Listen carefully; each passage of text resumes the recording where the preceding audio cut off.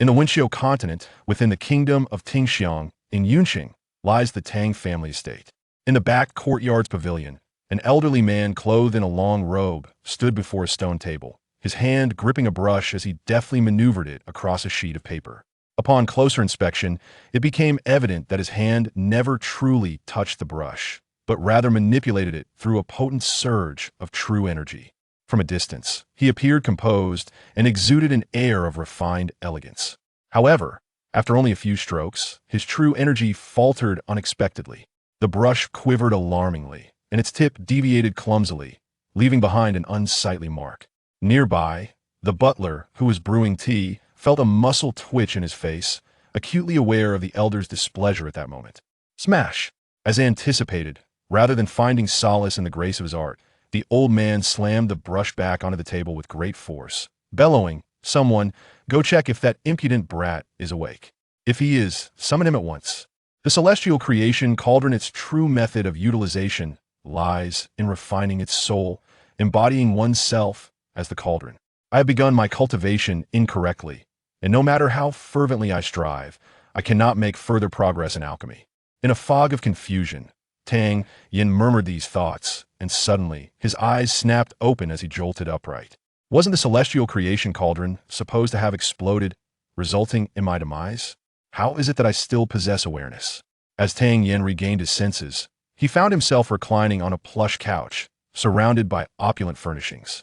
Suddenly, a torrent of vast information surged within his mind, two distinct memories intertwining, overwhelming him with a searing pain that erupted in his head. After what felt like an eternity, Tang Yan exhaled deeply, gradually alleviating the relentless ache.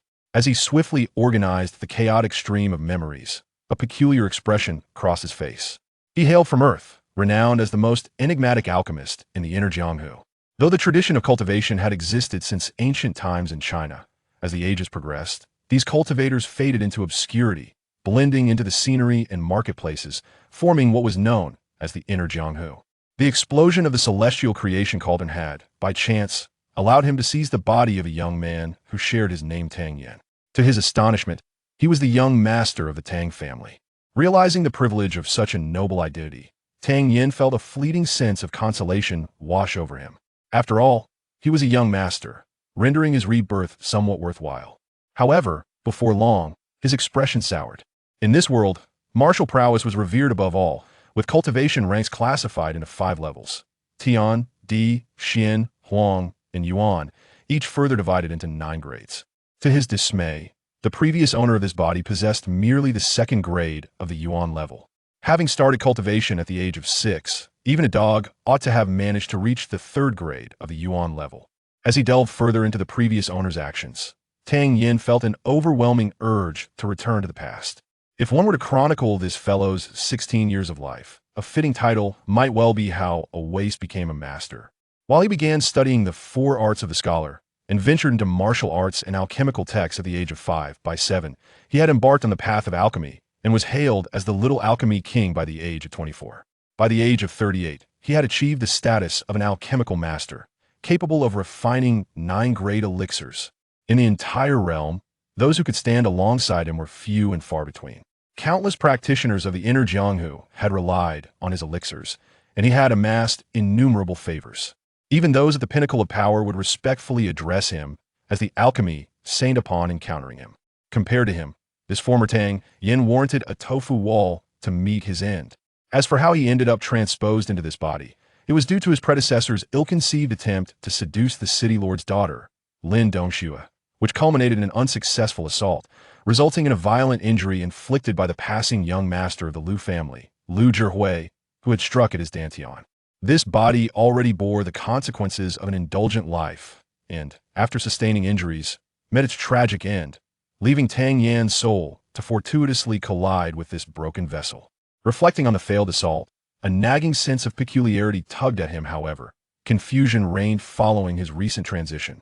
Just as he was about to delve deeper into thought, a crisp voice broke through the silence. "Young master, bad news. The master is calling for you." A nervous serving girl rushed in. "I understand," Tang Yan replied nonchalantly, adjusting his attire. "Young master." The master says to hurry, overseeing the young master dawdling. Xiao Zue grew anxious and offered a subtle reminder. Upon hearing Xiaoqi's words, Tang Yan paused, gently ruffled her hair, and smiled. It seems he is quite insistent. At that moment, the previously profligate young master was no longer the waste he had been. He intuitively understood his grandfather's intentions. In summoning him, it would merely be a reprimand. Did he truly need to rush over to receive admonishment? Moreover, with his mind still in disarray, he worried that he might inadvertently say something foolish, provoking the old man to deliver a blow that could endanger his life. Yet, knowing his grandfather's temperament, if he chose to ignore the call, the old man would undoubtedly come seeking him, and he could very well face a fierce reprimanding. Fine, I will head over at once. Bring me a proper set of clothes. Young master, your clothes, Xiao Zue responded quickly, retrieving a long robe. As Tang Yan accepted the garment, his expression instantly soured. He saw that the robe, crafted from soft satin, was riddled with holes, each edge adorned with a cascade of golden accessories. Such a peculiar outfit was beyond anything Tang Yan had encountered, even in his previous life. Is this mine? Young master, is this not your favorite robe? It took Wang Pa 7 alterations to get it just right, Xiao Zue murmured, curiosity flickering in her eyes. Today's young master seemed different from his usual self. Remove all the gold trinkets and keep them safe. Dispose of the robe and fetch me some normal clothing, Tang Yan said, nearly choking on his irritation. He lamented the absurdity of his predecessor. Had he dedicated even a fraction of this lavishness to cultivation, he wouldn't have been rendered powerless. Once changed into a dignified robe, Xiao Zue observed the transformed young master, and suddenly found herself struck by an unbelievable thought. Had the young master truly turned over a new leaf? According to his memories, Tang Yan proceeded toward the back courtyard. From a distance, he spotted a burly elder holding a brush, exuding an air of tranquility. Yet, with his keen intuition, Tang Yan sensed a barely perceptible anger emanating from the old man, directed unmistakably at him. Greetings, grandfather, Tang Yan said, bracing himself as he approached with a bow. Old butler Missouri remained silent, and the surrounding attendants dared not utter a word. Though the elder's face bore no overt signs of rage, the palpable tension in the air was oppressive. This stillness shattered upon Tang Yan's arrival. Smash! Crack! For the second time, the old man hurled his brush down upon the stone table, which promptly splintered under the impact. You little wretch! You truly possess the gall of a bear and the audacity of a leopard. Not only have you squandered your time in idleness, but you also dared to attempt an abhorrent act against the city lord's daughter, and yet you failed. You have utterly disgraced the Tang family. As expected, the old man was fierce. His words dripped with severe reproach. The mere thought of a failed assault on the city lord's daughter was indeed a matter of disgrace. When you were 6, I assessed your martial talent, concluding that you inherited the admirable bloodline of the Tang clan, granting you exceptional potential. How is it that you have allowed your cultivation to languish, now reduced to a powerless state? This calamity is your own doing. You deserve the punishment. Where am I to find justification for your actions? Chapter 2. A ray of hope. Upon hearing Tang Ling's furious tirade, Tang Yan remained silent, fully aware that despite his grandfather's fiery words, the old man harbored a deep affection for him. The sole remaining descendant of the Tang family, especially considering his father had been missing for many years and he had neither uncles nor brothers. He pondered the current predicament. His dantian had been rendered useless. Although he possessed knowledge of the formulas for concocting medicinal pills to restore meridians, the art of alchemy was notoriously challenging, with the 6th-tier restorative pills being particularly rare, especially in the Tianxiang kingdom, where even 4th-tier alchemists were few and far between. Who could he turn to for the creation of a 6th-tier pill? Furthermore, how would he cultivate thereafter? Lacking any means of self-defense in this martial world would surely leave him as little more than dust. Tang Ling found himself baffled. On ordinary days, this boy would demand vengeance whenever he faced adversity, yet today he exhibited an unusual docility. What astonished him even more was the boy's attire, which, in stark contrast to his usual flamboyant and carefree style, was now simple and dignified. Had he experienced a transformation of character? Observing his posture, though he bowed his head and remained silent, his spine was remarkably straight, exuding a hint of noble bearing. Fortunately, Uncle Mo arrived in time. Had he delayed even a moment longer, that little wretch from the Liu family might have taken the opportunity to strike. You must exercise caution from now on and avoid provoking trouble. If you dare to cause any more disturbances, you will face the family's disciplinary measures, Tang Ling declared, Noticing that his grandson remained unresponsive, he was uncertain of the boy's thoughts. Although Tang Yan's dantian had been destroyed, the old man had never expected him to be particularly dedicated to martial cultivation. He merely hoped for his grandson to live a peaceful life and carry on the family legacy. "This young master seems somewhat different today," the ever-silent old steward suddenly remarked. The elder Tang nodded, letting out a sigh. "I cannot discern if it is merely my imagination, perhaps a sign of recovery from illness. I wonder what he will become in a few days. If he has indeed changed his ways, we should hire a few tutors for him to learn business acumen. Mastering such skills could provide him with a viable path forward." Unbeknownst to Tang Yan, he was lost in his own worries as he made his way back. Having just traversed into this world, his dantian was in a state of utter ruin, a truly hellish beginning. He could not help but think of the celestial creation cauldron. Had it existed, he could have relied on it to regain his cultivation. Alas, the cauldron had suffered an even worse fate, reduced to ash and oblivion. Although he lacked the ability to control the alchemical flames, Tang Yan was not one to remain idle. He turned toward the library, eager to gather information about this world, particularly concerning herbs, which formed the foundation of alchemy. After quickly leafing through several texts, a smile crept onto his lips. Despite the cultural differences between this world and Huaxia, the names of the herbs and their properties and effects bore striking similarities. Nevertheless, he meticulously reviewed each book, committing the nuances to memory. Glancing out the window, he noted that the sun had already set. Rubbing his protesting stomach, he chuckled softly before returning to his courtyard. Having enjoyed the evening meal prepared by Xiao Chui, Tang Yan sat on his bed, carefully organizing his thoughts. Indeed, fate had proven to be quite generous. A forced breakthrough had resulted in the destruction of the celestial creation cauldron, yet here he was, soul transmigrated into another realm, granted the chance to live anew. However, the circumstances in which the original self found himself were equally exasperating. First, his father had vanished 10 years ago, and the original self was utterly untrained. Although the Tang family was a prominent clan in Yun City, lacking personal strength meant that once his grandfather departed from this world, it would likely signal the downfall of the Tang family. He could not afford to sit idly by. He must regain his strength. Tang Yan furrowed his brow, hesitating for a moment before deciding to test whether his soul's transmigration might yield a miracle, enabling him to cultivate anew. Sitting cross-legged on the bed, he quieted his mind, focused his spirit, and sought to enter a meditative state. 5 minutes passed, yet his dantian showed no response. A quarter of an hour went by, and still, his dantian remained unresponsive. An hour elapsed, and there was still no reaction from his dantian. In his previous life, Tang Yan had been a 9th-grade alchemist, often spending 10 days or more at the alchemical furnace. Possessing a formidable will, however, after half a day of silence from his dantian, Tang Yan began to feel increasingly agitated. Was he to be denied the chance to cultivate, just as he was on the verge of giving up? An incredibly familiar and boundless aura suddenly erupted from his sea of consciousness. Tang Yan's mind jolted. This aura that was none other than the heavenly creation cauldron. He quickly calmed himself and immersed his consciousness into his sea of awareness, where he beheld a semi-transparent alchemical cauldron slowly rotating within. Supreme alchemy scripture, it proclaimed, seizing the essence of heaven and earth, refining the utmost quintessence. Practitioners must disperse their dantian energy, break and then establish anew. To master the supreme alchemy scripture, the deep, resonant voice emanated from within the cauldron. Following that, a lengthy and intricate stream of information flowed into Tang Yan's mind.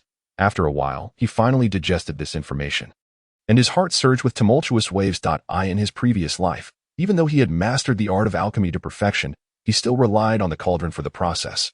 Yet, according to the supreme alchemy scripture transmitted from the heavenly creation cauldron, upon reaching a certain proficiency, one could completely transform oneself into a cauldron, refining elixirs with even greater efficacy. Truly astonishing. Tang Yan marveled in delight. It was precisely as he had surmised upon awakening. The ultimate secret of the heavenly creation cauldron lay in refining the cauldron's soul, with the final goal of cultivation being the unity of man and cauldron. In his past life, he had never grasped the techniques for utilizing the heavenly creation cauldron. But in this life, his fate serendipitously aligned with the cultivation of the supreme alchemy scripture. What a twist of destiny! As Tang Yan embarked on his cultivation, he gradually entered a meditative state through focused breathing.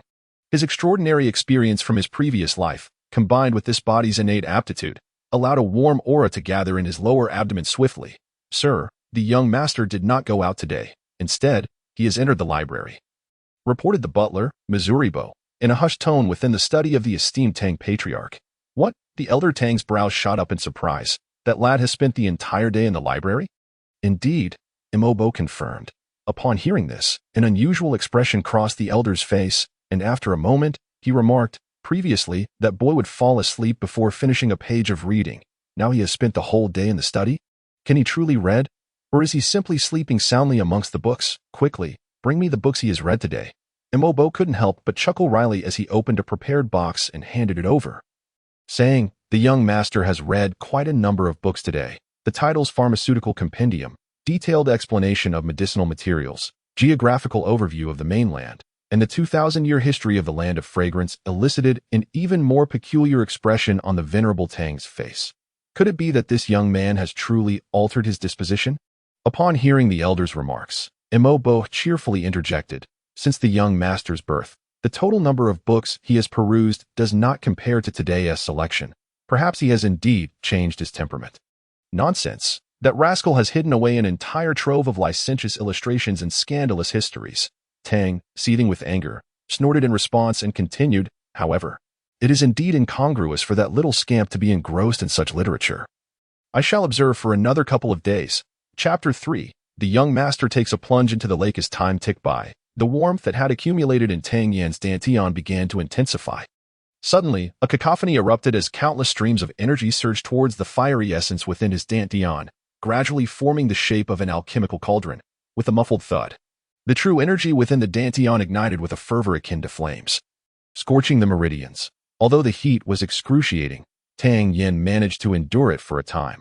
However, as the moments passed, his skin grew increasingly hot and crimson. Initially determined to withstand the discomfort, he could no longer bear it upon noticing wisps of white mist emanating from his body and his consciousness waning. Without the time to don his attire, he flung open the door and dashed outside.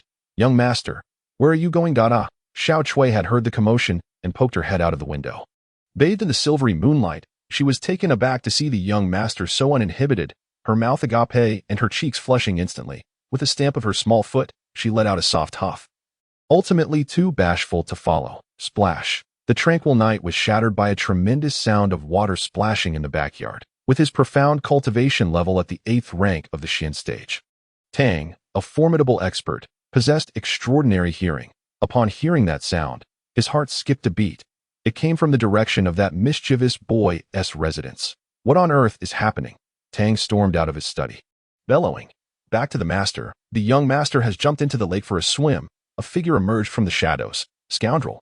Tang's expression nearly twisted in rage, having briefly entertained the notion that the boy had changed his ways, only to see him revert to his old self within a single day.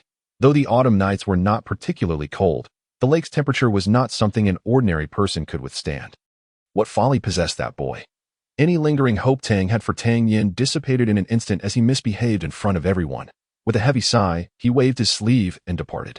Meanwhile, upon plunging into the lake, Tang Yan felt a refreshing coolness wash over him, providing relief. The supreme alchemical technique he was practicing was indeed formidable. In his first session, rather than refining his dantian, he was honing his meridians. The burning true energy relentlessly purified his channels, expelling impurities through his pores.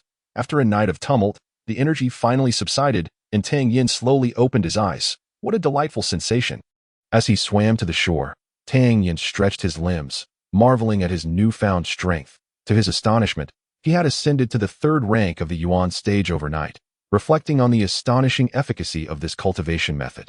Whether it pertains to the advancement of one's cultivation or the clarity of one's thoughts, at this moment, the protagonist perceives his circumstances with increasing lucidity. The Tang family, now diminished in power, finds itself amidst the undercurrents of Yun City, where the intentions of various clans to divide the remnants of the Tang clan are blatantly evident. However, as long as he remains alive, the elderly patriarch of the Tang family, fiercely protective, will undoubtedly resist with all his might, creating an imbalance that is difficult to counter. Only upon his demise will the grandfather lose his vigor, rendering the Tang family far easier to manage. If they wish to extinguish the Tang family, he will defiantly thwart their desires. A flicker of ruthlessness flashed in Tang Yan's eyes, an almost imperceptible killing intent that he could not suppress, as the aura of a legendary alchemist surged forth. This presence was fleeting, yet it sent a tremor through the minds of the experts within the Tang family. However, the duration of this aura was so brief that it left them questioning whether it had been a mere illusion. Just as the Tang family's experts found themselves engulfed in uncertainty, young Master Tang had already donned a new outfit, a splendid white robe adorned with golden trim, exuding an air of extraordinary elegance. Complemented by a folding fan in hand, an uninformed observer, he might easily be mistaken for a dashing young gentleman of some affluent household, though his strength only reached the third tier of the Yuan rank. Concocting first-tier elixirs would be a trivial task, drawing upon the alchemical expertise from his past life. Yet, the Tang family lacked even a single alchemical furnace. Acquiring one would necessitate a separate purchase. A standard furnace would cost no less than 1,000 taels of silver. To make matters worse, his grandfather, in an effort to prevent him from causing further trouble, had confiscated all his pocket money, allowing him only 30 taels per month. That it appears I must request a bit of silver from grandfather. As Tang Yan pondered how to broach the subject, he noticed someone hastily approaching from outside. Young master, where are you off to? Quickly return and rest. Mo, what is the matter? Tang Yan queried, intrigued, for it was uncommon for Mo to personally deliver messages about trivial matters, with a sigh. Mobo replied, last time, there was a minor altercation between you and the city lord's daughter, and now the city lord's resident seeks an explanation. This time, it is rather troublesome, as the one coming is also Wu Xian from the Miao Dan workshop. Miao Dan workshop? Tang Yan was momentarily taken aback, instantly recalling the significance of that name. Miao Dan workshop is renowned throughout the Tianxiang kingdom, boasting masters of no lesser than the third tier. Whether they possess fourth-tier alchemists remains uncertain. However, it is customary for those with third-tier alchemists to conceal even stronger practitioners. The esteemed status of alchemist is already elevated, and aligning oneself with the formidable Miao Dan workshop allows a second-tier alchemist to traverse a city with impunity. Unchallenged by others. It is said that Wu Xian, the chief alchemist of Miao Dan workshop, is under 30 years of age and has already achieved the rank of second-tier alchemist. Rumors also suggest that Wu Xian shares a close bond with Lin Dongxue, the city lord's daughter. Could it be that Wu Xian is here to seek justice for Lin Dongxue? Over the years, Miao Dan workshop has accrued countless favors, and many seek to curry favor with them. Should today's matter be mishandled, and Miao Dan workshop's dissatisfaction with the Tang family escalate, those who plead for elixirs will undoubtedly unite against the Tang family. Although the Tang family wields significant influence in Yun City, they are not the most powerful, especially considering the place is merely a small city. Mo, does grandfather intend for me to feign illness to elicit sympathy and subsequently offer reparations to the city lord's residents to resolve this matter? Tang Yan mused after a moment of contemplation. Mo was taken aback by the astuteness of the young man. He had never before displayed such remarkable cleverness. Proceed to the front hall. Although the Tang family may not be a prominent clan, a full-force strike from us would be unbearable for anyone, even the lord of the city. If they wish to lay a hand on me, they must take my grandfather's feelings into consideration. At the very least, they do not dare to do so now. Tang Yan chuckled softly and strolled towards the front hall. Upon hearing Tang Yan's words, Mo was taken aback once again. Despite the Tang family being the least of the four great families of Yun City, they still hold considerable power. If they were to disregard everything and rally their strength against any force in Yun City, even the Lord's mansion would face severe repercussions. Those individuals may covet the Tang family's assets, but as long as the old master draws breath, who would truly dare to brazenly seek Tang Yan's life? Watching Tang Yan, who walked confidently ahead with his hands clasped behind his back, clad in a flowing white robe of brocade, Mo couldn't help but feel a moment of nostalgia. If only the young master had committed himself to martial training back in the day. Surely the younger generation in Yun City would now witness the Tang family making waves in the world. Chapter 4. The Shadow Emperor Tang Ling. Regardless of whether Tang Yan's Dantian has been destroyed, it is an undeniable fact that he has harassed Miss Lin. Our Lord's mansion in Yun City has always been just and impartial, showing no favoritism towards any family, but we will not tolerate provocations or insults from any clan. The Tang family must provide an explanation to the Lord's mansion regarding this matter. Where exactly is Tang Yan? Tang Ling, cease your concealment. Within the main hall of the Tang family, a middle-aged man inquired loudly. Is someone seeking me? A warm voice echoed as Tang Yan stepped confidently into the grand hall, instantly capturing the attention of all present. The old master of the Tang family glanced at his grandson and then at the helpless Mo standing behind Tang Yan. He exchanged a questioning look with Mo, who subtly conveyed a message of resignation and reassurance. Knowing that further concealment was futile, the old master sighed deeply, contemplating how to protect his grandson in this predicament. 7 individuals had arrived, 5 men and 2 women. Among them were 2 guards from the Lord's mansion, 2 from the Miaodong workshop, and the remaining middle-aged man was Qin Changdao, a guest of the Lord's mansion. Tang Yan scrutinized Lin Dongxue, noting her delicate brows, enchanting eyes, and cherry-red lips, her tall figure crowned with flowing hair resembling ink. Standing there, she radiated an innate noble aura. Tang Yan inwardly sighed.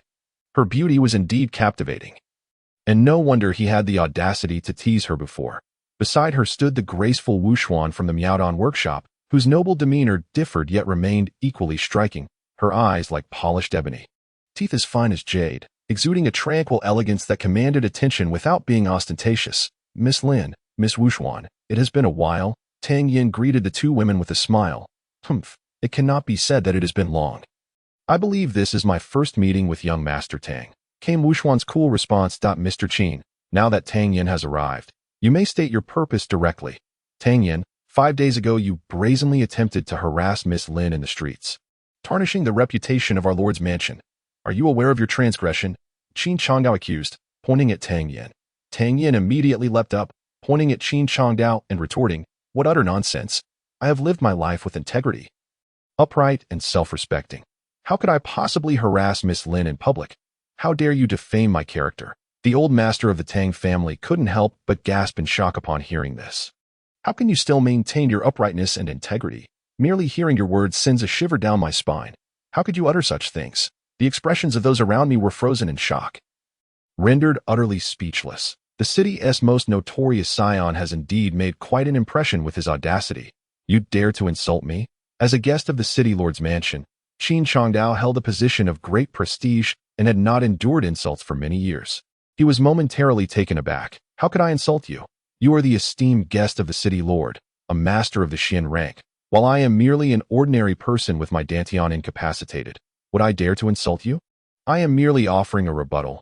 Miss Wuxuan, that I often hear people speak of your fairness and your penchant for standing up for the underdog. Pray, lend your judgment here.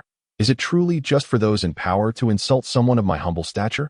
I merely countered your remarks, and that is deemed an act of rebellion. The members of the Tang family were once again astonished. Had this lad truly lost all sense of propriety? Wuxuan furrowed her brow slightly. She had long heard of Tang Yan's notorious reputation but had not anticipated his silver tongue in person. She replied coolly, that you speak thus, one cannot simply take your word at face value. Allow me to inquire. If you claim that you had no ill intentions toward Dongxue that day, why then did you approach her and speak so lightly? Why did you attempt to pull her closer? Upon hearing this, Tang Yan blinked innocently and responded, Miss Wuxuan, you are mistaken. There are indeed deeper circumstances at play. Pray, enlighten me on these circumstances. I am most eager to hear how you might further twist the truth. Lin Dongxue's expression was one of considerable disdain.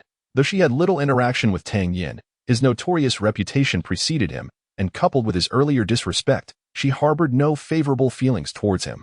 After a brief hesitation, Tang Yan seemed to arrive at a significant decision. He abruptly raised his head and spoke earnestly. The entire Yun city is abuzz with tales of my debauchery and lack of merit, branding me a great scourge.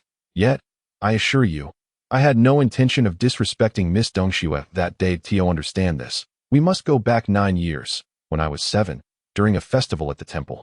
The city lord brought Miss Dongxue to stroll through the streets. Upon seeing her, I was utterly smitten, sowing the seeds of affection. I initially thought it was mere youthful folly, but as I matured, my yearning for Miss Lin only intensified. However, I soon realized I possessed no talent in martial arts. Despite my diligent efforts, I remained an ordinary practitioner. With such a disposition, how could I ever hope to earn Miss Lin's admiration? Consequently, I succumbed to despair, indulging in a life of debauchery, hoping this would catch her attention. Yet, I found that it only deepened her aversion towards me. Just 5 days prior, I once again beheld her up close, and my heart brimmed with 1,000 words I wished to share, but alas, my nerves caused my thoughts to spiral, resulting in that unfortunate incident. In truth, I had intended to present Miss Lin with a poem that day, one I had painstakingly revised over 5,209 times over the span of 3 years. As he spoke, a bashful expression unexpectedly grazed Tang Yan's face. Old Tang was left dumbfounded. Having watched this rascal for 16 years, it was the first time he had witnessed such bashfulness. He could write poetry. and had revised it over 5,209 times? How had he remained oblivious to such an endeavor while keeping a constant watch over him day and night? However, observing the sincerity in this young man's expression, it seems devoid of pretense. Could it truly be that he has been ensnared by love for all these years, leading to a lack of ambition and eventual madness that caused him to treat Lin Dongxue so frivolously? Even the esteemed elder Tang has been deceived by this scoundrel Tang Yan, let alone others who are left utterly astonished. Notably, Lin Dongxue, the subject of this situation, finds herself the first to receive such bold attention. Could it be that this fellow speaks the truth? Have I misjudged him? After all, she is merely 17, and at this moment, her heart is in turmoil. Beside her, Wu Xian's face betrays a complex array of emotions. Having never interacted with Tang Yan, her understanding of him is solely based on various rumors. Is it possible that all his notorious deeds were merely to capture Lin Dongxue's attention, a deliberate performance? Many have expressed affection for her, yet none have displayed such fervent devotion as Tang Yan. For a brief moment, Wu Xian finds herself feeling a twinge of envy towards Lin Dongxue. After a fleeting lapse in concentration, the astute Wu Xian quickly detects a flaw in Tang Yan's narrative and retorts coldly, "What you say, young Master Tang, is indeed touching, yet I must ask, after 3 years in the crafting of a poem, might you share it with us for our perusal?" Although Tang Yan's performance is commendable, the audience is not naive. Hearing Wu Xian's inquiry, Qin Changdao responds with a cold snort, "I advise you against plagiarizing others' words. I have been reading since the age of 5, and now at 57, I have perused no less than 10,000 volumes. Our city lord's mansion is replete with scholars, even if I cannot discern it. Should I bring it back and someone recognizes it as your imitation, I assure you, there will be consequences." Chapter 5. Overstepping boundaries. Upon hearing Wu Xian's inquiry, Elder Tang inwardly lamented the situation. Fully aware of his grandson's limitations, he pondered ways to salvage the moment. Tang Yan's voice rang out. "What Miss Wu has articulated is indeed correct. Today, I must convey my innermost thoughts to Miss Lin. Regardless of how she ultimately perceives me, I shall not debate further. Bring me the writing materials." Elder Tang, filled with exasperation, thought to himself, does this lad believe himself to be a reincarnation of the star of literature? He has never so much as touched a book yet wishes to compose a worthy poem. Soon, however, Elder Tang realized his misjudgment. This rascal indeed possesses a breadth of knowledge, albeit questionable, such as the collection of erotic paintings hidden beneath his bed. Could it be that he intends to craft an indecent piece? The thought raised Elder Tang's blood pressure yet again. Shortly thereafter, a servant delivered the 4 treasures of the scholar, laying a large sheet of snow-white paper upon the table. "Young Master Tang, you may commence," the servant announced. Qin Changdao let out a derisive laugh, a glimmer of disdain flashing in his eyes. Although his prowess within the city lord's mansion is not particularly outstanding, being merely of the second tier of the Xian realm, his literary skills far surpass his martial abilities. Many official documents within the mansion have been either penned or reviewed by him. As a guest scholar, he is well acquainted with the affairs of Yun City, especially the notorious reputation of the young Master Tang, who is known for his lack of scholarly merit. Individuals like Qin Changdao, who possess an air of superiority, harbor little fondness for such idle ritudes. He eagerly anticipates the moment Tang Yan scribbles a wretched piece of writing, crafting a lamentable poem, thus providing him with the opportunity to revel in the Tang family's embarrassment. "Miss Lin, I have stated before, this poem has consumed 3 years of my life, revised over 5,209 times. Today marks the 5,210th iteration. This figure also embodies my thoughts." Tang Yan disregarded Qin Changdao and delivered this performance instead. As the crowd pondered, a look of realization spread across their faces. 5,210. Does this not equate to "I love you"? The members of the Tang family could not help but silently give a thumbs up to their young master. When it comes to shamelessness, if he claims the second position, who would dare to claim the first? Previously critical of Tang Yan, Lin Dongxue's fury and disdain diminished somewhat. The once pedestrian love words of Tang Yan now felt fresh and heart-stirring in this world. She even secretly resolved that as long as the young man's written pieces were somewhat pleasing, this matter could be forgiven. "Young Master Tang, please." From beginning to end, Wu Xian had yet to detect any hint of stage fright in Tang Yan. His confidence and composure piqued her interest in his poetry.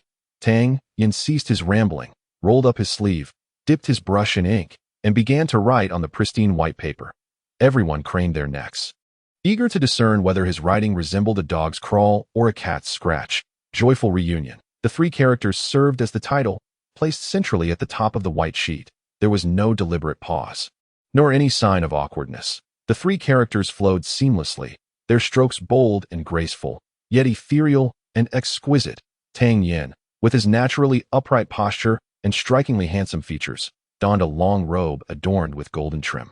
At that moment, holding the brush, with his focused gaze paired with the three characters that exuded the charm of a master, he instantly embodied the image of a refined and elegant young gentleman. Cultured, graceful, truly captivating. Old Master Tang's eyes widened more than a cow's, and Mo Bo's jaw nearly grazed his neck. These two elders had watched Tang Yan grow since his birth, when had this lad acquired such exceptional calligraphy skills. Meanwhile, Qin Changdao's eyes nearly bulged from their sockets. Such exquisite writing. Could it really be produced by this dandy? Lin Dongxue and Wu Xian exchanged glances, both recognizing the astonishment reflected in each other's eyes. A remarkable script. Wu Xian offered her praise without reservation, and even Qin Changdao nodded in agreement. Alone, I ascend the western tower. The moon hangs like a hook, and the lonely phoenix tree locks the clear autumn. The opening lines of the poem cascaded forth like flowing water, without a hint of hesitation, as if practiced a million times. The writing emerged effortlessly and naturally. The delicate sensitivity of a woman's heart was stirred as such melancholic verses unfolded, causing Lin Dongshue's heart to tremble. Qin Changdao furrowed his brow, his eyes filled with astonishment, admiration, and disbelief. Meanwhile, Old Master Tang and Mo Bo had long since lost track of their surroundings. Were they perhaps dreaming? Old Master Tang pinched Mo Bo sharply, and upon seeing Mo Bo's grimace, he realized he was not dreaming after all. Mo Bo, with a sorrowful expression, felt deeply wronged. At his age, nearing the grave, how could he be reduced to pinching like a child? Such entanglements of sorrow, bittersweet feelings lingered in their hearts. After the first section was penned by Tang Yan, Lin Dongshue's heart raced like a startled deer. The two women's gazes toward Tang Yan transformed from initial aversion and curiosity to profound emotion and relief. As the verse concluded, the hall fell into a profound silence. Even Qin Changdao, who was prepared to find fault, fell into silence at this moment, repeatedly reciting the poem in his heart at the age of 57. He found himself unexpectedly moved by the poignant sentiments of the verses. Tang Yan refrained from interrupting. After a considerable time, Wu Xian let out a long sigh. I truly did not anticipate that young Master Tang was such a passionate individual. Initially, I was skeptical, doubting the authenticity of your previous claims. However, after reading this poem today, I sense that young Master Tang has indeed poured his heart and soul into it. Winter Snow, sister believes we should let this matter rest here. What do you think? She had already resolved that as long as Tang Yan's work was somewhat pleasing to the eye, she could forgive him. Yet, this time, Tang Yan's composition not only met her expectations but profoundly astonished them all. Each word and phrase was concise, yet saturated with deep emotion. The lines resonated with the pain of parting, evoking a myriad of feelings within one's heart.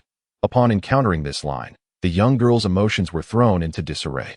The intense longing and unrequited affection were vividly portrayed in the poem. Its reading was gentle and subtle, unassuming yet captivating, leaving one entranced and unable to extricate themselves. After all, being the daughter of the city lord. Lin Dongxue quickly regained her composure. The fleeting blush in her eyes vanished as she cast a lingering glance at Tang Yan and declared in a clear voice, "For now, I shall take your word for it. And our Lord's residents will no longer pursue this matter. Should there be a next time, regardless of the circumstances, our Lord's residents will not be so lenient." With that, Lin Dongxue turned on her heel, about to exit the grand hall, when she suddenly commanded, "Qin Keqing, this matter cannot conclude without resolution. Take that piece of evidence from the table." Without lingering, she hastily departed without looking back. Qin Changdao, equally captivated by Tang Yan's poem, wasted no time and rolled up the paper to follow suit. Young Master Tang has truly opened my eyes today. Although your reputation in Yun City is less than stellar, I see great potential in your poetic talent. If you were to dedicate yourself to the art, you would undoubtedly achieve remarkable success in the future. There will be ample time ahead. Let us meet again. Farewell. With that, Wu Xian gracefully took her leave. The remaining members of the Tang family soon came to their senses, with Old Master Tang and Mo Bo regarding Tang Yan with expressions akin to those observing a young maiden. Sensing the inquiring gazes from the two elders, Tang Yan inwardly lamented, realizing he may have overstepped in his pretense. Chapter 6. Mutual scheming young man. Did you truly compose this poem? Old Master Tang inquired nonchalantly. Though his eyes betrayed an unmistakable expectation. Of course. Tang Yan replied with a grin. Oh, so you're getting defensive over a mere comment. Speak the truth. Old Master Tang was unrelenting, tugging at Tang Yan's ear as he pressed for answers. Tang Yan felt a wave of grievance. What world was this where one couldn't speak honestly? Gently, I shall tell you. Not long ago, I encountered a destitute scholar who crafted this fine poem. I purchased it from him. He advised me that if I could master calligraphy and transcribe this poem, certain young ladies would be easily won over. In a moment of whimsy, I memorized the poem and practiced my penmanship. Tang Yan, feeling the pinch of old Master Tang's grip, hastily concocted an excuse. This explanation seemed plausible enough, and old Master Tang finally released his hold. Tang Yan rubbed his reddened ears, a pained expression on his face as he implored. Grandfather, I have resolved this crisis for the family. Could you possibly reward me with a few thousand taels of silver for my efforts? Today, the matter regarding the lord of the city seeking an explanation had been smoothly settled, and Tang Laoyizi was in good spirits. However, upon hearing Tang Yan's request, his expression darkened instantly. What do you need so much silver for? Are you planning to squander it on frivolities again? I warn you, if you dare to waste money again, I'll break your legs. Tang Yan felt a pang of anxiety in his heart. Without funds, how could he purchase an alchemical furnace? How could he refine medicine without it? Rest assured, grandfather, I have no intentions of indulging in debauchery. I have recently come to a realization.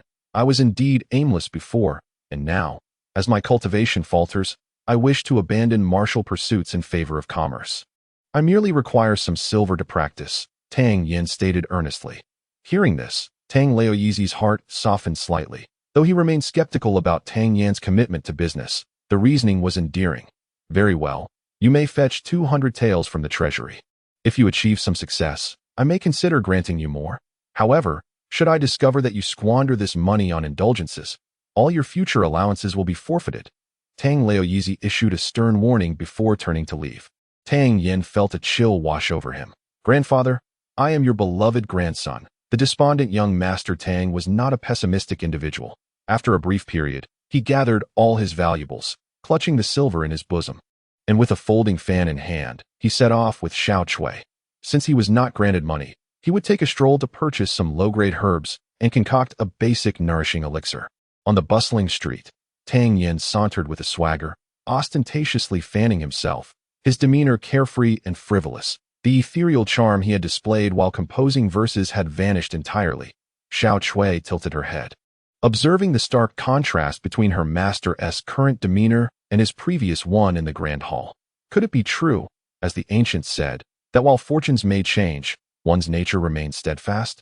Tang Yan surveyed the lively street scene with great interest. The sounds of vendors hawking their wares, idle chatter, and the din of labor filled the air. Various establishments, inns, tailor shops, agricultural supply stores, weapon shops, and blacksmiths, exuded an ancient charm. Such marketplaces were more common on Earth in the last century, but with societal progress, they had gradually been supplanted by supermarkets, malls, and even online shopping. If it isn't the esteemed young Master Tang, why aren't you at the Red Flower Pavilion? Instead, you're wandering the streets. A mocking voice interrupted. Turning to face the source of the voice, Tang Yan discovered it to be Lu Yuan, the third son of the Lu family. Lu Yuan, much like Tang Yan, was one of the young rakes of Yun City, yet his circumstances were notably better. With a large number of capable scions in the Lu family, they did not mourn the lack of heirs as the Tang family did. What? Are you planning to send some silver to your grandfather? Lu Yuan quipped. Though a wastrel, he was not foolish. The Lu family had long harbored ambitions of absorbing the Tang family, a well-known secret among the aristocracy of Yun City. If he could teach Tang Yan a lesson, he would undoubtedly earn accolades upon his return home. However, the family has explicitly warned the younger generation of the Lu clan that they must never provoke Tang Yan. For if old Master Tang were to lose his temper, he could be quite ferocious. If one wishes to teach Tang Yan a lesson, it is imperative that he strikes first. Offer you money? Dream on. I initially believed that the esteemed young Master Tang had merely suffered a setback with his Dantian, but it appears his intellect has also faltered. The venomous words uttered incited a blaze of fury in the eyes of the bystander. Xiao Chui, how dare you? Who are you calling mentally deficient? Do you believe I want to teach you a lesson? Tang Yan retorted, glaring fiercely. You want to lay a hand on me? Lu Yuan chuckled with delight. Young Master Tang, it is not that I look down upon you. Even if I were to lose an arm or a leg, I could still beat you like a dog. Tang Yan's eyes blazed crimson, his breath quickening as he pointed an accusatory finger at Lu Yuan, declaring, You are but a mere fourth-tier Yuan realm cultivator. What gives you the audacity to be so arrogant? How about this? Let us make a wager. If I can bring you down, you owe me 10,000 taels of silver. Conversely, if you manage to defeat me, then the 200 taels I carry will be yours. Do you dare to accept my challenge? Lu Yuan felt a surge of joy. He understood that in the realm of martial arts, each tier is like a mountain, and though he often indulged in leisure, he indeed possessed fourth-tier Yuan realm prowess. This fool, having lost his Dantian, and having squandered his years in debauchery, likely could not even contend with an ordinary person that I may not possess 10,000 taels, only 2,000, and even if I win, I can only claim 200 taels. That hardly seems fair. Lu Yuan's mind spun with ideas, and he grinned. Let us amend the terms. Should you win, I shall bestow upon you my 2,000 taels. Should you lose, you must kneel and bow to me 3 times. What say you? You insolent wretch of the Lu family, just wait until I make you regret those words. Suppressing his eagerness to deliver a thrashing, Tang Yan leapt up, exclaiming, What?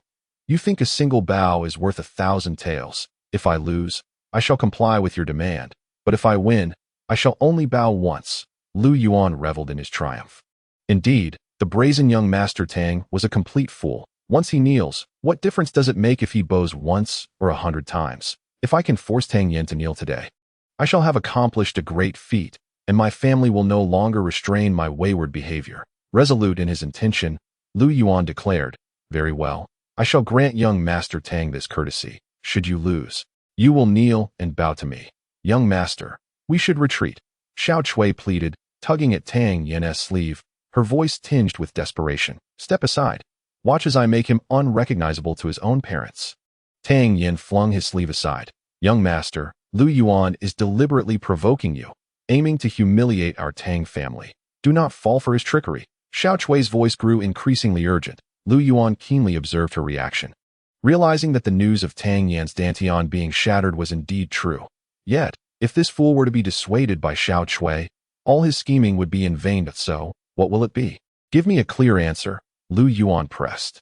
Chapter 7. A single move to defeat the enemy. The members of the Tang family have always been known for their integrity. If we agree to a contest, we shall abide by it. However, let it be known beforehand that martial arts are unpredictable, and should anyone sustain an injury, they cannot blame another. Tang Yan pushed Xiao Chui aside, rolled up his sleeves. Exuding an eagerness for the fray, Lu Yuan nearly burst into laughter. This simpleton had indeed revealed his thoughts. Young Master Tang is refreshingly straightforward. Let us commence. Let all present bear witness for Lu Yuan. For it is none other than young Master Tang who proclaimed that fists and feet possess no eyes. The dialogue between the two had long captured the attention of those around them. However, both the Lu and Tang families are not to be trifled with, thus no one dared to step forward as a witness. Instead, they waited with bated breath to see Tang Yan bow before Lu Yuan. Young Master Tang, may we commence? Lu Yuan inquired. Indeed, let us begin, came the reply. I must issue a warning. Behold this folding fan in my hand. It is no ordinary fan, but rather a wondrous artifact. The 18 ribs of this fan can transform into 18 piercing arrows, capable of penetrating iron and gold effortlessly. Upon hearing this, Lu Yuan's expression shifted. No wonder this fellow dared to provoke him. He had an artifact to rely upon. Such artifacts are rare and typically hard to come by. Although Lu Yuan lacked one, Tang Yan, as the sole direct descendant of the Tang family, would surely have his grandfather's assistance in acquiring a means of self-preservation.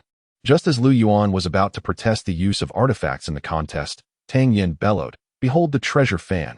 With that, he flung the fan into the air, and with a whoosh, it unfurled mid-flight, at Tang's command. The onlookers collectively gazed skyward.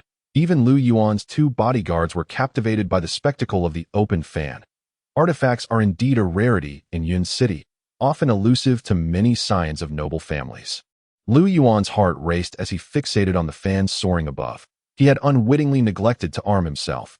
and a wave of urgency and ire surged within him that a smirk curled at the corner of Tang Yan's mouth as he lunged forward, delivering a swift and forceful kick to Lu Yuan's abdomen. The kick struck true, just as Lu Yuan was gathering his strength to withstand the power of the treasure fan. Instead, a sudden force erupted from his belly, sending him hurtling backwards to the ground. The crowd stood in stunned silence. What transpired? Where was the promised artifact? How could Lu Yuan have been sent flying? In his past life, Tang Yan had been a ninth-grade alchemist, enduring countless adversities, and his indomitable spirit had rendered him battle-hardened, leaving no opportunity for his foes to catch their breath. Just moments after sending Lu Yuan sprawling, Tang Yan surged forward again, mounting Lu Yuan and raining down a flurry of punches upon his head. Lu Yuan, already dazed from the kick and the fall, was further assaulted by the relentless barrage of blows. In an instant, his eyes were transformed into a pair of panda eyes, attempting to summon his true energy. He was met instead with excruciating pain in his abdomen. Even the slightest movement felt as though myriad needles were piercing him, causing cold sweat to bead upon his forehead. The incessant throbbing in his head served as a constant reminder of his beating. The thought that he was being as the fan clattered to the ground without eliciting any response, Tang Yan decisively kicked Lu Yuan into the air, prompting the surrounding onlookers to gradually come to their senses. This rascal had no magical artifacts. He had merely executed a sneak attack. Ha! Lu Sanxiao, you actually fell asleep. Observing the unconscious Lu Yuan, Tang Yan chuckled mischievously, rummaging through Lu Yuan's belongings and indeed uncovering 2,000 taels of silver notes along with some loose coins. The crowd, upon hearing Tang Yan's words, twitched their lips in disbelief. Was he truly knocked unconscious by your hand? However, many others gazed at the fainted Lu Yuan with pity to be so easily taken down by this idler. With no means to retaliate, Lu Yuan's reputation had suffered a catastrophic blow. The Lu family's prestige would undoubtedly be diminished. Wow, young master, you triumphed. At that moment, only Xiao Chui believed her master had won fairly and splendidly. Indeed, your young master is quite formidable. Ha! Picking up the fallen fan, the elegant young master Tang waved it gracefully a couple of times and strode away with a swagger. The two guards from the Lu family finally regained their composure and hastily lifted Lu Yuan. Racing back towards the Lu residence, the crowd began to disperse, but the recent skirmish would undoubtedly become a topic of conversation in Yun City for days to come. Meanwhile, Tang Yan, accompanied by Xiao Chui, sauntered down the street, contemplating how to utilize the 2,000 taels of silver he had just acquired. Should he invest in a low-quality alchemical furnace or find another purpose for it? After about a quarter of an hour, Tang Yan's peripheral vision caught sight of a street selling medicinal herbs not far ahead. A sudden inspiration struck him. He retrieved a 1,000-tael silver note from his pocket and handed it to Xiao Chui, instructing her, take this money and head to Bai Chao Hall to purchase 300 to 500 types of herbs, 1 tael of green sandalwood incense, half a tael of dried peony flower, and 2 taels of rice tree core. After listing more than 10 types of herbs, Tang Yan finally stopped. Fortunately, Xiao Chui had a good memory and, after committing the items to heart, set off towards the shop with the silver note in hand. Once Xiao Chui entered the shop, Tang Yan promptly went into another nearby apothecary. Shopkeeper, give me 2 taels of crystal sand, 3 chin of pearl powder, 9 chin of tianqing grass, and half a tael of butterfly flower. Young Master Tang announced loudly upon entering the store. Hearing Tang Yan's call, the shopkeeper's face lit up with joy, although the quantities requested were not substantial. The total of over 20 types of medicinal materials amounted to a considerable sum. After weighing the items, the shopkeeper busily calculated with an abacus, leaving Tang Yan with just over 300 taels of silver. After asking the shopkeeper to package the herbs, Tang Yan returned to his previous spot. After a while, Xiao Chui finally emerged from the apothecary. I apologize for keeping you waiting, young master, she said, her eyes filled with remorse upon seeing Tang Yan. No matter. Let us go, Tang Yan replied with a smile. Fully understanding his maid's diligent nature, she must have taken her time to ensure the accuracy of the herb weights. Where shall we head next, young master? Xiao Chui inquired, relieved that Tang Yan bore her no ill will. To Miao Danfang, young master, what do you intend to do there? Xiao Chui was suddenly anxious, fearing that her master might be planning to cause trouble at Miao Danfang. Purchasing herbs for alchemical purposes, of course, Tang Yan replied with a calm smile. Hearing his words, Xiao Chui quietly exhaled in relief. Trailing behind the young master, I discreetly lifted my gaze to survey his silhouette. His gait remained as nonchalant as ever. However, after serving Tang Yan for so many years, I sensed a subtle change in him compared to the past. For instance, when purchasing medicine today, had I delayed even slightly in the past, he would have scolded me. Yet today he seemed remarkably accommodating. Chapter 8. Appraising the elixirs. In the heart of Yun City lies the Lord's Manor. The four prominent families are strategically situated in the four cardinal directions. Given the current standing of Miaodong, it possesses the capability to occupy a central position in 99% of the cities within the kingdom of Tingxiang. Yet, this colossal organization has chosen a location that is merely a stone's throw closer to the city center than the residences of the other major families. This ethos of humility and non-contention has garnered Miaodong considerable favor from the Lord's Manor across various cities. After approximately 15 minutes, Tang Yan finally arrived at the entrance of Miaodong.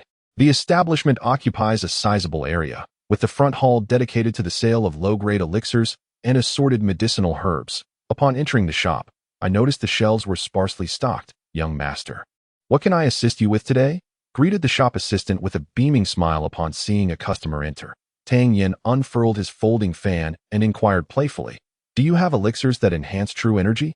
Our Miaodong primarily offers two types of elixirs for that purpose: the Foundation Establishment Pill and the Vitality Enhancement Pill. The assistant promptly elaborated. Tang Yan was already familiar with these two categories of elixirs, both classified as first grade. The Foundation Establishment Pill is a low-grade elixir, primarily intended for martial artists at the Yuan stage, while the Vitality Enhancement Pill is of slightly higher grade, suitable for practitioners at the Huang stage and below. Although both types of elixirs were quite fitting for his needs, his primary intention for this visit was not to purchase medicine. With his current financial constraints, he could afford a maximum of half a vial of Foundation Establishment Pills. "Do you have any second-grade elixirs?" Tang Yan closed his fan and patted his chest, exclaiming, "I have plenty of money." Upon hearing this, the shop assistant's mouth twitched. Was this fellow seeking a way to be fleeced? However, second-grade elixirs were not typically available for public sale. The assistant's expression turned awkward as he replied, "Young master, we do not have those." Tang Yan's eyes widened in disbelief as he slammed his fan onto the counter, raising his voice to declare, "What? Is it true that such a grand establishment as Miaodong only offers first-grade elixirs for the enhancement of true energy?" That exclamation, resonating from Tang Yan's throat, instantly captured the attention of everyone present. Fortunately, Miaodong was not an ordinary place, and there were not many patrons in the shop at that moment. You see, second-grade elixirs can only be concocted by second-grade alchemists, and their production is limited. They are exclusively supplied to the prominent families and are not casually placed on sale at the counter, the assistant patiently explained. "Since these elixirs are ultimately for sale, and I have ample funds, why not sell me some directly?" Tang Yan boldly proclaimed. The assistant, now somewhat anxious, realized that although Miaodong held significant influence, they were also averse to provoking unnecessary disputes. Given Tang Yan's remarkable appearance, it was evident he belonged to a distinguished family, and as merely a shop assistant, he dared not offend him lightly. Caught in this dilemma, the assistant found himself at a loss for words. Miaodong has its own established rules. Second-grade elixirs are seldom sold retail, he finally managed to utter. However, since the young master is affluent, and these rules are merely human constructs, I shall make an exception and sell you a vial of Gathering Chi Pill.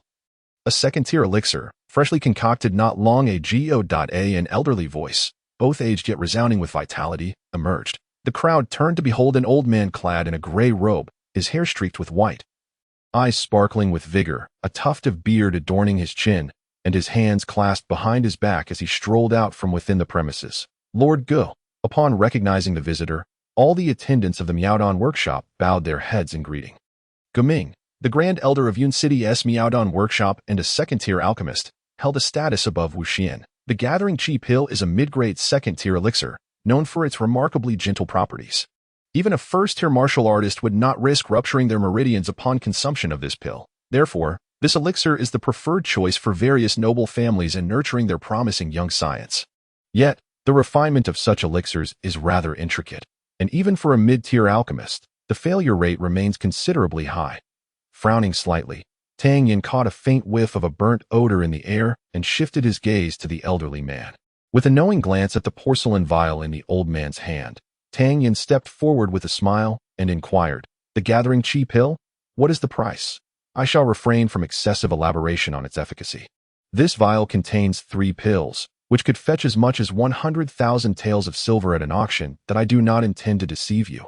I shall sell this elixir to you for 100,000 taels of silver. What say you, young friend? Gaming proclaimed loudly, though a hint of disdain flickered in his gaze as he scrutinized Tang Yan. A mere second-generation wealthy heir dared to make a ruckus at the Miaodong workshop. Tang Yan inwardly cursed. This old coot, selling to me at the same price as the auction's peak. Maintaining a facade of composure, he laughed heartily and replied, a fair proposition indeed. But might I inspect the elixir first? Oh, do you suspect that I would present you with a counterfeit? A fleeting glimmer of coldness passed through Guming's eyes. Tang Yan hastily waved his hand. The Miaodong workshop has stood for countless years on the continent, boasting an impeccable reputation. It would not tarnish its name over a mere 100,000 taels. However, I have yet to encounter the gathering chi pill and wish to ascertain its authenticity. Lest I purchase the wrong item and face difficulties in my explanation upon returning. If you wish to inspect, then do so. However, should you inadvertently damage the elixir, you shall be liable for its full value. Gaming retorted, handing over the porcelain vial with an even more pronounced expression of mockery, regarding a lad who bore no trace of true energy daring to claim he could identify elixirs. Tang Yan accepted the elixir with a smile, gently removing the cork to reveal a small opening that he held it to his nose and took a delicate sniff before promptly sealing it once again. Have you completed your assessment? Guming's contempt grew as he observed Tang Yan's nonchalance. Indeed, Tang Yan nodded. The evaluation of an elixir involves several key aspects. First, one must examine its shape, with a smooth and rounded exterior being ideal. Second, the color must be observed, favoring uniformity. Third, one should sense the elixir's spiritual essence, often requiring tools for those of lesser strength. Though there are more intricate methods of appraisal, these are of little consequence. This lad appeared to be a mere greenhorn, feigning knowledge to obfuscate his ignorance. Even the shop assistants nearby wore expressions of derision, while Xiao Chui, feeling embarrassed, lowered her head, knowing full well that assessing an elixir is not merely a matter of a quick sniff. However, Xiao Chui did not flee in panic. After years of enduring the trials and tribulations alongside the young master, she had developed a certain immunity to embarrassment, uncertain whether this gathering chi pill was genuine. Guming pressed further. Young Master Tang pondered for a moment, gently tapping his fan against his palm before replying. This pill is indeed authentic, yet the price remains subject to negotiation. Oh, what sum do you consider appropriate? Young friend, Guming had already prepared himself for the sale. 3,000 taels of silver. Will you take it? Chapter 9. Recognizing medicine by its aroma upon young Master Tang's declaration of the price. A brief silence enveloped the shop. All eyes turned to Tang Yan, who had initially displayed an air of extreme frivolity, leading many to wonder which wealthy heir had come to stir trouble at the Miaodong workshop. Yet, given the esteemed standing and formidable power of the workshop, this dandy seemed to have encountered an insurmountable barrier. 3,000 taels of silver. When this figure escaped Tang Yan's lips, Guming could scarcely believe his ears. An overwhelming sensation akin to a cat being toyed with by a mouse washing over him. He nearly erupted in fury. Slamming his hand on the table, he bellowed, "You wretch! Do you take Miaodong workshop for a mere plaything? To wreak havoc here, Master Gur? What do you mean by that?" Tang Yan gazed at Guming in feigned terror. "Do not intimidate me. If you demand an exorbitant price, I shall retort with equal vigor. How's this a disruption? Can a second-tier pill be purchased for merely 3,000 taels of silver? Such a low offer is an affront to the quality of the wares at Miaodong workshop. If you do not provide me with a reasonable explanation today, I fear the doors of Miaodong workshop shall not be so easily traversed." Upon hearing Guming's veiled threat, Tang Yan chuckled softly, saying, "Master Gu, this pill, it must have emerged from a single furnace, correct? I mentioned previously that it was just recently refined. My implication is that this single furnace yielded merely these 3 usable pills." Tang Yan stated nonchalantly. Ji Ming, initially brimming with wrath, felt his pupils constrict upon hearing Tang Yan's words, his heart filled with disbelief. His alchemical chamber was entirely secluded, with no presence but his own. How could this young man possibly know? Reflecting on their scant exchanges, the only interaction had been the young man's cursory sniff at the vial's mouth. Could it be that a mere whiff could reveal the truth of his failed batch? Retaining only 3 viable pills, suppressing this absurd notion, Guming feigned calmness, responding, "It is entirely normal for a furnace to produce 3 second-tier mid-grade pills. Do you assume such potions are akin to mere candies? Easily concocted at will, the fragrance of the pills was overwhelmingly rich, tinged with a hint of char, indicative of a misstep during the final stages of refinement, where the heat had lingered just a moment too long. At this juncture, 2 choices presented themselves. continue the refinement with a 99% chance of failure, or sacrifice some materials to provide a protective measure for the pill, thereby reducing the yield and potentially affecting the efficacy due to uneven heating. Master Gu had opted for the latter. Rumor had it that Master Gu was a high-grade second-tier alchemist, a status of great repute. If he were to produce such pills, purchasing them for 100,000 taels of silver would surely weigh heavily on his conscience, possibly sowing seeds of doubt in his future alchemical pursuits. Thus, the wisest course was for this young man to propose a lower price. Tang Yan presented his argument with reason and eloquence. The individuals surrounding appeared to be ensnared in a dream, oblivious to the nature of reality. This young man, relying solely on his sense of smell, managed to deduce such an abundance of information? Meanwhile, Guming's heart was already tumultuous with waves of astonishment. The reason was simple. The young man's conjectures were utterly accurate. Observing Tang Yan's air of unwavering confidence, Guming felt a stir within and ventured to inquire. I am a second-tier high-grade alchemist. How could I possibly make a mistake in controlling the fire while refining mid-grade elixirs? Under normal circumstances, Master Gu would find the concoction of mid-grade elixirs effortless. The potential reasons for failure are merely two. First, my physical condition may not be optimal, preventing me from concentrating fully on this refinement. Second, there may be an issue with the alchemical furnace. Given my current state is quite satisfactory, I would surmise that the furnace is indeed the problem. You have recently replaced it, have you not? After speaking, Tang Yan fell silent. At that moment, Guming's eyes widened in shock. A mere casual inquiry had been accurately predicted by this youth. He was certain that no one could have been observing him while he refined his potions. Moreover, he had only changed his cauldron the previous night. A fact even the shop assistants were unaware of. This young man possessed such meticulous thought.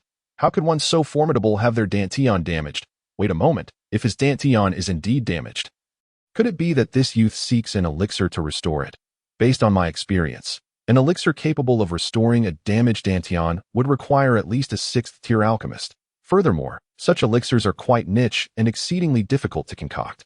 Their worth likely rivaling that of 7th-tier elixirs. I doubt there are even any 6th-tier alchemists in the entire Miaodong workshop. This young gentleman's aspirations are destined to be in vain.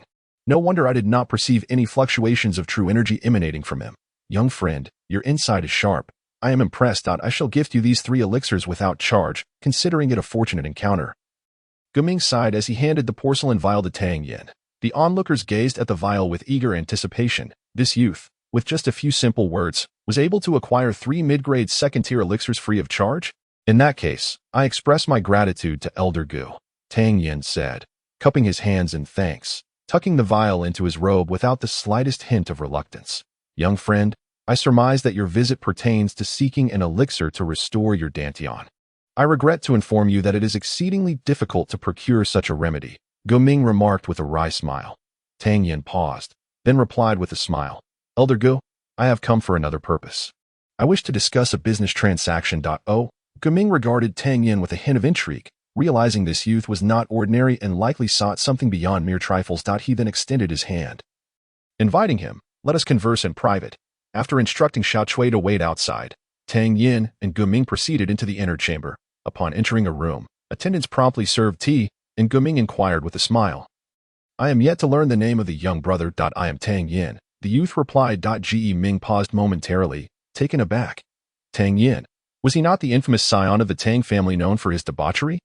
Reflecting on the multitude of individuals in the world, it was rare for two to share the same name. It must be another scion from a different family, he thought, and thus he smiled. Pray tell, young brother Tang, what business do you wish to discuss with me? I seek to borrow your alchemical furnace, Tang Yan stated directly. Borrow the furnace? How would one go about that? Guming's curiosity grew ever more piqued. Borrowing the alchemy furnace for 2 hours allows for the refinement of elixirs within the confines of the Miaodong workshop. Without the necessity of relocating the furnace, I seek to concoct a cauldron of medicinal pills and would greatly appreciate Elder G's leniency in this matter. After a moment's contemplation, Guming finally spoke. Refining elixirs requires soul power, perception, and the support of true energy. Given that your Dantian has been destroyed, possessing the furnace may prove futile. Rest assured, the elixir I intend to create is of a modest grade and does not impose stringent requirements upon one's condition. After pondering for a moment, Guming, resting his chin upon his hand, reached a decision. This I can agree to. But since this is a transaction, what benefits can Miaodong Workshop expect in return? Tang Yan quickly calculated in his mind. He aimed to refine a mid-tier first spirit pill, whose effects are gentler and more easily absorbed than those of the Gathering Chi pill, among first-tier elixirs. None are more suited for a Yuan-level martial artist than the first spirit pill. Yet, what could he offer as compensation? Could he possibly use the first spirit pill itself, if he were to present such a pill? Would the Miaodong Workshop covet his formula? Suddenly glancing up, he noticed a faint red glimmer in Guming's eyes. Tang Yan furrowed his brow, well acquainted with that particular hue, and an idea instantly formed in his mind. Upon completion of the elixir, I shall present it to you. Should you find my remuneration unsatisfactory, you may withhold all the elixirs I have refined. Chapter 10. Brother Tang. Guming felt a twinge of dissatisfaction upon hearing Tang Yan's words. He had sought his assistance in borrowing the alchemy furnace, yet the terms of compensation remained ambiguous. Such remarks led him to suspect that Tang Yan might intend to evade payment should the elixir turn out poorly. Nonetheless, curiosity persisted, particularly given Tang Yan's astonishing display earlier. Despite his discontent, anticipation surged within him. What could this young man possibly offer that warranted such an air of mystery? Ultimately, borrowing the furnace for 2 hours posed little inconvenience. Guming nodded in agreement. In that case, I shall await good news from you, young friend. Please follow me to the alchemy chamber. Having expressed his gratitude to Elder Gu, Tang Yan felt confident that the forthcoming gift would not disappoint. With a faint smile, he accompanied Elder Gu to the alchemy chamber. Upon entering the Miaodong Workshop, he realized the vastness of the establishment. Behind the shop lay the main hall, and beyond that, to the east was the herb garden. While the alchemy chamber occupied the west, after navigating several corridors within the alchemy chamber, they finally halted before a stone door. As Guming pushed it open, a wave of heat enveloped them. This furnace is the new one I recently acquired, Guming introduced with a smile. It is an excellent furnace, crafted from the essence of Wuhai mined iron, ensuring uniform temperature throughout the interior. The outer shell is made of black bronze, both aesthetically pleasing and effective at retaining heat. A porcelain wood core is embedded at the center, further enhancing insulation and heat resistance. Such a clever design. This furnace is likely irreplaceable even with wealth. Tang Yan praised. Yiming could scarcely articulate his feelings. This young man, despite his youth, possessed unparalleled talent and insight in the art of alchemy. It was truly a pity that his Dantian had been destroyed. You possess a keen eye, young brother. This alchemy furnace was custom-made by a master craftsman, and though no silver was spent, it did cost the Miaodong Workshop considerable goodwill. Haha, I shall not disturb you any further. After 2 hours, simply come to the main hall to find me. Ge Lao spoke little. After casting a glance at the medicine pouch slung over Tang Yan's shoulder, he promptly shut the stone door. Once Guming exited, Tang Yan hurriedly stepped forward to touch the alchemical furnace, feeling the roaring flames within, a long-lost sense of familiarity igniting in his heart. He opened his backpack, selected a dozen types of medicinal herbs, and once again stood before the furnace. With deft hands, he tossed the herbs into the cauldron, discarding the dross and refining the essence, his movements as fluid and effortless as sipping tea or dining. Were Guming to witness this scene, his eyes would surely bulge in astonishment. Tang Yan gathered, plucked, placed, and tempered the herbs in a seamless sequence of actions, flowing like water, utterly unencumbered, far beyond Guming's capabilities. Upon depositing all the herbs into the furnace, as Tang Yan channeled his true energy to extract the essence of the materials, an expression of incredulity crept across his face, previously unaware of the intricacies of alchemy. He now realized that after arriving in this foreign realm and mastering the Supreme Alchemy Sutra, his true energy possessed an extraordinary refining effect on the herbs, though the immediate results were not apparent. His past experience as a ninth-tier alchemist ensured that such subtle changes could not escape his notice. The Supreme Alchemy Sutra was indeed remarkable. It was undoubtedly the most extraordinary cultivation method for alchemy. Currently, with only a third-tier foundation, if his cultivation were to advance in the future, transforming his true energy entirely into flames, what remarkable effects would his alchemical endeavors yield then? The prospect was truly exhilarating. After a spell of self-reflection, Tang Yan composed himself and resumed the extraction process. With unwavering focus, he controlled his true energy, beads of sweat trickling down his forehead. As time passed, the droplets fell with increasing urgency, soon saturating his garments. It was fortunate that Tang Yan possessed immense willpower. Had anyone else with merely a third-tier foundation attempted to concoct a mid-tier pill, they would likely have given up long ago. Eventually, when Tang Yan opened his eyes, utterly fatigued, he collapsed onto the ground, gasping for breath. Damn it, I'm exhausted. After wiping his sweat, he did not linger for rest but opened the cauldron, beholding 12 vibrant, emerald pills at the center. Plump and full, their rich aroma wafting through the air. A grin spread across his face. Glancing at the timer on the wall, he noted that only an hour and a half had passed. Secretly marveling at the miraculous nature of the Supreme Alchemy Sutra, which indeed expedited the alchemical process, he retrieved 2 porcelain vials, carefully storing the pills, and sat on the ground to rest for a moment. His clothes, once drenched in sweat, had dried under the furnace's warmth. Pushing open the stone door, he made his way towards the front hall. Meanwhile, Guming, lost in various speculations about Tang Yan, such as where he resided and whom he studied under, had been seated for over an hour. Suddenly recalling that Tang Yan had returned with a female attendant, he smacked his forehead in frustration, chastising himself for not inquiring sooner. Ge Lao, thank you. Just as Guming contemplated asking about Tang Yan's background, a clear voice rang out. Looking up, he was greeted by Tang Yan, who smiled and said, Brother Tang, how did it go? By a stroke of luck, I succeeded, thanks to Ge Lao's cauldron. Tang Yan expressed his gratitude before continuing. I have completed my task, and it is time to fulfill my promise. Ge Lao, do you have paper and pen? Indeed. Why, do you intend to write an IOU? Guming chuckled as he retrieved the materials, playfully teasing him that if Ge Lao does not mind, then neither shall I. Tang Yan chuckled softly as he accepted the brush, beginning to inscribe upon the paper. The vigorous and powerful cursive flowed onto the page. Guming's eyes instantly brightened. As a Dan master, possessing exquisite calligraphy is not uncommon, yet Tang Yan's script was both robust and graceful, exuding an extraordinary elegance. The ingredients: 1,000-layer ice crystals, coral grass, moonlight sap, crimson crabclaw foam, fire bulbone powder, 7 wonders dream lotus. After Tang Yan fluidly wrote down 51 medicinal herbs along with the refining process, he finally set down the brush. Drying the ink, he pushed the completed prescription forward, which Ge Lao readily accepted. Upon comprehending the contents of the prescription, Guming's hand trembled violently.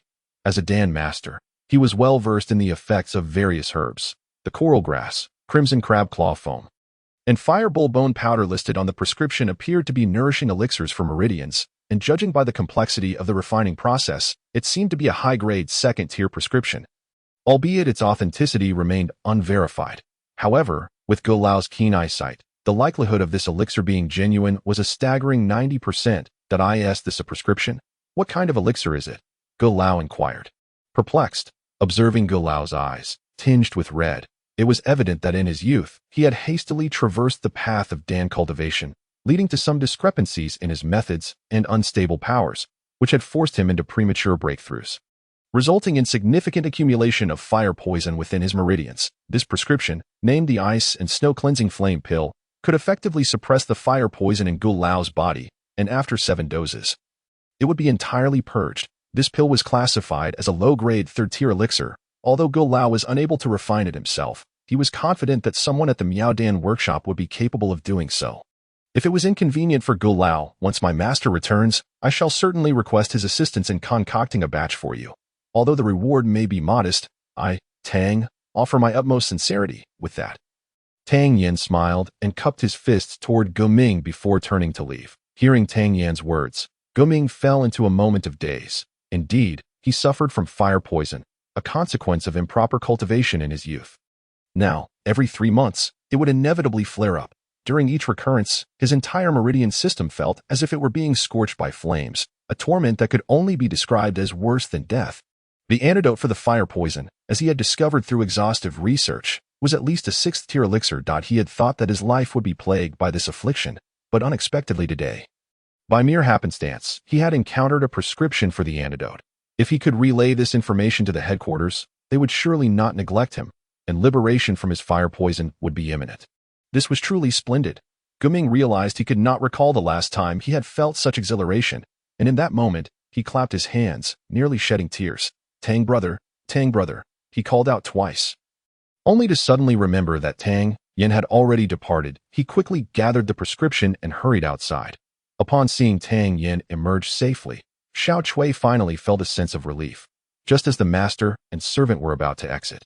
A loud crash echoed as the shop's door was flung open, and Guming dashed out in excitement. The shopkeeper and surrounding customers stared in astonishment at Guming, who usually exuded grace and composure, now appearing utterly unrestrained.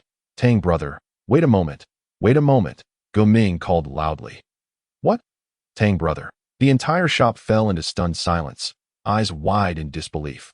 Guming, the esteemed elder of Miaodan Workshop, whom even the city lord must respectfully address as Master Go, was addressing a mere youth as brother. Who exactly was this young man? Chapter 11.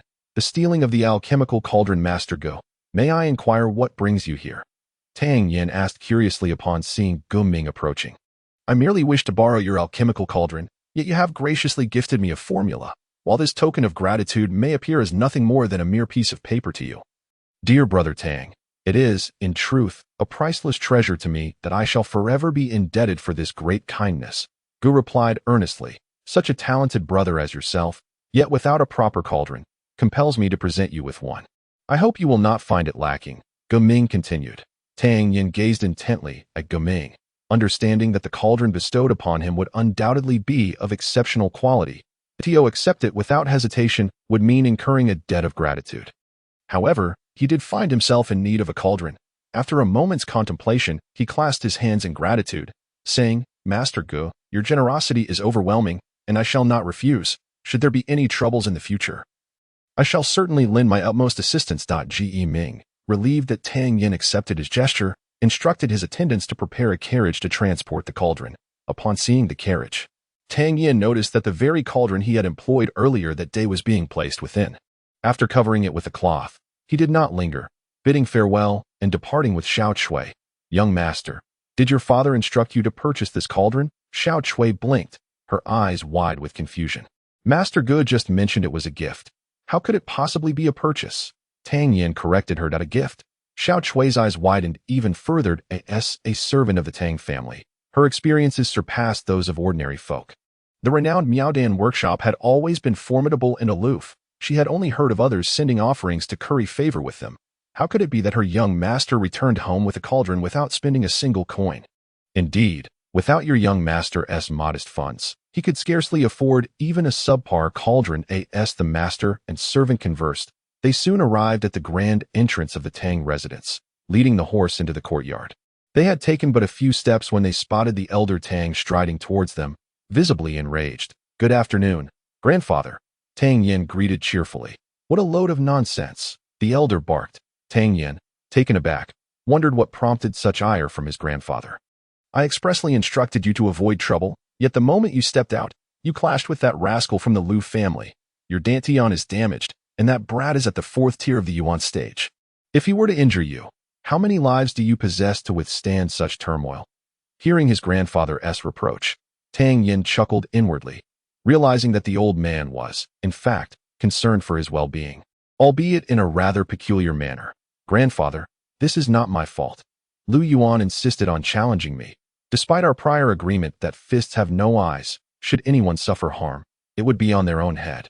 I showed him mercy by not striking him dead," Tang Yan said, waving his fist as if regretting his restraint. The elder Tang was taken aback by his grandson's words. Did he truly wish to kill Liu Yuan? Thankfully, he had refrained from doing so today. Had he actually taken Liu Yuan's L upon hearing the detailed report from his subordinate regarding Tang Yan's despicable tactics against Liu Yuan, old Master Tang found himself in a state of bemusement. How could it be that members of the illustrious Tang family, known for their integrity, had succumbed to such treachery in this generation? Sighing, he resolved to be more vigilant in the future. After all, with his dantian damaged, facing a true master would only result in defeat. "That if you act recklessly again, I shall not hesitate to discipline you," he admonished, glaring fiercely before departing with his hands clasped behind his back. Tang Yan let out a sigh of relief. The old master was so preoccupied with his anger that he completely neglected to inquire about the alchemical furnace, thus sparing Tang Yan from having to concoct an elaborate explanation. He hurriedly summoned a few individuals to transport the alchemical furnace from the carriage to the backyard. Once everyone had withdrawn, Tang Yan retrieved 2 porcelain vials from his bosom, gazing at the emerald-hued initial spirit pills. Without hesitation, he swallowed one whole. The initial spirit pill, a timeless elixir cherished by practitioners for millennia in Huaxia, was the quintessential remedy for those in the early stages of cultivation. It dissolved instantly upon entering his mouth, leaving a fragrant aftertaste, as a wave of warmth surged directly to his dantian. Just as he prepared to refine and absorb its essence, the heavenly transformation cauldron, which had lain dormant in his dantian, suddenly opened its lid and digested the entire pill, slamming shut with a resounding clang. No matter how hard he tried, the cauldron remained immobile, as if nothing had transpired, and the medicinal energy he sought failed to manifest.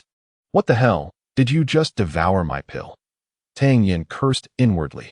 After a prolonged struggle, the cauldron continued to be unresponsive, leaving Tang Yan in utter despair. But it was not merely the loss of the precious pill that distressed him, but the realization that this wretched cauldron had consumed his elixir, potentially depriving him of the means to cultivate in the future. The thought sent a shiver down his spine. If that were indeed the case, he would rather be rid of the heavenly transformation cauldron altogether. Defying fate, Tang Yan seized another initial spirit pill and swallowed it without a moment's hesitation. Once again, the pill dissolved instantly, and a torrent of heat surged towards his dantian.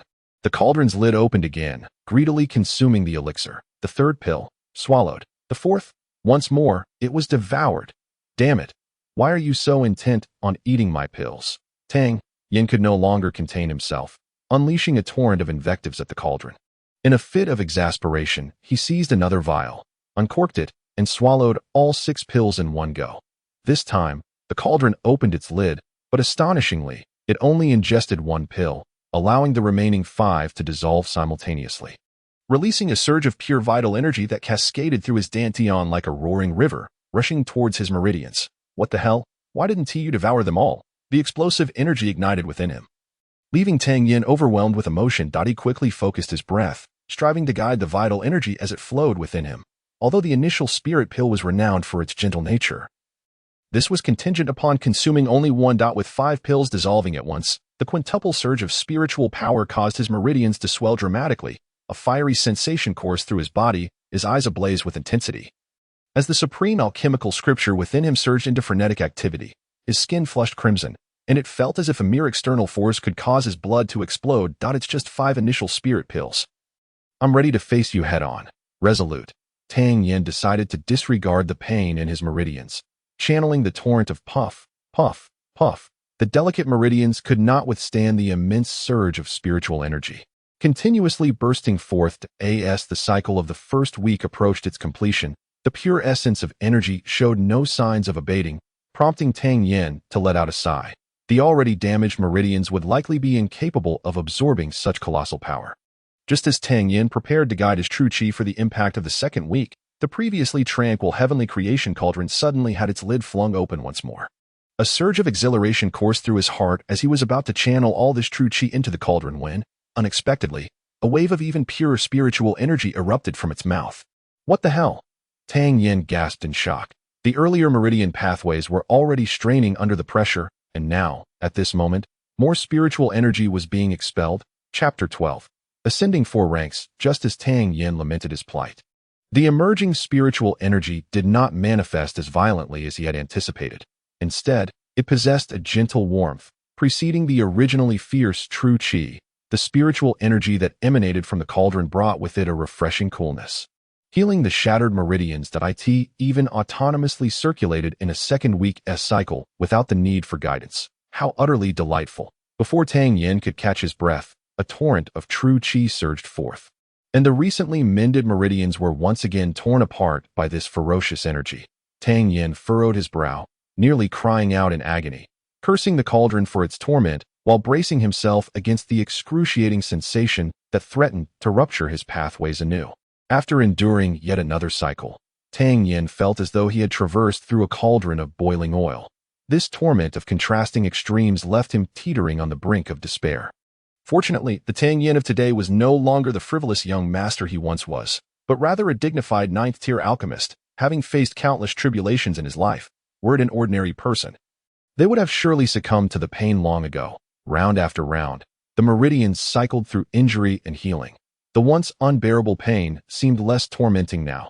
Time slipped by unnoticed until Tang Yan finally focused entirely on his cultivation. When he opened his eyes again, sunlight streamed through the window. A flash of brilliance flickered in his gaze as he sensed the meridians within him had expanded severalfold. Tang Yan's expression transformed. Awash with wonder, 7th tier, in just one night.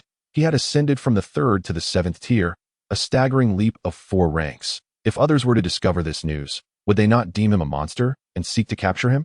It seemed no such prodigy had ever emerged in the entirety of Tingxiang Kingdom, not to mention ascending 4 ranks consecutively.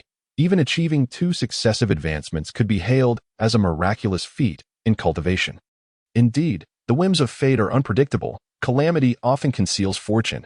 What he had initially feared would lead to his demise had instead resulted in such remarkable progress overnight. After a fleeting moment of exhilaration, Tang Yan soon regained his composure. The Tang family faced adversaries on all sides in Yun City, and aside from his grandfather and Mo Bo, the middle generation was decimated, leaving his own situation perilously precarious. 7th tier strength was still far too feeble. Pushing open the door, Tang Yan stepped outside. The crispness of early autumn morning air hinted at a chill. After walking for a while, he heard a series of grunts and huffs. His heart stirred, and he quickened his pace until he arrived at a courtyard marked by a plaque that read Training Ground. This was where the Tang family's disciples practiced their martial arts.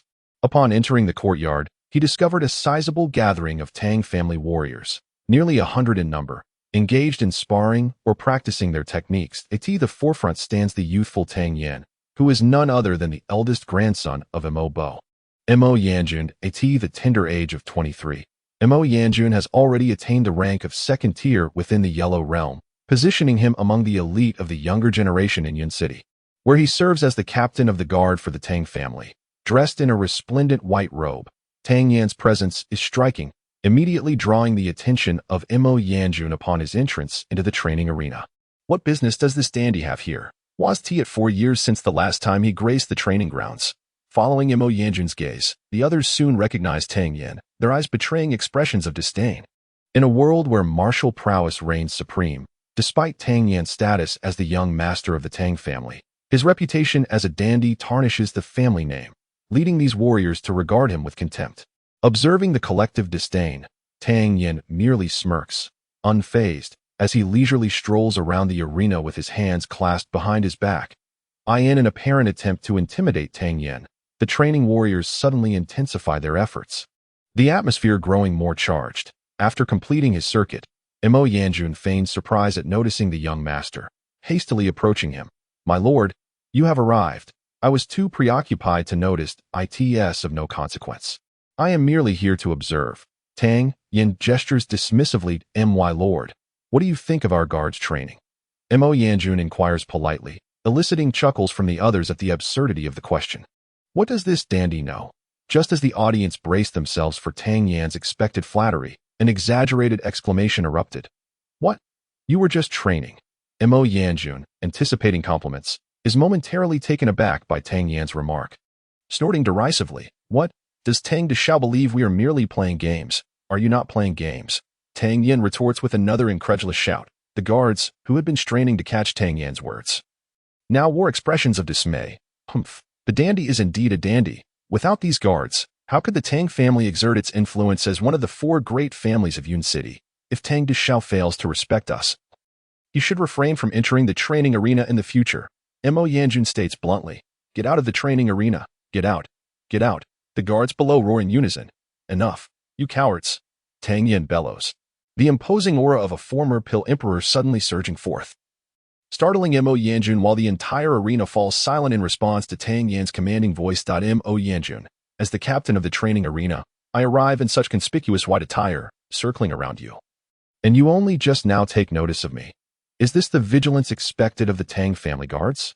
If someone with ulterior motives had entered and gleaned our family's secrets, what dire consequences might ensue? Tang Yan accuses, pointing an accusatory finger at Mo Yanjun. Mo Yanjun finds himself momentarily speechless, realizing the truth in Tang Yan's argument. He had feigned ignorance, only to be caught in his own trap by this young man. Tang Yan rummages through his robes, producing a token and raising it high. "Attend to my command. Fall in line." Tang Yan's thunderous order reverberates, leaving the entire team momentarily bewildered. What does this young man intend to do? Mo Yanjun, positioned closest, is the first to discern the token. the very emblem of core authority within the Tang family. This token, entirely representative of the commands of the Tang family, is indeed unexpected that the venerable old Master Tang would bestow it upon this young man. What are you standing there for? Fall in line.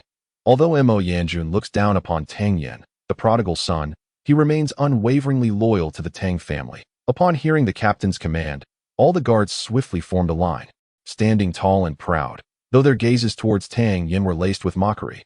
What? Do you think to insult us merely by virtue of your status as the young master? Tang Yan took a couple of steps forward, pointing at all the guards. You are a bunch of cowards, a group of bullies who dare to act defiantly towards someone like me, who possesses no cultivation. Why have I not heard you shout for the Liu family to roll out of Yun City? You are not only cowards, but also worthless. As Tang Yan's arrogant words rang out, the eyes of the guards reddened with fury, their breaths heavy with agitation. If it weren't for our relentless vigilance over your Tang family, would this prodigal be able to sleep soundly every day?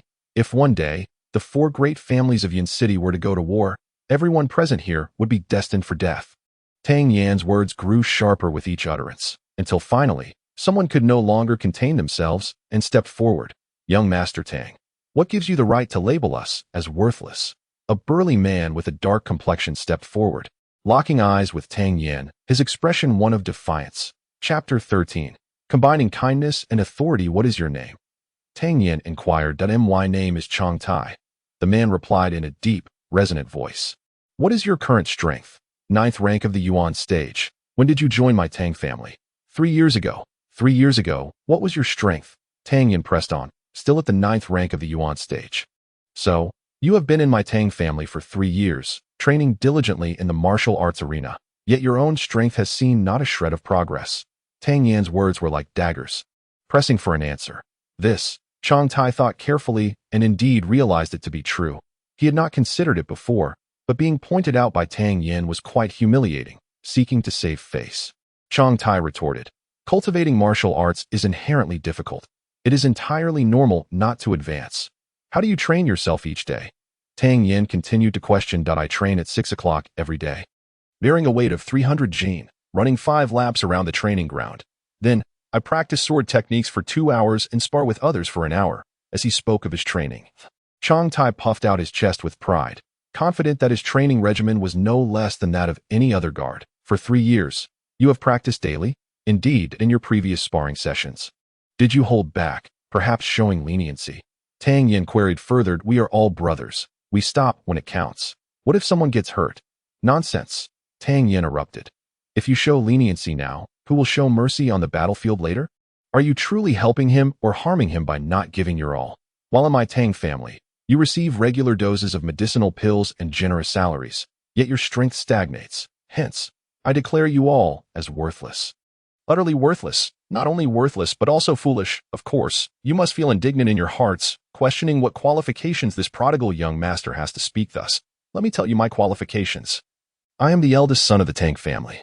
Even if I do nothing, my grandfather will provide for and protect me. But what about you? Most of you hail from ordinary families and must toil to make a living that if you do not exert yourselves, you will only receive the most basic salary each month, and your wives and children will be condemned to a life of mediocrity. You lack the resources to nurture your descendants, and if your children turn out to be as debauched as Tang Yan, they will be utterly ruined. Upon hearing this, a wave of despondency washed over the guards of the Tang family. Although Tang Yan's words were harsh, they were undeniably true. While they were indeed guards of the Tang family, earning more than the average person, they could only ensure that their families lived slightly better than ordinary folk. Clearly, they lacked the means to afford their children the same privileges as those enjoyed by the family as scions. Observing the reactions of the crowd, Tang Yan secretly rejoiced that they were not entirely numb to the truth, and he bellowed with fervor. I believe many of you share a plight akin to Chong Tai. Enduring a training regimen that has remained stagnant. 3 years ago, you bore a burden of 300 pounds, and to this day, that weight has not changed. Even if you were granted another century, you would still languish at the first tier, forever denied entry into the yellow tier. I am so certain of this because you have grown too comfortable, lacking the courage to strive for martial excellence. Chong Tai, I ask you, what was the weight you bore during your initial training? Chong Tai was regretful, wishing he had not provoked this ancestral figure. Like the others, he lamented the futility of standing there to be berated. As if enduring the scorn would eventually pass. 10 pounds, he replied, his tone devoid of the initial bravado. You have progressed from an ordinary individual to the 9th grade of the first tier, increasing your burden from 10 pounds to 300. Why do you not continue to intensify the challenge, bearing 350 pounds daily? If you become accustomed to that weight, then increase it to 400 pounds. And so forth. Do you not think that in the span of 3 years, your strength would ascend to the yellow tier? Tang Yan pressed. Upon hearing this query, not only the other guards but even Mo Yanjun began to reflect. It should be possible. Chang Tai responded, filled with shame. The fact that you still possess the capacity for reflection and remorse indicates that there is hope for you.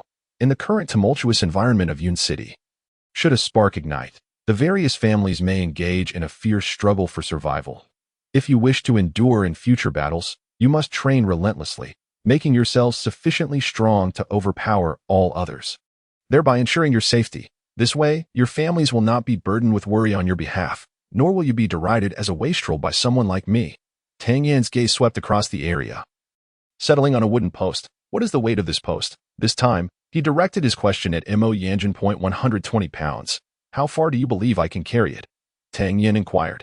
Approximately. Mo Yanjun furrowed his brow, calculating, and replied, less than 100 meters, I suppose. The spectators internally scoffed, believing even 100 meters was an overestimation.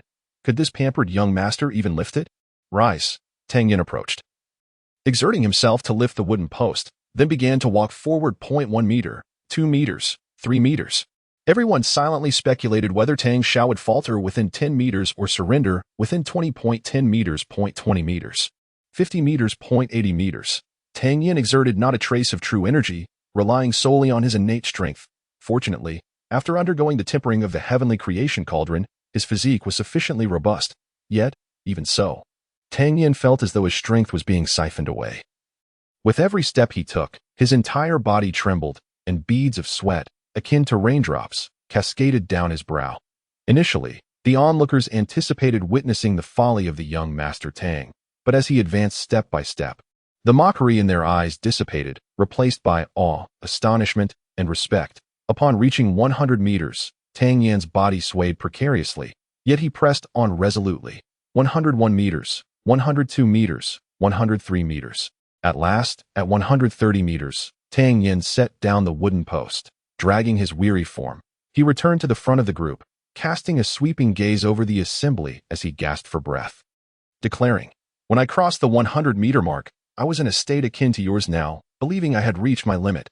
Yet, when I took that additional step beyond 100 meters, I transcended my former self. A hushed silence enveloped the crowd before a thunderous applause erupted from all the guards, a cacophony of approval reverberating through the air.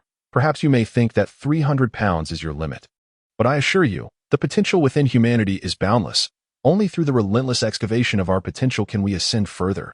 The inherent weakness of his own abilities, coupled with the Tang family's status as the least formidable among the 4 great families, left Tang Yan devoid of any sense of security. In this moment, he resolved to forge the Tang family's power, aspiring to elevate them into the ranks of the prominent families of Yun City. The foremost family. After articulating these thoughts, Tang Yan finally unveiled the incentives. In this world, only by continuously growing stronger can we acquire more. Do not lament your humble origins. If life does not treat you well, blame your lack of effort. As the young master of the Tang family, I pledge to everyone present, anyone who breaks through to the yellow rank shall see their salary tripled from its original amount. From the yellow rank onward, for each tier ascended, monthly salary shall increase by 100 taels of silver, monthly. Depending on circumstances, first-grade elixirs will be provided.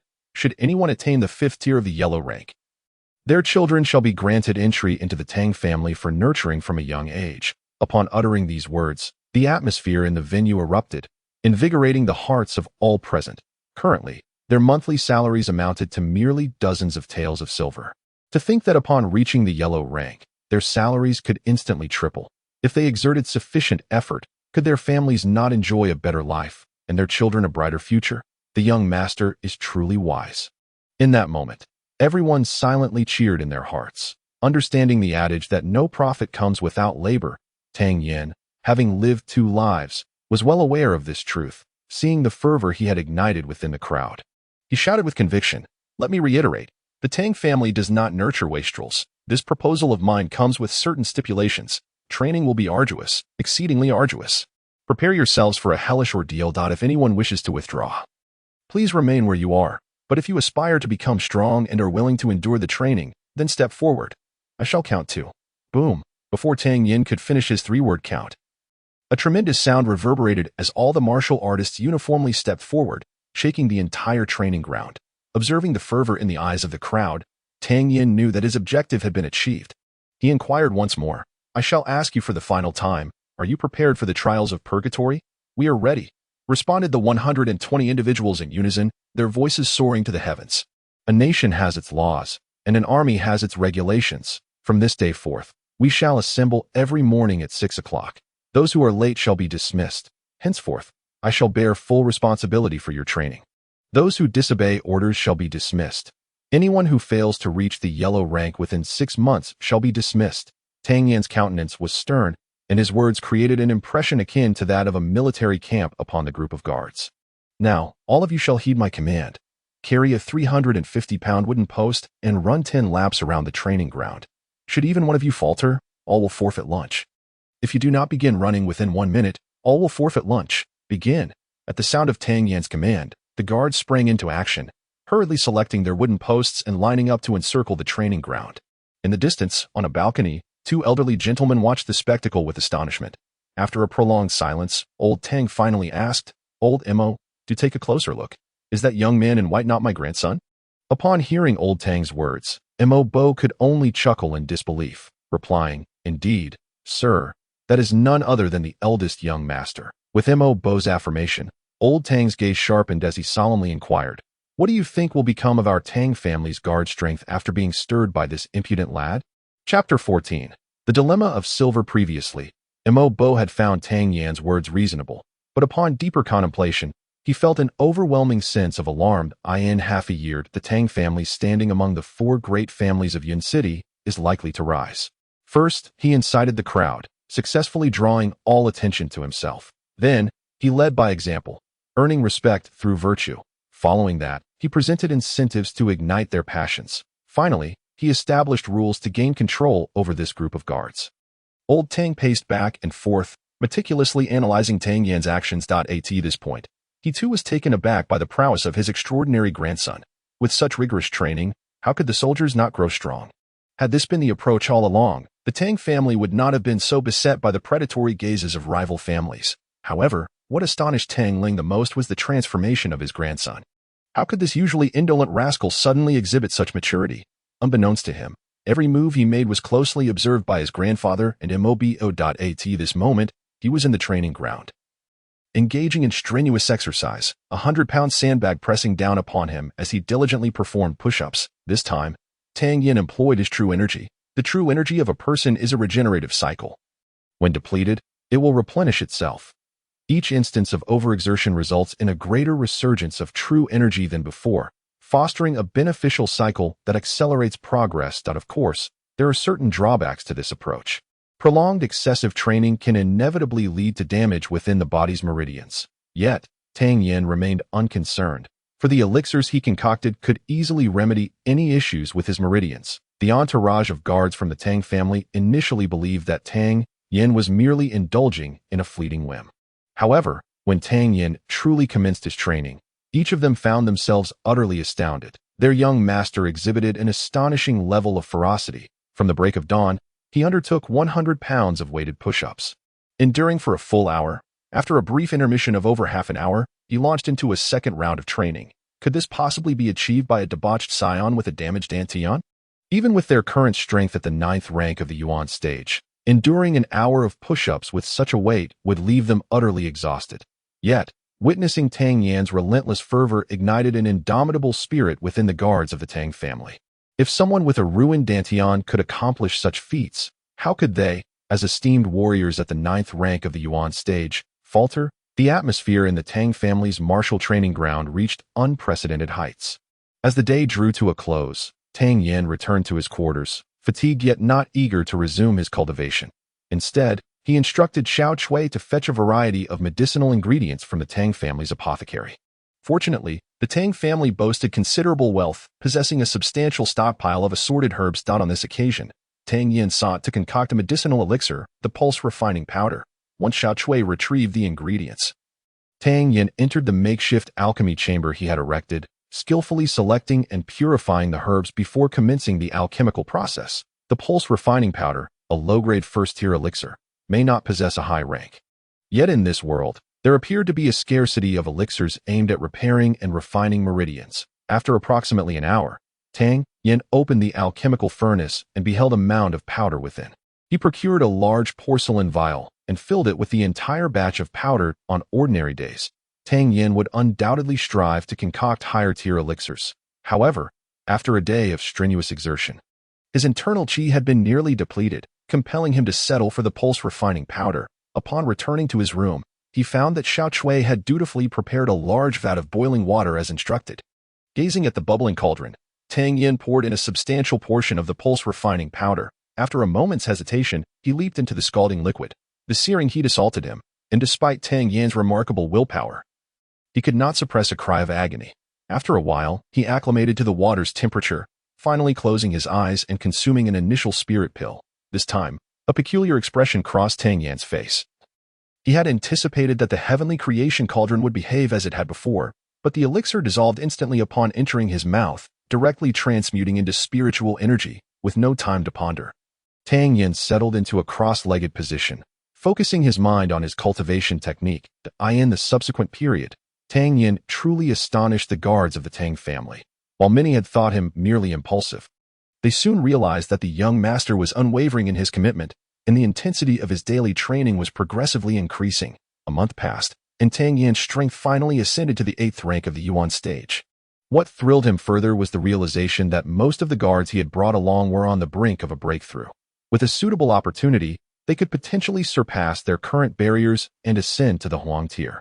If the Tang family could cultivate an additional 120 Huang tier guards, their overall strength would undoubtedly rise above the bottom ranks, though they would not claim the title of the strongest.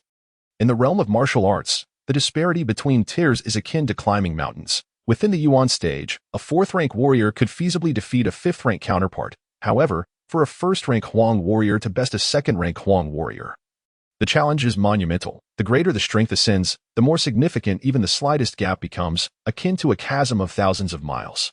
The number of Huang tier experts from other families is likely to surpass that of the Tang family by a considerable margin. This is not due to the Tang family's inadequate treatment. On the contrary, the Tang family offers superior compensation to its martial artists.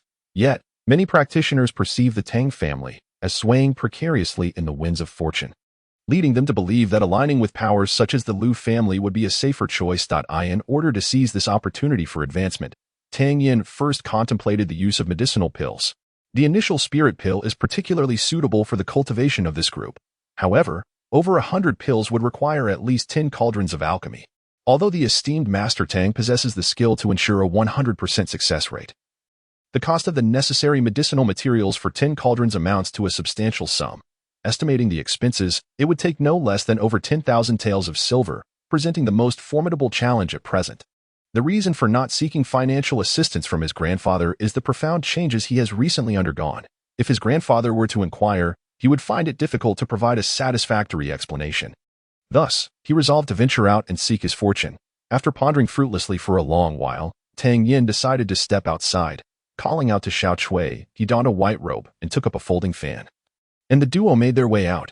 "Master, the young master has left," Mo Bo reported to Tang Ling shortly after Tang Yan's departure. "Let us accompany him," Tang Ling replied, rising to his feet. "Quickly, prepare to disguise yourselves." In less than a quarter of an hour, 2 elderly men, dressed in ordinary attire, stealthily exited the Tang family's rear courtyard. To the untrained eye, they would appear to be mere small-time merchants. "Sir, will you be accompanying them this time?" Mo Bo inquired in a hushed tone. "Humph. That bunch from the Liu family has been sending people to monitor the surroundings of my Tang family. It is needless to guess that it's that brat Liu Yuan seeking revenge for the previous encounter. However, from this moment onward, anyone who dares to lay a finger on my grandson shall face my wrath." Hearing the elder Tang's words laden with murderous intent, Mo Bo understood completely. Over the past decade, Tang Yan had been a duel, indulging in debauchery, leading the elder to abandon all hope for him. Who would have anticipated that this young man would suddenly undergo such a transformation, reminiscent of a prodigal son returning home? This change has filled the elder Tang with immense joy, instilling in him a sense of legacy. If anyone were to truly harm Tang Yan now, the elder would undoubtedly be unable to bear the blow. Given Mo Bo's understanding of Tang Ling, he knew that, even if it meant mutual destruction, Tang Ling would harness the full might of the Tang family to avenge his grandson. This time, they could only hope that no one would foolishly provoke Tang Yan again. Chapter 15. Treasure Hunting at the Stall's Young Master. Where are we headed? Xiao Chui inquired, her eyes wide with curiosity. After more than a month of companionship, the astute Xiao Chui had noticed the subtle changes in her young master. I don't know.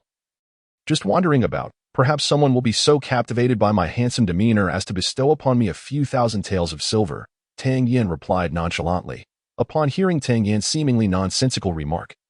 Xiao Chui rolled her eyes and pretended not to hear him. Wherever Tang Dexiao went, crowds seemed to gather. After a short while, he finally halted, muttering, "It should be appearing soon," with the keen perception of a grandmaster alchemist.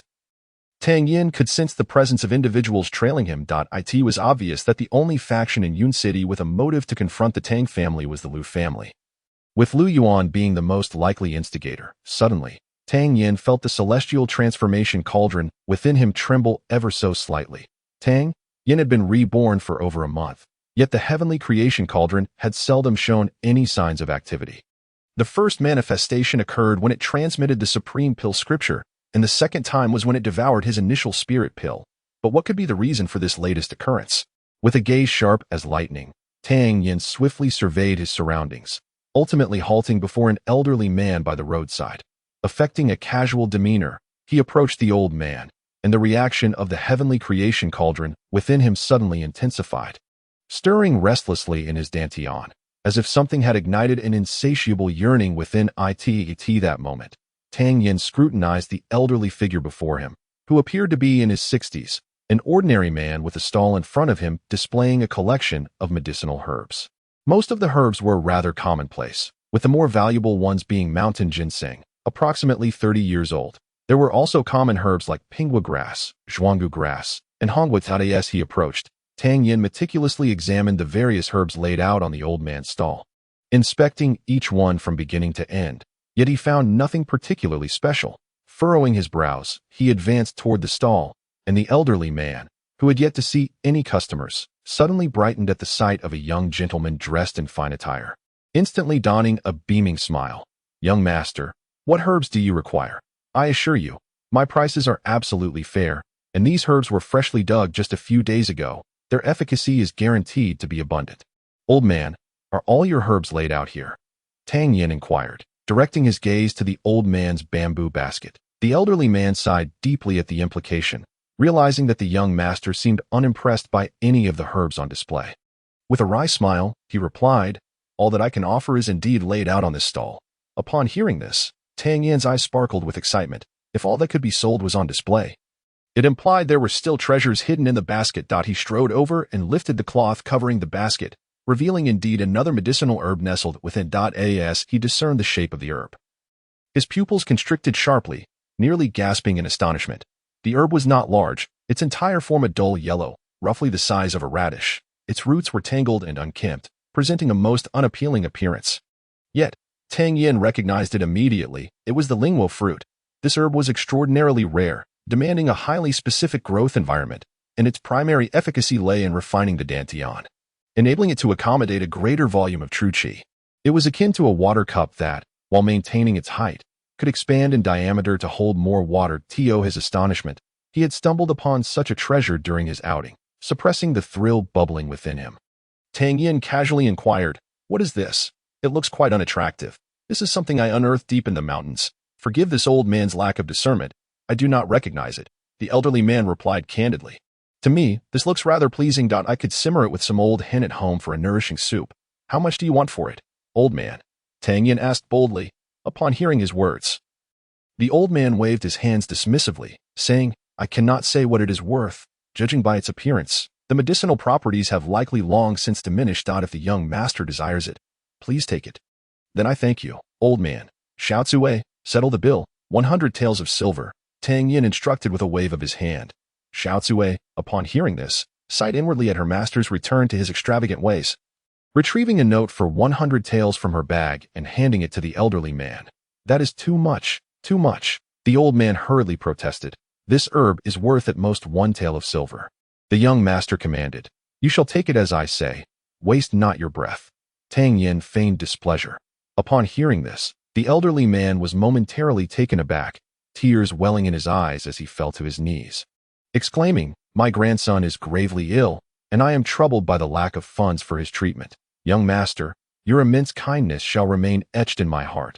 Should there ever be a way in which I can assist you, I would not hesitate to sacrifice my frail, old bones.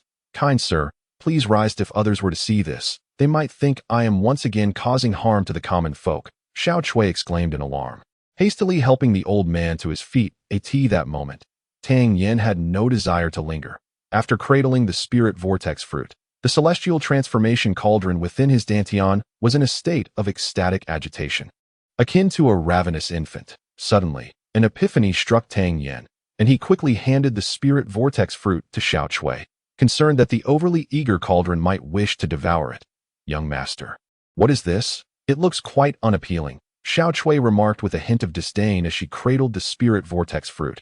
Indeed, its appearance was rather grotesque. Tang Yan promptly admonished her with utmost seriousness. Xiao Chui, this is a precious item.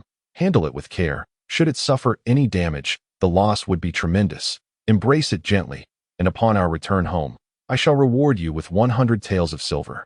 Upon hearing his words, Xiao Chui's face brightened with joy, treating the spirit vortex fruit as if it were a treasured egg. Though the young master had been exceedingly extravagant over the years, he had always been exceptionally kind to her. However, such lavishness was a first. As Tang Yan prepared to make his way home, a most untimely voice interrupted. Who might this be? It is none other than young Master Tang. It has been over a month. You haven't forgotten me, have you? How could I forget? Just a month ago, I bested you soundly and won 2,000 taels of silver in the process. You, a man who pays me for the privilege of being beaten, how could you escape my memory?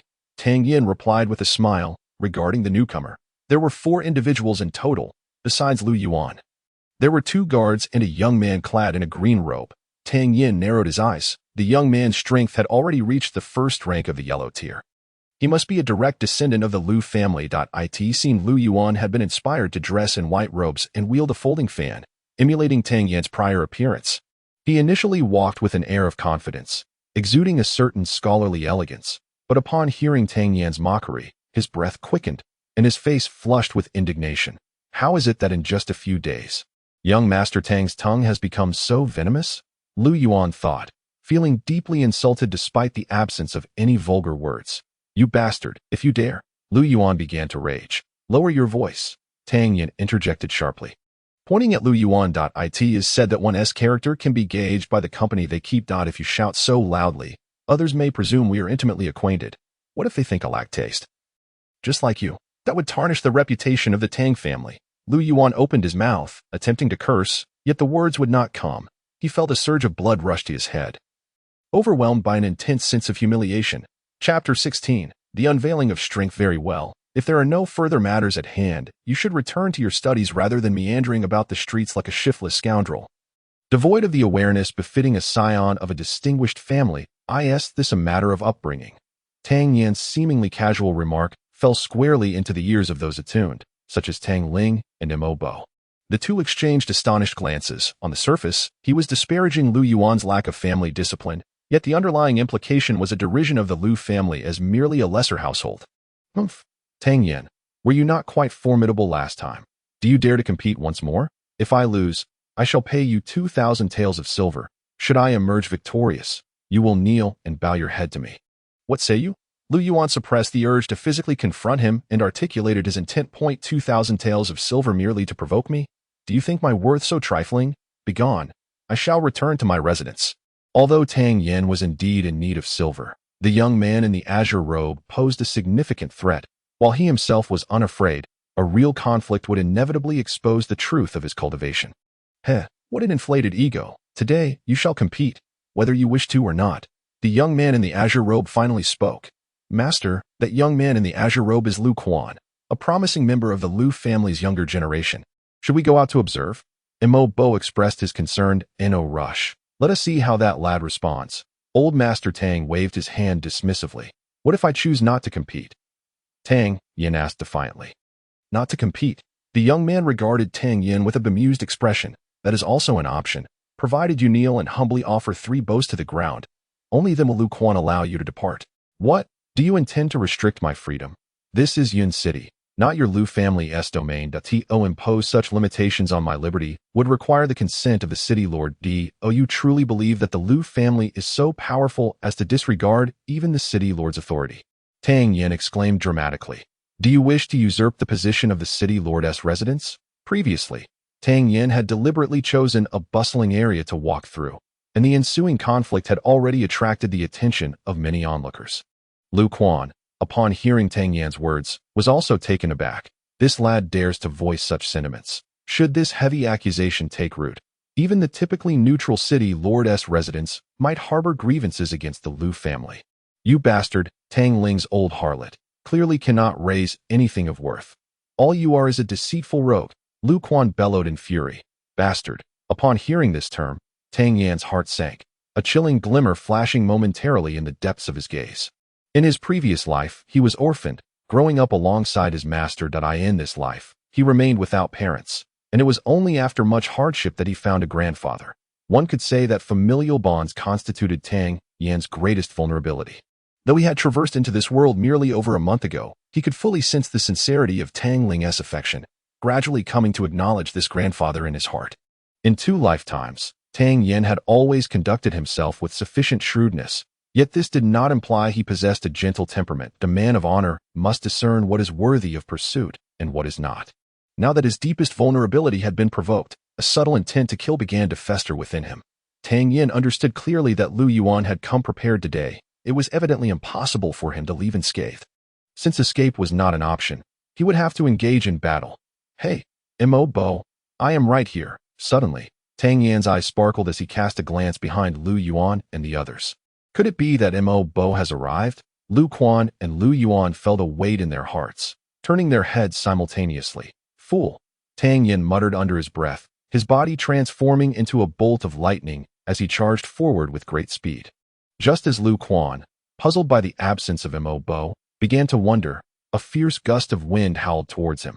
Alarmed, he immediately thought of that rascal Tang Yan, who had previously ensnared Lu Yuan in a similar manner, and hastily retreated, shielding his dantian with both hands. However, caught off guard by Tang Yan's full force, Lu Quan had no chance to evade.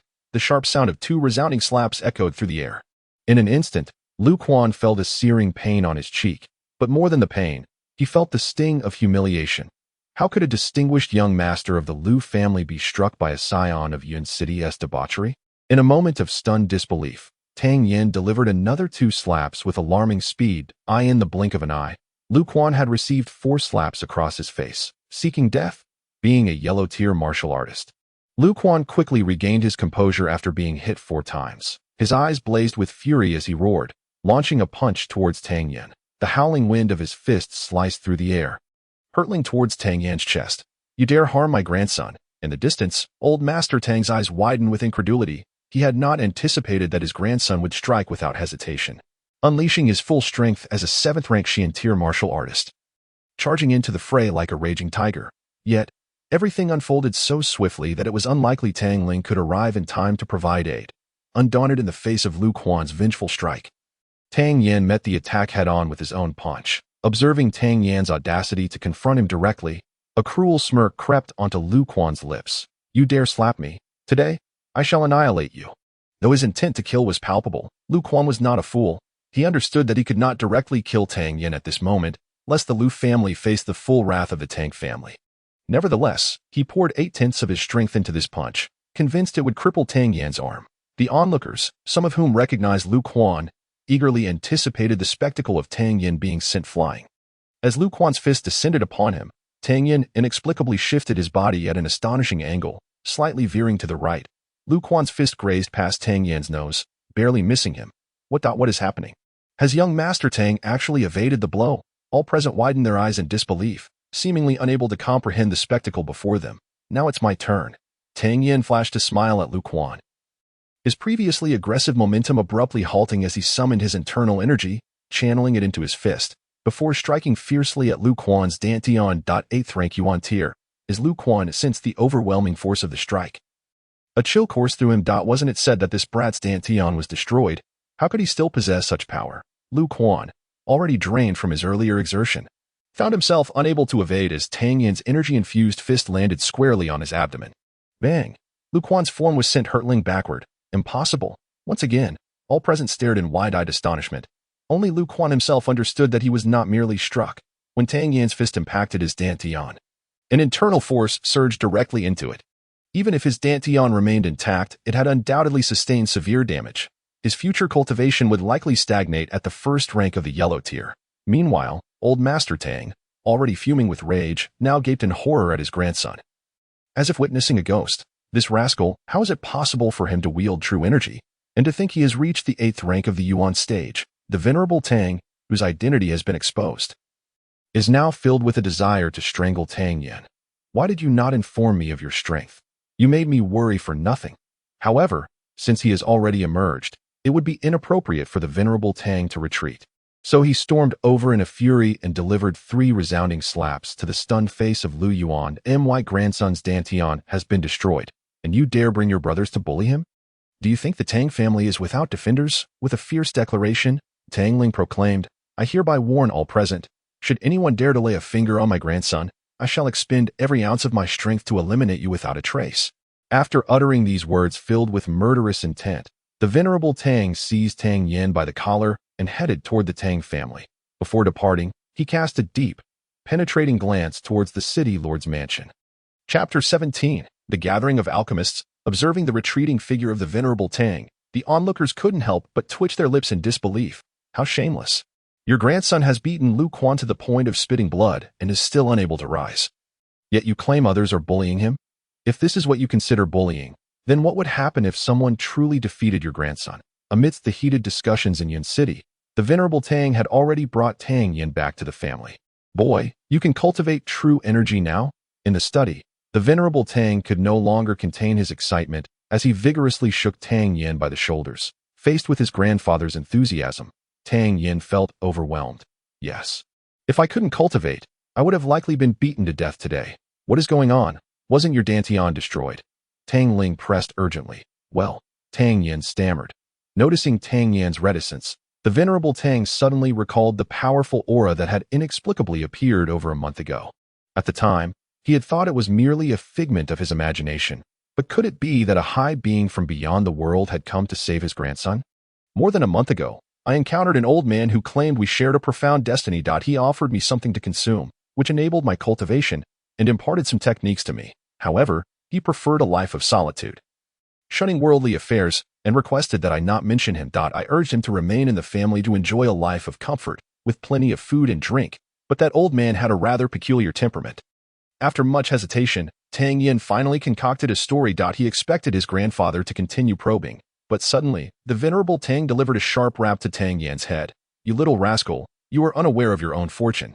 The esteemed individual possesses great virtue and integrity, unwilling to be burdened by the trivialities of the mundane world. He healed your Dantian and taught you techniques, and yet you refer to him as that old man? Hearing the venerable Tang's admonition, Tang Yan was left utterly astonished that he fabricated a tale, and his grandfather believed him. Unbeknownst to Tang Yan, Tang Ling was lost in thought, piecing together many of the mysteries that had previously eluded him. No wonder he sensed the presence of a powerful being that day. No wonder his grandson could cultivate. No wonder his grandson had undergone such a transformation. Many questions that had once perplexed him were finally resolved by Tang Yan's well-intentioned fib. Very well. Since your master prefers not to have his name mentioned, you shall keep this secret safe. Tang Ling waved his hand with great authority, choosing not to pursue the matter any further. Today, Tang Yan finally experienced the sensation of serendipity. It was for the best, sparing him the need to concoct other excuses. You may leave now, but refrain from venturing out too often, each time you wish to go out. You must first seek my consent. With a wave of his hand, the old Master Tang signaled for Tang Yan to take his leave. As Tang Yan departed, he contemplated resuming his cultivation, pondering whether the city lord would bring up the incident involving his playful antics with the lord's daughter. Standing in the study and gazing out the window at Tang Yan's retreating figure, Tang Ling clenched his fist. As long as I draw breath, I shall stand resolutely in front of you. The moment Tang Yan exited his grandfather's study, he was suddenly reminded of Xiao Chui, who still had his spirit whirl fruit. He wondered if she had remembered to bring it back, just as he was anxiously preparing to seek her out. He heard her call out, "Young master, I'm over here." Upon seeing Xiao Chui cradling the extraordinarily hideous spirit whirl fruit, Tang Yan finally felt a sense of relief. "Young master, here." Xiao Chui handed him the fruit. Her eyes filled with anticipation. Tang Yan did not disappoint her, bursting into laughter as he said, "Aren't my silver notes with you for safekeeping? You may take 100 taels. Thank you, young master." Hearing Tang Yan uphold his promise, Xiao Chui's face lit up with joy as he encountered the spirit whirl fruit. The alchemical cauldron within his dantian trembled once more. Curious about why the cauldron was reacting, Tang Yan hurriedly made his way back to his room. Clutching the spirit whirl fruit, this wretched fruit seems to delight the young master. His tastes have certainly become increasingly peculiar of late. Once in his room, Tang Yan sat cross-legged on his bed, intrigued. Could it be that the cauldron desired to consume this fruit? However, how would he facilitate that? Would he need to swallow it himself for it to be digested? Human curiosity can lead to perilous consequences. As Tang Yan enveloped the spirit whirl fruit with a sliver of his true energy. The alchemical cauldron within his dantian shook violently, an immense suction force pulling at him, leaving his hands empty. Damn it, it truly ate it. Tang Yan couldn't help but curse, quickly focusing inward.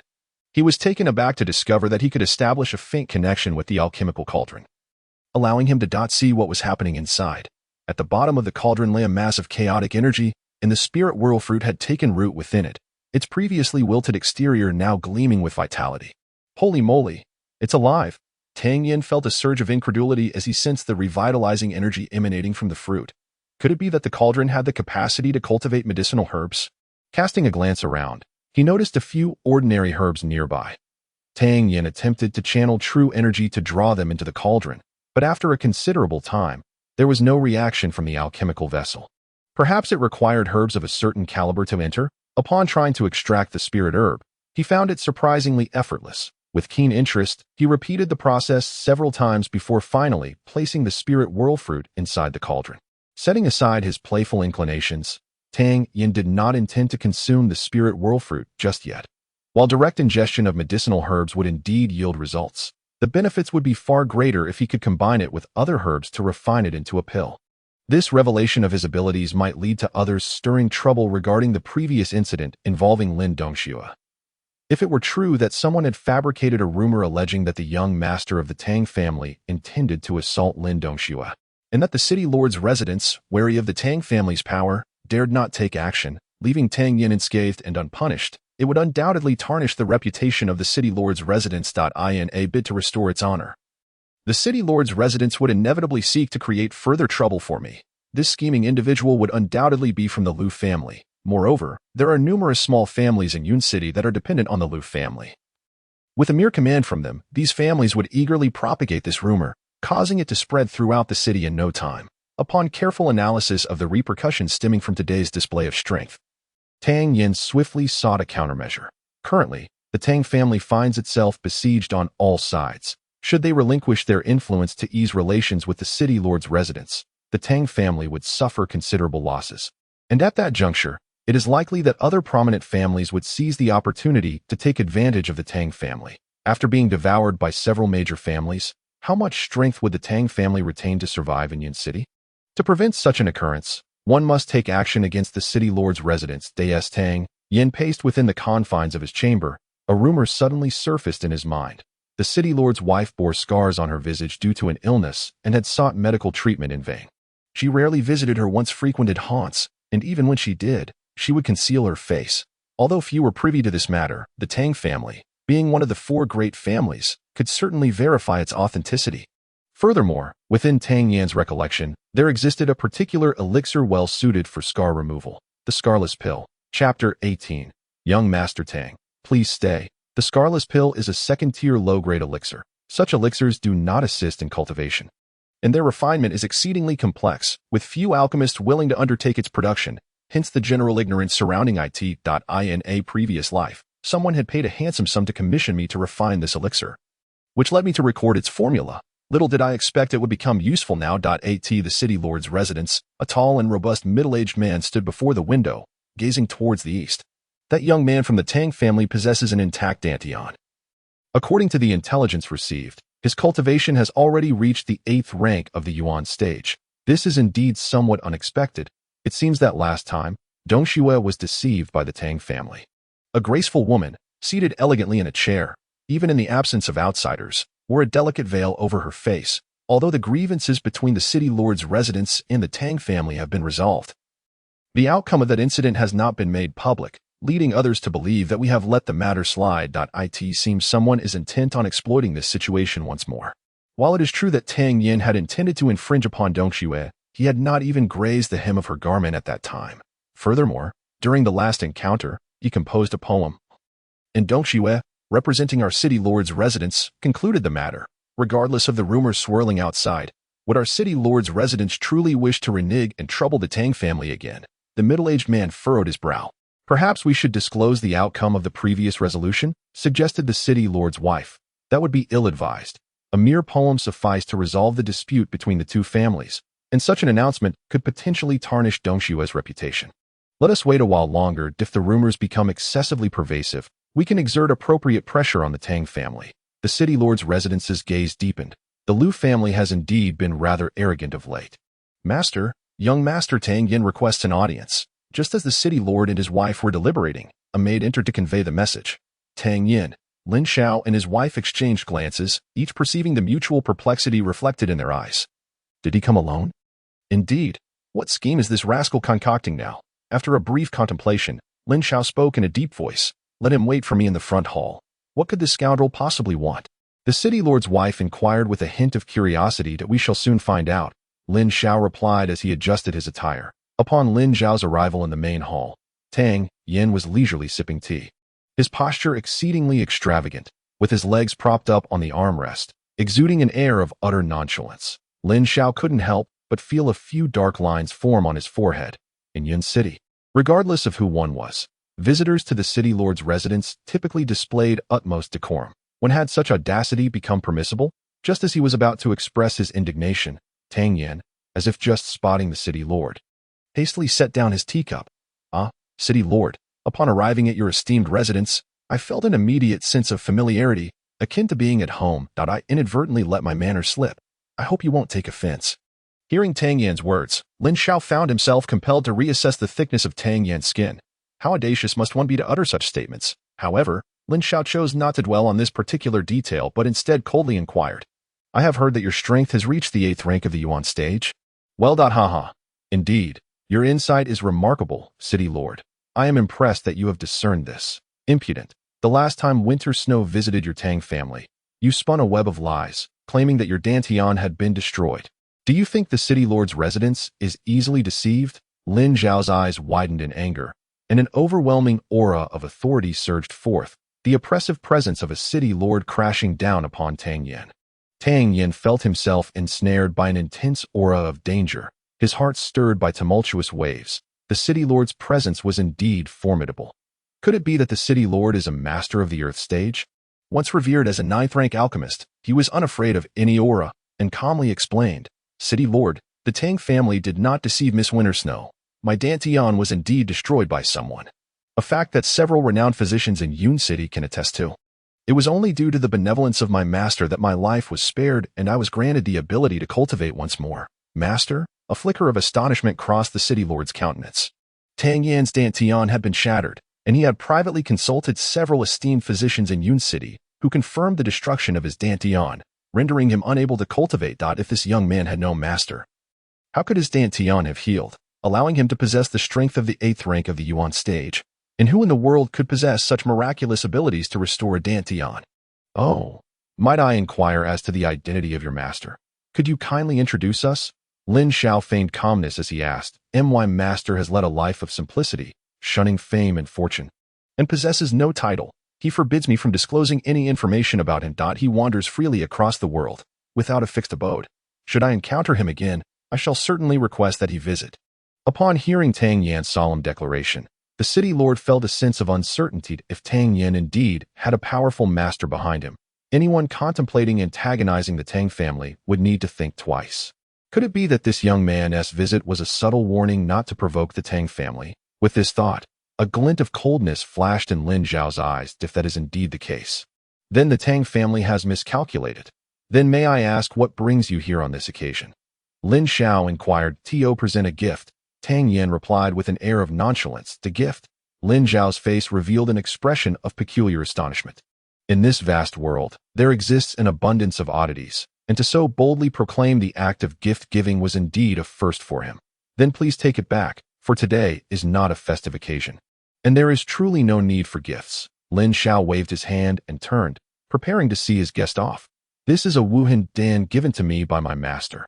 Although it is of only low second-grade quality, the formula is extremely rare and its refinement is notably arduous, requiring multiple procedures for a successful outcome, with a very low success rate. Tang Yan sighed and said, since the city lord does not require it, I shall take my leave. Low second grade, the city lord's gaze was tinged with disdain. While such a potion was indeed precious in Yun City, it did not rank highly across the entirety of Tianxiang Kingdom. Although he had not heard of the Wuhandan, it was clear that a potion designated as low second grade could not be particularly remarkable. At this moment, Lin Zhao began to understand Tang Yan's true purpose for visiting. To deliver the potion and seek a personal favor. If rumors were to arise in Yun City, the city lord's residence would not trouble the Tang family. Although Lin Zhao had not intended to make a significant fuss over this matter, the notion that a low second-grade potion could manipulate the intentions of the city lord's residence was somewhat presumptuous. Feeling rather bored, the city lord was about to return to find his wife when he overheard Tang Yan murmuring as he was nearly out of the hall. I heard from my master that this Wuhandan can eliminate any scar without leaving a trace. And it may even enhance one's beauty. I wonder if that's true. Since the city lord does not want it, I shall consume it myself when I have the time. Possessing considerable strength, the city lord naturally had keen hearing. Every word Tang Yan uttered was crystal clear to Lin Zhao, who was immediately taken aback. He recalled that his wife bore a scar on her face, one that she had sought remedies for in vain.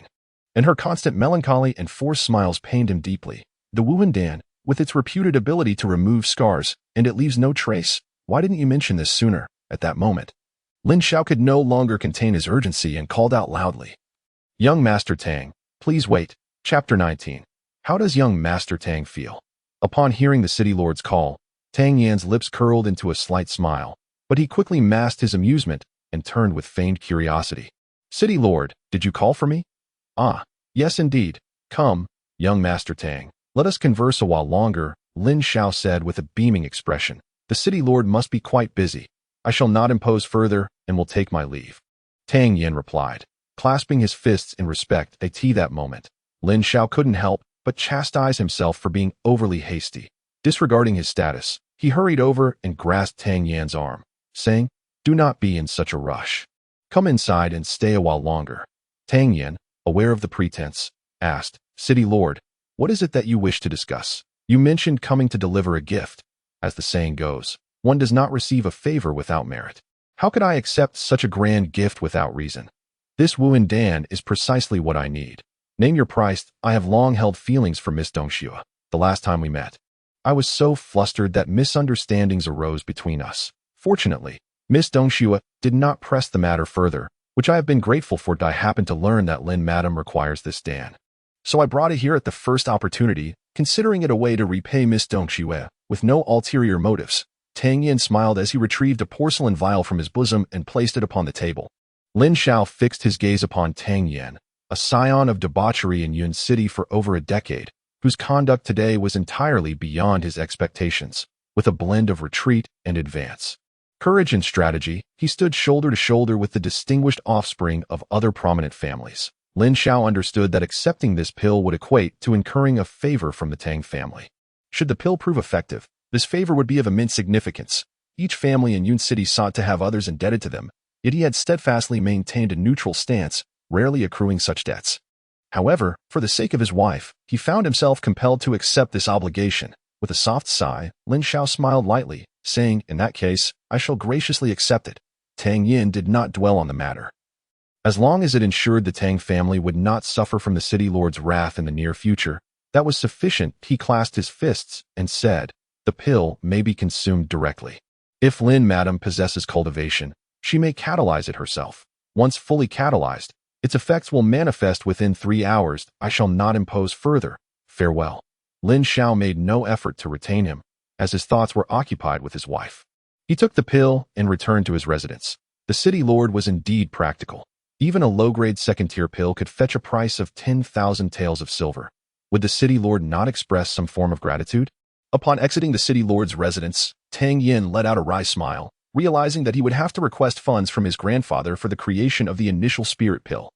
Just as Tang Yan pondered this, a carriage halted before the city lord's gates. Tang Yan, a melodious voice rang out, and as he turned, he saw two graceful figures alight from the carriage. It was none other than younger sister Dong Shui and Miss Wu Xian. What brings you to the city lord's residence? Lin Dong Shui inquired with a furrowed brow. The city lord works tirelessly for our Yun city, and I am deeply moved, hence I came to pay my respects. Tang Yan replied earnestly. Upon hearing his words, both Lin Dong Shui and Wu Xian felt a sense of absurdity rise within them. You came to visit the city lord? I just stepped out to find sister Wu Xian. And in this brief interval of less than half an hour, you've already concluded your visit? Lin Dong Shui questioned, her eyes wide. The city lord has countless matters to attend to. I would not dare to impose. Tang Yan replied, eager to shift the topic. Haha, I shall not disturb you further, ladies. Farewell. With that, he turned and hastily retreated. Dong Shui, weren't you seeking sister for guidance on your techniques? Today, I heard news that the eldest son of the Tang family has reached the 8th rank of the origin stage, and he would be an excellent sparring partner for you. Wu Xian suddenly interjected.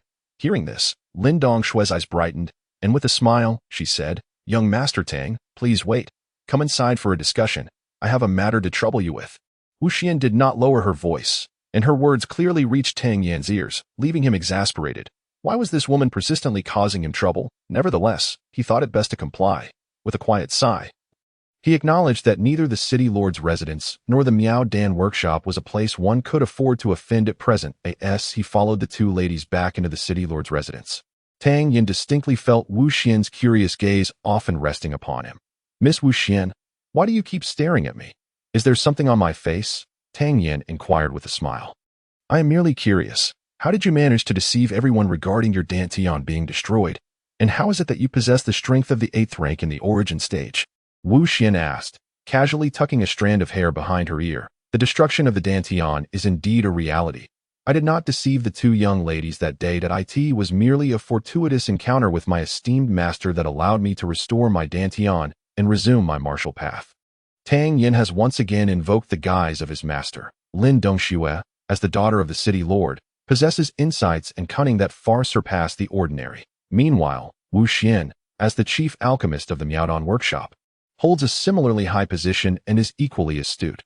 Upon hearing Tang Yan mention his master, her pupils constricted slightly. Could it be that this fellow has a formidable figure backing him? Although she was somewhat skeptical of Tang Yan's words, his explanation was nonetheless quite plausible. Though, might I inquire as to the identity of your esteemed master? Could you possibly arrange an introduction? Wu Xian inquired with a slight smile. My master is a wanderer, destined to be encountered only by fate. What a pity. If the opportunity arises, I would be most grateful if you could facilitate an introduction. The Miaodong workshop would certainly extend a warm welcome. Wu Xian's enchanting gaze stirred the heart. When I next see my master, I shall certainly convey your sentiments. The three of them walked for about a quarter of an hour until they arrived at a quaint abode, adorned with the signed Dongxue pavilion, which surely belonged to Lin Dongxue. Sister Wu Xian, I have nearly mastered the graceful sword technique you taught me last time. If you could guide me a few more times this visit, I believe I will be able to perfect it. Upon entering the courtyard, Lin Dongxue immediately proclaimed, Very well, demonstrate it for me, and I shall point out any shortcomings. Wu Xian replied with a smile. Hearing the exchange between the two women, Tang Yan felt a chill within. Typically, martial arts are closely guarded secrets, yet Wu Xian was imparting her sword technique to Lin Dongxue. The relationship between the city lord's mansion and the Miaodong workshop was indeed closer than he had anticipated.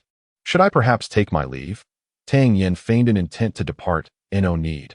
Just observe, Tang Gongzi. Dongxue, proceed with your practice, Wu Xian instructed. Understood, Lin Dongxue responded, drawing forth a slender sword. The blade was long and as thin as a cicada's wing. Even with Tang Yan's discerning eye, he could not help but exclaim at the quality of the sword. Watch closely, Lin Dongxue called out, channeling her true energy as she began to practice in the center of the courtyard. This sword technique is known as the graceful sword technique, and its movements were as fluid as its name suggests. executed with a lightness and elegance by Lin Dongshui, as she unfolded layer upon layer of the technique. Tang Yan nodded slightly. Although this young lady had not yet fully mastered the art, her proficiency was remarkable. It was merely a matter of time before she would reach a level of consummate skill. Furthermore, Lin Dongshui was naturally well-proportioned, and her graceful form complemented the technique beautifully, making it a delightful sight. Tang Yan found himself captivated, nodding repeatedly, inwardly exclaiming at the beauty of it all. Soon, however, he fell into contemplation. Up until now, he had not diligently practiced a complete martial art. If he were to encounter a formidable adversary, his chances of survival would be slim in his previous life, although he had engaged in numerous battles. He had devoted most of his efforts to alchemy, lacking in-depth study of martial techniques. He realized he needed to dedicate more effort to mastering his skills. Once Lin Dongshui completed the entire sequence of the sword technique, she exhaled deeply and looked at Wu Xian with pride, saying, "Sister, how did I perform?" Wu Xian, not in a hurry to answer, cast a glance at Tang Yan, a smile playing at her lips, having seen Tang Gongzi nodding repeatedly. I presume he has discerned some insights. What does Tang Gongzi think? Hearing this, Tang Yan felt a wave of exasperation. He was merely a spectator, so why was he being drawn into the conversation? Chapter 20. The flowing cloud sword. Although I couldn't discern much, I felt remarkably well about it, truly perfect. I wonder, Miss Wuxuan, can you identify any issues? Tang Yan tossed the question back to Wuxuan. Wuxuan shot him a glare before responding brightly. You have indeed invested considerable effort in your practice recently. There are no glaring flaws, merely a lack of finesse. Given time, you shall undoubtedly master it. She continued, to swiftly achieve mastery of your techniques, continuous honing is essential. Engaging in sparring with someone is an excellent way to enhance your skills. Tang Yan found himself agreeing with the first part of Wuxuan's statement. Yet an unease began to creep in as he listened further. Was he truly expected to serve as a sparring partner? All right. Since Miss Wuxuan has begun imparting her knowledge, I shall take my leave to avoid any suspicion of stealing techniques. Farewell. Stop right there. Just as Tang Yan attempted to make his exit, Lin Dongshui called after him. What? Does young Master Tang wish to flee? Did you not just agree to be my sparring partner? Well, I am merely at the 8th rank of the Yuan level, while Miss Lin is approaching the Xian level. Why would you want to spar with someone of my humble caliber? Tang Yan replied with a grimace. Furthermore, I have no inclination towards masochism. Why should I serve as your sparring partner? Upon hearing his words, both Lin Dongshui and Wuxuan were momentarily taken aback. Was this fellow's mind truly so muddled? How many sought to be Lin Dongshui's sparring partner in Yun City? And yet, he dared to refuse. Nonetheless, Tang Yan did have a point, leaving the two young women momentarily speechless. After a moment of contemplation, Wuxuan proposed, how about this? Young Master Tang will temporarily serve as Dongshui's sparring partner, and in return, I shall compensate you with a certain reward. What do you say? How much will I be compensated? Tang Yan perked up immediately. Seeing his reaction, Lin Dongshui huffed coldly. Very well. I shall match my strength to that below the yellow level. If you can endure for half an hour, I will grant you a middle-grade first-tier pill. How does that sound? A middle-grade first-tier pill. As a master alchemist, Tang Yan was not particularly interested in pills. Shaking his head, he replied, I have no interest in cultivation, but I am quite keen on silver. How about this? If I can withstand for half an hour, or force you to utilize your yellow-level strength, you will pay me 10,000 taels of silver. What do you think? At his proposal, Lin Dongshui's brows furrowed in disdain, her tone dripping with sarcasm. You truly believe you can compel me to use my yellow-level strength? I accept your terms, but do not run away when you are bested. Let us get started. Miss Wuxuan, may I borrow your sword? Tang Yan inquired with a smile. Wuxuan's cheeks flushed slightly at his request, as she unsheathed her sword and tossed it to him.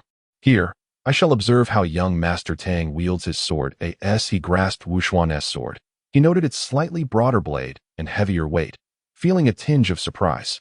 What level of strength did Wuxuan possess for her weapon to be heavier than an ordinary sword? Thank you, Miss Wuxuan. Tang Yan expressed his gratitude, yet his mind was racing with thoughts. If he could serve as Lin Dongshui's sparring partner, why could this young lady not be his? The more he considered it, the more reasonable it seemed. Delighted by this notion and after a moment's contemplation, Tang Yan resolved to refine his skills in the Tang family martial art, the flowing cloud sword. After all, as the sole heir of the Tang family, it would be quite embarrassing if he could not master their martial arts. Moreover, in Tang Yan's memories, the elder Tang had mentioned that the flowing cloud sword was indeed a commendable technique, albeit with certain deficiencies that hindered its rank. Tang Yan possessed a commendable memory. With a brief recollection, he mentally traversed the techniques of the Xingyun sword. Be careful. Lin Dongxue had long harbored the desire to teach Tang Yan a lesson. With a sharp exclamation, she deftly flicked her slender sword and charged toward him. Sensing Lin Dongxue's formidable presence, Tang Yan couldn't help but smile inwardly, recognizing that she was only utilizing the power of a 9th-tier yuan stage. He raised his sword to meet her advance. As Tang Yan contemplated the potential flaws in the Xingyun sword technique, his divided focus rendered him somewhat flustered in the face of Lin Dongxue's fierce assaults. However, there was no trace of fear in his eyes. Instead, a hint of excitement flickered within him. This intense exchange of blows proved immensely beneficial for refining his swordplay. The seemingly perilous attacks served to assist Tang Yan in identifying and addressing his shortcomings. Watching from the sidelines, Wu Xian observed Tang Yan's flustered demeanor with a smile, eager to witness his impending defeat. Yet, as time passed, her amusement began to wane, replaced by a growing sense of confusion. Despite Lin Dongxue's relentless pressure, Tang Yan had managed to maintain merely a defensive stance that a quarter of an hour had elapsed, and logically, he should have displayed clear signs of defeat by now. Yet, remarkably, his condition remained unchanged from the onset.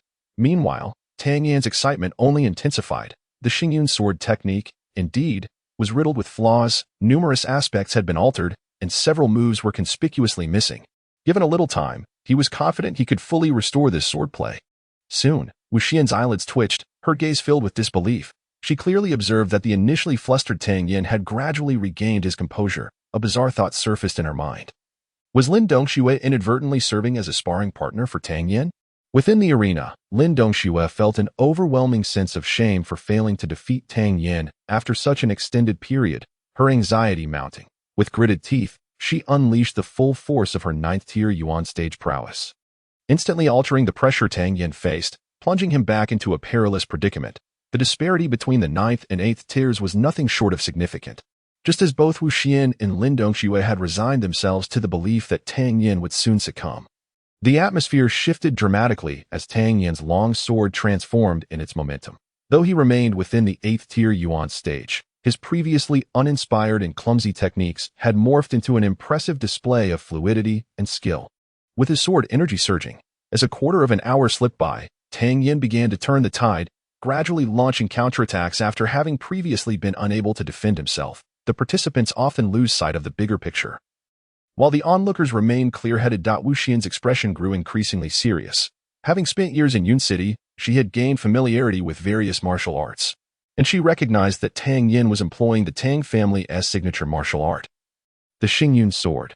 Yet, in terms of both technique and power, it was far superior to anything she had previously witnessed. Was it possible that this young man was not merely practicing the swordplay, but actively enhancing it?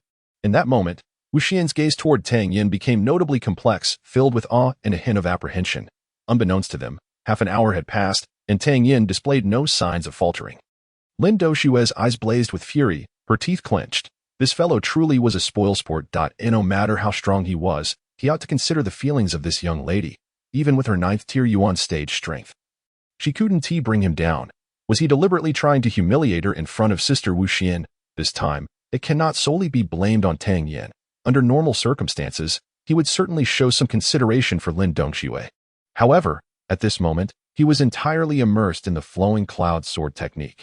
This martial art was smooth and natural, like flowing water. Compared to the exquisite swordplay, it appeared more graceful and ethereal, yet the flowing cloud sword was even more effortless, unpretentious and unassuming, akin to the gentle drift of blue skies and white clouds, devoid of any fierce aura, yet capable of striking without a trace.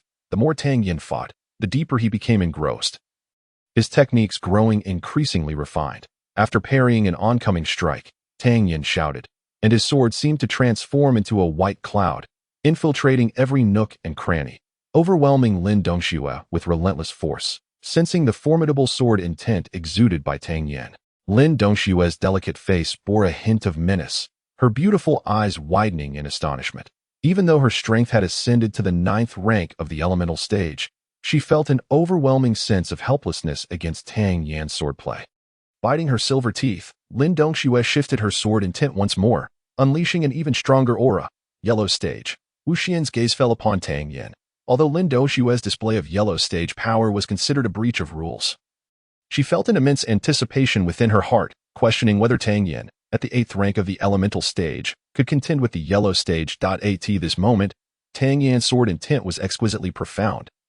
Within the same rank, it was perhaps unmatched. Lin Doxue was compelled to reveal her yellow stage prowess. 1 force breaks 100. Below the yellow stage, all are mere ants, with sufficient strength. Lin Doxue was confident that she could shatter Tang Yan's defenses this time.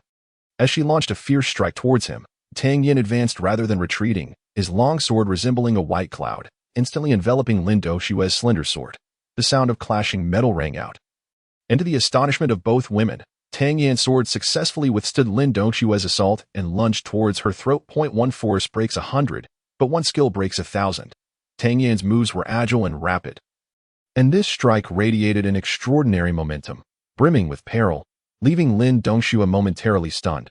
Her gaze filled with terror as she watched the swiftly approaching long sword stop upon witnessing Tang Yan penetrate Lin Doxue's guard. Wu Xian cried out in anger, attempting to intervene with an outstretched palm. "You have lost." Tang Yan's sword halted just an inch from Lin Doxue's throat, poised to reveal a self-satisfied smile when he suddenly felt an overwhelming gust of wind surge towards him, causing his heart to race in alarm. He had no time to resist and was forcefully pushed away. Bang! Tang Yan was hurled backwards, crashing heavily into an ancient cypress tree, the sturdy trunk shaking violently. Poof! A mouthful of blood trickled from the corner of Tang Yan's mouth, his mind swirling with countless thoughts, wondering whom he had offended. "Tang Yan," Lin Doxue exclaimed in shock, rushing over to check on him. "Young Master Tang, are you all right?" Surprised that Tang Yan could still halt his actions in such a state, Wu Xian was at a loss for words to express her feelings. She took out a healing pill from her bosom and placed it into Tang Yan's mouth. From its aura, Tang Yan discerned that this pill was a healing remedy, classified as a low-grade 2nd tier. Just as he was about to swallow it, the previously dormant heaven and earth creation cauldron suddenly emitted a low hum and began to tremble. A cool, soothing aura emanated from within, swiftly circulating throughout his body, forcefully suppressing the restless true energy within him. Although it did not instantly heal his internal injuries, it alleviated a significant portion of the damage. Sensing the changes within him, Tang Yan was filled with immense surprise. This world's miraculous cauldron could even protect its master autonomously, affecting a calm demeanor. He swallowed the elixir, only to furrow his brow and exhale deeply. He was fortunate that Wu Xian had not exerted her full strength. Otherwise, even with 2 lives, Tang Yan would have been insufficiently equipped to withstand such a blow. "Master Tang, I am deeply sorry." Wu Xian glanced at Tang Yan with guilt, softly inquiring, "Are you all right? You were the one who invited me to practice, and now you're the one who has injured me." Lin Doxue elevated her strength to the yellow rank, "And it was you who did not intervene." "Miss Wu Xian, I seek an explanation." Although Tang Yan understood that Wu Xian merely intended to stop him, he could not overlook the fact that he had been struck without cause, nearly sustaining severe injury. If he did not secure some form of compensation, it would be a disservice to himself. Faced with Tang Yan's aggressive questioning, Wu Xian momentarily faltered, murmuring, "Master Tang, I thought you would be unable to restrain yourself, and in my haste, I lost control. In your haste, you sent me flying with a single strike?" Tang Yan retorted, his voice rising in indignation. "Do you believe Tang is but a worthless life?"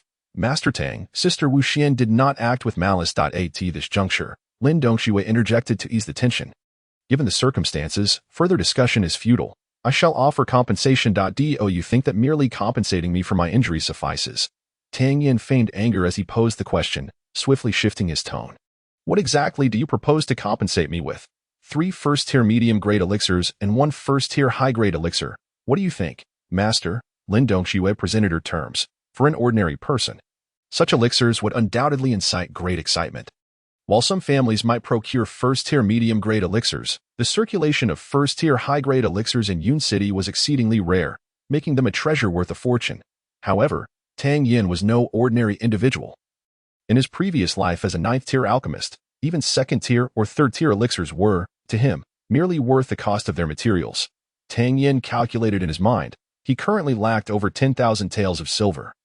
And having just compelled Lin Doxue to utilize her yellow rank strength while engaging in battle with her for nearly an hour, he could surely negotiate for a training fee of at least 10,000 taels. Given the precarious state of the Tang family, besieged on all sides, If he could once again ensnare a favor from the Miao Dan workshop, it would provide an additional layer of security for his family.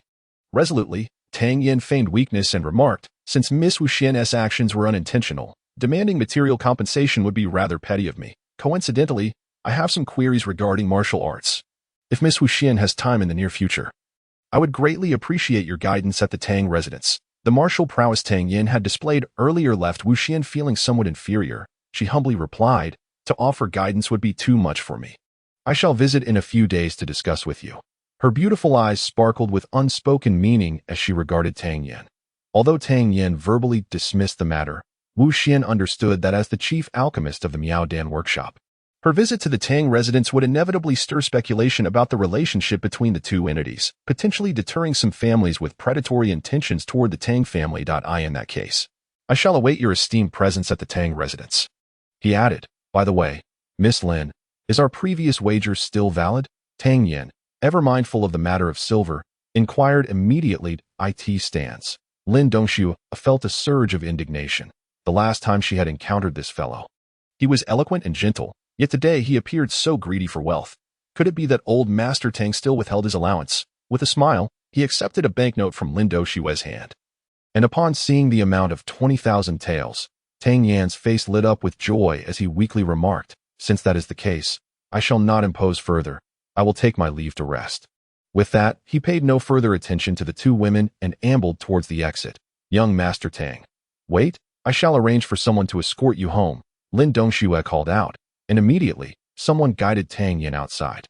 Watching his departing figure, Lin Dongxiu pouted, what sword technique does this fellow employ to be so formidable? Even with my strength at the first rank of the yellow tier, I was defeated by him.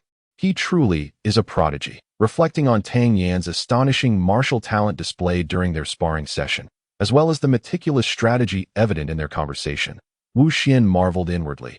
Is this truly the dandy that the outside world speaks of? Tang Yan, seated in the Lord's carriage, returned home, drawing the attention of many onlookers. However, the young master of the Tang family remained indifferent to their gazes, feeling a profound insecurity and an urgent desire to elevate the strength of the Tang clan. Upon reaching his residence, Tang Yan wasted no time. He took out paper and pen to list the medicinal herbs he required and instructed Xiao Chui to procure them from the apothecary. Chapter 22. Realizing promotion rewards remarkably. The injuries he had sustained earlier had nearly healed, which piqued Tang Yan's interest in the celestial creation cauldron even further. This mysterious cauldron not only absorbed spiritual energy, but also cultivated spiritual herbs. And now it seemed capable of healing injuries. Yet, regardless of the method he employed, Tang Yan could not induce any reaction from the cauldron, leaving him to sigh in disappointment. It appeared that uncovering the secrets of the celestial creation cauldron would require more time. When Xiao Chui returned with a cartload of herbs, a spark of eagerness flickered in Tang Yan's eyes that he gathered all the herbs into the alchemy chamber and immersed himself in the art of pill refining. Selecting herbs, refining, extracting, forming pills, and nurturing them, each step was executed with practiced precision. Once he had completed a batch of pills, he stored them in porcelain vials. When his vital energy was depleted, he consumed a beginner's spirit pill. Tang Yan repeated this process time and again, and only upon filling another vial did he realize he had exhausted all the herbs. Just as he contemplated a moment of respite, an unusual stir emanated from his dantian. Tang Yan's expression shifted. This was clearly a sign of impending breakthrough. Could it be that refining pills could lead to an advancement? With no time to ponder, he quickly settled into a meditative posture, swallowed a beginner's spirit pill, and focused intently on his cultivation. As time ticked away, the pill melted seamlessly within him, gradually being absorbed. The circulating vital energy within his meridians grew increasingly robust. Finally, with a resounding shout, Tang Yan felt a crack from his dantian as he broke through the previous barrier, reaching the 9th rank of the Yuan tier. Yet, he did not halt there. He sensed that the vital energy within him still had the momentum to surge forward. Surely, he would not continue to break through, would he? After a brief lapse in concentration, Tang Yan cast aside his distractions and continued to guide the flow of vital energy within him. Having previously experienced consecutive advancements, he was not overly startled. The torrent of vital energy surged forth like a flood, ruthlessly crashing against his dantian once more. Before long, a resounding boom echoed from within his dantian, causing Tang Yan's body to shudder violently. The celestial transformation cauldron in his dantian trembled fiercely. Tang Yan felt an incessant transformation occurring within his dantian, as if something were poised to burst forth. Even though Tang Yan possessed remarkable composure, he found himself trembling with trepidation. What on earth was emerging from his perfectly intact dantian? Could it be that he had stumbled upon a misstep in his cultivation, teetering on the brink of madness? Just as Tang Yan was engulfed in confusion, a ghostly blue flame erupted within his dantian with a resounding bang. Tang Yan's heart raced with alarm. Such a bizarre phenomenon was unheard of. Even for one as seasoned as he, never had he encountered a dantian igniting in flames. However, after a brief moment, this ethereal blue flame merely radiated a mild warmth. Once he discerned that no further anomalies were present, Tang Yan finally exhaled in relief. The Supreme Pill Sutra, fire control technique. The celestial transformation cauldron once again conveyed a fragment of information. Upon scrutinizing this revelation, Tang Yan's eyes gleamed with unrestrained ecstasy. It was indeed the celestial transformation fire. This flame not only significantly enhanced the success rate of alchemy, but could also be wielded externally, transforming into a lethal weapon for his attacks. Arise. After meticulously digesting this newfound memory, a flickering blue flame playfully danced in the palm of his hand. Eager to test the flame's combustive prowess, Tang Yan directed it towards a medicinal herb. Without a whisper, the herb vanished into thin air in an instant. Astonished by the sight before him, Tang Yan was left speechless. This flame possessed such formidable power. Undeterred, he commanded the flame to incinerate another herb. And once again, it was reduced to mere powder without a sound. Tang Yan felt a sudden emptiness in his dantian, and losing his balance, he plopped down onto the ground. The two brief instances of fire control had utterly depleted his entire reservoir of true qi. Realizing the immense potency of the celestial transformation fire, he also understood the considerable consumption of true qi it demanded. He now found himself at the first rank of the yellow stage.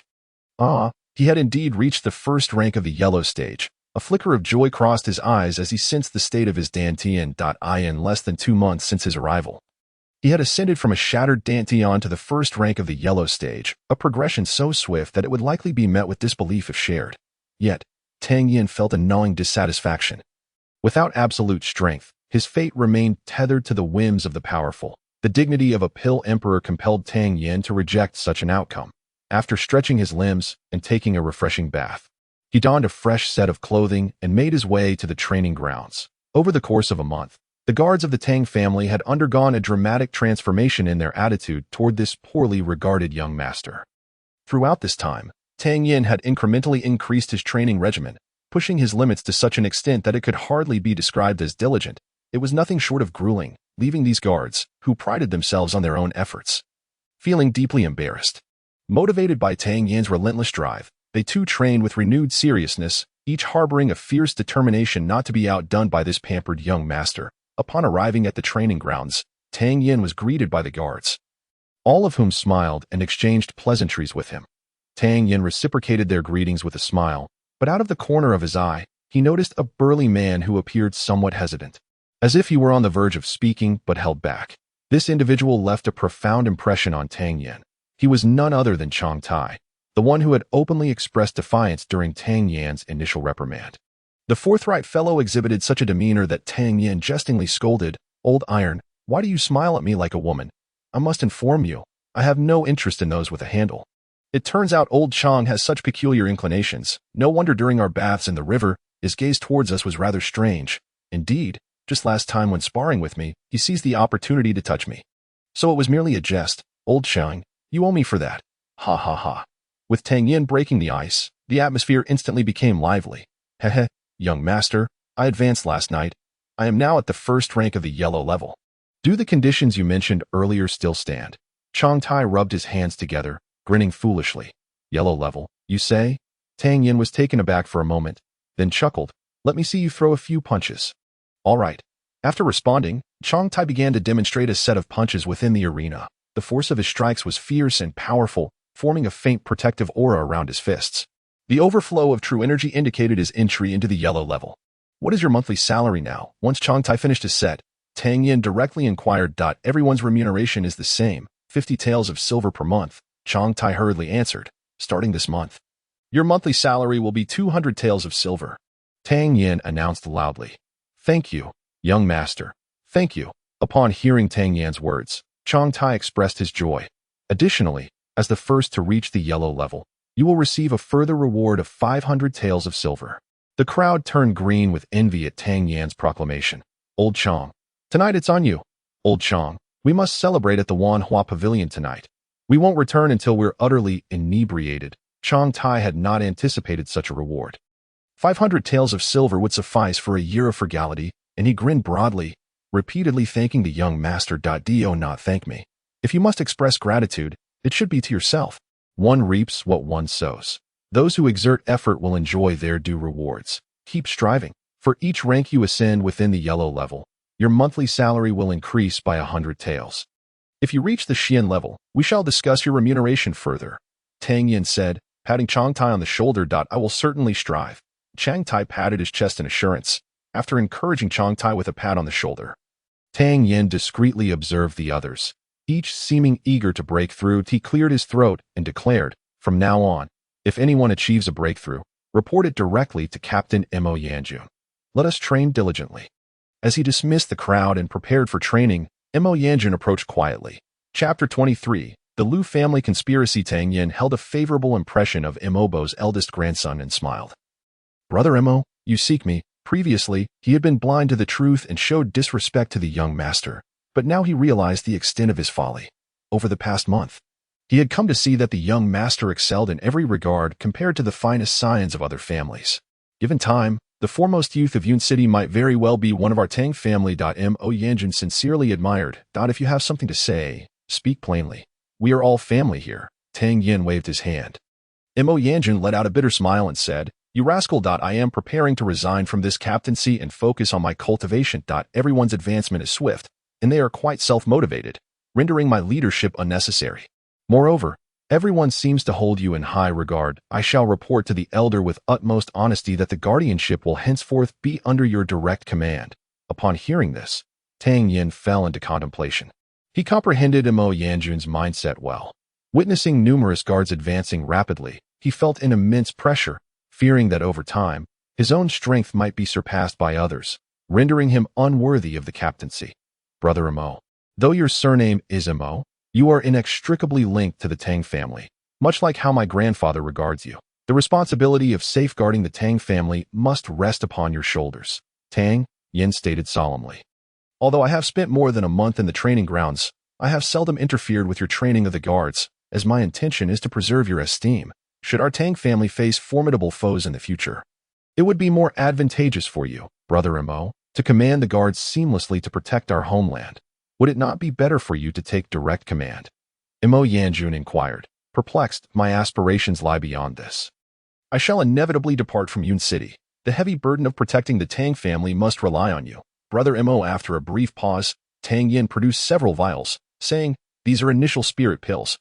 The finest among the pills that enhance true energy for those below the second tier. Distribute one to each person tonight, and by tomorrow, a significant number should attain the yellow tier. Mo Yanjun, somewhat dazed, accepted the pills and stammered, Are they superior to the gathering chi pills? Naturally, they surpass the gathering chi pills. Keep 3 for yourself. Consuming one tonight will reveal its benefits. Your talent is also exceptional. Brother Mo, if you are resolute with yourself, reaching the celestial tier is not beyond hope. I understand. Mo Yanjun replied earnestly, gazing at Tang Yan. Rest assured. Exchanging a glance, Tang Yan smiled, patted Mo Yanjun on the shoulder, and turned to leave. Watching Tang Yan's retreating figure, Mo Yanjun fell into a trance, pondering who truly was the elder brother. Why did it feel as though that individual resembled an elder of his own? The act of allowing him to distribute the pills to the guards deeply moved Mo Yanjun. He recognized it as Tang Yan's strategy to consolidate loyalty. However, he was not overly concerned with power, as thoughts of Tang Yan's words echoed in his mind. If he were a bit stricter with himself, reaching the celestial tier was indeed a possibility. In the past, Mo Yanjun would have dismissed such notions. But Chang Tai's advancement had instilled him with considerable confidence. As the captain of the Tang family's military, he knew each member well. He had thought that even if Chang Tai were to reach the yellow tier, it would take several years. Yet, after Tang Yan's arrival, Chang Tai had broken through in merely a month. Tang Yan's training methods undoubtedly opened a clear path for everyone's cultivation in the grand hall of the Liu family. The high-ranking members gathered, the atmosphere within the hall somewhat oppressive. The elder, Lu Wuhui sat at the center and said, Lu Quan. Recount a day's events in their entirety. My grandson witnessed Xiao Yuan being humiliated by Tang Yan, tarnishing our Lu family's reputation, and sought to regain our honor. That Tang Yan, who was previously incapacitated by my elder brother Lu Ji, surprisingly displayed the prowess of an 8th tier in the Yuan stage during our confrontation. Lu Quan lamented with a sorrowful expression. I have taught you since childhood that even when hunting a rabbit, one must exert full effort. Underestimating the enemy is the greatest cause of failure. Let all of you remember this well. Lu Wuhui slammed the table, his voice booming, causing an immediate hush to fall over the hall. None could have anticipated that the young man had concealed his strength so deeply. Even without being incapacitated, there had been widespread rumors that he possessed only a 2nd-tier strength in the Yuan stage. Moreover, at that time, Jir had rendered that young scion of the Tang family incapable, which had been verified by several renowned physicians in Yun City. How then could he have restored his capability and attained the formidable strength of an 8th-tier Yuan level? Lu He furrowed his brow and remarked. As the second strongest of the Lu clan and the eldest son of the venerable Lu patriarch, he stood as the heir apparent to the leadership of the family. With his words, the previously tense atmosphere within the hall began to ease slightly. I surmise that the young man has been diligently cultivating and has perhaps mastered some secret technique that allows him to feign a damaged state of his dantian. Thus eluding everyone's notice, Lu Jing, the second elder, posited, harboring deep resentment as he recalled how his son, Lu Quan, a prodigious talent, had been grievously injured in his dantian by that scoundrel, Tang Yan. The mere thought of it incited waves of hatred within him. It must be said that Tang Yan's sudden display of power is not a favorable development for our Lu family. Should we allow him to mature over the coming years, he will undoubtedly pose a significant threat to us. Lu Wuhui sipped his tea and remarked ominously. Furthermore, our Lu family has been humiliated by that young man on 2 occasions. Perhaps it would be best to eliminate him. In 20 days, the Mid-Autumn Festival will arrive, and the young scions of various prominent families in Yun City will gather at Mingwell Lake for the festivities. If Tang Yan participates in the Mid-Autumn Martial Competition, it would be quite gratifying to take him down without a second thought. Lu Jing added with a chilling tone, Your brother's scheme is indeed astute. Although Tang Yan is still a martial artist, he has yet to fully spread his wings. Previously, Jiro had humiliated him in front of the city lord's daughter. And that young man is likely seething with resentment. When the time comes, we can incite a commotion, prompting Tang Yan to challenge Jiro, who could then conveniently dispose of him, Lu He suggested. Thus, a plot against Tang Yan quietly brewed within the Lu family. Oblivious to the Lu family's so-called clever scheme, Tang Yan remained unaware of his status as their target. Having expended a considerable sum on alchemical concoctions the previous night, he found his funds dwindling.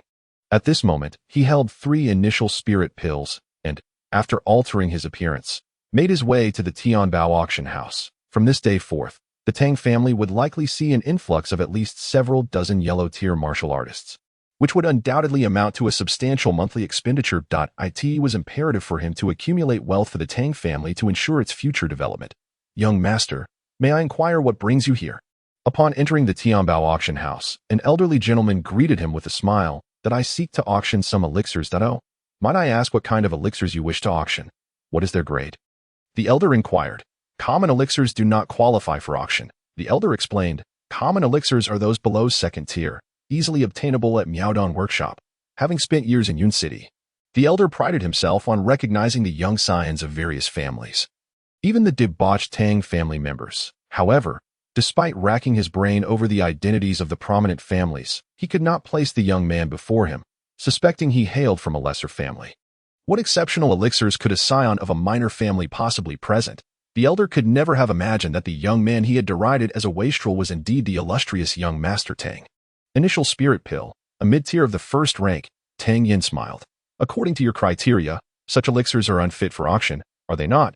They do not meet the qualifications. The elder waved his hand dismissively, inwardly lamenting the lack of quality. Although this elixir was merely of mid-tier 1st rank, it was not to be underestimated when compared to ordinary high-tier 1st rank elixirs. It could significantly aid in cultivation and provided substantial support for Yuan-level martial artists. The martial artist of the 9th rank, upon consuming this elixir, possesses a 90% certainty of breaking through to the yellow tier. More importantly, it can be taken consecutively. Tang Yan spoke languidly. I want to elaborate on other auxiliary effects. Would you care to take another look? I beg your pardon, the elder replied brusquely. unwilling to discuss further. The old gentleman will surely regret this. He bid farewell, but go ahead and boast. The elder scoffed as he watched Tang Yan turn to leave. If what Tang Yan claims is true, then how could this elixir possibly be rated as merely mid-tier of the first rank? It should at least be categorized as low-tier of the second rank. Truly lacking discernment. Upon exiting, Tang Yan exhaled softly. Ultimately, the responsibility lay with him. The tier of an elixir is determined by a comprehensive assessment of its refinement, difficulty, and efficacy. The effectiveness of the initial spirit elixir is not inferior to that of second-tier elixirs. The reason Tang Yan classified it as mid-tier of the first rank is that the requirements for martial prowess in refining the initial spirit elixir are not particularly demanding. Although the process is intricate, a first-tier alchemist with solid foundational skills and diligent practice could manage to concoct it. It would not be an exaggeration to categorize the initial spirit elixir as a second-tier elixir. Moreover, since this elixir was brought from Huaxia, Tang Yan holds the most authority in determining its rank. Unaware of the crux of the issue, Tang Yan wandered the streets, contemplating other avenues for profit. In his previous life, although he spent most of his time within the hidden realms, he did encounter aspects of modernity on Earth. He also had some understanding of contemporary business operations. Before long, a spark of inspiration lit up in his eyes. A lucrative long-term plan began to take shape in his mind. Finding a secluded spot, he hastily applied a few strokes to his face to restore his original appearance and then hastened toward Miaodong Workshop. Upon arriving at Miaodong Workshop, the shop assistant immediately recognized Tang Yan. This young man, whom even Master Ge treated with utmost courtesy, was not to be taken lightly. "Young Master Tang, please, come inside. I will inform Master Ge." The assistant greeted warmly. Tang Yan was not one to be overly formal. He nodded and, casting a casual glance around, noticed a woman amidst the crowd who particularly captured his attention. The woman stood approximately 1.65 meters tall. Clad in a fitted white garment that accentuated her mature and distinctive figure, her long hair, reminiscent of ink, casually draped over her shoulders, and her large, water-like eyes sparkled with both vitality and an aloof coldness that seemed to ward off approach. Compared to Lin Dongxue and Wu Xian, this woman's beauty was equally striking, if not more so, with an ethereal grace that set her apart. Such a stunning beauty naturally drew the gaze of others, and many eyes in the hall frequently gravitated towards her. Seemingly accustomed to such attention, the woman displayed no discomfort. After a brief moment of amazement, Tang Yan's eyes narrowed slightly, a sense of caution creeping into his heart. If one were to judge solely by appearances, they would surely be deceived by her facade. She stood quietly, revealing not a hint of true energy, making it impossible for Tang Yan to discern her strength. Yet, the chilling aura that emanated from her was palpable. While those present found it challenging to perceive her anomaly, Tang Yan, with his extensive experience in discerning people, instinctively tagged her as a potential threat. Rummaging through his memories, Tang Yan failed to identify her, assuming she must be from elsewhere. As he passed by her, his nose suddenly wrinkled, and he inhaled sharply, sensing the presence of an unfamiliar man beside him. The woman's brow furrowed as she turned to give Tang Yan a piercing glance. How fragrant! Tang Yan tilted his head and murmured as he continued to walk forward. How wonderful it would be to bring home a wife. The woman's expression grew colder, seemingly unaccustomed to such shamelessness from Tang Yan. As he walked ahead, he felt a chill run down his spine, and beads of sweat instantly appeared on his forehead. Maintaining a facade of calmness, he pressed on, and once he sensed the fleeting glimmer of murderous intent dissipate, he finally felt at ease.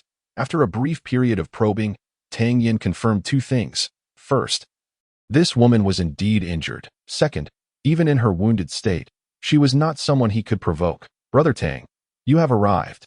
Upon entering a reception room, Guming hurried over to greet him. Glancing at Guming, whose previous fierce glare had vanished, Tang Yan gained some insight into the efficiency of Miadanfang. It seemed that third-grade elixirs were not particularly noteworthy for them. "Haha, congratulations, Gulao," Tang Yan said, cupping his hands in salute. Guming understood the implied meaning and smiled. "Thanks to Brother Tang's elixir formula, that day, I failed to recognize that you were the illustrious young master of Yun City. It turns out that the true prodigy of the younger generation in Yun City was not from the Lu family, but from the Tang family. It is of little significance. All credit goes to my master's cultivation." Tang Yan used his master's name as a pretext. "Let us not engage in pleasantries. What brings you to Miadanfang this time?" Guming inquired with a smile. Realizing that these individuals were indeed astute, Tang Yan spoke candidly. "I shall not beat around the bush. I am here on my master's instruction to discuss a business proposal with Miadanfang." Ming, intrigued by the prospect of dealing with someone capable of casually presenting a third-grade elixir formula, eagerly asked, "What business does your esteemed master wish to discuss with us?" Pulse cleansing powder. It is a formula suitable for yuan-level warriors, capable of enhancing their meridian qualities to a certain extent. Tang Yan calmly revealed the nature of the collaboration. What? As soon as Tang Yan finished speaking, Ming leapt up in shock. A formula that could improve meridian qualities was exceedingly rare in the entire alchemy realm. If he could acquire it and present it to the headquarters, he would achieve significant merit. Startled by Ming's exclamation, Tang Yan, who had been sipping tea, inadvertently spilled it all over himself and said helplessly, "Go Lao, please, sit down and speak," realizing he had lost his composure. Ming quickly forced a smile. "Apologies, my excitement got the better of me. So, Brother Tang, you intend to sell the formula?" "That is indeed my intention." Tang Yan nodded. As an alchemist, he had anticipated Ming's reaction. He was confident that this venture would yield substantial profits, for there were very few elixirs capable of enhancing meridians in this world. In Yun City, the four prominent families maintained a delicate balance of power amongst themselves. However, if one family produced a particularly gifted descendant, the other three would undoubtedly find themselves overshadowed in a few years. Thus, although this formula was only effective for yuan-level warriors, it would undoubtedly be sought after by countless families of varying sizes. As a member of one of Yun City's four great families, Tang Yan understood well the immense effort that these prominent families invested in nurturing their talented descendants. Once the pulse cleansing powder was introduced to the market, it would surely incite a frenzy among the various families. Chapter 25. Profiting handsomely. How does Brother Tang plan to collaborate? Ming pondered his words carefully. Revenue-sharing partnership. Tang Yan succinctly proposed his terms. After a moment of contemplation, Ming spoke softly. "As far as I know, the elixir capable of refining meridians is at least of the third tier. My authority does not permit me to decide on profit-sharing for higher-grade pills. Today, I shall send a message to headquarters, allowing them to converse with you." "My brother," Tang Yan replied with a smile, "my dear elder brother, you worry too much. Your esteemed master will certainly take this into consideration. The Chui Mai San is merely a top-grade first-tier elixir. I believe that with your expertise, Master Gu, concocting this pill would pose no difficulty, and even other alchemists could manage it." "What? A first-tier Chui Mai elixir?" Ming exclaimed, rising excitedly once more. Fortunately, having learned from a previous lesson, Tang Yan remained steady, leisurely sipping his tea, eyes twinkling with mirth as he regarded Ming. "Brother Gu, might we sit down and have a proper discussion about this transaction?" "Indeed, we can discuss it," Ming said eagerly, settling into his seat. As an alchemist, he was acutely aware of the potential profits this formula could yield, and he inquired with great urgency, "You need not indulge in pleasantries. My younger brother, how can I acquire this formula for my Miaodan workshop?" "The rights to the formula will be sold to Miaodan workshop for 1,000,000 taels of silver. The profits from the elixirs will be divided 70-30 in favor of Miaodan workshop," Tang Yan calculated. While 1,000,000 taels may seem substantial relative to the value of the Chui Mai San, it is but a mere drop in the ocean. Miaodan workshop would not take offense. "The proposed division appears somewhat steep," Ming remarked, frowning. "For an ordinary formula, even a 10% share would be considered exorbitant. Surely, you understand the rarity of a formula for refining meridians, Brother Gu.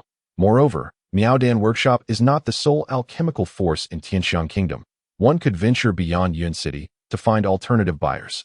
Furthermore, the profit-sharing percentage could easily be negotiated to 50-50, 40-60, or even 30-70, of course.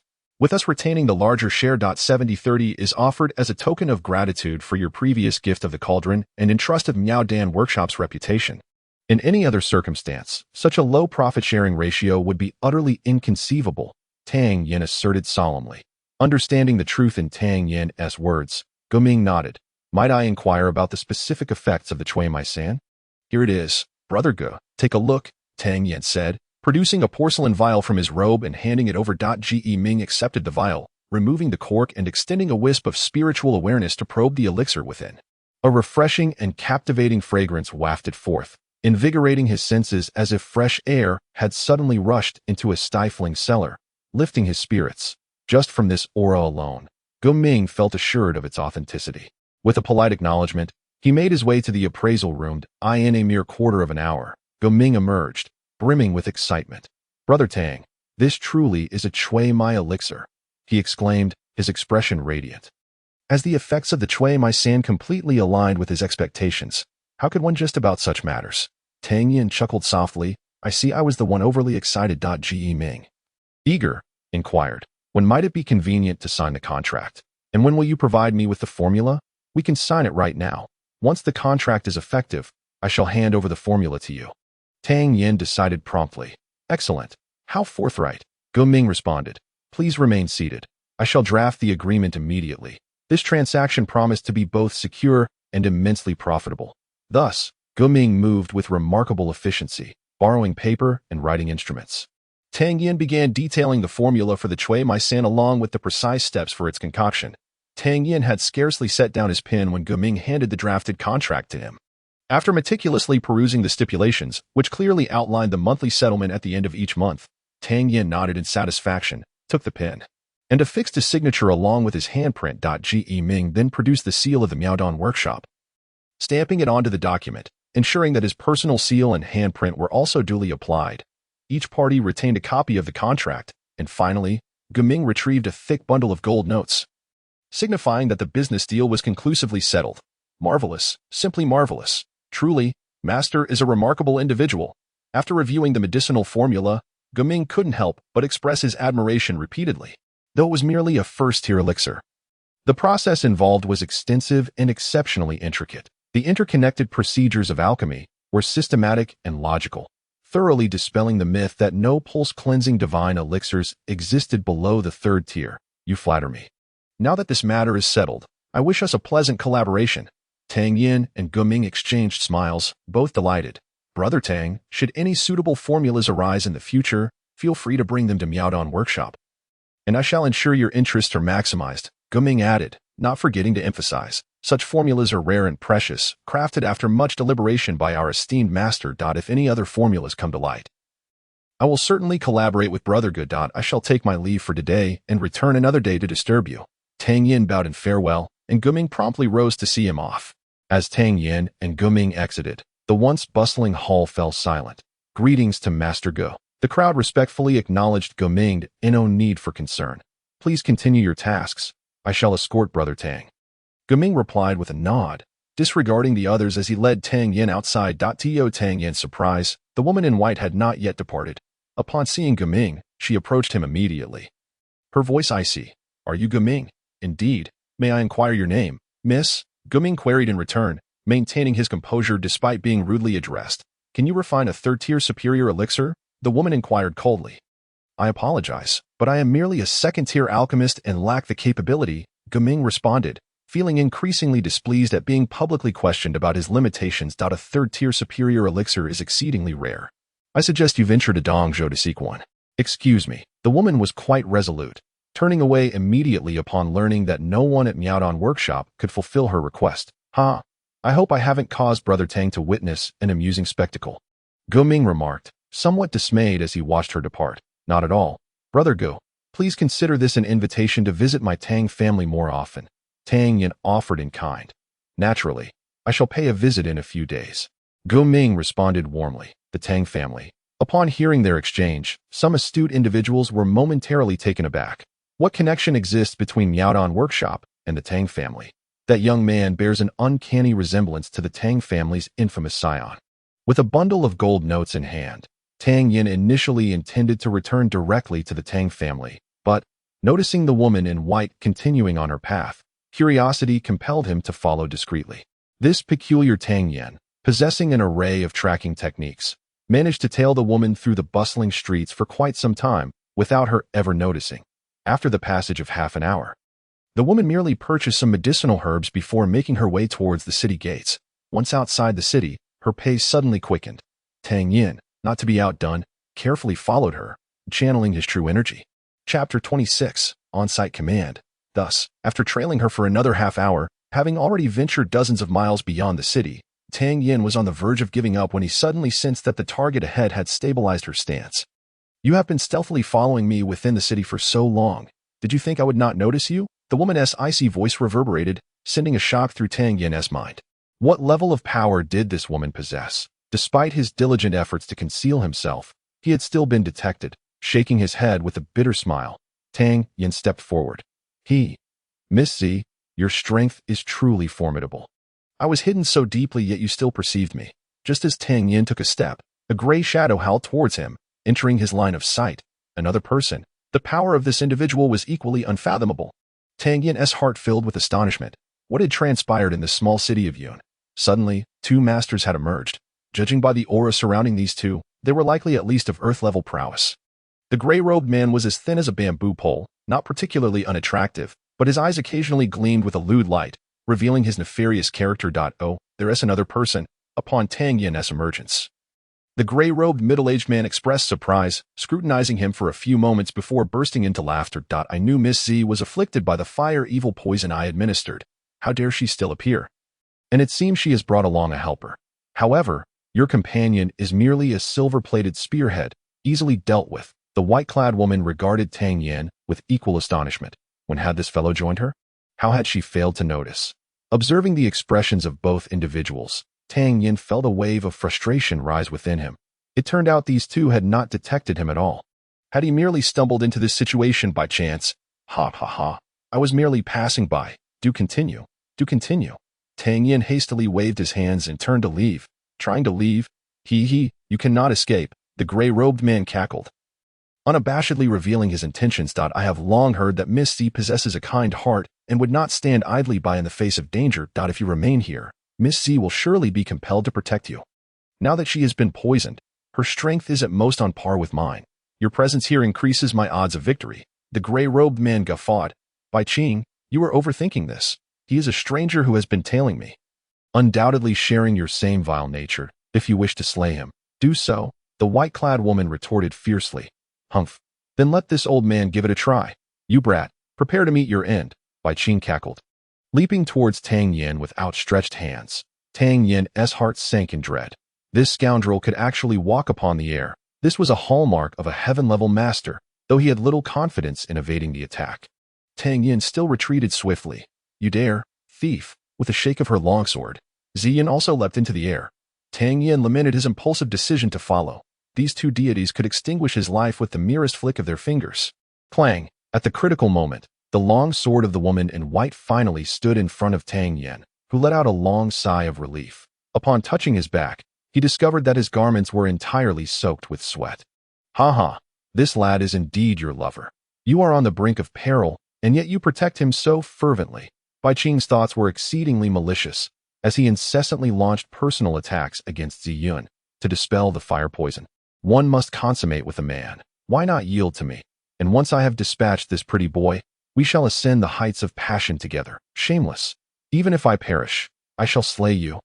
In stark contrast to Bai Qing, Ziyun possessed a considerably thinner skin. As the two engaged in combat, Tang Yan carefully observed from the sidelines. The man in gray wielded a soft sword, which danced like a silver serpent under his command, launching agile and devious strikes at Ziyun. Although Ziyun's strength should surpass that of Bai Qing, the latter's incessant verbal assaults and occasional attempts to sneak attack her severely distracted the already injured Ziyun. After several exchanges, the situation became increasingly perilous. Damn it! I do not provoke you, yet you seek to kill me. An overwhelming fury surged within Tang Yan. A tiger does not show its claws. And you presume me to be on the brink of collapse. Since you are so shameless, let me remind you not to underestimate anyone. Tang Yan swiftly retreated, increasing the distance between them, his eyes fixed intently on Bai Qing's swordplay as he began to dissect Bai Qing's technique step by step. Simultaneously, his mouth did not cease its tirade, vociferously berating. Hey, what's your name, Bai Qing? Your face resembles a shoehorn. When your father was with your mother, did he exert so much force that he distorted your face? But do you even know who your father is? I bet your mother was so robust that she couldn't tell who sired you. How dare you look at me? What are you staring at? I am not your father. This barrage of insults, akin to a machine gun, immediately incensed Bai Qing to the point of fury. You insolent brat, I shall not spare you. With all his might, Bai Qing forced Ziyun back. And with a furious roar, he charged toward Tang Yan. Tang Yan, keeping his gaze fixed on Bai Qing, felt a surge of determination as he spoke with precision. Miss Z, thrust left 3 points with full force.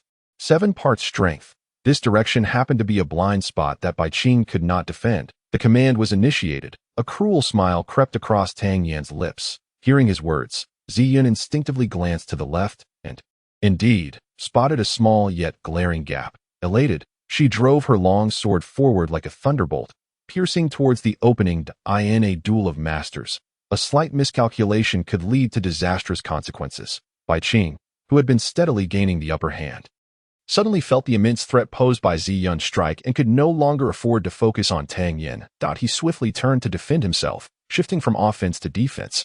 Right side. 9 inches, slash horizontally, targeting his lower ribs. 7 parts strength.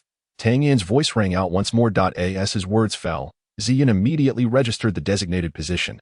The opening. It remained an opening. Moreover, due to her previous restraint, this time her attack flowed seamlessly into the next, making it remarkably easier to connect. With her long sword, she unleashed a powerful strike, accompanied by the sound of slicing air, directly aimed at Bai Qing's waist. In this moment, Bai Qing was so vexed that he felt as though he might spit blood. He had initially believed that the young lad would serve as his ally and become a burden to Zi Yun. However, to his astonishment, the situation had swiftly reversed within mere moments. Once he defeated Zi Yun, he vowed to execute the boy in the most excruciating manner. Bai Qing harbored this resentment in his heart. Although Tang Yan was unaware of Bai Qing's thoughts, his own sentiments were quite similar. He wished to eliminate the opponent, with no time to ponder further. Bai Qing found himself unable to evade the razor-sharp longsword in Zi Yun's grasp and could only withstand the onslaught. Every time Zi Yun exerted 7 parts of her strength, Bai Qing was compelled to counter with his utmost effort, leaving him in a decidedly disadvantageous position before Bai Qing could catch his breath. Tang Yan's relentless voice rang out once more. Rotate your body, exert full strength, and with the force of your spinning body, strike horizontally at the 9th inch on the right, targeting the ribs. Having been struck twice in his vulnerabilities by Tang Yan's words, Zi Yun began to believe in his guidance. In midair, her body spun like a wheel, and with the inertia of her rotation, her long sword surged forth with a formidable momentum toward Bai Qing. At that moment, Bai Qing was filled with regret, pondering why he had let this rascal go. The oncoming sword offered him no opportunity for retreat. He could only grit his teeth and muster all his strength to resist Zi Yun's blade once more. It was exceedingly difficult to execute the same stance with full force in such a short span of time. Bai Qing was destined to be unable to draw forth sufficient true energy to withstand this strike from Zi Yun. Moreover, this time, she was employing her full power, augmented by the force of her rotation. The combination of strength upon strength rendered the outcome apparent. Clang, their weapons collided, and Bai Qing let out a muffled groan as he staggered back 3 large steps. At that moment, Zi Yun had completely forgotten that she was afflicted by a peculiar poison. Utterly immersed in the shock of the encounter, under the guidance of the young lad, she had executed 3 moves. The first, an unexpected strike that exposed Bai Qing's vulnerabilities and turned the tide of defense.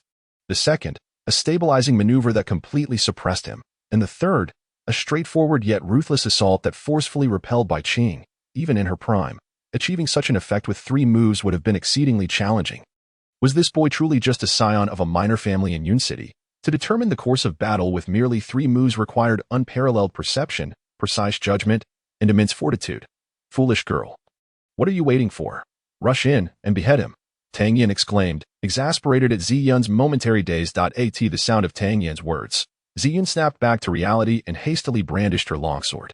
However, even that brief interval was sufficient for Bai Qing to prepare his defenses, narrowly evading her strike. How did you even reach the celestial stage with such combat experience? Don't you understand the concept of pursuing victory? Tang Yan lamented, exasperated. Nonetheless, at this juncture, Bai Qing had sustained injuries and his strength had diminished further. After 2 more commands from Tang Yan, Bai Qing was once again sent flying by Zi Tang. Yan naturally caught sight of Bai Qing, and as he observed the direction in which Bai Qing was hurled away, he anticipated that Bai Qi would soon come flying towards him, although Tang Yan was unaware of the defensive capabilities of a celestial tier expert. He was cognizant of the fact that the heaven and earth creation fire within him could incinerate anything. Paying no heed to Bai Qing's menacing gaze, his true energy surged violently within his dantian. Swiftly converging towards his palm, a flicker of ethereal blue flame erupted with a resounding pop, hurtling towards Bai Qing's throat. Without a sound of anguish, a gaping hole appeared in Bai Qing's neck. His breath extinguished. However, the unwillingness in Bai Qing's eyes suggested that he would never find peace in this lifetime. Upon witnessing Bai Qing flying towards Tang Yan, Zi Yun felt a pang of dread and hurried to offer assistance. When she reached Tang Yan's side, she was taken aback to discover that Bai Qing had already succumbed to death. You killed him, Ziyan gazed at Tang Yan in shock. He intended to kill me. And it was an unfortunate accident. Tang Yan replied innocently, blinking his eyes. Observing Tang Yan's nonchalant demeanor after committing such an act, Ziyan found herself increasingly astonished by the youth during their first encounter. He had been brazenly sniffing around her, proclaiming his desire to take her home as his bride. She had initially assumed him to be a lecher, nearly unable to restrain herself from slaying him. Yet little did she know that he was such an extraordinary talent. Regrettably, his strength seemed somewhat lacking. The aura he had just displayed appeared to be hardly at the yellow tier. How, then, had he managed to slay Bai Qing? Unable to suppress her curiosity, Ziyan glanced at the lifeless form of Bai Qing, only to find his neck almost entirely severed, sending a chill through her heart. How did you kill him? Wasn't his protective treasure sufficient? If you had struck him with a sword earlier, you wouldn't have wasted my precious item, which is quite costly, you know? Feigning sorrow, Tang Yan touched his neck as if the precious item had been hanging there all along. Ziyan suddenly realized that it must have been a disposable protective treasure, which explained how he could breach the defenses of a celestial tier expert. With the treasure gone, she considered whether this young man had anything of value on him to compensate for her loss. As Tang Yan began to search through Bai Qing's belongings, he indeed uncovered a number of valuable items. Aside from several stacks of silver notes, he even found 2 third-tier elixirs, although Tang Yan held little interest in elixirs. These particular ones were growth elixirs, perfect for his grandfather. After collecting Bai Qing's longsword, Tang Yan stood up, dusted off his hands, and muttered, "So impoverished. Is this all there is?" Ziyan gazed at the young man before her, who had been so spirited and graceful while directing her in battle, now seemingly having undergone a transformation in demeanor. Wait a moment, what had he called her when he instructed her to wield the sword? Foolish girl, she pondered. As the esteemed third miss of Zizhu City, adored by countless. When had anyone dared to insult her in such a manner? What did you just call me? Ziyan glared at Tang Yan, demanding an answer. I called you Miss Z, Tang Yan replied, his eyes blinking innocently. Was there anything else? Something with 2 words, perhaps? Have you forgotten? Ziyan prompted. No, I didn't call you anything else, Tang Yan added internally. That was an insult, not a name. Who did you call foolish girl earlier? As the fiery temperament surged within Ziyan, she suddenly felt a searing heat within her dantian, rendering her vital energy unable to coalesce. Her gaze grew increasingly dazed as she beheld Tang Yan, whose figure seemed to shimmer in and out of focus. After 3 days of suppression, she could no longer restrain the malevolent fire poison. Indeed, she had not anticipated how domineering the effects of the fire poison would be once it broke free from its shackles. In that moment, gazing at Tang Yan, she felt an unshakable sense of helplessness. Summoning the last vestiges of her consciousness, Ziyan leaned close to Tang Yan's ear, pleading, "In my life, and return my body to Zizhu City. Do not violate me, or I shall ensure that you face my wrath upon awakening."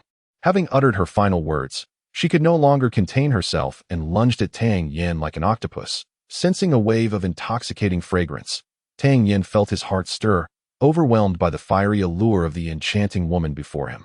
With a heavy sigh, he struck her down, rendering Ziyan unconscious. As he felt her body growing increasingly feverish, Tang Yan understood that if he did not act swiftly, it would jeopardize Ziyan's future cultivation, possibly even leading to her demise.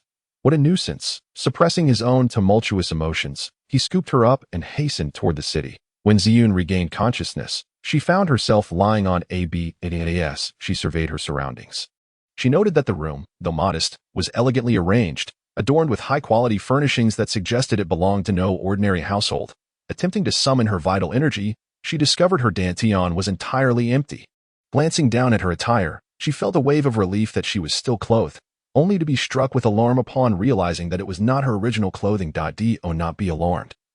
Nor should you attempt to cultivate your energy. The fire poison has been dispelled, albeit not by the means you might expect. Your garments have been changed, courtesy of my maid. In a few days, I shall concoct some elixirs to aid in your recovery, came a gentle voice. Ziyan looked up to find the young man she had encountered earlier. How did you neutralize the poison? Ziyan questioned coldly. Distrustful of Tang Yan. Why should I divulge that to you? Simply remember that you have not been violated. If you doubt this, you may ascertain for yourself. Tang Yan shrugged nonchalantly. I know you might threaten me with death should I remain silent. But in your current state, you cannot wield your energy against me, and do not attempt to coerce me. I will not fall for such tactics. Infuriated by Tang Yan's audacious remarks, Ziyan's cheeks flushed with indignation. Yet she found herself devoid of any discomfort, allowing her anxious heart to ease slightly. With a fierce glare, she warned, "I trust you will not dare to cross me, should I discover that you have wronged me in the future." "I will not spare you." In response, Tang Yan retorted, "First, I saved your life. If you do not believe me, you are free to take your own. Second, do not threaten me. If you provoke my ire, I shall cast you out of my home. You are beautiful, yet utterly defenseless. Should a rogue take advantage of you, do not blame me." Ziyun's face puffed up in anger at Tang Yan's words, yet she had the sense to hold her tongue, cursing him silently 1,000 times over in her mind. Observing her silence, Tang Yan continued, "You may remain in the Tang household for the time being. Once your strength is restored, you may choose to stay or leave as you wish. I, however, must attend to my training." Having spoken, Tang Yan departed from the room. Watching his retreating figure, Ziyun found herself lost in thought, wondering if there truly existed in this world someone like Lu Xiaohui, who remained unperturbed amidst temptation. Recently, the smile upon old Master Tang's face had indeed increased considerably. His son had been missing for many years, and his grandson had yet to achieve anything substantial. The Tang family faced a dire succession crisis, which weighed heavily on Tang Ling's mind. Subsequently, with Tang Yan's dantian being rendered useless, old Master Tang's hopes were dashed, leaving him with a singular desire to protect his grandson and ensure his safety for a lifetime. Yet now, Tang Yan had inexplicably stumbled upon fortuitous luck, taking on a mysterious master. Not only was his dantian restored, but his strength had ascended to the 8th rank of the Yuan stage. This turn of events had instantly filled old Master Tang's days with renewed hope. He felt as though he had regained decades of youth, and even the bonsai he had neglected for years were now meticulously pruned daily. Master, just as old Master Tang was tending to a pot of orchids in his study, Mo Bo rushed in with urgency. Tang understood his old friend's temperament well, unless there was an exceptionally pressing matter. Mo would never be so reckless. "Brother Mo, calm down, calm down. What has happened? Has that rascal Tang Yan caused trouble again?" No, Mo Bo exclaimed, his aged face radiating excitement. "The young master has not caused trouble. He has achieved merit." Achieved merit? What merit? Upon hearing that it was not a matter of trouble, old Master Tang's concern eased, and he anxiously pressed for details. "You remember how the young master reprimanded the guards in the training arena and then oversaw their training?" Mo Bo inquired mysteriously. "Quit the suspense. What happened with those guards?" Old Master Tang urged. "All 120 guards have today broken through their previous boundaries and entered the 1st rank of the yellow stage." Mo Bo proclaimed loudly. "Oh, what of it? Advancing is quite normal, isn't it? Reward those who have advanced and encourage them well." Old Master Tang waved dismissively. Suddenly, he froze, his entire body stiffening. Grabbing Mo Bo, he bellowed, "What did you just say? 120 guards, all at the 1st rank of the yellow stage. Is this true?" Cough, cough. "Master, please do not be so agitated. Take it slow. I only heard it from that lad Yen Jun. In my excitement, I rushed here to report, but who knows if it's true." Mo Bo felt as if his old bones might crumble under the strain of Tang Ling's fervor. "Come, enough talk. Let's head to the training arena and see for ourselves." Old Master Tang pulled his old companion along, hurrying toward the exit. Yen Jun was a person of impeccable character, never ambiguous when it came to significant matters. Old Master Tang was already inclined to believe him, yet the notion of 120 guards all entering the yellow stage was something he had never dared to imagine. The two elderly men hurried to the training arena, and before even stepping inside, they could perceive the concentrated aura emanating from within. Tang Ling and Mo Bo exchanged astonished glances. Both had reached the Earth stage and were acutely aware of the fluctuations in external energy. The many auras inside could only belong to those of the yellow stage. Suppressing their astonishment, Tang Ling took a deep breath and pushed open the doors to the arena. "Greetings, Master."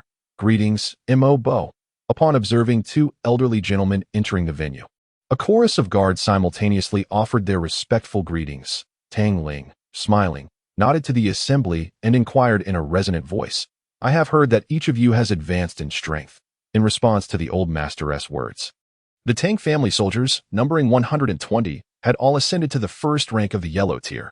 At that moment, Mo Yanjun rushed over, visibly excited, and turned to bellow, "Form ranks, swiftly." The 120 soldiers stood tall and proud in the open space, perfectly aligned, exuding an impressive aura. "At my command, execute a set of Tang family fist techniques," Mo Yanjun shouted.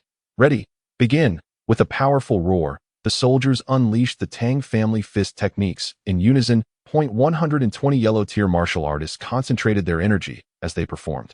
The air thick with a formidable gale, creating a breathtaking spectacle. Old Master Tang was already left speechless, scrutinizing each individual in turn. This one is yellow tier, this one too, and this one as well. All yellow tiered, every single one.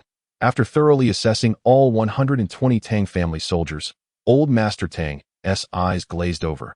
As if he were ensnared in a dream, Mo Bo was equally taken aback.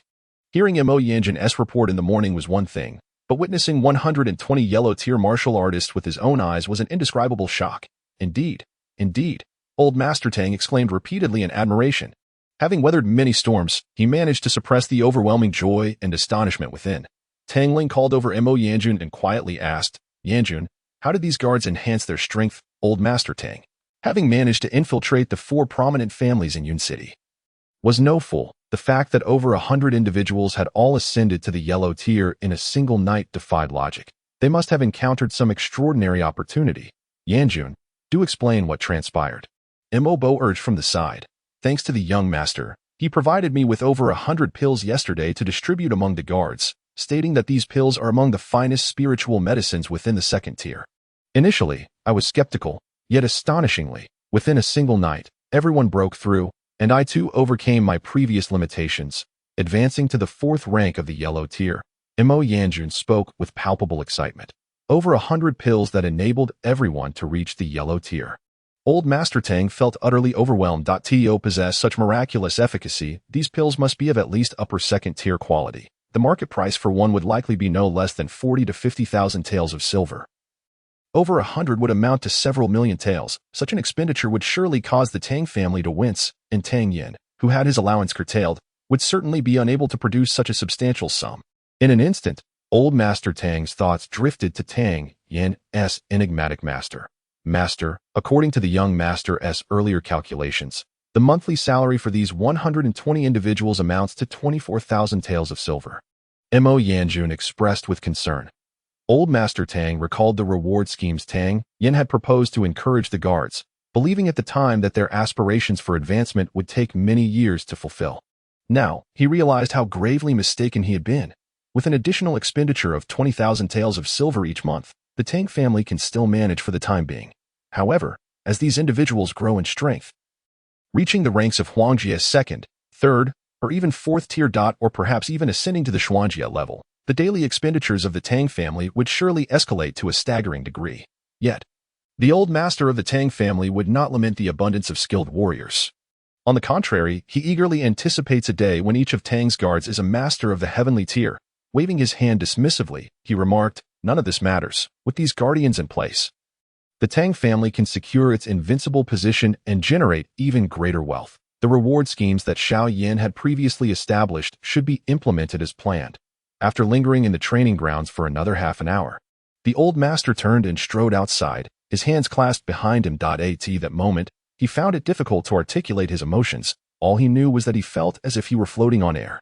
100 Huangjie masters. Just how much combat power had the Tang family gained overnight? In a daze, the old master looked up and realized that he had inadvertently walked in the direction of his grandson's residence.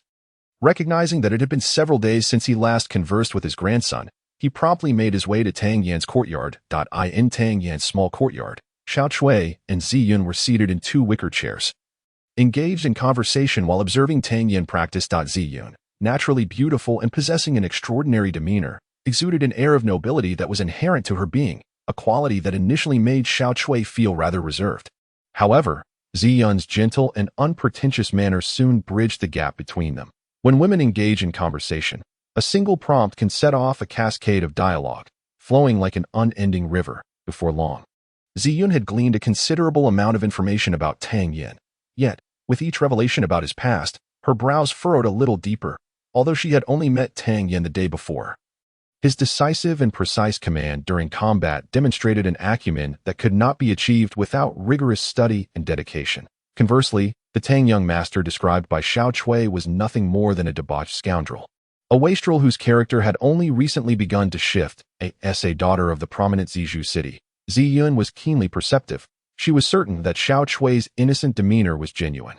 With this thought in mind, Ziyun's curiosity about Tang Yan intensified. How could someone capable of deceiving a maid who had been by his side for over a decade be such an enigma? Her gaze was irresistibly drawn to Tang Yan, who was currently in the courtyard practicing 6 rather peculiar movements. Each movement was expansive and strikingly discordant, leading Ziyun to ponder whether he might twist his body into a pretzel if he exerted himself any further. These 6 techniques not only possessed odd postures but also echoed one another. Upon completing the 6th move, he would return to the original position, thus perpetuating this cycle. Although Ziyun prided herself on being a Tianjia warrior, she found it surprisingly challenging to replicate Tang Yan's actions with such proficiency. What on earth were these 6 techniques? Tang Yan, however, was oblivious to Ziyun's speculations. These 6 movements were the extreme 6 forms he had devised in his past life. Each technique represented the utmost limits of human capability, and the potential within a person is indeed vast. To maintain a technique at the body's limits without causing harm requires an intricate understanding of numerous principles. Each move must be executed with maximum effort to achieve mastery. In merely half an hour, the vital energy within Tang Yan was completely exhausted. At this juncture, Tang Yan consumed a medicinal pill, restoring himself to peak condition. The cycle of his dantian being emptied and filled repeatedly facilitated an exceptionally rapid elevation of his cultivation. Although this technique was remarkable, very few could endure it, and even fewer could master it. More critically, such a precious method was not something Tang Yan would easily divulge. Feeling fatigued, Tang Yan ceased his training after 3 cycles of exhausting his vital energy, his garments thoroughly soaked with sweat. You two step aside. This young master requires a bath and a change of clothes, Tang Yan declared, pointing at the 2 women at the door. Can't you change in your room? Ziyun shot Tang Yan a disdainful glance. The cool water is right here. I can rinse off and change at once, Tang Yan replied languidly. Moreover, this is my home, so you shall heed my words. Then let me see you change right here, Ziyun retorted, her temper flaring at Tang Yan's audacity. As a formidable expert of the heavenly tier, she had never been commanded by a mere yellow-tier youth. Furthermore, she found it hard to believe that Tang Yan would dare to change clothes in her presence. However, she clearly underestimated his shamelessness, for with a swish, Tang Yan was left clad in nothing but his undergarments. Ah, Ziyun exclaimed, momentarily frozen in disbelief. Heh, I warned you to step aside, but you refused. Now you must obediently flee, Tang Yan smirked, lifting a wooden bucket to wash away his perspiration, only to have the door suddenly kicked open with a loud bang. Yenner, huh? The exuberant elder Tang, upon entering, was instantly taken aback.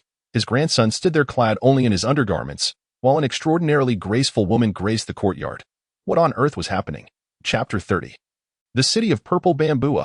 Tang Yan had merely intended to startle Ziyun, but he never anticipated that his grandfather would barge in. With a splash, he doused himself with the bucket of water, hastily rinsing his body before rushing towards his room. Clutching his clothes, giggles erupted from Chui'er, unable to contain her amusement at Tang Yan's flustered demeanor, though she quickly deemed it inappropriate and approached with a respectful bow. Greetings, Elder. There's no need for such formalities. May I ask, who is this young lady? Elder Tang inquired, his curiosity piqued as he scrutinized Ziyun. Having encountered countless individuals throughout his life, Elder Tang naturally sensed that Ziyun possessed an aura not typical of ordinary women. Ziyun offered a gentle smile, and without any visible movement, produced a jade tablet seemingly from thin air. The tablet was as pure as fat, translucent and smooth, engraved with the characters for Purple Bamboo, and the character Yun in the lower right corner. Elder Tang's pupils constricted, his astonishment unmistakable as he hurriedly asked, Are you the renowned Miss Ziyun of the City of Purple Bamboo? To his surprise, the elder recognized the young lady, and she felt immensely honored. Yun gracefully returned the gesture.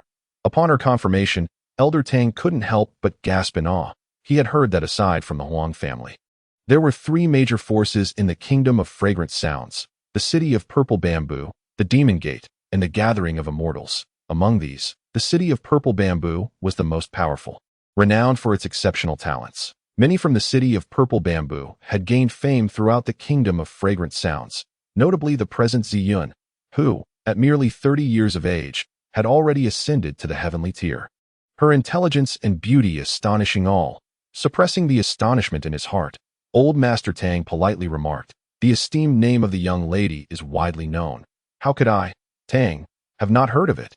Why did you not inform me in advance of your arrival at the Tang residence? If word gets out, outsiders may think that my family has neglected a distinguished guest, with her thoughts swirling. Ziyun suddenly had an idea and responded with a charming smile. I happened to come to Yin City on business and initially intended to keep a low profile to avoid disturbing anyone. I did not expect to encounter young Master Tang here.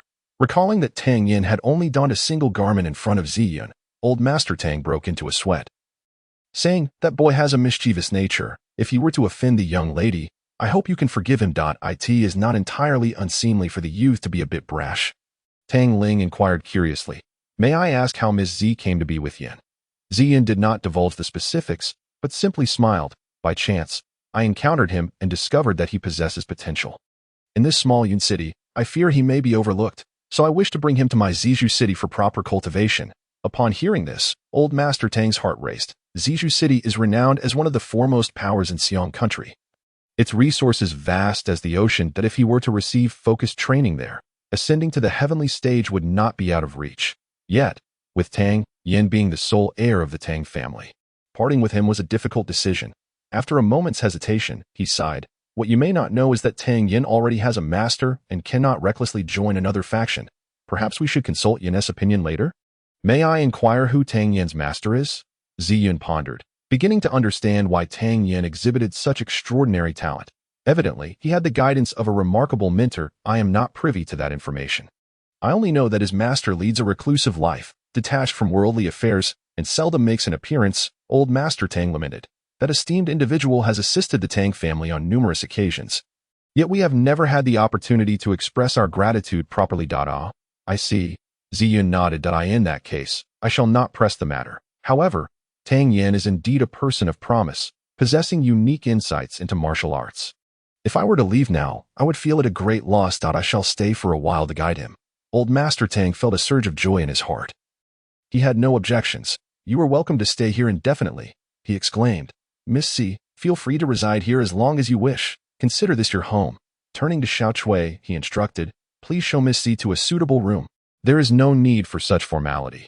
This small courtyard is quite agreeable, and there are still vacant rooms that I shall reside here." Ziyun graciously declined Tang Ling's offer. Tang Ling had no strong opinions on where Ziyun chose to stay. But after a moment of waiting, he frowned and muttered, "That little rascal, why has Tihi come out yet? Xiao Chui, go fetch him." Before long, Tang Yan emerged with his head hung low. He had anticipated some awkwardness between the silly girl and his grandfather. But to his surprise, he found his grandfather beaming with delight. "Yin, Miss Ziyun is a renowned heavenly stage expert from Xiong country, and she sees promise in you. You must treat her with the utmost respect and learn humbly from her. Do you understand?" Tang Ling admonished, glaring at him. "What? A renowned heavenly stage expert? I never heard of her," Tang Yan exclaimed, looking bewildered at Ziyun. "Renowned? Is she more renowned than the celebrated Wang girl of the Red Mansion by the river under the bright moon? Have you ever heard of Zizhu City?" Tang Ling inquired. "It seems I have heard of it. Ziyun, the third miss of Zizhu City, is indeed a remarkable figure. To receive guidance from her is truly a stroke of fortune. Should you offend her, rest assured that I need not lift a finger, for I shall take care of you myself," Tang Ling warned. Observing his grandfather's serious demeanor, Tang Yan felt a wave of despair wash over him. What on earth was going on? He had merely stepped in to change his attire. What could have possibly transpired in such a brief interval?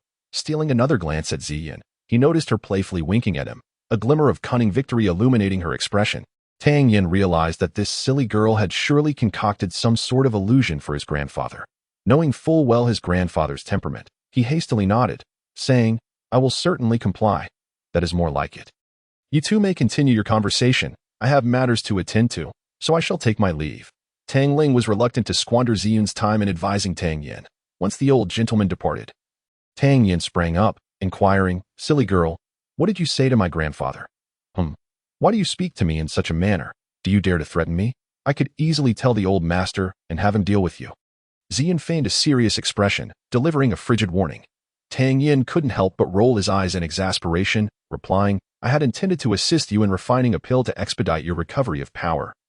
But now it seems I should focus on my own training and disregard such trivial matters." Upon hearing about the prospect of regaining her strength, Ziyun immediately perked up, eagerly asking, "Tang Yan, how long will it take for me to recover my power?" "According to your current rate of recovery, perhaps half a year," Tang Yan added with a smirk.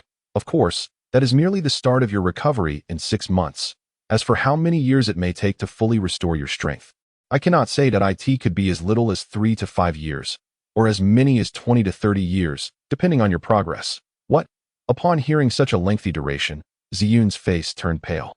Observing her reaction, Tang Yan thought to himself that this girl truly could not handle a scare, and with a smile, he continued, however, if you were to acquire a pill from me, you might regain your peak strength in no more than 3 months. And perhaps even improve beyond that. Chapter 31. An opportunity to turn me into a pig's head. This pace Ziyun found acceptable, and she eagerly grasped Tang Yan's arm, pleading, then please help me refine the medicine. You must plead with me. Only then will I assist you. Tang Yan teased. I won't beg. Who needs your help? This young lady would never stoop to such levels. With a glare, Ziyun stamped her foot in frustration and stormed into her room. Watching her storm off in a huff, Tang Yan couldn't help but marvel at her fiery temperament. That, of course, he was merely teasing her. On that fateful day when he followed her out of the city, he had nearly been killed by Bai Qing. Had it not been for Ziyun's kind heart saving him, he might very well have already met his demise, though he had not spoken of it. He had always kept this profound debt of gratitude in his heart. Whenever time permitted, he would surely aid her in regaining her strength now that he had stepped into the yellow rank. His demand for pills had intensified. The initial spirit pill no longer satisfied his cravings. Entering his room, Tang Yan took pen and paper, meticulously listing the required medicinal ingredients for Xiao Chui to procure.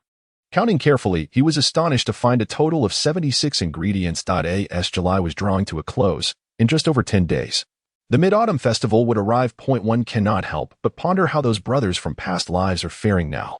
The Mid-Autumn Festival? A sudden epiphany struck Tang Yan's mind. If memory serves him correctly, every year, the Mid-Autumn Grand Gathering is held at the Mingwei Lake. The Tang family, residing in Cloud City, has long been suppressed and ostracized by the other 3 prominent families. This time, they will undoubtedly seize the opportunity presented by the Mid-Autumn Gathering. As the sole descendant of the direct line of the Tang family, if he chooses not to compete, rumors will undoubtedly circulate throughout the city branding him as a waste, suggesting that the Tang family has no future and is in dire straits. This would consequently diminish the number of factions willing to align themselves with the Tang family. However, should he choose to participate, whether in literary or martial contests, he would become a target for others, facing grave dangers. In previous years, the Tang family has endured humiliation, yet this year a cold smile crept upon Tang Yan's lips. Nevertheless, he did not succumb to blind arrogance, fully aware of the significant gap between himself and the progeny of the other families. For instance, Lu Ji from the Lu family, according to intelligence reports, has already reached the 8th rank of the yellow tier. In truth, his actual strength may very well have ascended to the 9th rank. Similarly, the Wu family as Qin Feiming and Qin Jiushan, the foremost among the younger generation, have both attained the 7th rank of the yellow tier. His own meager 1st rank strength is indeed far too insufficient. If he wishes to bring glory to the Tang family in the grand competition, he must undertake further preparation. In the Lord's residence of Cloud City, Lin Xiao sat opposite his wife, sharing a drink. As he gazed upon his wife, who had removed her veil and was smiling radiantly, he momentarily lost himself in thought. It had been years since he had seen such a brilliant smile grace her face. My dear, you have endured countless hardships over the years for the scar upon my face. Lin's wife spoke gently. As an old couple, there is no need for such formality. That scar has haunted me with guilt for many years, all thanks to that young lad from the Tang family. Lin Xiao sighed. In just a few days, it will be my birthday. I shall invite that young man over to express my heartfelt gratitude. Lin's wife suggested. Indeed, your celebration will attract the families of Cloud City to come and extend their congratulations. The reason Tang Yan gifted the Wuhan pill was merely to secure a favor from the Lord's residence. When we thank Tang Yan in person, it will also serve to intimidate the other 3 prominent families, deterring them from recklessly striking against the Tang family, thus achieving to some extent Tang Yan's objective and repaying his kindness. Lin Xiao observed, his eyes deep with insight, accurately discerning the intention behind Tang Yan's gift. That sounds splendid. The Lord's residence seldom incurs favors. Repaying it promptly will also resolve this matter. Lin's wife nodded in agreement. That young lad, Tang Yan, gives me an impression of great complexity. Every time I recall our last conversation, I sense he is meticulously strategizing, leading one to unconsciously align with his path. As for the younger generation in Cloud City, I had thought there would be no further involvement from the Tang family. Yet starting this year, they should make their entrance onto the stage. Lin Xiao took a sip of tea, casting a profound glance in the direction of the Tang family. Within the alchemy chamber, Tang Yan skillfully tossed herbs into the cauldron one by one. This time, He was concocting the high spirit pill, which amplifies spiritual energy threefold based on the initial spirit pill, that in terms of difficulty. It has reached the low-grade level of the second tier. After a night of diligent refinement, Tang Yan had finally produced a significant quantity of high spirit pills sufficient for recent needs. After a brief respite, he began preparing restorative pills for Ziyun to regain her strength. After Tang Yan meticulously prepared all the elixirs, he yawned and stepped out of the alchemy chamber. Upon pushing open the door, he found himself momentarily taken aback. The morning sun shone brilliantly, radiating vitality, and Ziyun, adorned in a flowing white garment, stood gracefully in the courtyard, exuding an aura of purity and elegance. This breathtaking scene stirred something within Tang Yan's once frozen heart. Regaining his composure, Tang Yan smiled and inquired, "Silly girl, why are you up so early?" Turning her head sharply to glare at him, Ziyun articulated with emphasis, "If you dare to call me silly girl again, do you believe I will restore my powers and turn you into a pig's head? Then I shall grant you the opportunity to transform me into a pig's head. This is a rejuvenation pill. Take one every 3 days. The specific rate of recovery depends on you. At the shortest, it may take 40 days, and at the longest, 3 months. With a smile, Tang Yan handed her 2 porcelain vials. This one is the initial spirit pill, which possesses gentle properties and is well suited for your current state. Ziyun was momentarily stunned. She had presumed Tang Yan had long forgotten about the elixirs or perhaps lacked the ability to concoct them. Planning to stay at the Tang family for a while, she had even intended to write to her family requesting their return. To her surprise, within just one night, he had prepared the elixirs. Upon receiving the porcelain vials, she uncorked the rejuvenation pill, and a surge of pure vitality emanated forth, filling her eyes with astonishment. "You can refine second-tier elixirs? Do not worship me. I am but a legend." Tang Yan shrugged nonchalantly. "How conceited." Ziyun shot him an exasperated glance before turning to re-enter the room. Just as she was about to step inside, she suddenly turned back and smiled at Tang Yan. "Thank you." Her ebony hair cascaded over her shoulders, and her bright eyes and pearly teeth sparkled like stars, momentarily granting Tang Yan the impression that her smile could captivate 100 hearts, rendering the beauty of the palace maidens pale in comparison. What a little enchantress. After Ziyun disappeared, laughter rang out. "Young master, you haven't developed feelings for Sister Ziyun, have you? Speak such nonsense again, and I shall teach you a lesson." Tang Yan, realizing his lapse in decorum, called out to Chui Er, "Hurry and prepare breakfast for me." "Yes, young master," Chui Er replied, giggling. She was well acquainted with her young master's temperament and understood that he was not truly angry. So she skipped off to prepare breakfast. 2 days swiftly passed, and with the aid of the high-grade elixirs, Tang Yan's strength ascended to the second tier of the yellow grade. This remarkable progress astonished Ziyun, who had been observing him closely. She recalled that just 2 days prior, he had exhibited no signs of a breakthrough. Meanwhile, Ziyun's recovery was also commendable. Her dantian was already capable of producing true energy, instilling her with renewed confidence in regaining her strength. One day, just as Tang Yan intended to continue his cultivation, the old master Tang visited his humble courtyard. "Young man, explain to me what is going on." The old master inquired immediately upon seeing Tang Yan. Hearing his grandfather's bewildering question, Tang Yan was momentarily taken aback and, with a mournful expression, replied, "What is there to explain? I have been heeding your advice these past 2 days and have shown no disrespect to Miss Ziyun. Not this matter. Today is the birthday of the city lord's wife, and early this morning, someone was sent to deliver an invitation. The old master stated, "Isn't that quite normal? The prominent families of Yun City should have all received it, right?" Tang Yan replied dismissively, "Nonsense. I am asking you why the city lord specifically named you in the invitation, insisting that you attend." The old master pulled out an invitation and handed it to Tang Yan. Tang Yan took a glance at the invitation and, to his surprise, noticed a line of elegant small characters at the bottom. "We sincerely request the esteemed presence of Master Tang Yan." Contemplating for a moment, he surmised the situation. It was likely that the effect of the wuhandan he had presented to the city lord's wife on that day had come into play. However, Tang Yan preferred not to overly publicize this matter and chuckled. "How would I know the intentions of the city lord's residents? Besides, if they were to target me, would they go about it in such a mysterious manner? It must be a good thing."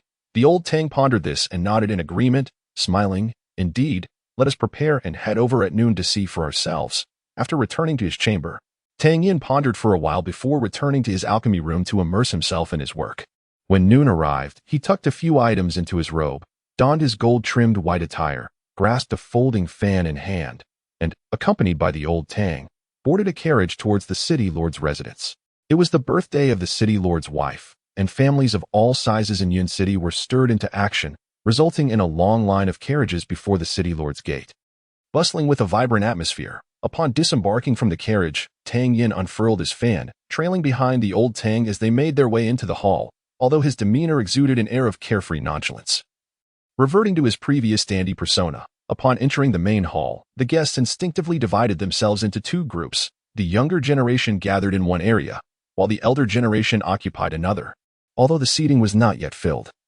The Tang family, being one of the four prominent families, immediately commanded attention upon their arrival. The old Tang held considerable prestige within the city, ensuring that no one would mock them. However, the gazes of the crowd subtly lingered on Tang Yan, curious to see if this legendary young scion would once again find himself in an embarrassing predicament. Each table accommodated 8 seats, and within this section designated for the younger generation, the tables positioned towards the front indicated higher family status. Generally, only the first 2 tables were occupied by families of particular distinction. Beyond the third row, the seating became less significant. At this moment, the eyes of the assembly were eagerly fixed upon Tang Yan. For according to custom, the first table was reserved for the 4 prominent families, with 2 seats allocated per family. However, this year, to everyone's surprise, all 8 seats had already been filled. The Liu family, the Wu family, and the Qin family each occupied 2 seats, while the remaining 2 were taken by 2 young members of the Qian family. The Qian family, considered a strong second-tier family in Yun City, had prospered significantly due to their adeptness in commerce. It was well known that the Qian family enjoyed a close alliance with the Liu family. Thus, rather than saying the Liu family secured 2 seats, it would be more accurate to say they claimed 4. Under the scrutiny of the crowd, Tang Yan approached the foremost table with Xiao Shui. Upon noticing it was already occupied, he feigned surprise and exclaimed, "Oh, it's full? You too? With your attire? Aren't you the servants of the city lord's residence? How did you manage to secure seats at the main table?" He pointed at the 2 emerging talents from the Qian family. Simultaneously, the gazes of the crowd shifted to the 2 from the Qian family, whose festive red robes bore a striking resemblance to the garb of the city lord's servants. A few individuals with less decorum could no longer suppress their laughter. As the laughter spread, the entire hall erupted in amusement. The 2 members of the Qian family, their expressions darkening, retorted indignantly, "Are you blind? The garments I wear are of exquisite quality, fine silk, mind you. How can they be compared to the attire of the city lord's servants? Open your eyes and see. I am a member of the Qian family." One of them responded with displeasure, "What family are you from? Why are you sitting in my seat? Do you wish to oppose the Tang family?" With a furious shout, Tang Yan raised his hand and delivered several resounding slaps to the faces of the 2 individuals. Taken by surprise, they instantly bore the marks of his wrath. Bang, bang, before they could react. Tang Yan lifted his foot and kicked them away, sending them flying. The grand hall fell into an eerie silence, as none had anticipated Tang Yan's bold and decisive action. In front of the prominent families of Yun City. He was not merely striking the brothers Qian Rulong and Qian Xinghu, but rather delivering a blow to the entire Qian family's reputation. Old Master Tang's heart raced. His grandson truly had a knack for causing trouble wherever he went. With the Tang family already besieged on all sides, these few slaps could only exacerbate the animosity between the 2 families. At merely 20 years of age, Qian Xinghu had already reached the 5th rank of the yellow tier, making him a standout among the younger generation in Yun City. Typically basking in glory, he had never before been publicly humiliated in such a manner, especially not by the infamous young Master Tang. "I will kill you," Qian Xinghu roared, channeling his inner energy and transforming his palm into a blade aimed at Tang Yan. Looking for death, old Master Tang, having long observed the unfolding scene, coldly snorted and hurled his teacup at Qian Xinghu. Bang! With a muffled grunt, Qian Xinghu was momentarily staggered by the impact. "Tang Ling, do you have no shame? At your age, how can you lay hands on the younger generation?" Qian Xinghu's father stood up, pointing an accusatory finger at Tang Ling. "Humph, I may be old, and my face may no longer matter, but should anyone dare to lay a finger on my grandson, I will ensure they regret it," Tang Ling declared with a menacing air, causing the spectators in the hall to shudder at his fierce protectiveness. At that moment, Tang Ling resembled a rabid dog, ready to bite anyone who approached. "Tang Ling, this Yun City does not belong to the Tang family. As long as you are in Yun City, you must adhere to its rules. The older generation must not interfere in the disputes of the younger generation. Your actions are utterly outrageous, mocked Old Master Lu Wuhui. What Brother Lu says is entirely correct. Old Tang, how can you lose your composure and lay hands on the younger generation? Old Master Wu Wei of the Wu family chimed in. Indeed, Brother Tang, your actions are unbecoming of your status among the four great families. If you remain obstinate, you shall bring shame upon yourself, added Old Master Qin Fei Yue with an ominous tone. The atmosphere in the grand hall grew tense. All the families were on edge. The grand gathering had only just commenced, and already the four great families were at odds. However, this time it was 3 against 1, and the Tang family, already the weakest of the four, found themselves at a significant disadvantage. It was well known that Tang Yan's cultivation was lacking. How could he withstand the full force of the Qian family's young scion? Tang Ling was merely acting out of a protective instinct for his grandson, and the teacup had been thrown with calculated finesse, causing no real harm. Perhaps it would be best to let the matter rest here. The frail, yet authoritative voice echoed through the hall. Chapter 33, A Modest Gift. The crowd turned toward the source of the voice, and upon realizing it was Elder Guming of the Miaodong Workshop, their expression shifted to one of intrigue. The Miaodong Workshop, much like the city lord's mansion, had always maintained a position of neutrality, disdaining entanglements with the families. Yet, Elder Ji's words clearly indicated a protective stance toward the Tang family. In the eyes of the other 3 prominent families, a shadow loomed. Should the Tang family indeed share a significant rapport with Mai Danfang, the relatively weaker Tang family could transform into a formidable adversary. Old Master Tang certainly did not anticipate that someone would rise to defend the Tang family at such a moment. Subtly nodding in gratitude towards Guming. As I see it, it would be wise to let this matter rest. Lu Wuhui was acutely aware that pursuing the issue further would be a slight against Mai Danfang, a colossal entity beyond the Lu family's capacity to confront. A collective sigh escaped the assembly, with Mai Danfang shielding the Tang family and Old Master Lu voicing his sentiments. What was initially poised to be a grand spectacle had been abruptly dismantled. The city lord had yet to make an appearance, partly due to the guests not having arrived, and partly to observe how Tang Yan would navigate the awkwardness of lacking a seat. Lin Xiao had speculated on how Tang Yan might resolve the situation, yet the methods he could conceive seemed unlikely to reclaim what rightfully belonged to the Tang family. Little did he know that Tang Yan would play his cards differently, daring to confront the Qian family within the city lord's mansion. And even more surprising was Old Master Tang's willingness to disregard decorum in addressing the younger members of the Qian family. However, what astonished the city lord most was Mai Danfang stepping in to support the Tang family. What intricate schemes lay behind this development? Although it appeared that Tang Yan had made a foolish move, the unforeseen events he had set in motion quelled what could have escalated into a significant uproar, resulting in a resounding victory for the Tang family. Just as Lin Xiao believed the affair had concluded and was about to exit the main hall, an incongruous voice pierced the air. What nonsense about the 4 great families. When my dog is beaten, not a peep is uttered. If something were to truly transpire one day, I suppose I could only resign myself to misfortune. Having squandered years of loyalty, Tang Yan's seemingly innocuous remark rendered the previously calm atmosphere tense once more. With his dog having been struck, the only family present that had suffered was the Qian family, which had indeed been a vassal to the Lu family over the years. Was this not an affront to the Qian family, branding them as mere dogs of the Lu family? The Qian family had endured humiliation, and the Lu family, in the end, had merely suggested letting it go. Initially, no one found the Lu family's stance peculiar. After all, with such a formidable power as Mai Danfang, who would dare to argue further? But with Tang Yan publicly laying bare the situation, the dynamics shifted, leaving the Qian family feeling increasingly uncomfortable. The formerly close-knit relationship between the Qian and Lu families would undoubtedly be affected by this incident. Other families reliant on the Lu family would also ponder the reliability of their formidable ally. A simple statement from this young scion had yielded unexpectedly profound consequences, successfully sowing discord between the Lu family and its subordinate clans. Old Master Lu's expression darkened. How could this scion of the Tang family be so malicious?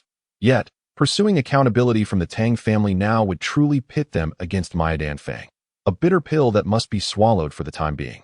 Marvelous! The city lord clapped his hands, silently commending the turn of events. Tang Yan, brazenly taking his seat, drew a bemused glance from Lu Ji, who remarked with a hint of amusement, I wondered who it was. And it turns out to be the esteemed young Master Tang. I must apologize for my previous misstep in striking you.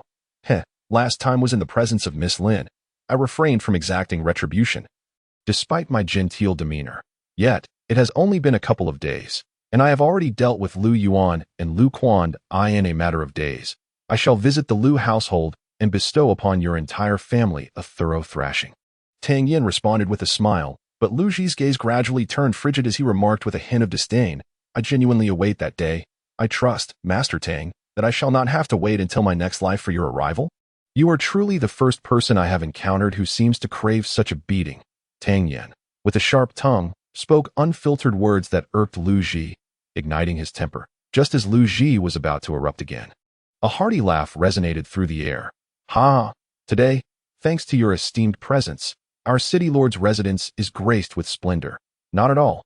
Upon seeing City Lord Lin Xiao and his wife emerge, the assembly instantly responded with laughter, the previous tension dissipating entirely.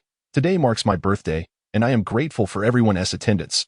Let us raise our glasses and drink to our heart's content. I shall commence with a toast to you all." Lady Lin, with poise and elegance, lifted her goblet and downed it in one swift motion. "Excellent." The crowd echoed in unison, raising their own cups, sharing jovial words, and the atmosphere became notably harmonious once everyone settled. Lu He, the head of the Lu family, stood and, with a respectful gesture towards the Lin couple, declared, "On this occasion of Lady Lin's birthday, the Lu family presents a modest gift, 2 deep-sea luminous pearls. These pearls, treasured by my family, illuminate the night like day when placed in a chamber. Moreover, they emit a soothing aura that calms the spirit and greatly benefits the body. A mere token, yet I hope it conveys our respect." Upon saying this, he received a wooden casket brought forth by a servant, opened the lid, revealing 2 pearls the size of fists, which, even in the midday light, radiated a gentle glow, unmistakably extraordinary. "Your thoughtfulness is appreciated."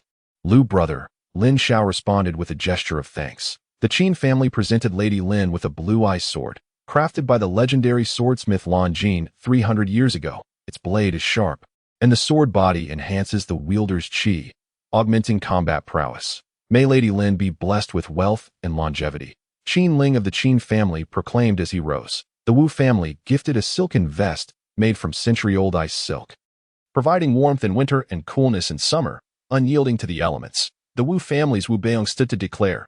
Upon hearing the extravagant gifts from these 3 prominent families, the assembly was taken aback, secretly marveling at the wealth and generosity of the 4 great families.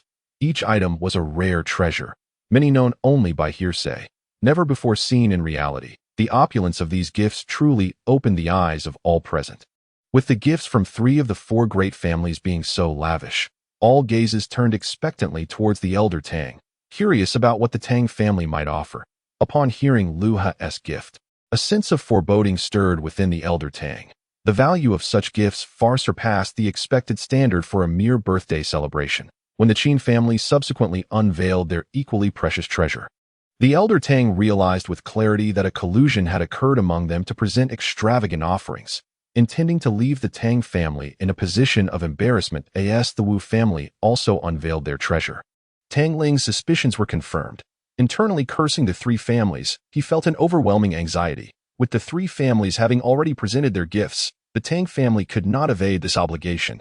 Yet, he had brought only 10 first-grade superior-grade elixirs, which, when compared to the lavish gifts from the smaller families, seemed rather meager. However, when compared to the other 3 prominent families, it pales in significance. Will the City Lord harbor resentment due to the meager gifts from the Tang family? Chapter 34. Wu Xian appraises the elixir. "Oh, Brother Tang, have you perhaps forgotten to bring a gift? Why do you sit here motionless?" Lu Wuhui, observing Tang Ling's sullen expression, felt an immense sense of satisfaction, as he was well aware that the gift Tang carried was vastly inferior to those of the 3 esteemed families. Meanwhile, the 2 elderly gentlemen from the Qin and Wu families regarded Tang Ling with amused expressions. Eagerly anticipating Tang's embarrassment, the City Lord and other perceptive individuals had already surmised that this gift-giving was a deliberate maneuver by the 3 families aimed at the Tang family. Each of them inwardly lamented that the Tang family had certainly fallen victim this time. Tang Yan, harboring a cold smirk, had anticipated such a scheme, but he rose, cleared his throat gently, and smiled. "Time indeed favors Lady Lin, who resembles my sister." The young man Tang Yan continued. "I, Tang Yan, wish for Lady Lin to remain eternally youthful and ever more beautiful." Goodness! Upon hearing Tang Yan's words, those surrounding him simultaneously cursed his shamelessness. How could such brazen words escape his lips? Tang Ling's facial muscles twitched in irritation, while he lamented the lightness of his own gift. This young fellow had to come forth and embarrass him further. Nevertheless, Lady Lin, upon hearing Tang Yan's remarks, broke into a light laugh and chided, "You have a silver tongue. Time is merciless, and no one can halt the passage of beauty." Not even I. There is no need to press the Tang family for gifts. They have already delivered their offering 3 days prior. I extend my sincere gratitude to the Tang family for the elixir that has removed the scars from my face. Lady Lin performed a respectful bow towards old Master Tang, causing an uproar in the crowd. The tale of Lady Lin's disfigurement had long circulated quietly within the city. It was no secret. Today, seeing her unblemished visage, curiosity had abounded among the attendees, yet they had refrained from inquiring due to their status, never anticipating that it was the Tang family's elixir that had restored her beauty. The people of Yun City were also aware of the city lord's deep affection for his wife, and it seemed that the city lord's household owed a significant favor to the Tang family this time. Upon learning this news, the expressions of various families darkened further. Since they had just offered well wishes for Lady Lin's eternal youth, they naturally had to bolster the credibility of their blessings. The Tang family presents a beauty-preserving elixir, which, when consumed, can maintain one's appearance for 20 years, and even after that, it continues to provide several years of anti-aging effects, although it is of the second-tier superior grade. The formula is exceedingly rare, and a single pill is worth its weight in gold. Today, coinciding with Lady Lin's birthday, we present it to her. Having said this, Tang Yan produced the elixir from his robes and personally offered it to her. The promise of maintaining her beauty for 20 years, with additional anti-aging benefits thereafter, sparked a glimmer of excitement in Lady Lin's eyes. Throughout history, which woman has not yearned for eternal youth, especially for a beautiful woman? The allure of beauty-enhancing products is irresistible. Observing Tang Yan approach, Lady Lin, typically composed, took an uncharacteristic step forward, her eagerness unmistakable. This elixir was procured with great difficulty, and I assure you of its efficacy. It truly can preserve one's beauty for 20 years without any side effects. Please rest assured in consuming it, madam, Tang Yan said with a smile. If you have any reservations, you may certainly have it tested in the future. Should I utter a single falsehood, the Tang family willingly accepts punishment. Lady Lin, may I be granted the privilege of examining this elixir? A crisp voice resonated through the air, drawing the gaze of the crowd towards none other than Wuxuan, the chief alchemist of Miadanfang. Given the extraordinary nature of the elixir in question, the other families harbored doubts about the Tang family's ability to procure such a miraculous concoction. At this moment, if Wuxuan were to unveil this as a ruse, the Tang family would not only fail to gain prominence but would also suffer a tremendous loss of dignity and face the suppression from the city lord's manor. Previously, Tang Yan had successfully eliminated Lady Lin's facial scars with the use of a flawless elixir, with the successful precedent set by the flawless elixir, and in such a gathering, Lady Lin naturally held no suspicions regarding the authenticity of Tang Yan's gift. Smilingly asserting, "There is no need for verification. I trust young Master Tang." Lady Lin's lack of doubt stemmed from Wuxuan's fervent devotion to the art of alchemy, although she had merely heard of the rejuvenation elixir. She had never encountered it firsthand.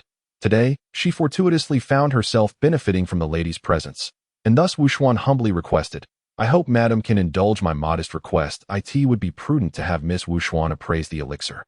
Interjected Lu Wuhui from the side. "Indeed, since Miss Wuxuan is present, let her take a look," Tang Yan thought, knowing that having someone from Miadanfang vouch for the elixir would certainly reassure Lady Lin. After all, he was well aware of the efficacy of the elixir he had crafted. It would be wise to be forthright and earn more favor from the city lord's manor. After a brief moment of hesitation, Lady Lin handed over the porcelain vial. Wuxuan carefully accepted it, uncorked the vial, and gently inhaled the aroma, her brow furrowing in concentration. The crowd, witnessing her expression, held their breath in anticipation, fearful of disturbing her appraisal. Wuxuan then extended a sliver of her consciousness into the vial, meticulously sensing the essence emanating from the elixir, and after a prolonged pause, she shook her head. Noticing Wuxuan's gesture, Lu Wuhui, who stood near, raised an eyebrow in curiosity, pondering whether it might indeed be a counterfeit. Suppressing his excitement, he feigned calmness and inquired, "Might I ask what anomalies you have discerned, Miss Wuxuan? To be honest, I cannot identify any of the ingredients within." Wuxuan sighed. "So, you too cannot distinguish its authenticity?"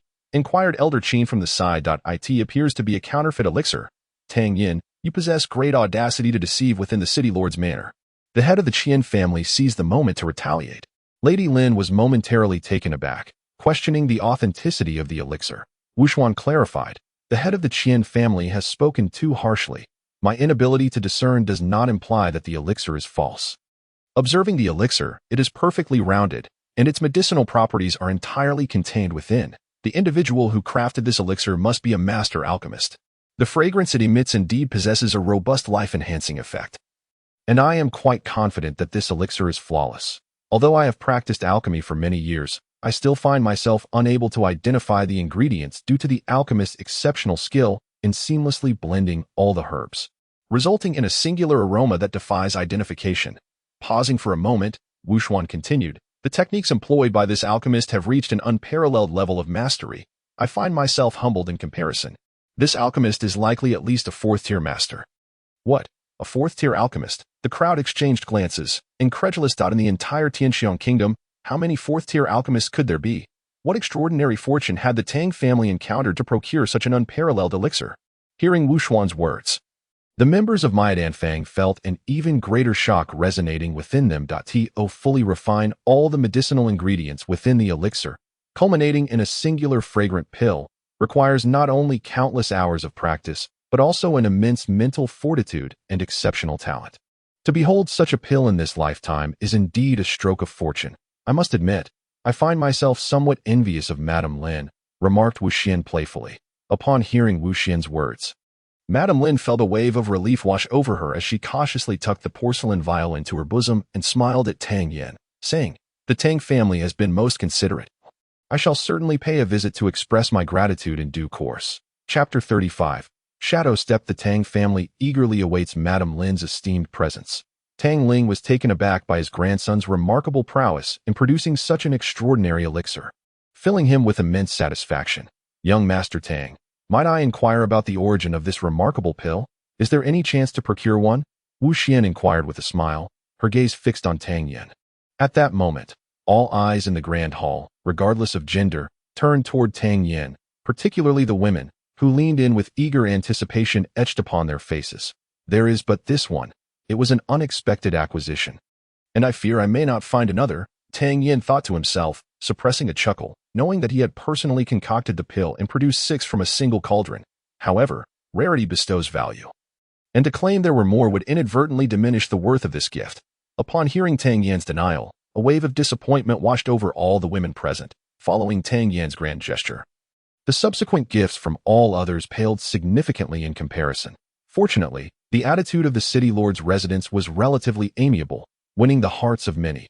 The banquet was filled with merriment and the clinking of cups, continuing until dusk. After the banquet concluded, as Tang Yan prepared to take his leave, he was called over by the city lord. "Tang Yan, please come with me." In the midst of curious glances from others, Tang Yan and the city lord left a thought-provoking silhouette behind them. This banquet marked the Tang family's triumph among the prominent families of Cloud City.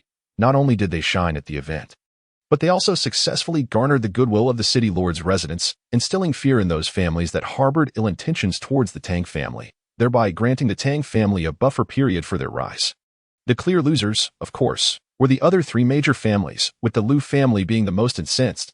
Their 2 schemes against the Tang family had been entirely thwarted, and due to the issues concerning the Qian family, those allied with the Lu family would undoubtedly harbor their own thoughts. At the city lord's residence, in a lofty pavilion, Lin Xiao and Tang Yan stood side by side, gazing out over a substantial portion of Cloud City.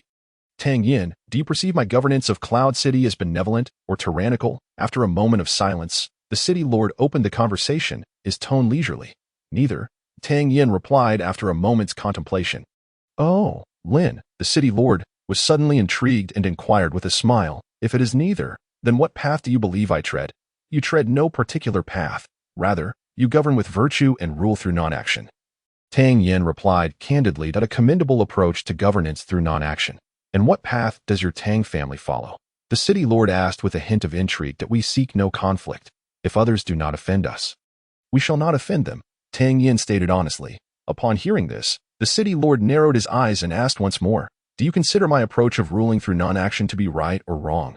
"There are no absolutes in right or wrong, only what is suitable or unsuitable. As for its suitability, I am certain the city lord has his own calculations in mind," Tang Yan responded succinctly.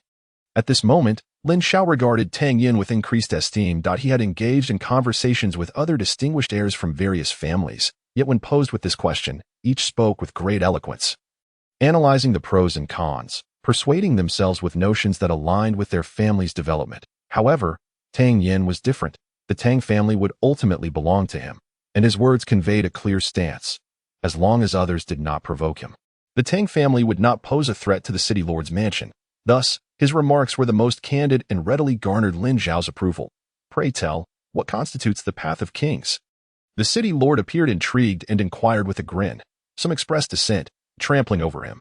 Upon hearing Tang Yan's response, Lin Xiao was momentarily taken aback. Throughout his life, no one had ever elucidated the concept to him in such a manner. The simplicity and directness of the answer resonated deeply with him. With a raised brow, Lin Xiao continued, "And what of the path of hegemony?" Those who were convinced also fell in line. Lin Xiao's brow twitched once more. This reply was still something he had never encountered, yet it was even more straightforward and clear-cut, exuding an extraordinary assertiveness that fittingly addressed the query. What then is the path of benevolence? The city lord asked again, offering a preemptive warning before he could be disregarded. Ha ha ha ha ha. Upon hearing such an answer, Lin Xiao threw his head back in laughter, nearly shedding tears from mirth, as though he had not experienced such joy in quite a while. Well answered. After a considerable time, he finally subdued his laughter, applauding loudly. Lin Xiao did not keep Tang Yan for long. Within less than half an hour, Tang Yan exited the city lord's mansion. As the mid-autumn festival approached, darkness descended more swiftly. As Tang Yan walked along the road, the surroundings were already shrouded in deep night. Illuminated by the faint night glow, he made his way toward the Tang family estate. With no one around, Tang Yan contemplated that since he had nothing pressing to attend to upon returning, why not practice his footwork in the event of a formidable adversary in the future? Even if he could not defeat them, he would certainly be able to escape. After rifling through his memories, Tang Yan selected a set of footwork known as phantom steps. This technique lived up to its name. When mastered, it allowed for silent movement, as agile as a specter, with extraordinary speed, serving not only as a means of escape but also as an effective method for assassination and theft. However, such an exceptional technique was inherently challenging to master. The peculiar footwork caused Tang Yan to falter after only a couple of steps, nearly tumbling to the ground. Unyielding, he attempted the practice once more, yet the results were the same, with his movements becoming awkward. This time, due to exerting too much force, he lost his balance and fell to the ground with a resounding thud. Where he fell, he would rise again. Tang Yan was not one to easily concede. Once he set his mind on something, he would pursue it relentlessly. Thud. He fell again. Thud. He fell once more. Thud. A third time. Fortunately, at this hour, there was no one around. Had anyone witnessed Tang Yan, they might have thought him mad. As he stumbled over 20 times in a mere 100 meters, having traversed only halfway home, it was already nearing midnight, and Tang Yan was now a sight to behold, covered in dirt and dust. Looking quite disheveled, after enduring hundreds of falls, he finally gleaned a hint of insight, transforming his previous sluggishness into a speed that exceeded that of the average person. Another hour passed, and as Tang Yan executed the footwork, he had begun to attain a level of proficiency, moving with a swiftness indistinguishable from that of an ordinary runner. Tang Yan was utterly immersed in this extraordinary footwork, which was indeed exquisite. Each step he took allowed him to effortlessly descend in 8 different directions, rendering his movements nearly unpredictable. At that moment, Tang Yan resembled a child who had just acquired a new toy. Completely captivated by it, without a second thought, he altered his course, abandoning the path back to the Tang family, and instead sprinting toward the outskirts of the city in the shroud of night. Tang Yan practiced diligently, refining each technique to exceptional proficiency, then seamlessly integrating these proficient individual moves into a fluid sequence. Fortunately, he carried a high-grade spirit elixir, ensuring a continuous flow of true energy within him. As Tang Yan practiced incessantly, his speed of movement increased exponentially. Suddenly, he halted, a chill running through him as every hair on his body stood on end. An ominous presence emanated from deep within his core. Chapter 36. Tier 3 Spirit Beast Roar. A deafening cry echoed, and Tang Yan felt a fierce gust of wind from his left. He swiftly executed the shadowy steps, leaping backward at a sharp angle, just in time to see a dark figure pounce where he had just been standing. That moment, Tang Yan finally discerned the creature before him. It was a beast. This formidable creature measured 3 meters in length, with a sleek, ebony body adeptly camouflaged in the darkness. Upon closer inspection, Tang Yan's heart raced in shock. The appearance of this leopard bore an uncanny resemblance to the specter leopard. This was indeed a spirit beast. Spirit beasts are classified into 9 tiers based on their bloodlines, and it is said that a Tier 7 spirit beast can utter human speech, mastering unparalleled demonic techniques with astonishing combat prowess. Moreover, spirit beasts of Tier 2 and above possess a beast core, containing vast amounts of spiritual energy, making them top-grade materials for alchemy. If it were merely a Tier 2 spirit beast, he might have felt reassured. But the specter leopard was a Tier 3 beast, equivalent to a Xian tier martial artist. The disparity in strength was monumental, prompting Tang Yan to make a swift decision to flee. The specter leopard, having missed its initial strike, cast a curious glance at Tang Yan, perplexed by how such a seemingly weak opponent could display such swiftness. Unwilling to back down, the specter leopard crouched low, its powerful hind legs propelling it forward like a bolt of lightning. Charging once more toward Tang Yan, Tang Yan's heart raced in alarm. He unleashed the shadowy steps with all his might, fleeing without looking back. Roar! Witnessing Tang Yan evade its attack yet again and escape. The specter leopard let out an enraged roar and pursued him with renewed vigor. As a Tier 3 spirit beast, it possessed not only immense physical strength but also remarkable speed. What troubled Tang Yan even more was the fact that the specter leopard, while running, skillfully concealed its presence, making it impossible for him to accurately gauge whether it was still on his tail. Panting heavily, Tang Yan navigated around a massive boulder. Suddenly, an enormous figure leaped onto the rock, using its powerful hind legs to launch itself toward him with incredible inertia. Feeling a menacing aura closing in, Tang Yan grimaced, gritting his teeth as he compelled the true energy within his dantian to surge forth. Propelling himself forward with the shadowy steps, bang! A resounding thud reverberated behind him as the air around him erupted violently, and a wave of relief washed over him, realizing he had narrowly escaped a potentially fatal blow. If that heavy strike had landed, he would have surely met his demise. In that harrowing moment, Tang Yan inadvertently unlocked his potential, significantly elevating his comprehension of the shadowy steps to a new level.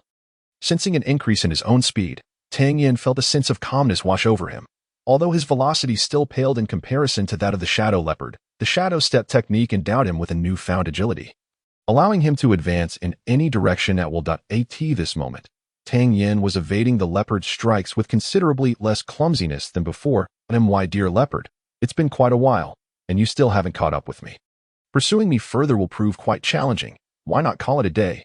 Tang Yan shouted over his shoulder while fleeing for his life. A fierce roar answered him, heralding yet another brutal leap from the leopard. Tang Yan deftly slid to the left and executed a sharp turn at an unusual angle, continuing his escape. Despite the leopard's remarkable speed, its substantial size hindered its agility by the time it managed to pivot. The distance between them had widened significantly.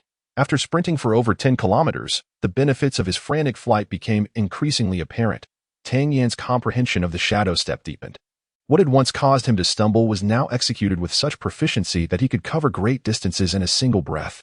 While his mastery of the technique improved, the true energy within his dantian approached depletion. Without hesitation, Tang Yan retrieved a high-grade spirit pill from his robe and swallowed it whole. As the pill dissolved, the previously exhausted dantian surged with revitalized energy. A wave of alertness surged through Tang Yan, prompting him to concentrate once more on evasion.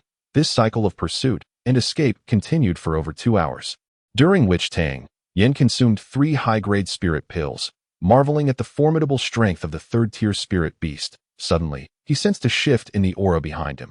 Curiosity piqued, he glanced back and was surprised to see the shadow leopard panting heavily, prompting him to halt in his tracks.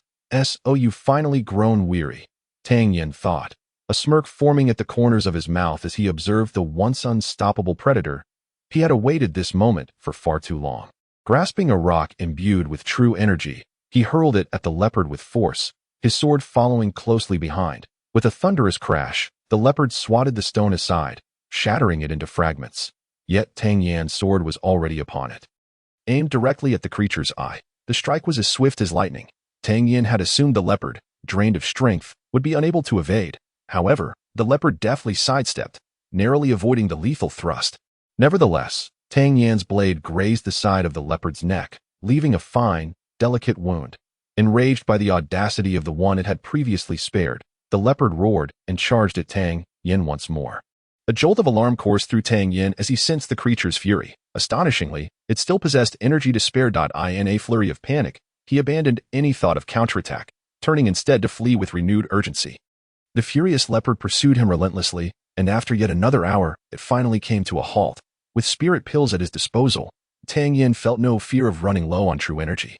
After nearly 4 hours of frantic escape, he was confident that the leopard could not still have any reserves left. He swallowed another high-grade spirit pill, and, seizing his sword, charged forward once more. With a resounding clash, Tang Yan's blade met the leopard's paw, producing a metallic ring that echoed through the air. A jolt of numbness shot through Tang Yan's hands, nearly causing him to lose his grip on the sword. Yet, this encounter provided him with insight into the leopard's strength. With his mind at ease, he unleashed the flowing cloud sword technique, graceful and fluid in its execution, though the spirit beast possessed immense power. It lacked the intelligence and finesse of human combatants, placing it at a distinct disadvantage. The tempestuous yet unpredictable swordplay unfolded before him. The phantom leopard had no choice but to engage with sheer force, attempting to dismantle Tang Yan's advantage through brute strength. After all, his strength was nearly depleted, and the phantom leopard found itself at the brink of exhaustion, although he was curious about the seemingly frail human before him, who possessed such formidable endurance. The urgency of the situation left no room for contemplation. With a swift thrust, Tang Yan's longsword left a series of wounds upon the phantom leopard, which could only emit furious roars.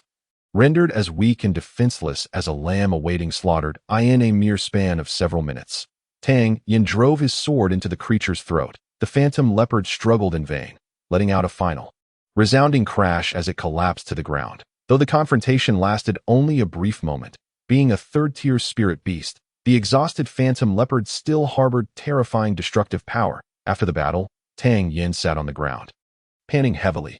Reflecting on the night's events, he couldn't help but chuckle ruefully.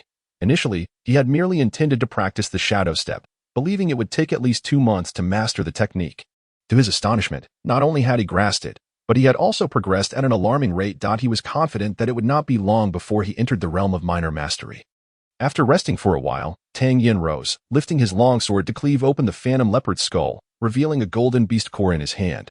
Sensing the spiritual energy contained within, he felt a surge of joy and was about to store it away when he suddenly noticed that the long-silent celestial transformation cauldron was vibrating with excitement. Tang Yan's expression turned quizzical. What could possibly have stirred this ancient vessel at such a moment? Chapter 37. Disruption of melody. To his astonishment, he realized that the source of the cauldron's excitement was the beast core he held. Was it yearning to consume the beast core? Tang Yan was taken aback, and with a flick of his consciousness, the core vanished into the cauldron. The celestial transformation fire, which had lain dormant within, surged forth from his dantian, and the beast core was rapidly refined by the flames at an astonishing rate. 10 seconds later, the once energy-laden beast core had completely vanished, transmuted into an exceptionally pure essence of spiritual energy that gathered within the cauldron. Damn it! After toiling all night, my hard-earned reward has been devoured by you.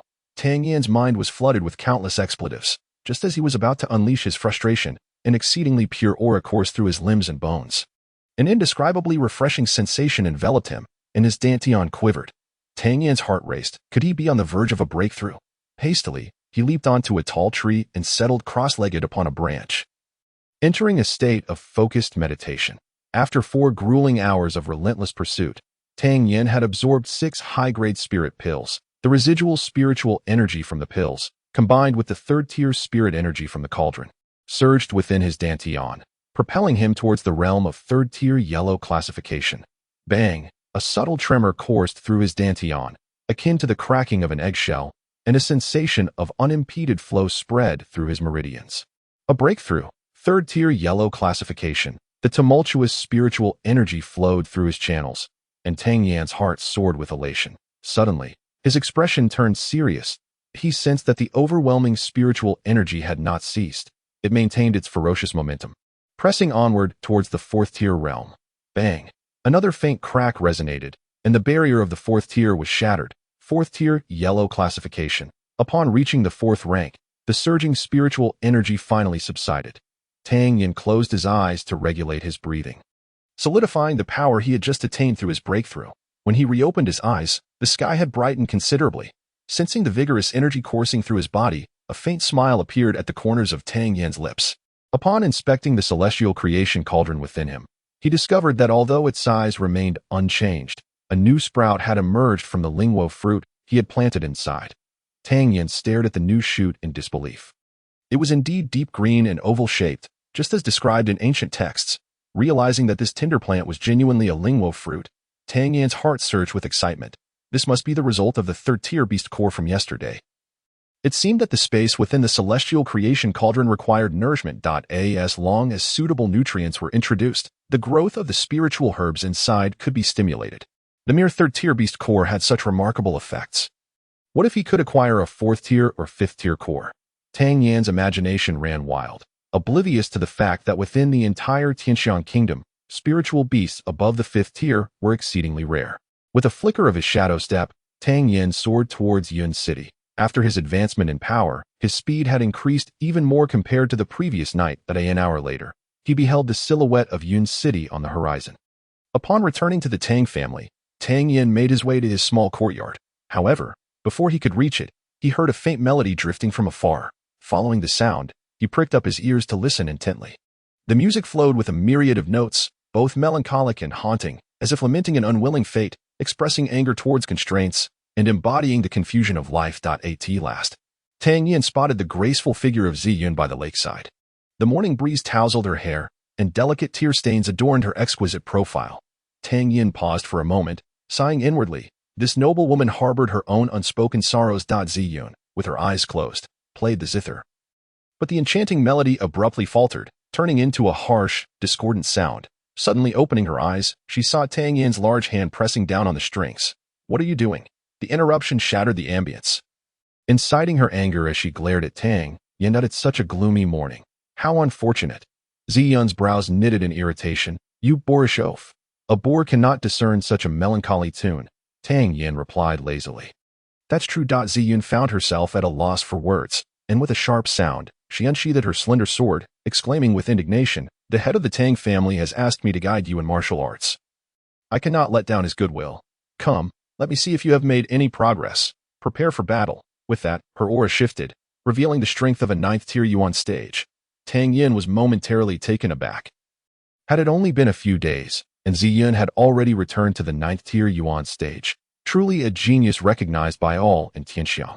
Little did Ziyun know, in the span of just one night, Tang Yan had ascended to the fourth rank of the Huang stage. She had assumed that with her exquisite swordsmanship and the experience of a heavenly stage warrior, her ninth-tier Yuan stage would be sufficient to overpower Tang Yan, who was merely at the first rank of the Huang stage. However, Ziyun had significantly miscalculated this time.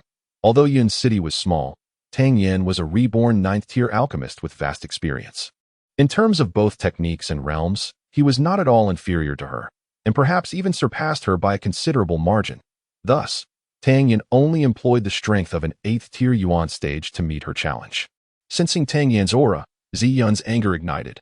"You dare to look down on me, using only the eighth-tier strength. The offensive power is not particularly high, yet the insult is exceedingly strong." Feeling deeply affronted, Ziyun, without hesitation, unleashed her sword aura with great intensity, vowing to mercilessly punish Tang Yan this time. After the two engaged in combat, Tang Yan could not help but reflect, truly, this is Zizhu City. The heiresses it produces are several times stronger than Lin Dongxue. Even with his 8th grade Yuan stage prowess, he found himself struggling to keep up to AT this moment. Ziyun was engulfed in a tempest of emotions. With her realm and combat experience, she believed she could remain undefeated even against a 2nd grade Huang stage warrior. But what on earth was happening now? Wasn't this Yun City? How could such a small town produce a freak like Tang Yan? Despite her 9th grade Yuan stage strength, she was unable to suppress his 8th grade prowess. The more they fought, the more alarmed Ziyun became, and the more frustrated she felt. She had prepared herself to deal with Tang Yan, yet found herself thoroughly restrained by his 8th grade strength. Enough is enough. In a fit of rage, Ziyun huffed and sheathed her sword. Striding back to her courtyard as she walked, she plotted in her heart. Once her strength recovered a bit more, she would give Tang Yan a thorough thrashing. Observing Ziyun storm off, Tang Yan let out a wry smile and followed after her, realizing once again that it is indeed difficult to manage both petty individuals and women as the Mid-Autumn Festival approached. Although Tang Yan detested being in the limelight, he had no choice but to step forward for the sake of the Tang family's reputation. In a bid to secure more resources for his family, he practiced diligently. Meanwhile, Ziyun seemed to have been provoked by Tang Yan last time, as she had been in secluded training ever since. Without pause, Tang Yan devoted himself to rigorous training in just 9 days. With the aid of various elixirs, he advanced remarkably to the 6th grade of the Huang stage. Such a rate of progression could only be described as monstrous, yet Tang Yan felt it was still too slow. With thoughts of the Mid-Autumn Festival in his mind, a glint of determination flashed in his eyes, though his strength was merely at the 6th grade, with the combined powers of Tiandi Zhao Hua Fire and Shadow Step. He still possessed the capability to contend within the Huang stage. Just as Tang Yan was deep in contemplation, a sound of a door being pushed open interrupted him. He turned to see Ziyun, her face adorned with a cheerful smile, stepping out of her room. Chapter 38. Miss Ziyu, you lack martial virtue, clad in pristine white, as if she were a celestial being untouched by the mundane world. Tang Yan momentarily lost focus before asking, puzzled, what has you in such high spirits? Upon spotting Tang Yan, Ziyun's smile vanished instantly. With a swift motion, she drew her longsword and declared, little thief, prepare to face my blade. Tang Yan's heart raced in alarm. What was this commotion so early in the morning? He retreated several steps just in time to evade the fine blade, gasping, silly girl, what are you doing? Ziyun replied, I have regained some of my strength and wish to spar with you.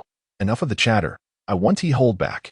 With those words, her aura erupted, emanating an overwhelmingly powerful presence. Sensing the fluctuations of Ziyun's energy, Tang Yan exclaimed, Xian stage, you have some discernment, but fret not, that you are only a 1st grade Huang stage. I shall fight you with the strength of a 3rd grade.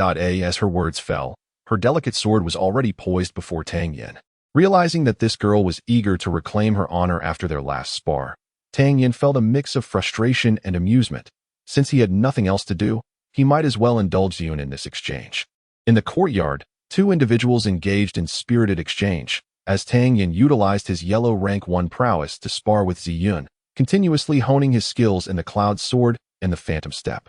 Born into a prestigious family, Ziyun possessed an unparalleled mastery of martial arts, making her an ideal training partner for Tang Yan. After a quarter of an hour, Ziyun realized that despite employing her yellow rank 3 strength, she could only achieve a stalemate with Tang Yan, which left her increasingly frustrated. Suddenly, with a shift in her aura, she unleashed her yellow rank 4 power. Sensing this transformation, Tang Yan exclaimed dramatically, surely not. Miss Z, you, a distinguished heavenly stage expert and the esteemed 3rd Miss of Zizhu City, resorting to yellow rank 4 strength against someone of yellow rank 1. How very unsporting. Initially disheartened by her inability to best Tang Yan with her yellow rank 3 strength, Ziyun felt even more incensed by his remarks, retorting, mind your own business. I am merely indulging myself. Indeed, with sheer force, she pressed forward, and as Ziyun's swordsmanship surged with ferocity, Tang Yan found himself stripped of his earlier composure. Frequently teetering on the brink of peril. In light of the stark disparity in their abilities, Tang Yan found himself retreating under the pressure, yet Ziyun could only manage to suppress him. With no immediate hope of victory in sight, intrigued by Tang Yan, a peculiar individual, Ziyun noted his extraordinary perceptiveness. Every stroke of his sword was executed with remarkable finesse, reminiscent of a master swordsman. How could such talent arise from the tiny realm of Yun City? I refuse to believe I cannot best you. With a determined clench of her silver teeth, she shifted her strength to yellow rank 5. Goodness, Miss Z, are you abusing your advantage? Tang Yan exclaimed. Stop your foolishness. I am merely guiding you. Over the course of their time spent together, Ziyun had developed thicker skin, while Tang Yan's techniques were indeed exquisite. He was not one to boast. Aware that he could not withstand Ziyun's grand swordplay with his current strength, he activated his dantian and channeled additional vital energy. 2nd rank? Ziyun gasped, sensing his rising aura. Heh, I've concealed it quite well. Haven Ti. Tang Yan chuckled. Aware that yellow rank 5 might not suffice to contend with Tang Yan, Ziyun escalated her strength to yellow rank 7. Only to witness Tang Yan elevate his own to rank 4. A frown crossed her brow. Contemplating just how much power this young man was hiding in a moment of clarity, Ziyun recognized her narrow perspective. Her purpose in seeking Tang Yan was not merely for a spar, so why engage in such gradual testing of strength? Suddenly, the might of the Xian rank erupted. Miss Z, Sister Z, do not jest. Oh dear, I concede. Half an hour later, Ziyun finally exhaled in relief. departing with satisfaction, while Tang Yan lay on the ground, groaning in pain, his body bruised in hues of blue and purple demoness. Your lack of martial ethics leaves much to be desired. Should you ever wish for the elixirs I concoct, do not expect my assistance. Tang Yan protested from the ground. I still possess a vial of chi recovery elixir, which can restore me to Earth stage. When the time comes, I shall seek you out directly. Should you dare refuse me, beware of my fist, she retorted haughtily.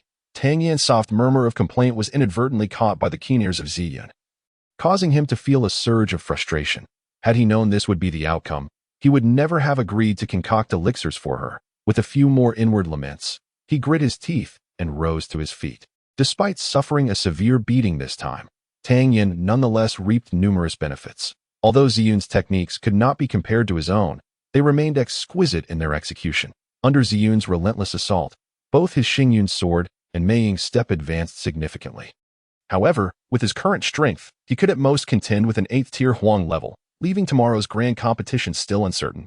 The celestial transformation fire, if revealed too early, would undoubtedly attract the attention of those with ulterior motives, making it unwise to expose it prematurely. Should he manage to further enhance his abilities, the Mid-Autumn Festival competition would offer additional assurance. As Tang Yan's mind whirled with thoughts, a sudden spark lit up his eyes. With a flicker of intention, a lingwo fruit appeared in his hand. After several days of nurturing within the cauldron, the fruit occasionally emanated a wisp of spiritual energy, given that he already had a thriving seedling. It was now the opportune moment to utilize this lingwo fruit. He summoned Xiao Cui to procure several medicinal herbs. Since the elixir he intended to refine was rather precious, the supplementary herbs were also quite costly. A considerable portion of the 100,000 taels gifted by Miao Fong had been expended. In the alchemy chamber, Tang Yan solemnly ignited the alchemical flame and cast the lingwo fruit into the cauldron for refinement. After multiple rounds of purification, a viscous, emerald liquid soon settled in the hidden compartment of the cauldron. He subsequently added the remaining herbs and sat quietly beside the cauldron as time ticked by. His spiritual energy rapidly diminished, necessitating the consumption of a high-grade spiritual elixir to replenish his vitality. At last, with a resounding clap on the cauldron lid, a black elixir soared out, landing in Tang Yan's palm. He swiftly retrieved a porcelain vial to contain the elixir and sank down onto the ground, gasping for breath. His power was still too feeble. A mere 3rd-tier medium-grade elixir had nearly cost him his life. Taking a deep breath, he glanced at the porcelain vial in his hand, feeling a sense of satisfaction as he exited the alchemy chamber. Upon emerging, Tang Yan realized it was already deep into the night. Returning to his bedroom, he sat cross-legged on the bed and retrieved the refined elixir, sensing the surging spiritual energy within it, akin to a volcano on the verge of eruption. This elixir, named Quilingdan, was a coveted potion in his previous life, sought after by countless experts in the hidden world. Consuming it would expand the capacity of his dantian, allowing him to unleash a more formidable power within the same tier. Boom! The moment the elixir slid down his throat, an immense force detonated within him. Countless minuscule black whirlpools surged toward his dantian. Tang Yan felt as though his dantian were being devoured by a myriad of ants. An excruciating pain incessantly stimulating his nerves. Beads of sweat the size of soybeans sprang forth on his forehead, and he furrowed his brows tightly, striving to endure the agonizing torment. Puff, puff, puff. The interior of his dantian erupted with explosive sounds under the relentless assault of the whirlpools. The intensifying agony nearly caused Tang Yan to faint. Clenching his tongue, he steadied his mind, aware that this was the Quilingdan restructuring the very fabric of his dantian. If he could not withstand it, his dantian would be irrevocably ruined. However, if he persevered, he could break through and establish a vortex dantian. Puff, puff, puff. The dantian continued to rupture, and the numerous whirlpools began to merge in pairs, coalescing into a larger vortex. Then, they began to merge in pairs, forming a vortex of even greater magnitude. With each fusion of the vortexes, the damage inflicted escalated, causing Tang Yan's body to tremble incessantly. Waves of excruciating pain relentlessly tormented his nerves, pushing him to the brink of surrender numerous times. Time ticked away, and after an indeterminate duration, the two vortexes commenced their amalgamation, their influence gradually permeating every corner of his dantian, with pain reaching its zenith. Merge for me, Tang Yan roared within his heart. Boom. Tang Yan's body convulsed violently as the two vortexes within his dantian suddenly coalesced into one, spinning with a thunderous force. In that fleeting moment, Tang Yan sensed a profound message emanating from his dantian, as if it urgently craved a replenishment of spiritual energy. Simultaneously, at the center of the dantian vortex, an ancient cauldron radiated an overwhelming brilliance, with streams of spiritual energy surging forth to swiftly replenish the energy within his dantian. When Tang Yan reopened his eyes, he felt an unprecedented abundance of true qi within his dantian. Hastily, he turned his gaze inward and discovered that his dantian had transformed into a swirling vortex, perpetually in motion. Although his strength remained at the 6th rank of the yellow tier, the reservoir of true qi within his dantian could rival that of the 7th or even 8th rank. A smile graced his face as he pushed open the door and stepped outside. The Mid-Autumn Festival was to be held in the evening, and Tang Yan practiced the extreme 6 forms a few more times, secretly marveling at the extraordinary nature of this vortex dantian. Originally, he could only perform 20 repetitions, but now he was able to accomplish 5 more with the same level of strength. After his training, he was summoned by the elder Tang to the Grand Hall. At this moment, the senior members of the Tang family had all gathered within the hall. Tang Yan glanced around and noticed Ziyin seated at the high seat, casting a triumphant glance in his direction, seemingly trying to assert her dominance over him. "Greetings, grandfather." In the presence of everyone, Tang Yan maintained his decorum and quickly approached to pay his respects. No need for formalities. "Take a seat." The elder Tang waved his hand. Once Tang Yan was seated, he continued, "Today marks the Mid-Autumn Festival. Our Tang family has a sparse lineage, with only Yen'er and Yin Jun among the younger generation. It is inevitable that some nefarious individuals will come to challenge our Tang family's juniors. What do you all propose we do about this?" The younger generation of the Tang family was currently at a disadvantage compared to other families, and participating in the competition would likely yield poor results. Our Tang family's overall strength still ranks 4th in Yun City. We need not participate in this tournament. Who would dare to truly challenge us? A middle-aged man spoke gravely. Brotherly Hua makes a valid point, but if we refrain from competing for 3 consecutive years, our Tang family's standing in Yun City will undoubtedly plummet. At that time, the affiliated families may lose confidence in us, potentially inflicting grave harm upon the Tang family. Tang Xingping, who managed the fabric shop in the Western District, remarked with a furrowed brow at that moment. The majority of the gazes in the hall were filled with disdain as they turned toward Tang, and, if it weren't for your inadequate strength, would our Tang family have to endure such humiliation every year? Mo, sensing the atmosphere in the hall, couldn't help but speak up. The young master possesses extraordinary talent. After the destruction of his dantian, he has already attained the 8th rank of the elemental tier. Although this strength is not particularly high, his growth rate is remarkably rapid. We should forego the martial competition this time, and let Yin Jun take the lead. It is primarily to deal with the younger generation from families outside the 4 great families. If any challengers from the 4 great families appear, Yin Jun need not pay them any mind. Upon hearing Mo's suggestion, everyone nodded in agreement, recognizing it as the most prudent course of action. With a sudden burst of laughter, Ziyun, who had been silent until now, captured the attention of everyone present in the Grand Hall. "Miss Ziyun, what brings you to laughter?" inquired the venerable Tang Patriarch, visibly intrigued. Tang Yan's prowess has reached the 6th rank of the yellow tier, and he stands a formidable contender among the younger generation. Why do you all wear such long faces? Ziyun's words were nothing short of earth-shattering. A profound silence enveloped the hall. Crack. The Patriarch, gripping his teacup, exerted pressure and inadvertently shattered it, with scalding tea cascading down his fingers. Unnoticed. Is what you say truly the case? After a long pause, Tang Ling finally managed to voice his astonishment. The gazes of the others in the hall converged upon Zizhu. Though they were unaware of her true identity, Tang Ling had informed them that this woman was a distinguished guest of the Tang family, deserving of utmost respect. If the Patriarch held her in such high regard, her status must surely be extraordinary. They found it even harder to accept Zizhu's assertion. Tang Yan, the notorious prodigal, who had previously shown no inclination for study, had merely reached the 8th rank of the elemental tier, and now he suddenly claimed to be at the 6th rank of the yellow tier. Why not inquire with your grandson to ascertain the truth? The Patriarch suggested. Zizhu, however, unflinchingly exposed Tang Yan's actual strength. Yen'er, to divulge your current level of prowess honestly, the Patriarch demanded with an air of gravity. Tang Yan shot a glare at Ziyin.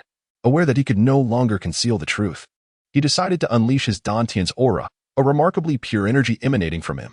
The Patriarch's body trembled in disbelief as he focused intently on his grandson. This aura was undeniably that of the 6th rank of the yellow tier.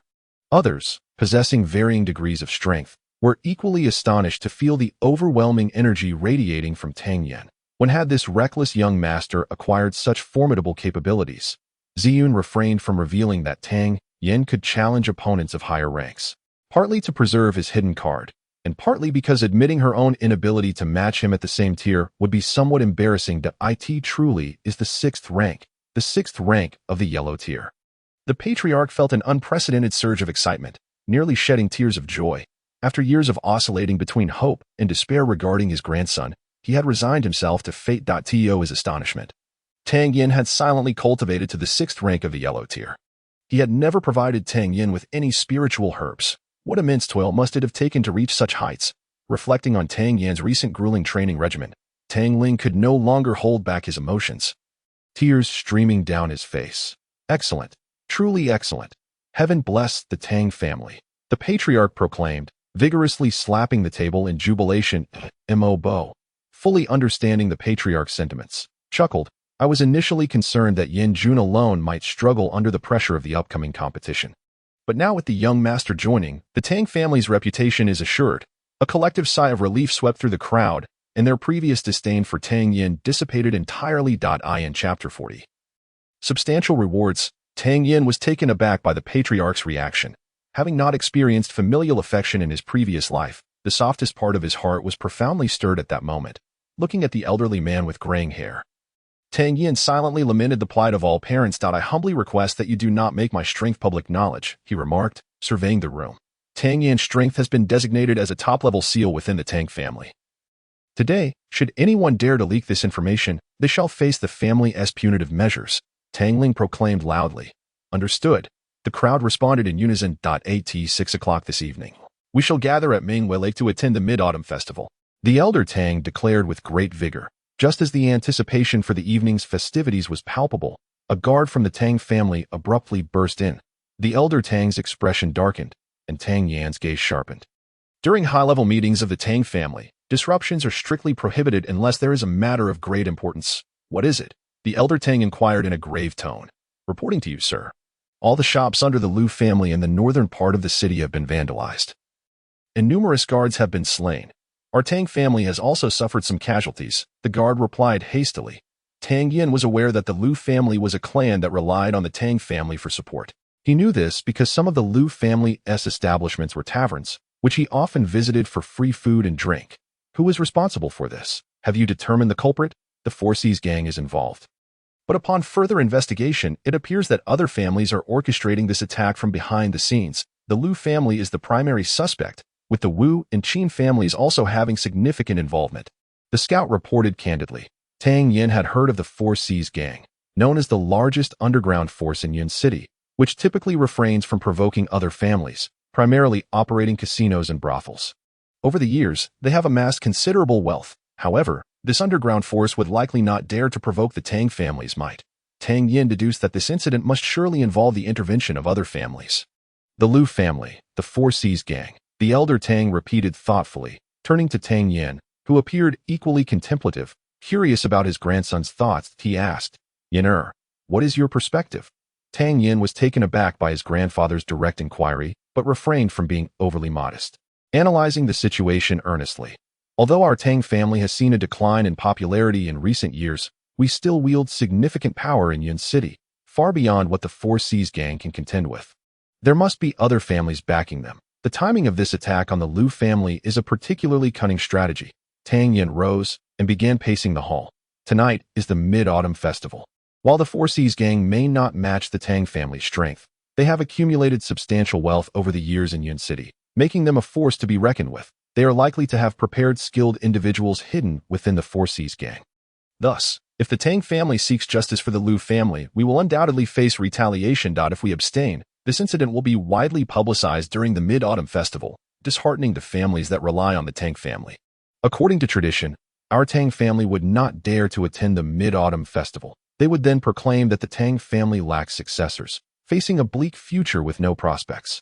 This dual approach would easily undermine people's faith, allowing them to seize the opportunity to woo these families, ultimately leaving our Tang family in a state of considerable disarray. Upon hearing Tang Yan's logical and well-founded analysis, the assembly broke into a cold sweat. The adversaries' move was truly ruthless and insidious. Should they succeed, it would weaken the Tang family by at least a quarter of its strength. Then why don't we simply attend? Mo Yanjun queried in confusion. In the eyes of outsiders, I am merely a frivolous young man, and Brother Mo's strength is only at the 5th rank of the yellow level. At that time, the members of the other 3 prominent families will mobilize their young elites to challenge the Tang family, leaving no semblance of dignity for us. In their eyes, we have already become fish in a barrel. At this moment, everyone was deeply moved by Tang Yan's meticulous insight. Li Hua, who had initially held some disdain for Tang Yan, hastily inquired, "Young master, what shall we do?" Feeling the collective gaze of the group upon him, Tang Yan resolutely declared, "We must not allow our hearts to scatter, and time is of the essence, if this matter is not impeccably resolved before tonight's Mid-Autumn Festival gathering. They will exploit the opportunity to undermine the reputation of the Tang family during the event. Therefore, this time, we not only intend to strike but to strike fiercely, obliterating the Sihai gang and elevating the morale of the Tang family, thus proclaiming our prestige." Hearing Tang Yan's words laced with murderous intent, Zi Yun's expression turned grave. The confidence and decisiveness displayed by this young scion were qualities even some members of the great families could not possess. His words swiftly garnered unanimous approval from the crowd. "How many troops should we deploy for this operation?" inquired Old Master Tang. "The Tang family's guards are not mere ornaments. Only through the crucible of blood can they truly grow. We shall mobilize all 120 newly initiated yellow-rank Tang soldiers. Additionally, we will dispatch 10 elite warriors, led by Mo Bo, to eliminate the hidden experts lurking in the shadows." At this moment, Tang Yan resembled a general, strategizing and commanding with authority. "Very well, Brother Mo. This time I shall rely on your efforts." Old Master Tang stated solemnly, "No problem. I shall summon the Tang soldiers immediately."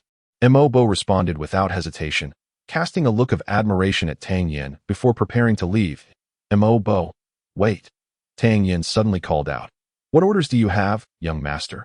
Mo Bo, having been genuinely impressed by Tang Yan's recent performance, awaited his instructions. More than 100 guards would be too conspicuous. Mo Bo should lead a contingent of 20 directly along the main road to the Sihai gang. The others will form groups of 10, using the back roads to converge towards the northern part of the city, gathering just before reaching the Sihai gang's headquarters. Once we meet, there will be no idle chatter. We shall engage in combat directly. Remember, it was the Sihai gang that provoked the Tang family first. We stand on the side of righteousness, Tang Yan instructed earnestly. Upon hearing this, Mo Bo's eyes lit up. This approach would significantly diminish the Sihai gang's vigilance. By the time they realized the Tang family's numbers exceeded 100, it would be too late for them to prepare. Before confronting the Sihai gang, inform the guards that for every enemy slain, they shall receive a reward of 100 taels of silver, with no upper limit. Tang Yan proclaimed, "So much." Mo Bo glanced incredulously at Old Master Tang. "Who knows how many members the Sihai gang has? If we implement young Master Tang's strategy, it seems the Tang family may have to pay dearly once again." Old Master Tang intended to voice his disagreement, but was abruptly interrupted by Tang Yan. "Mo Bo, proceed as directed. Though the Sihai gang operates in the sordid business of flesh and blood, they have amassed considerable wealth. When the time comes, we shall reap the rewards, and the Tang family will profit immensely." Upon hearing this, everyone's eyes brightened. "What a brilliant strategy, Brother Mo. Let us execute as Yeno has suggested." Old Master Tang commanded with a wave of his hand. "Understood," Mo Bo replied, turning to head outside.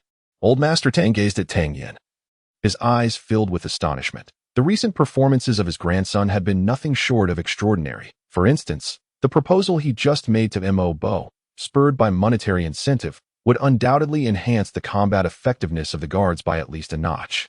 Regarding this grandson of mine, he has become increasingly inscrutable. Chapter 41. Harvest. At the north of the city, the headquarters of the Sihai gang is stationed here. Within a conference hall, the leader of the Sihai gang, Chen Dao, is engaged in a game of chess with a middle-aged man. Upon closer inspection, the middle-aged figure is none other than Lu Er, the second in command of the Lu family, Master Lu. The Tang family has not attended the Mid-Autumn Festival for 2 consecutive years. Should they choose to remain absent again this year, their influence in Yun City will undoubtedly wane. Today, our Sihai gang's reckless assault on the Lu family will surely provoke the Tang family. If they wish to salvage some reputation, they will certainly retaliate against us, and this may lead to a fierce confrontation. Chen Dao, having navigated the treacherous waters of Yun City for many years and faced a myriad of adversaries, has honed a meticulous mindset. He is acutely aware of the Liu family's intent to incite the Sihai gang into provoking the Tang family. Rest assured, the Tang family is the weakest among the 4 prominent families in Yun City. If a conflict were to arise with the Sihai gang, they would undoubtedly suffer grievously. Should they dare to engage in battle, tonight would mark the end of the Tang family. Their purpose here is likely to intimidate us and seek a semblance of justice, rather than to act rashly. Sipping his tea, Lu Jing continued, moreover, how many forces can they truly mobilize? 39th tier guards, or perhaps 50. Such numbers may not suffice to contend with the Sihai gang. The Tang family would never suspect that my Liu family has sent operatives to infiltrate the Sihai gang. With 49th tier warriors and 15 yellow tier experts, coupled with the manpower of the Sihai gang. Could we possibly fear the Tang family? If they choose to act aggressively, we shall ensure they come and never return. Master Lu's words resonate profoundly. However, our Sihai gang has also undertaken significant risks this time. Should the Tang family be vanquished, as per our agreement, 2/10 of their assets will rightfully belong to the Sihai gang. Chen Dao remarked with a grin. Indeed, Lu Jing nodded in agreement. Their eyes met, and both erupted into hearty laughter, as if the Tang family were already within their grasp. Report. Leader, the Tang family's forces are advancing towards us. A scout rushed into the grand hall to inform them. Oh, they have arrived so swiftly. Both Chen Dao and Lu Jing raised their brows in surprise. How many have they sent? Who leads them? Chen Dao inquired. The Tang family is led by Mo Lao, with a total of 20 individuals, all of whom are Tang family guards. They will arrive at headquarters in approximately 5 minutes, the scout promptly replied. Hearing this report, Chen Dao felt a wave of relief wash over him.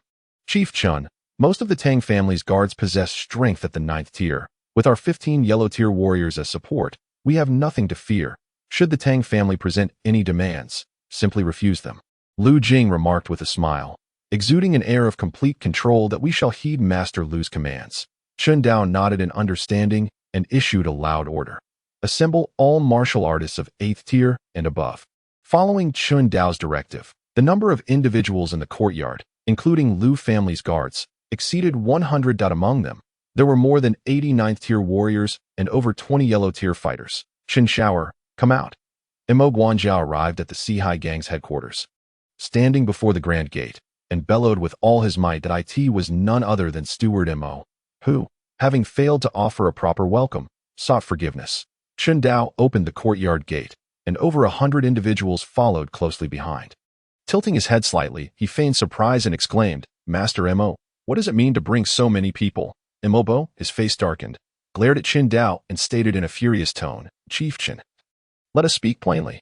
You are fully aware that the Liu family is allied with the Tang family, yet you still dare to strike against them. What place do you leave for my Tang family? The Tang family has a pact with all allied families, united in both glory and disgrace. Such provocation against the Tang family cannot go unanswered. We will not rest until we receive an explanation. At these words, Chen Dao's eyes turned cold, and he threw back his head in laughter. Master Mo, you are growing old, and your mind seems to be failing you.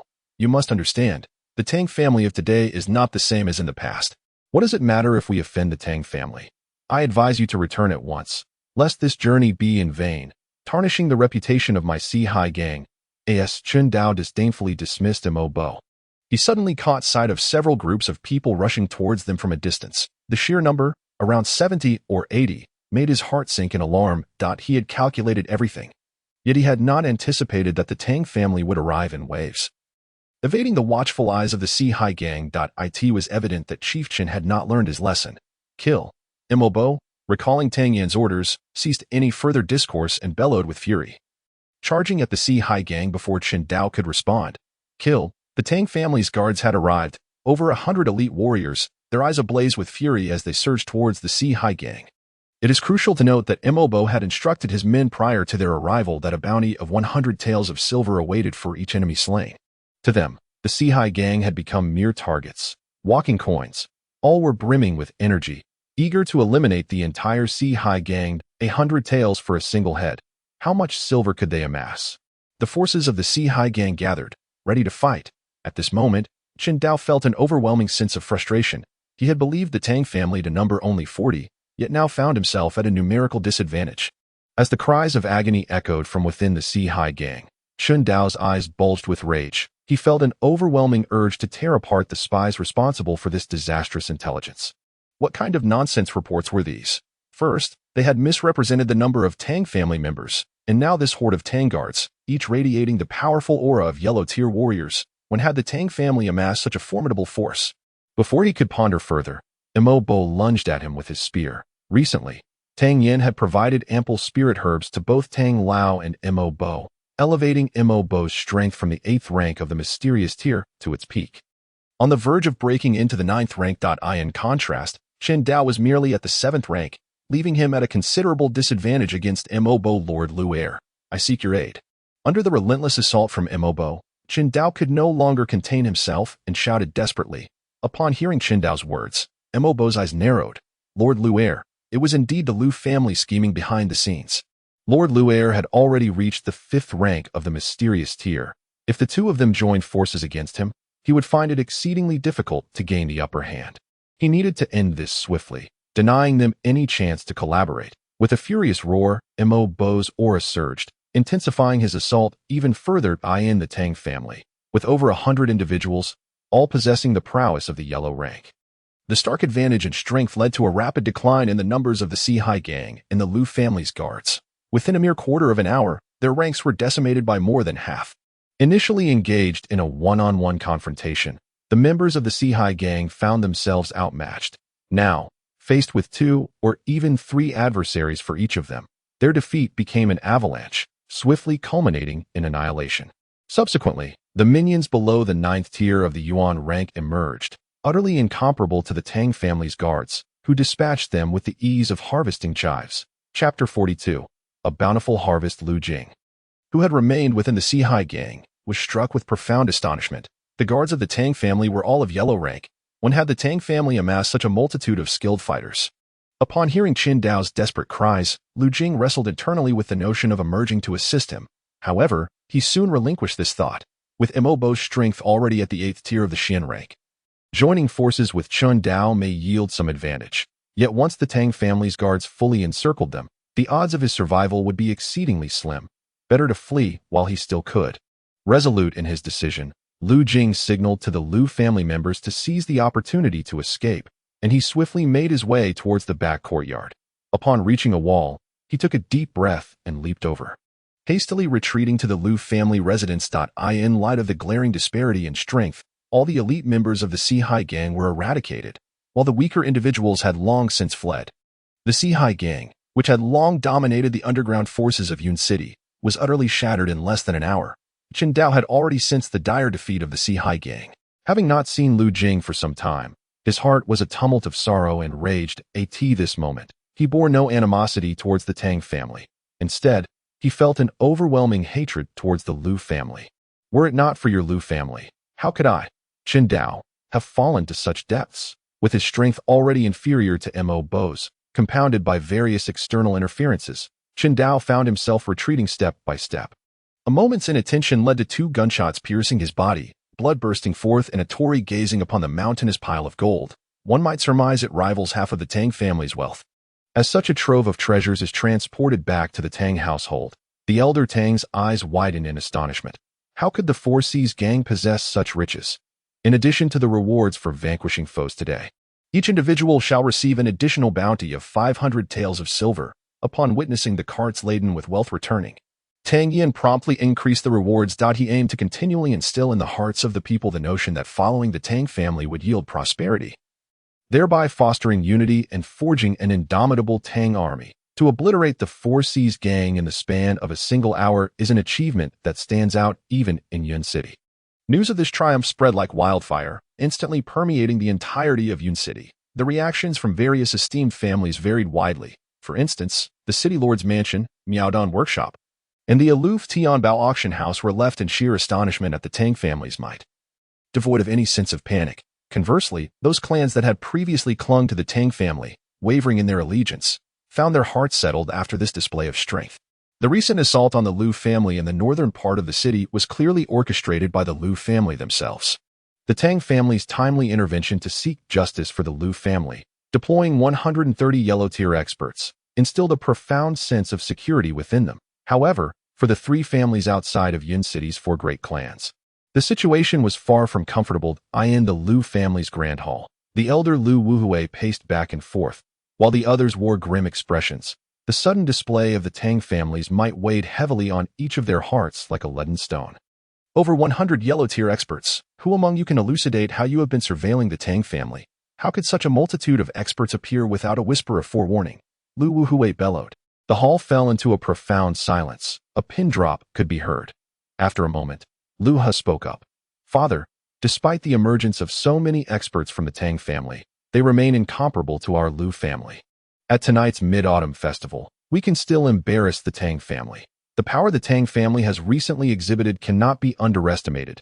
If we were to truly eliminate Tang Yan, how much would our Lu family suffer if the Tang family chose to go to war with us?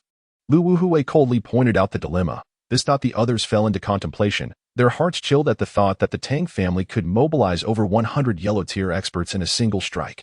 While it may be impossible to slay Tang Yan, we could still inflict severe injury upon him, but as long as that wild spawn is left with a sliver of life, the old dog of the Tang family won't dare to expend all his strength against us. At that point, uniting with the other families to strike at the Tang family would only be a matter of time, Lu Wuhui calculated. What if the Tang family still opts not to participate in this year's Mid-Autumn Festival? Lu Shi, who had remained silent, queried. We shall spread the word that the Tang family has no heirs capable of attending the Mid-Autumn Festival, not even a direct descendant, regardless of the Tang family's current strength. It is but a fleeting moment. Once Tang Ling is dead, the Tang family will collapse immediately. Should the Tang family indeed choose not to participate, this rumor will leave a lasting mark in the minds of the people, delivering a significant blow to the Tang family's reputation. If the Tang family does decide to compete, we shall proceed as originally planned to incapacitate Tang Yan, thus achieving our goal of undermining the Tang family. A glimmer of ruthlessness flashed in Lu Wuhui's eyes. Wise as always, my lord. Upon hearing this, the assembly immediately applauded in agreement. The sun began its gradual descent in the west. The horizon is adorned with only a few brilliant streaks of twilight. The annual Mid-Autumn Festival is gradually unfolding its grand spectacle. At this moment, the shores of Mingwei Lake are illuminated with resplendent lights, casting a glow over the entire expanse of water. Men and women of all ages, from the young to the elderly, are flocking towards this gathering. Many young individuals have taken great care in their appearance, their hair meticulously styled, hoping to catch the eye of a lovely maiden amidst the festivities.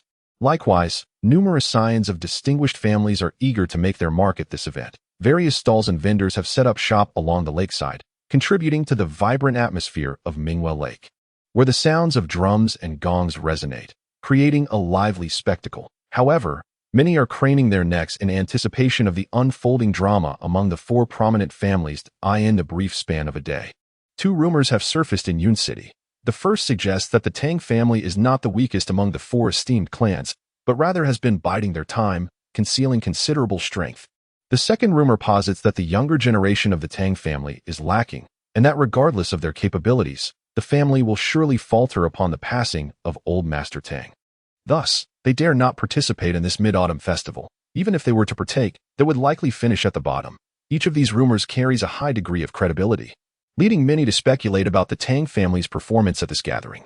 As time progresses, the Qin, Wu, and Lu families arrive in succession, yet the Tang family's presence remains conspicuously absent. I surmise that the Tang family will likely abstain from participating.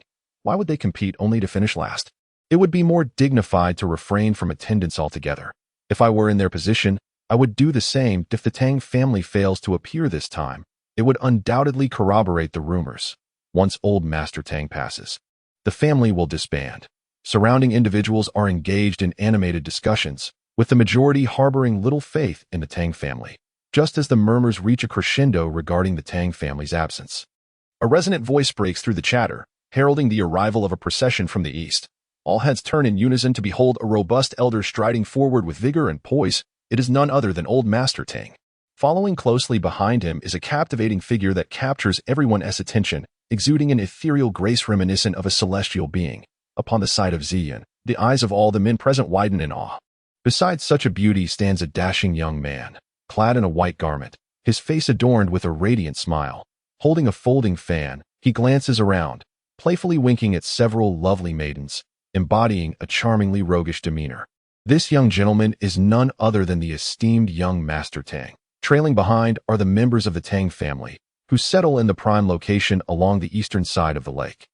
This marks the first occasion in 3 years that the 4 prominent families of Yun City have gathered for the Mid-Autumn Festival. Suddenly, another voice resonates from the direction of Miadanfang, capturing everyone's attention. At the forefront is Wu Xian, the chief alchemist of Miadanfang, clad in attire that reflects her spirited and vigorous nature. Her striking features, accentuated by the alluring contours of her form, render many men unable to resist swallowing hard. Walking alongside her is Guming, the esteemed elder of Miadanfang. The appearance of the Miadanfang contingent prompts a flurry of greetings from the surrounding crowd. After all, the majority of elixirs in Yun City are sourced from Miadanfang, a prestigious entity that commands respect. Wu Xian greets the throng with a charming smile, her every gesture an enchanting allure. The unique aura of authority she possesses, coupled with her commanding presence, sends countless hearts racing in the vicinity. While the enchanting Wu Xian is indeed beautiful, none would dare to provoke her, with the exception of the young Master Tang, of course, just as everyone was respectfully greeting Wu Xian and her companions. Tang Yan rose to his feet and vigorously waved at Wu Xian, exclaiming, "Miss Wu Xian, Master Gu, please come this way and take a seat." Humph. A dandy remains a dandy, completely oblivious to the stature of Miaodong Workshop. Who would sit with the Tang family? Upon hearing Tang Yan's call, those families unassociated with the Tang family immediately scoffed in disdain. "Miss Wu Xian, my Lu family has prepared tea. Why not come over and enjoy a chat while appreciating the bright moon of the Mid-Autumn Festival?" A melodious voice resonated from the Lu family section as a tall, courteous young man stood to extend his invitation. "Wow, Lu Gongzi is so handsome." Upon seeing Lu Ji stand, many young ladies' eyes sparkled with admiration.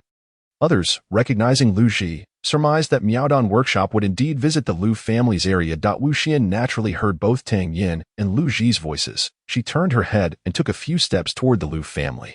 Just as the crowd believed she would truly approach, Wu Xian halted and, in a voice as sweet as a lark, said, "Thank you for your kind intentions, Lu Gongzi, but I have already made an arrangement with young Master Tang to discuss poetry at this opportunity.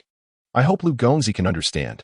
After nodding slightly in the direction of the Lu family, she gracefully walked towards the Tang family. Tang Yan, feeling a sense of gratitude towards Guming, also wished to engage in conversation with him. Thus following closely behind Wu Xian as they made their way to the Tang family's area. With both high-ranking members of Miaodong Workshop heading toward the Tang family, the others naturally followed suit. All moving in that direction. At this moment, the gazes of the crowd towards the Tang family underwent a dramatic transformation. Wu Xian's seemingly light-hearted remarks appeared to offer the Lu family face. Yet everyone understood this was an indirect slap to the Lu family. Choosing the Tang family over the Lu family clearly indicated that the Tang family held a more significant place in her esteem. The manner in which Miaodong Workshop protected the Tang family raised questions about the relationship between the two. Curiosity about the Tang family intensified among the onlookers. How had this family, once at the bottom of the 4 great families, suddenly become the center of such shocking events? Upon reaching the Tang family and greeting the elder Tang, Wu Xian's gaze fell upon Ziyun, who stood beside Tang Yan. Having frequently interacted with prominent families, Wu Xian couldn't help but feel her heart race upon seeing Ziyun. This woman, devoid of makeup, was stunningly beautiful. Although she appeared rather simple, her innate noble aura neither oppressed nor discouraged closeness. Such a woman must surely hail from a distinguished lineage. With only a handful of great families in Yunqing, Wu Xian had never encountered anyone like her. Could she possibly come from elsewhere? "Ah, this sister seems somewhat unfamiliar. May I ask your name?" Wu Xian inquired with a smile.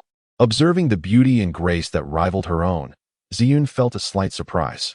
Wearing a smile herself, she graciously replied, "I am Ziyun. Miss Wu Xian is truly lovely." Just as they exchanged pleasantries, Wu Xian's heart tightened as a thought struck her, prompting her to hastily ask, "Are you perhaps from the esteemed Tianxiang First Purple?" Not only is the elder sister born with exquisite beauty, but her wisdom is also extraordinary. Ziyun was somewhat astonished by Wu Xian's perceptiveness. Yet she graciously confirmed her origins. Wu Xian cast a shocked glance at Tang Yan, astonished to find Ziyun sitting so close to the young master of the Tang family. Why was Ziyun present at the Tang residence in Yun City? It seemed that Tang Yan could not be excluded from this scenario. The sight of 2 exquisite beauties, one on each side of Tang Yan, ignited a spark of jealousy among the men present. Some scions of noble families secretly resolved to humiliate Tang Yan at the martial arts competition, seeking to disgrace him before the captivating women, not long after the arrival of Miao Danfang. The representatives from Tianbao Auction House also made their entrance. With this, the foremost powers of Yun City had finally gathered. The lord of the city has arrived. upon hearing that someone from the city lord's mansion had come. A flicker of anticipation crossed the faces of the assembled crowd. As per tradition, the arrival of the city lord's entourage signaled the commencement of the mid-autumn festival gathering. When City Lord Lin Shao appeared, he greeted the crowd with a warm smile, followed by a few customary words of blessing, before promptly addressing the matter at hand. In this splendid season, I shall not impede your enjoyment. Now, let us welcome Zhou Ying from the City Lord's mansion to introduce the rules of the Mid-Autumn Festival gathering. Under the watchful gaze of the audience, a slender elder ascended the podium. Everyone recognized Zhou Ying, a distinguished figure in Yun City known for his literary prowess. His eloquence had garnered him a reputation, with many of his verses circulating throughout the city. After bowing to the audience, Zhou Ying began. Ladies and gentlemen, once again we find ourselves gathered for the Mid-Autumn Festival. With the splendid scenery and the radiant moonlight, it is only fitting that we indulge until we are intoxicated. This year's gathering, as in previous years, will feature two events: the literary competition and the martial arts duel. Anyone from Yun City under the age of 35 is eligible to participate. We shall commence with the literary competition. Overseen by City Lord Lin, Gaming from Miaodan Feng, Qin Changdao from the City Lord's mansion, and myself, Zhou. The literary contest consists of 3 rounds. I invite all participating scholars and beauties to ascend the stage. As Zhou Ying's voice faded, the scholars, filled with ambition, surged towards the podium. Chapter 44. The literary contest. In their youthful exuberance. Who among the young men does not yearn to showcase their talents and make an impression? Who does not wish to display their excellence before their goddesses and win their favor? Thus, those who were aware of their limited aptitude for martial arts devoted considerable effort to the study of literature. Hoping to shine in this arena, the written word was equally esteemed by the prominent families. Achieving commendable results could elevate their family's prestige. In this world, where martial prowess reigns supreme, many still recite poetry and prose. The most renowned scholars in Yun City are still found among its prominent families, such as Wu Jin of the Wu family, Qinan of the Qin family, and Lu Ji and Lu Hai Lian of the Lu family. After a brief incense burn, all participants had taken their places on the literary stage. At this moment, someone in the crowd shouted that there were no members of the Tang family present, and all eyes turned towards the stage. After a thorough search, it became evident that not a single Tang family member was in sight. Such a loud remark could not escape the ears of the elder Tang, who felt a twinge of embarrassment. The younger generation of the Tang family was lacking, and Mo Yanjun was too enamored with martial arts to have an interest in literature. In recent years, only the elder Tang had engaged in literary pursuits, but the competition rules prohibited participation for those over 35, leaving him with good intentions but no means to act. Suddenly, he recalled the romantic poem Tang Yan had penned for Lin Dongxue. The handwriting was vigorous and powerful. Should he suggest that Tang Yan give it a try? Yet, seeing Tang Yan sitting there with a disinterested demeanor, the elder Tang found himself suppressing that thought. The elder's intuition was not mistaken. Tang Yan indeed held no interest in the literary competition. Currently, the prominent families cast covetous glances at the Tang family. As long as they can demonstrate commendable strength, it will not tarnish the reputation of the Tang family, thereby fulfilling their own objectives. As for the literary competition, to be frank, it merely serves as embellishment and holds little significance for the Tang family. Young Master Tang, the romantic poem you composed for Dongxue last time was truly splendid. Why the sudden timidity now? Wu Xian, eager to stir the pot, interjected. Did Tang Yan really write a love poem for someone else? Upon hearing this, Ziyun felt an inexplicable pang in her heart. She was unsure why she felt this way, yet the sensation was undeniably unsettling. Indeed, at that moment, a heartfelt declaration to the city lord's daughter, with verses that struck deep, silently ascending the west tower. The moon hangs like a hook. As she recited, Wu Xian effortlessly recounted the lines. Ziyun listened, her eyes glassy. Could such poignant words truly have been penned by this man? Casting a complex glance at Tang Yan, his nonchalant demeanor inexplicably ignited a flame of irritation within her, and she kicked him off his chair with a swift motion. What's this? Young Master Tang stepping forward. Do you intend to represent the Tang family in battle?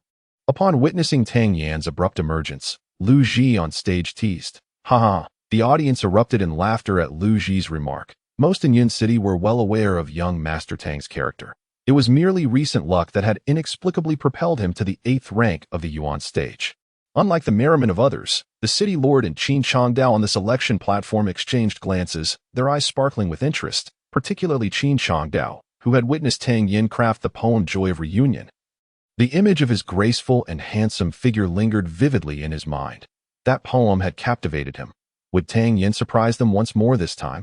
In the seating area of the city lord's mansion, Lin Dongxue immediately perked up, her gaze fixating intently on Tang Yan. Why the sudden reaction? Could it be that she has taken a liking to him? Tang Yan had gifted her elixirs twice, which had significantly altered Madame Lin's impression of him.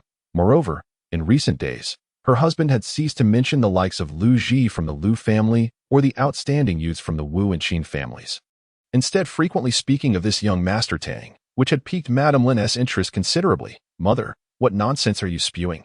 How could I ever like him? Lin Doxue's cheeks flushed as red as a blooming flower. Observing her daughter's bashful demeanor, Madame Lin jested. He does possess quite an appealing appearance. Should he perform remarkably this time, it may be worth considering. Ignoring her mother, Lin Dongxue turned her head away in annoyance, eliciting a light laugh from Madame Lin. Tang Yan felt an overwhelming sense of frustration. What on earth were women thinking these days? How had a pleasant conversation with Wu Xian suddenly escalated into this? Having already stepped forward, there was no turning back. Meeting Lu Ji's gaze with indifference, he calmly remarked, "Since my Tang family is participating in the Mid-Autumn Festival, we must compete. Otherwise, it would be unseemly for the Tang family to be slandered by some petty individuals using this as leverage." With that, under the watchful eyes of the crowd, Tang Yan strode confidently onto the stage. His graceful demeanor caught the attention of several young ladies. "I asked there anyone else wishing to compete?" Zhou Ying inquired. Confirming no one else was stepping up, Zhou Ying counted the participants, precisely 130. Very well. We shall divide this stage into 10 groups, each consisting of 13 individuals. The first round commences with a game of poetic chain. Beginning with 5-character verses. As each round progresses, the length of the verses increases by 1 character. Those unable to continue are automatically eliminated, with the final 2 from each group advancing to the next round. Zhou Ying elucidates the rules. Tang Yan, however, appears unfazed, promptly finding a table to take a seat. The others, upon noticing Tang Yan's presence, eagerly gravitate towards him. As the most notorious dandy of Yun City, Tang Yan's ignorance and illiteracy are no secret. And sharing a table with him equates to one less rival in the competition. Those who fail to secure a seat can only sigh and seek out other tables. The table boasts 13 goblets, each filled with exquisite wine. Tang Yan lifts a goblet to his lips and takes a sip, casually surveying the individuals at the table. His gaze swiftly lands on one person, none other than Lu Hailian of the Lu family. The enmity between the Tang and Lu families is well known in Yun City, particularly intensified by the events surrounding the Si Hai gang today. Upon catching Tang Yan's gaze, Lu Hailian smirks disdainfully. Now even cats and dogs dare to show themselves. Truly a farce of epic proportions. The others at the table undoubtedly comprehend that Lu Hailian's words are directed at Tang Yan, their eyes collectively shifting towards him. What a load of nonsense. Tang Yan mutters to himself, prompting a near eruption of laughter from those present. Throughout the many years of the Mid-Autumn Festival, such crude remarks had never been uttered. Yet, here they were, effortlessly spoken by Tang Yan. Lu Hailian's hand trembles, barely restraining the impulse to slap Tang Yan, taking a few deep breaths to regain his composure. Although renowned for his eloquence in Yun City, he is yet to ascend to the Yellow Realm in martial arts. Let the games begin. The voices at Tang Yan's table are relatively subdued, thus escaping the attention of outsiders. As Zhou Ying declares the commencement, each table immediately engages in competition. The bright moon illuminates the windswept night. Autumn's heart triumphs over summer's pride. Leaves descend into the clouds. The cold dew dampens the osmanthus blossoms. Tang Yan casually responds with a line of his own. The assembly is taken aback, astonished that this seemingly illiterate fellow could articulate such a meaningful verse. Could it be that he has been possessed? The waxing and waning of the moon is a testament to life's unpredictability. As Lu Hailian utters a 9-character verse, the surrounding participants find themselves at a loss. Previously, only 7 competitors remained, and now 3 have withdrawn. Gazing upon the sea, the tides rise and fall in melancholy. Tang Yan responds with another fitting verse. The audience begins to turn their attention to Tang Yan's table, questioning how he has managed to remain in the game for so long. Could he be cheating? As the evening boat sails upon the river, the traveler observes the starry sky and 2 bright moons. When Lu Hailian articulates a lengthy 14-character sentence, only 3 competitors remain at Tang Yan's table. The individual in the middle stumbles, unable to continue. prompting Tang Yan to exclaim with a smile. The crimson sun ascends the verdant mountains, carrying youth along a path of blossoming splendor. A young man, caught off guard by Tang Yan's remarkable talent, bows in admiration before regretfully departing. Well done. The members of the Tang family were astonished to see Tang Yan remaining on the stage, and they erupted into cheers. The first round concluded in a relatively short span of time, merely half an hour, and when they beheld that among the 20 contestants left on stage was indeed the notorious young master, Tang Yan, the onlookers from Yun City were taken aback. Those few who harbored a strong curiosity about Tang Yan now awaited his subsequent performance with heightened anticipation. Congratulations to all for advancing to the next round. This time, the topic is set by the city lord. You have a quarter of an hour to complete your work, which can be either poetry or lyrics. The top 5 will progress, while the rest will be eliminated. Zhou Ying announced with a smile, then respectfully gestured to the city lord, saying, "My lord, we kindly ask you to present the topic." The remarkable creativity displayed in the first round was truly commendable. And this round would once again test everyone's quick wit and literary talent. In previous years, we have themed our competition around the Mid-Autumn Festival. This year, however, we shall shift our focus to the theme of emotion, Lin Xiao proclaimed. Standing up to announce the topic, the number of faces fell at this revelation, as many had prepared verses relating to the Mid-Autumn Festival, now rendered useless. Instantly, the crowd bowed their heads in contemplation. Among them, Tang Yan stood out most conspicuously. He poured himself a generous glass of fine wine and downed it in one gulp. Observing his nonchalant demeanor, the crowd couldn't help but smirk slightly. This good-for-nothing scion had relied on mere luck to reach this point, and now, with his fortune waning, he still clung to his pride, shamelessly pretending to be charming despite knowing he had no chance of advancing. His audacity was truly infuriating. Suddenly, one individual exclaimed in delight, "I have it." The people around him were startled and cast him disapproving glances.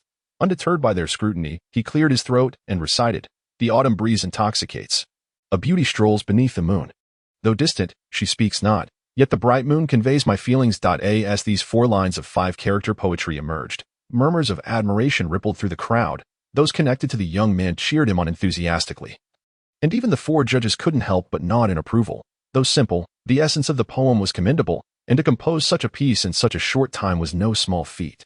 Following this, several others presented their works, each varying in depth and garnering considerable applause. At this moment, the only remaining contestants yet to compose poetry were the renowned scholars of Yun City, Wu Jin from the Wu family, Qinan from the Qin family, and Lu Ji and Lu Halian from the Lu family. As for the city's most notorious young master, he was entirely overlooked by the crowd.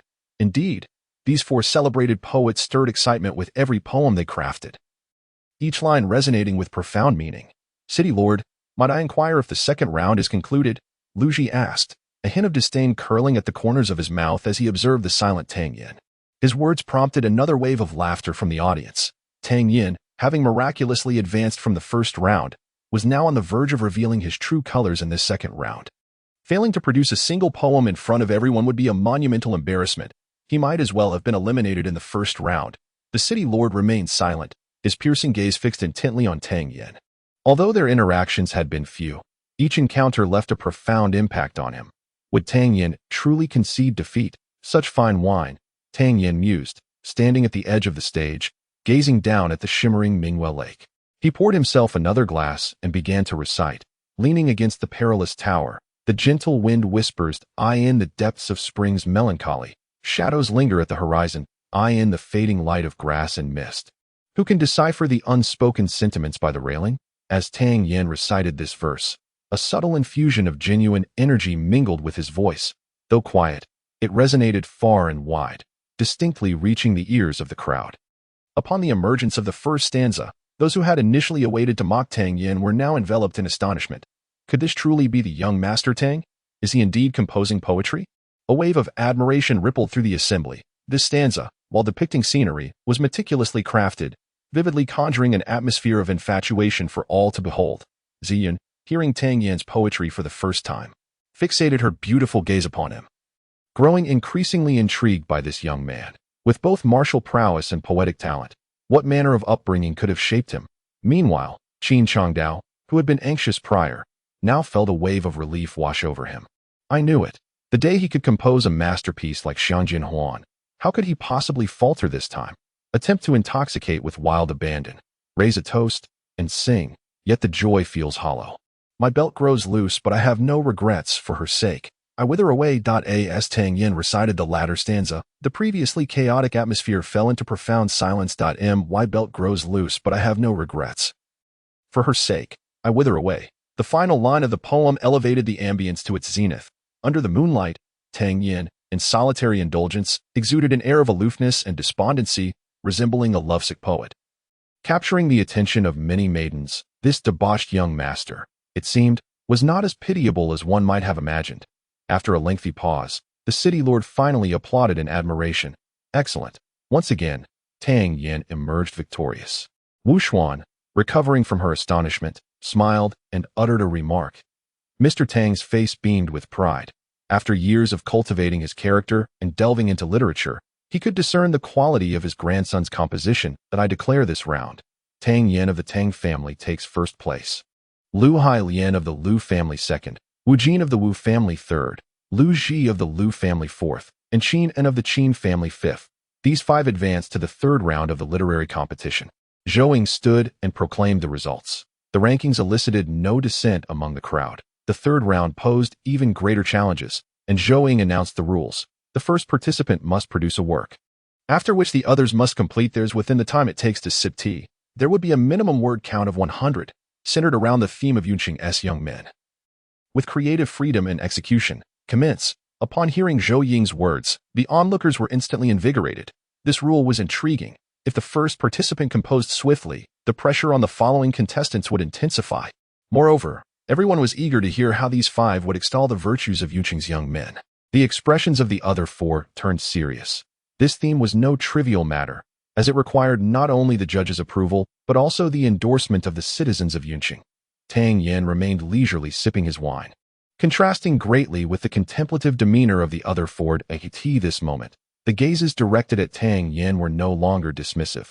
Indeed, his nonchalance rendered him all the more captivating. Suddenly, as a cup of wine slid down his throat, Tang Yan exclaimed loudly, startling the other four. As inspiration briefly flickered in Lu Hailian's mind, the thunderous voice of Tang Yan extinguished it entirely. With a furrowed brow and evident displeasure, he remarked, "You may claim to have composed it, but I fear that if I were to voice my thoughts, your courage to vie for first place would vanish." Tang Yan's words struck a few of them hard. "Humph, in such a short span. What remarkable verses could you possibly conjure?" Lu Hailian scoffed. "Your Lu family may falter, yet my Tang family excels," Tang Yan retorted while sipping his drink, his tone laced with sarcasm. From the audience, Elder Lu's eyes narrowed with a chilling glare. "If the Lu family is inadequate, what makes your Tang family superior? In what regard do you excel?" With a knowing smile, Lu Ji subtly shifted the spotlight back to Tang Yan. "Since you are so eager to enlighten us, why not share your composition?" Tang Yan, rising to the occasion, he downed his drink in one swift motion, refilled his cup, and proclaimed with a laugh, "Then listen closely. To kill one is a crime. To slay thousands is to assert dominance. To butcher 900,000, one becomes the mightiest of the mighty. A man must embrace ferocity. Kindness and righteousness cannot coexist. A man must kill, and mercy has no place. An immortal legacy lies within the act of slaying." In that moment, Tang Yan exuded an aura of lethal intent, his flowing white attire complementing the fierce verses, rendering him a figure akin to a legendary warlord, armed with a sword capable of cleaving iron. He was a tempest of wrath, sharing a toast of flesh and wine, causing even the spirits to tremble. To travel 1,000 miles to avenge a foe is a journey worth 10 celestial cycles. At this juncture, the senior members of the prominent families in Yun City straightened their postures, their attention fully captured. The unabashed bloodlust in Tang Yan's poetry sent shivers down their spines, coupled with the morning's events, where the Tang family had obliterated the Four Seas gang within an hour. Speculation ran rampant. Was it possible that the Tang and Lu families were on the verge of open conflict? In dreams, one still kills. A smile reflects the purest glow. Daughters, do not inquire what fury lies within a man. Since ancient times, benevolence has only brought harm, and righteousness has never been genuine. Do you not see that lions and tigers gain renown through their hunts, while the pitiful deer receive no sympathy? In this world, the strong prey upon the weak, and even the most righteous arguments prove futile. Do not question, for a man follows his own path. A man must embrace ferocity. Kindness and righteousness cannot coexist. A man's purpose lies in the arena of battle. With the courage of a bear and the gaze of a wolf, if one is born a man, he shall kill, and not allow the male form to be wrapped in feminine tenderness. Though this poem had been abridged by Tang Yan, its fervent and impassioned phrases remained deeply stirring.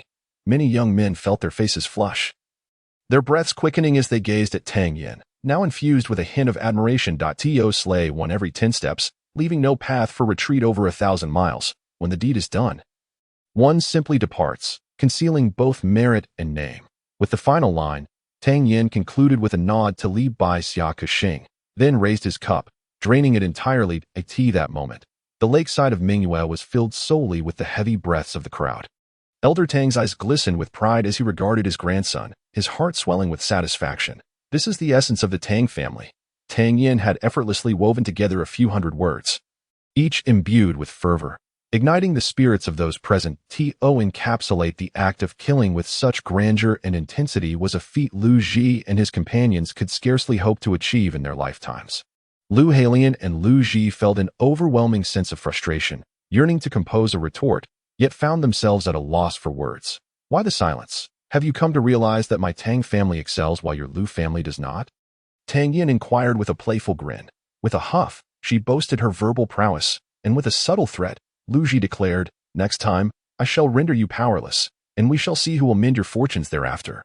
Before turning on her heel and descending from the platform, as Lu Ji made her exit, a collective sigh of resignation swept through the crowd. Tang Yan's composition was undeniably magnificent. Every individual present, even those venerable scholars who had devoted decades to the study of literature, lamented their inability to attain even half of his caliber. With one person's lead, the remaining 3 abandoned their stance, casting disgruntled glances at Tang Yan before bowing their heads in defeat as they walked off the stage. It was astonishing that several eminent talents of Yun City were compelled to concede defeat against the city's foremost scoundrel. Such an outcome was entirely unexpected. Now, apart from the members of the Tang family who wore smiles of triumph, the expressions of others were predominantly grim. The championship of this literary contest undoubtedly belonged to Tang Yan. To his surprise, he discovered that the title of champion came with rewards. The prizes, which filled him with delight, included not only various honorary accolades and some silver coins, but also a third-grade beast core.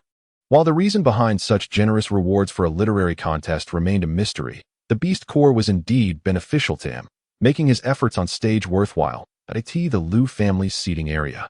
The elder Lu wore an expression as inscrutable as stone, devoid of joy or sorrow, leaving his emotions indiscernible. Yet, the members of the Lu family felt a tightening in their chests. The elder's demeanor signaled that his mood was at an all-time low. Regardless of the circumstances, they were determined to ensure that Tang Yan participated in the martial competition. Once that boy took to the stage, they resolved that no matter who opposed him, they should show no mercy. Rendering him powerless would be ideal, and should they accidentally kill him, it would pose no issue. Lu Wuhui whispered his instructions. "Understood. I shall make the arrangements immediately." At that moment, Lu He, the family head, bore a grim expression as he summoned the capable young members of the Lu clan.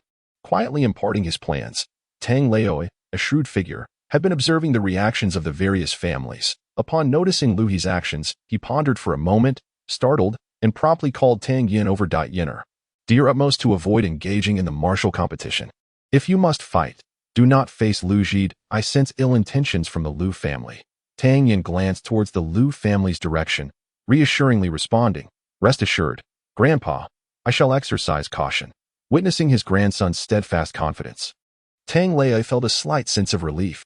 Although this boy had been unreliable in the past, his recent displays of maturity and composure had alleviated many of his worries. As the crowd continued to fervently discuss Tang Yan's remarkable Song of the Man, the city lord ascended the high platform and proclaimed, "Esteemed guests, the splendid literary contest has concluded, and now we shall proceed to the martial competition of the Mid-Autumn Festival." Chapter 47.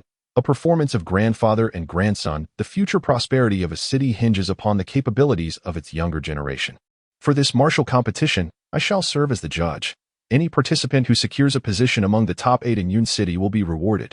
Among the young talents of Yun City, the previous competition's top 8 were as follows: Lu Ji of the Lu family, Lin Dongxue of the city lord's residence, Wu Faming of the Wu family, Qin Guang of the Qin family, Lu Changyu of the Lu family, Qin Yi of the Qin family, Wu Ding of the Wu family, and Qian Rulong of the Qian family. The rules of the martial competition remain unchanged, divided into two segments. The first segment consists of the preliminary competition, wherein all individuals, except for the top 8 from the previous session, are eligible to register.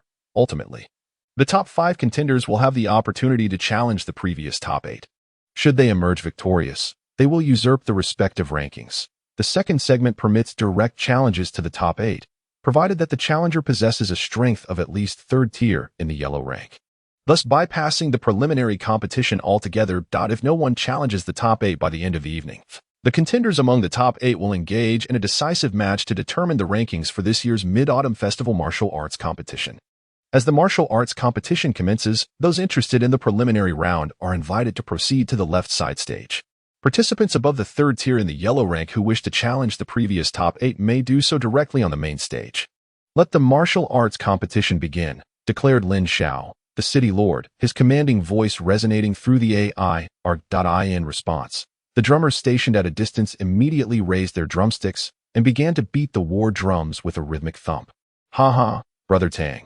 As one of the 4 esteemed families of Yin City, if not a single member of your younger generation ranks among the 8 great masters, I would feel ashamed to be associated with the Tang family. Before the competition could commence, Lu Wuhui pointed at Tang Ling and laughed heartily, his tone dripping with sarcasm. Upon hearing Lu's remarks, the gaze of the crowd shifted towards the Tang family's position.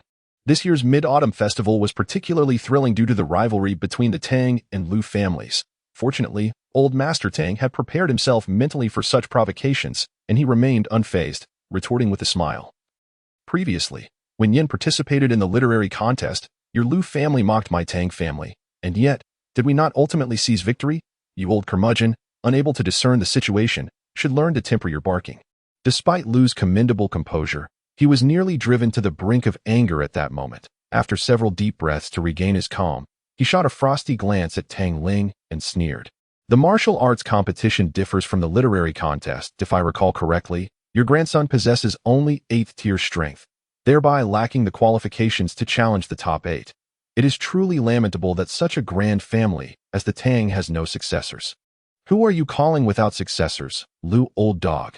Tang Yan, known as the most notorious scion of Yin City, unabashedly pointed at Lu Wuhui, unleashing a torrent of insults. How outrageous! Lu Wuhui's fury ignited instantly, and the members of the Lu family glared at Tang Yan with discontent. Silence. Just as the two families appeared poised to ignite a dispute, the city lord's displeasure rang out. The Mid-Autumn Festival is merely a platform for mutual skill exchange. There is no need to incite conflict between the two families. What decorum is this? Bickering in front of so many townsfolk. Upon hearing the city lord's admonition, the Lu family members found it inappropriate to retaliate. Yet, with so many witnesses present, old Master Lu could not allow himself to be insulted as old dog by Tang Yan without regaining some face, lest the Lu family suffer further embarrassment in Yin City. Standing up, Lu Ha spoke. Please, city lord, do not be angered. My Lu family only lamented the Tang family's apparent lack of successors, and we meant no malice. My elder brother speaks the truth. After all, a family with only one legitimate heir, now possessing merely 8th tier strength, may struggle against a 9th tier opponent, and when faced with a yellow rank martial artist, are they not destined to be vanquished? Lu Jing chimed in, adding fuel to the fire. Nonsense. Wasn't your last family member, Lu Quan, merely a 1st tier yellow rank? Did he not end up being beaten like a dog by me? Tang Yan retorted promptly. The muscles in Lu Jing's face twitched violently for a moment. His son, whom he had once held in high hopes, had been grievously injured in his dantian by this rascal, leaving him forever confined to the 1st rank of the yellow tier. Enraged, he declared, Last time, Quaner was careless and fell into your trap. Had it been a fair fight, you would have long since reincarnated. Enough of your boasting. For every yellow tier warrior your Lu family sends, I shall incapacitate one. Bring 2, and I shall vanquish both. Tang Yan retorted with audacity. The members of the Lu family trembled with indignation at Tang Yan's words. Since young Master Tang is so formidable, why not engage in a wager? My Lu family will offer a yellow tier warrior. Should you manage to defeat him, we shall reward you with 3 3rd tier beast cores. However, if you lose, your Tang family must hand over 3 3rd tier beast cores to us. What do you say? A glint of malice flashed in Lu Ha's eyes. Should Tang Yan dare to accept, he would certainly make the young man regret it. 3 3rd tier beast cores held considerable value. And Tang Yan was indeed tempted. Yet, He pondered if acquiescing without his grandfather's approval would lead the opposition to become wary and retract their offer. Seeing his grandson hesitate, Tang Ling instantly understood his thoughts and sprang to his feet. Pointing an accusatory finger at Lu Ha, "You shameless scoundrel. How about we settle this ourselves? If I lose, I shall give you 100 third-tier beast cores." Lu Ha chuckled awkwardly. He truly did not dare to confront the old lord of the Tang family. However, he was unwilling to let such an excellent opportunity to eliminate Tang Yan slip away, so he incited. "How is it that the youth is so confident, yet the elder appears timid? The Tang family seems to be growing increasingly inept. Dare you to make a definitive challenge? If not, let Tang Yan apologize to my Lu family." Lin Xiao refrained from intervening in the dispute between the two families, although his expression remained as calm as a placid lake. He was deeply curious whether the Tang family would dare to accept. He chose to remain silent and observe quietly. "Grandfather, there's no need for concern. If Lu Quan cannot match up, the others will surely be no challenge," Tang Yan said, eager to engage. "Very well, but do take care. If you find yourself at a disadvantage, concede willingly." Tang's elder feigned reluctance in agreeing that Tang Yan and his grandfather exchanged a few words. They managed to convince everyone that Tang Yan possessed only the strength of an 8th rank in the elemental tier. "Lord of the city, it is still early. Why not allow Lu Xing and Tang Yan to spar on the stage?" Lu Wuhui suggested. Both families had agreed, and since this was a spectacle much welcomed by the citizens of Yun City, Lin Xiao did not refuse. "Since Elder Lu has spoken, we shall make an exception this once. However, remember that fists and feet are blind. Do not aim to inflict serious harm. Should anyone declare their surrender, further attacks will not be permitted. Violators will face severe penalties. Lu Xing, go up and seek guidance from young Master Tang." Lu Hao instructed a member of his family in a hushed tone. "Do not give Tang Yan a chance to claim defeat." Lu Xing nodded and strode toward the arena with his spear in hand. Though not particularly tall, Lu Xing was robust, resembling a small iron tower. Tang Yan possesses commendable talent, though his intellect leaves much to be desired. Below the yellow tier, all are but ants. I have heard that last time. Lu Quan was unaware of his 8th rank in the elemental tier and was caught off guard. He truly believed himself formidable. Indeed, with 8th rank in the elemental tier, he is unlikely to withstand even 10 strikes. The onlookers murmured among themselves. Once both participants were prepared, Lin Xiao declared the match to commence. Chapter 48. "If you can withstand 20 strikes from me, I shall consider you the victor. Prepare for my spear." Lu Xing, devoid of superfluous words, was acutely aware that he must not show any mercy towards Tang Yan. Thus, he commenced the confrontation with the Lu family's ultimate technique, the Overlord Spear technique. Sensing the aura of a Pinnacle Yellow Tier 1, Tang Yan could not help but let out a cold chuckle within. While Lu Xing's prowess was commendable, it was still leagues apart from his own, with a gentle expulsion of internal energy. Tang Yan brandished his longsword and charged forward. The onlookers gasped in astonishment as they witnessed Tang Yan daringly meet Lu Xing's spear head-on. If all went according to the expectation, victory or defeat would be determined in a single exchange. Clang! The resonant clash of metal echoed, prompting everyone to stretch their necks in disbelief. Could it be that Tang Yan had actually caught it? The strength of a yellow tier 1 had been parried by someone at the 8th level of the Yuan tier? Before the crowd could process this shocking turn of events, Tang Yan had already transitioned from defense to offense. His sword aimed directly at Lu Xing's throat. Lu Xing felt the menacing energy coiling around Tang Yan's blade. His expression shifted dramatically. "What the hell? This is far from the strength of a Yuan tier 8. This is clearly a display of yellow tier 1. Yet, before he could react, Tang Yan's sword was upon him. The flowing cloud sword, graceful as the clouds drifting across the sky, fluid like water, was relentless and inescapable. The multitude of sword shadows appeared deceptively slow, yet within lay a tempest of transformation and peril. Old Master Tang could not help but rub his eyes, his astonishment surpassing that of anyone present. It was not merely Tang Yan's internal strength that shocked him. Rather, it was the swordplay he executed. Was that not the Tang family's renowned flowing cloud sword? How could this young lad's application of it appear even more formidable? Under Tang Yan's relentless assault, Old Master Tang finally discerned the truth. Indeed, Tang Yan was employing the flowing cloud sword, but with certain modifications to its techniques. Realizing this, Old Master Tang's anger flared. How dare this rascal learn an enhanced version of the flowing cloud sword without informing me? Though both were of yellow tier 1, Tang Yan's martial techniques and perception were on a plane unattainable by others.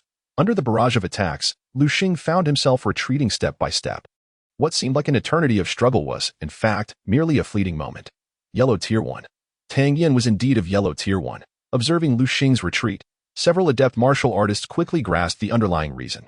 Lu Xing, flustered and in utter disarray, soon found himself with his defenses wide open, with a fierce determination in his eyes. Tang Yan says he chuckled, attributing his success to mere luck, as Tang Yan humbly stated. Lin Xiao found himself at a loss for words. It was no wonder that the cunning Tang Yan dared to compete with Lu Xing, as it turned out that the young man had indeed reached the first rank of the Yellow Tier. After all, he had never admitted to possessing only the 8th rank of the Origin Tier. Though his actions were shameless, they did not violate any regulations. Thus, he was left with no choice but to announce the result. Tang Yan emerged victorious. The higher-ups of the Lu family felt an overwhelming sense of frustration. They had originally intended to bring disgrace to the Tang family, yet it was the Lu family that became the subject of ridicule. Suffering a loss without gaining anything. When had the Tang family become so insidious? Clearly at the first rank of the Yellow Tier, yet still masquerading as possessing the 8th rank of the Origin Tier to deceive others. Lu Changyu stepped forward to angrily rebuke. I never claimed to be at the 8th rank of the Origin Tier. Your misjudgment is of no concern to me. Moreover, what were your intentions in pitting someone of the 8th rank of the Origin Tier against one of the Yellow Tier? Do you believe the Tang family is only deserving of suffering and humiliation? Tang Yan coldly replied, the Tang family has always upheld the value of harmony in Yun City and does not proactively provoke others. But that does not imply we fear anyone, nor that we lack the strength to contend. The obliteration of the Sihai gang and the defeat of Lu Xing serve as ample examples. Anyone who believes the Tang family is easy to manipulate is welcome to challenge us. Upon hearing Tang Yan's warning, several families allied with the Tang family felt a surge of excitement, further solidifying their resolve to follow the Tang family. Meanwhile, some families in Yun City that maintained neutrality began to consider the Tang family as a viable option for allegiance. However, regardless of whether they were already allied or contemplating joining the Tang family, there lingered a sense of regret. If only Tang Yan's prowess were to increase a few notches, the risks associated with aligning with the Tang family would diminish significantly. After all, should old Master Tang truly depart from this world, and if Tang Yan's strength were to fall short compared to other families, the Tang family would inevitably face a path of decline. Tang Yan's public appearance at the Mid-Autumn Festival was precisely aimed at dispelling these families' concerns. By showcasing a sufficiently formidable presence, he aimed to elevate the Tang family's reputation even further. Is it not said that possessing the strength of the 3rd rank of the Yellow Tier allows one to challenge the previous top 8? I shall challenge your Lu family's top 8, Tang Yan declared loudly. What? Tang Yan intends to challenge the top 8 of Yun City. Has he truly attained the strength of the 3rd rank of the Yellow Tier? The crowd was momentarily taken aback. Tang Yan of the Tang family challenges Lu Changyu of the Lu family. His voice resonated through the night sky, and amidst the astonished gazes of the onlookers, his aura began to surge. 2nd rank of the Yellow Tier. 3rd rank of the Yellow Tier. The escalating pressure finally came to a halt at the 6th rank of the Yellow Tier. The entire Mingwei Lake fell into a profound silence. Moments later, an uproar ensued. The young master of the Tang family, long regarded as the foremost scion of Yun City, was indeed a concealed master. With the strength of the 6th rank of the Yellow Tier, if wielded effectively, entering the top 8 of Yun City would be well within reach. The expressions of the Lu family members grew increasingly somber. They recognized that the swordsmanship Tang Yan had previously displayed was indeed the Tang family's Xingyun sword. However, it appeared to have been modified by someone, enhancing its power by an entire rank. Under such an advantage in martial skills, Lu Changyu's plans to incapacitate Tang Yan would likely prove futile. Young Master Tang, why not challenge me directly? If you can withstand 20 moves from me, I shall concede the victory to you. What say you? Lu Ji stepped forth from the crowd, and the previously boisterous atmosphere fell into an immediate hush. As the acknowledged foremost figure of the younger generation in Yun City.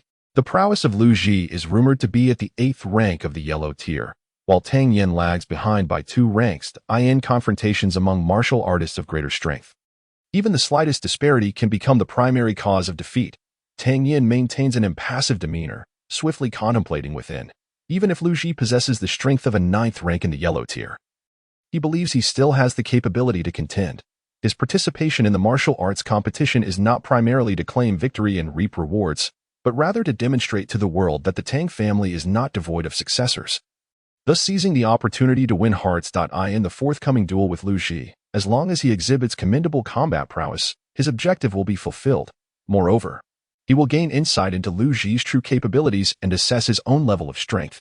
It is a threefold advantage, and what is there to lose? Resolute in his decision, Tang Yan calmly declared, "If you wish to fight, I, Tang, shall oblige."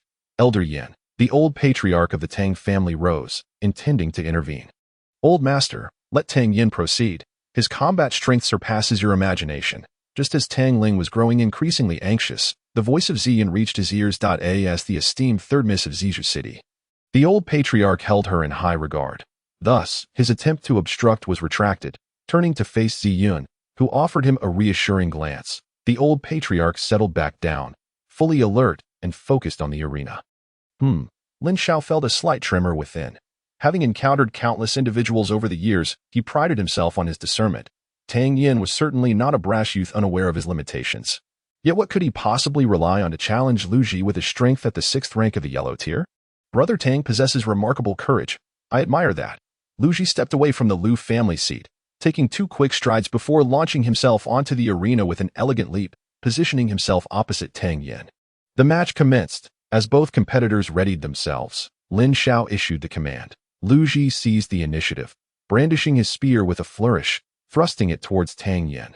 Tang Yan felt as though he were firmly ensnared by a ravenous wolf. The hairs on his body standing on end. The spear, accompanied by the sound of slicing air, seemed capable of cleaving through anything.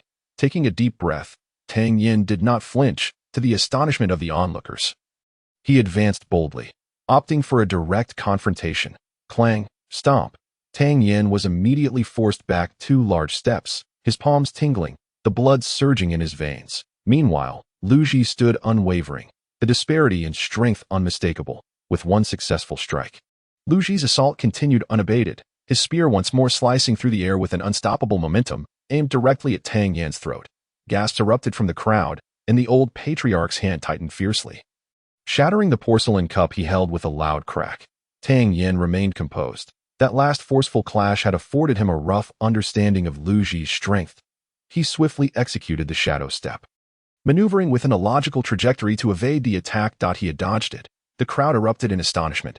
After sidestepping the spear, Tang Yan employed the shadow step to swing his longsword toward Lu Ji. In a matter of 2 exchanges, he transitioned from defense to offense. The cloud flow sword technique was unleashed in full force, a relentless torrent of sword intent cascading toward Lu Ji like an impenetrable net. The rapid clang of metallic strikes rang out, and in the blink of an eye, 3 more exchanges had transpired. At this moment, Lu Ji felt a twinge of frustration. He had anticipated defeating Tang Yan within a few moves. Yet he found this fellow to be as slippery as an eel, and he had not gained any advantage. More infuriatingly, the angles of this fellow's attacks were exceedingly cunning, targeting positions that exploited the weaknesses of his own techniques. Lu Ji was increasingly alarmed, and those around him were equally astounded, particularly the brothers Qian Rulong and Qian Xinghu of the Qian family, recalling their previous reckless confrontation with Tang Yan at the city lord's mansion. Couldn't help but feel a wave of dread. Had they not exercised caution back then, they might not only have faced a poor outcome but could have been severely beaten as well.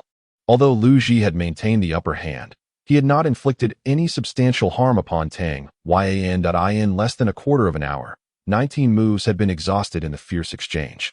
"Young Master Lu, you are about to reach your 20th move," Tang Yan remarked with a sly grin, offering a well-intentioned reminder. This statement indeed struck a chord, causing Lu Ji to feel a sudden tightening in his chest.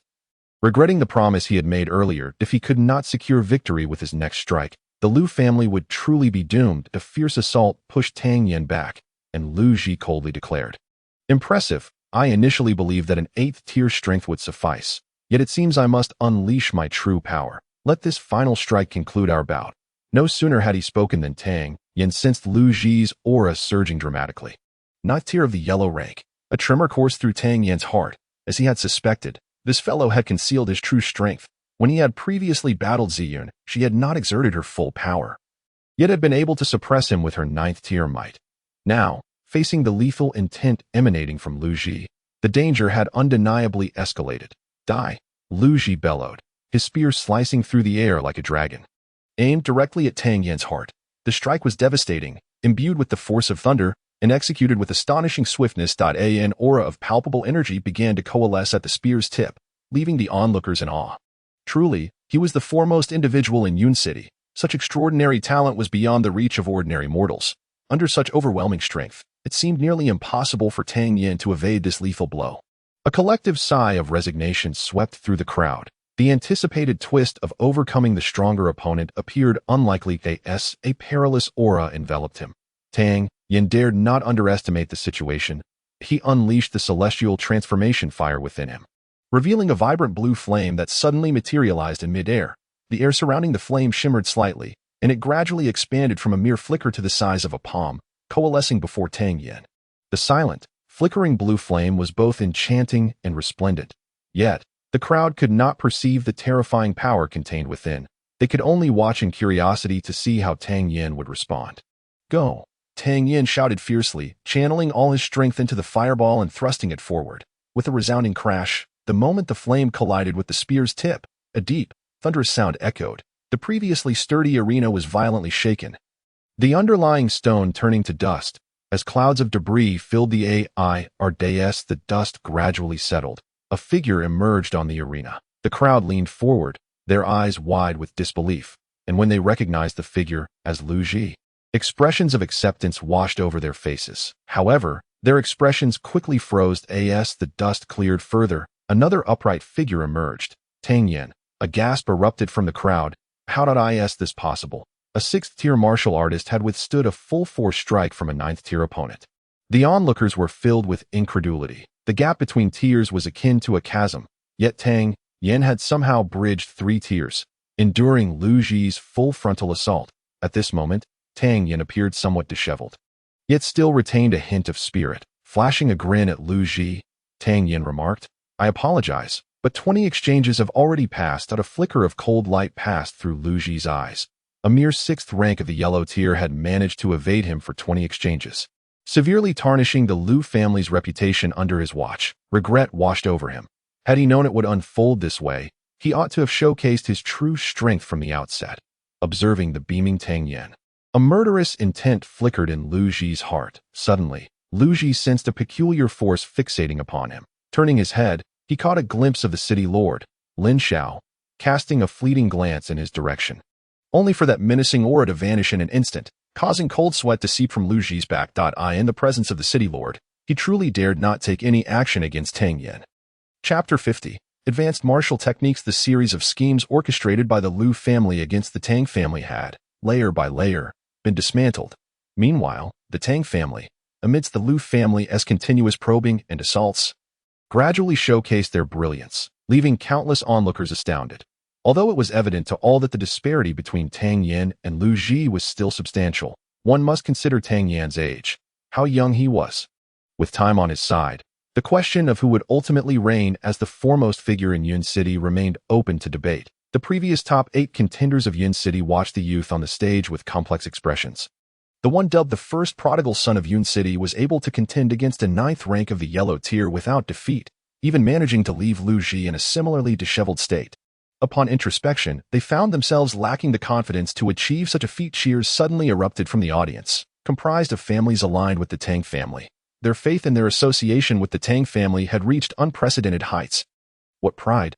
Come, take another strike from me, and you shall surely lose," Lu Ji derided. "A loss is a loss," Tang Yan retorted without hesitation, a cold smirk gracing his lips as he turned to descend the stage. The purpose of the Mid-Autumn Festival had been fulfilled, and Tang Yan held no interest in the ensuing activities. Upon returning to the Tang family's seating area and exchanging pleasantries with everyone, he did not linger long. Under the moonlight, he unleashed the full extent of his shadow step, swiftly returning to the Tang family's residence. Following his encounter with Lu Ji, Tang Yan realized that his strength remained insufficiently developed. To grow stronger, he needed to engage in relentless practice. Upon entering his room, he consumed a high-grade spirit pill and commenced his training. The following day, as dawn's light filtered through the window, Tang Yan gradually opened his eyes. After a night of recuperation, he had fully replenished the energy expended the previous evening. "Young master, the Lord requests your presence upon your awakening," chirped Xiao Chui as she saw Tang Yan emerge from his chamber. A sense of curiosity stirred within Tang Yan. What could his grandfather want so early in the morning? With this question in mind, he proceeded to Tang Ling's courtyard and knocked gently on the door. "Come in," called Tang Ling from within. Upon seeing Tang Ling, Tang Yan was taken aback. At that moment, his grandfather sat at the table, which was cluttered with numerous bottles of liquor. Had he spent the entire night drinking? What was the purpose of consuming so much? Hastily, Tang Yan approached, seized the cup from Tang Ling's hand, and deftly poured a cup of hot tea to offer him. With a broad smile, Tang Ling accepted the teacup, exclaiming, "You rascal, I haven't indulged too much. In my youth, I could drink far more than I do now. What is it that you seek me for, grandfather?" Tang Yan inquired, perplexed. "You shall find out shortly. Just wait here for a moment." After Master Tang finished speaking, he returned to his room to change into a clean set of clothes and beckoned Tang Yan to follow him outside, with a heart full of questions. Tang Yan walked alongside Tang Ling, and before long, they arrived at the ancestral hall of the Tang family. Once inside, the grandfather and grandson knelt before the ancestors to pay their respects. Tang Ling then spoke with a solemn demeanor. "Yinner, for the past 16 years, I have never discussed family matters with you. There are many things I have kept bottled up for far too long, although I have longed to share them. I have refrained from doing so. Now, seeing hope in you, I can no longer conceal these secrets." Upon hearing the elder's words, Tang Yan felt a moment of stillness within, although he was not truly from this world.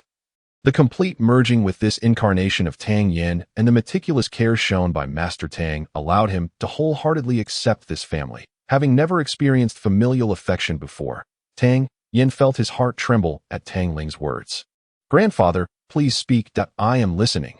Tang Yan replied earnestly. 16 years ago, your mother fortuitously met your father, and they felt an immediate connection, which led to your birth. Her origins are shrouded in mystery, and she initially escaped from an arranged marriage. Your mother's family, along with the family she had a betrothal with, forcibly intruded into the Tang family, tearing your parents apart. Our Tang family was shattered by that incident. Had it not been for your mother's desperate stand, we would have faced annihilation." With a sigh, Tang Ling's eyes flickered with helplessness. "After your mother was taken away, your father left the Tang family and has been searching for her ever since. But his whereabouts remain unknown. Where does my mother come from?" "No one knows." Tang Yan inquired. "I cannot say. But your mother's family possesses immense power, even surpassing the heavenly tier." "Surpassing the heavenly tier?" Tang Yan exclaimed in disbelief. "Indeed, in the realm of martial arts, there are no limits. The Tianxiang kingdom is merely a small corner of this continent. Once you truly grow, you will understand that reaching the heavenly tier is but the beginning of one's journey in martial arts. I share this with you to convey that, although your current strength in Yun City is commendable, you are still far from the true essence of martial arts. Remember, do not let arrogance cloud your judgment." Master Tang gazed deeply at Tang Yan, his eyes filled with hope and encouragement. "Our Tang family, were we not originally in Yun City?" Tang Yan asked. Master Tang nodded affirmatively. "Indeed, 16 years ago, our Tang family resided in the North Spirit Realm. In light of your parents' marriage, fearing retaliation, we chose to conceal ourselves in Yun City. Rest assured, grandfather, I will uncover the whereabouts of my parents," Tang Yan declared, observing the elderly man before him, whose hair was flecked with gray. Feeling a pang of emotion within your best, Master Tang replied, nodding. "The reason I called you here today is to discuss another matter. Follow me." With that, Master Tang walked to the back of the ancestral hall and struck a wall 13 times with force. Suddenly, with a rumble, a stone door appeared on the previously smooth surface. Tang Yan was astonished. He had not known that the Tang family possessed such a secret chamber. Following Tang Ling inside, he surveyed the environment of the hidden room. For luminous pearls adorned the corners of the walls, illuminating the chamber as if it were daylight. Within the chamber stood only a table, upon which lay a jade slip. Master Tang solemnly picked up the jade slip and presented it to Tang Yan. "This is..." Tang Yan took it with curiosity. "This is a scroll of martial arts left for you by your mother upon her departure. I have previously studied the jade cylinder, and the process is exceedingly arduous. I find myself struggling to comprehend it. Your mother mentioned that if you could master it, you should practice diligently. If not, you could abandon it."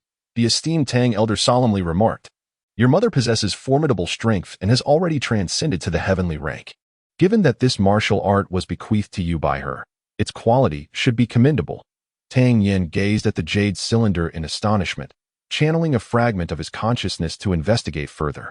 Flameburst palm. Upon glimpsing the name of the technique, Tang Yan continued to read. In his previous life, although his mastery of martial arts did not rival that of alchemy, he had encountered numerous martial disciplines and witnessed countless exquisite techniques.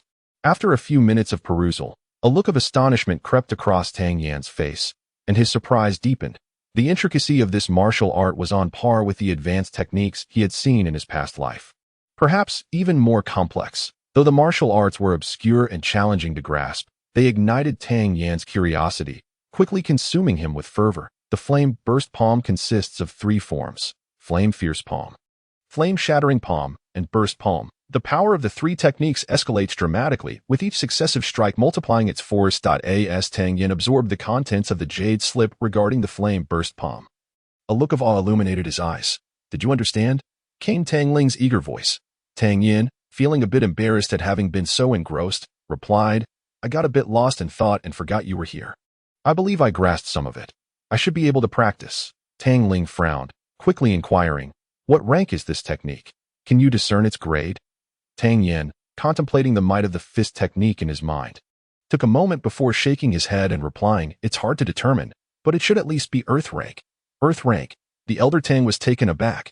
There were likely no Earth rank techniques in the entirety of Cloud City. The fact that such a precious treasure resided within the jade slip was astonishing.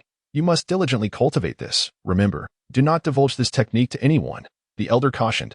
"Rest assured, Grandpa," Tang Yan assured him. Satisfied with his grandson's promise, the elder nodded and led Tang Yan out of the secret chamber, allowing him to return home. Upon returning to his residence, Tang Yan eagerly delved into the intricacies of the flame burst palm. With his current strength at merely the 6th tier of the yellow rank, he reflected upon the complex steps of the technique, surmising that he could barely practice the first form. The moves were exceedingly intricate. While he sensed he could grasp some of the fundamentals, a thorough understanding would require considerable effort. Tang Yan remained unhurried, patiently analyzing each step of the first form. As time slipped by, he sat in contemplation. Though to others, he appeared to be in a daze for several hours. This left Xian and Xiaozue somewhat perplexed. "Xiaozue, do you think your young master has been struck senseless by Lu Ji?" Xian remarked with concern, her current ability to recover rapidly owing entirely to the qi recovery pills crafted by Tang Yan. If he were to become foolish, she wondered how long it would take for her to fully recover. "Surely he hasn't lost his mind," Xiaozue replied, equally anxious. However, both women wisely refrained from interrupting, merely watching curiously as Tang Yan sat lost in thought. Suddenly, amidst their boredom, Tang Yan erupted into laughter, exclaiming, I understand now. It turns out that the external release of true energy causes spatial vibrations." Suddenly, a loud shout startled the two women. "Are you out of your mind?" Ziyun exclaimed in discontent. "Hee, not at all." Tang Yan thought to himself, feeling a surge of enlightenment and in high spirits. Disregarding Ziyun's scolding, taking a deep breath, he unexpectedly chose not to exit through the main door, but instead leapt over the wall with great vigor. Hastily making his way towards the small hill in the backyard. "There's no hope." Ziyun stomped her foot in frustration, yet a glimmer of understanding flickered in her beautiful eyes. No wonder Tang Yan's prowess advanced at such an astonishing pace. No wonder he could challenge opponents beyond his level. This unwavering dedication to martial arts alone was something others found difficult to attain.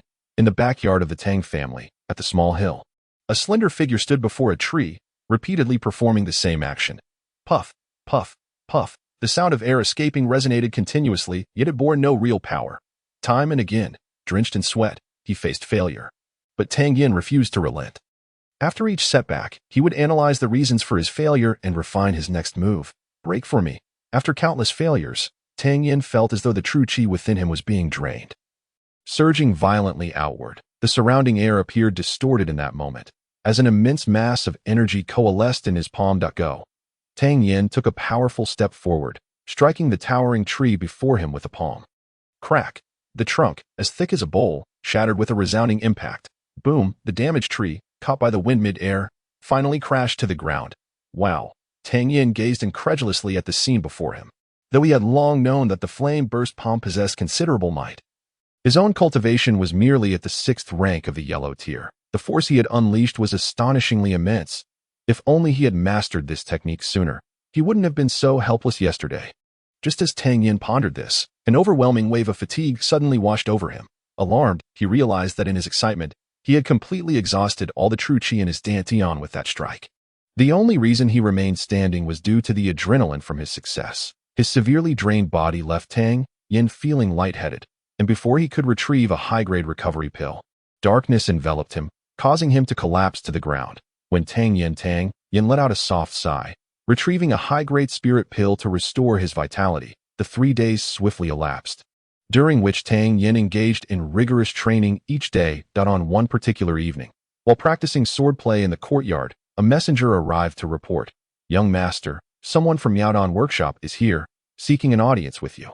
"Seeking me?" Tang Yan's heart stirred, and he followed the messenger to the front hall. Upon entering the grand hall and seeing Ming, Tang Yan greeted him with a hearty laugh. "Brother Ge? Your esteemed presence graces the Tang residence." "Haha, young brother Tang still exudes charm," Ming replied with a smile, observing their exchange. Old Master Tang felt a twinge of frustration. He had just spent a long time engaging in brotherly pleasantries with Master Ge, and now his grandson casually referred to him as Brother Ge. How was the hierarchy to be determined in this case? Master Ge, has also arrived. "May I inquire what matters you wish to discuss with him?" Tang Ling, unable to contain his curiosity, hastily asked. "We are here to settle accounts with the Tang family." Ming responded with a chuckle. Tang Ling paused, suddenly recalling the recent incident where 120 guards of the Tang family had collectively advanced in rank. Could it be that the medicinal pills were procured on credit due to Tang Yan? Such a significant matter, and this little rascal hadn't mentioned it. If it weren't for Ming's presence, Old Master Tang would have undoubtedly leaped up to interrogate Tang Yan. Fortunately, after having cleared out the warehouse of the Four Seas gang, the Tang family had some resources to fall back on. He smiled wryly and inquired, "Might I ask how much my Tang family owes Miaodong Workshop?" "This time, it's not much, only 3,300,000 taels of silver," Ming replied, shaking his head with a sigh. "What? 3,300,000? Seeing Ming's discontented demeanor regarding that figure, Old Master Tang nearly lost his composure. "Tang Yan, what on earth did you purchase from Miaodong Workshop that would require such an exorbitant sum?" Chapter 52. The Arrival of a Fortune. Noticing Old Master Tang's agitation, Ming realized the nature of Tang Ling's earlier question, that he glanced at Tang Yan, amusement sparkling in his eyes. Was this fellow truly perceived as a spendthrift in Old Master Tang's eyes? Without allowing Tang Ling to become incensed, Ming clarified, "Calm yourself. Master Tang.it is not that young Master Tang owes Miaodong Workshop silver. Rather, we are here to settle accounts with your family. Young brother Tang. Did you not explain this to your grandfather?" Feeling the intense gaze of Old Master Tang upon him, Tang Yan offered an awkward smile. "There has been too much happening lately, and I simply forgot about this matter. My master provided me with a recipe and instructed me to collaborate with Miaodong Workshop. We agreed to share profits, with 30% going to us, and today happens to be the settlement date. Our Tang family garnered a profit of 3,300,000 taels this month." Old Master Tang was profoundly astonished. Such an immense sum equated to half a year's earnings for the Tang family. Indeed, all this money has been converted into banknotes by Miaodong Workshop, each worth 50,000 taels. "Please take a look." With a wave of his hand, Ming summoned someone from Miaodong Workshop, who promptly presented a wooden box. Opening the box, Old Master Tang discovered 3 large stacks of banknotes neatly arranged within. Recognizing the crisp designs in the seal of Tianxiang Trading Company, he knew these banknotes were genuine. Moreover, Miaodong Workshop would never tarnish their reputation by using counterfeit currency. After inspecting the thickness, he confidently closed the lid. Just as he was about to express his gratitude to Ming, he was interrupted by Tang Yan. "Brother Ge, why is there only this little money?" Upon hearing Tang Yan's words, Tang Ling felt a surge of anxiety. "Earning over 300,000 liang of silver in a month, and you still think it's insufficient?" Upon closely observing Ming's expression, Tang Ling was even more astonished. He had anticipated that Ming would be somewhat displeased.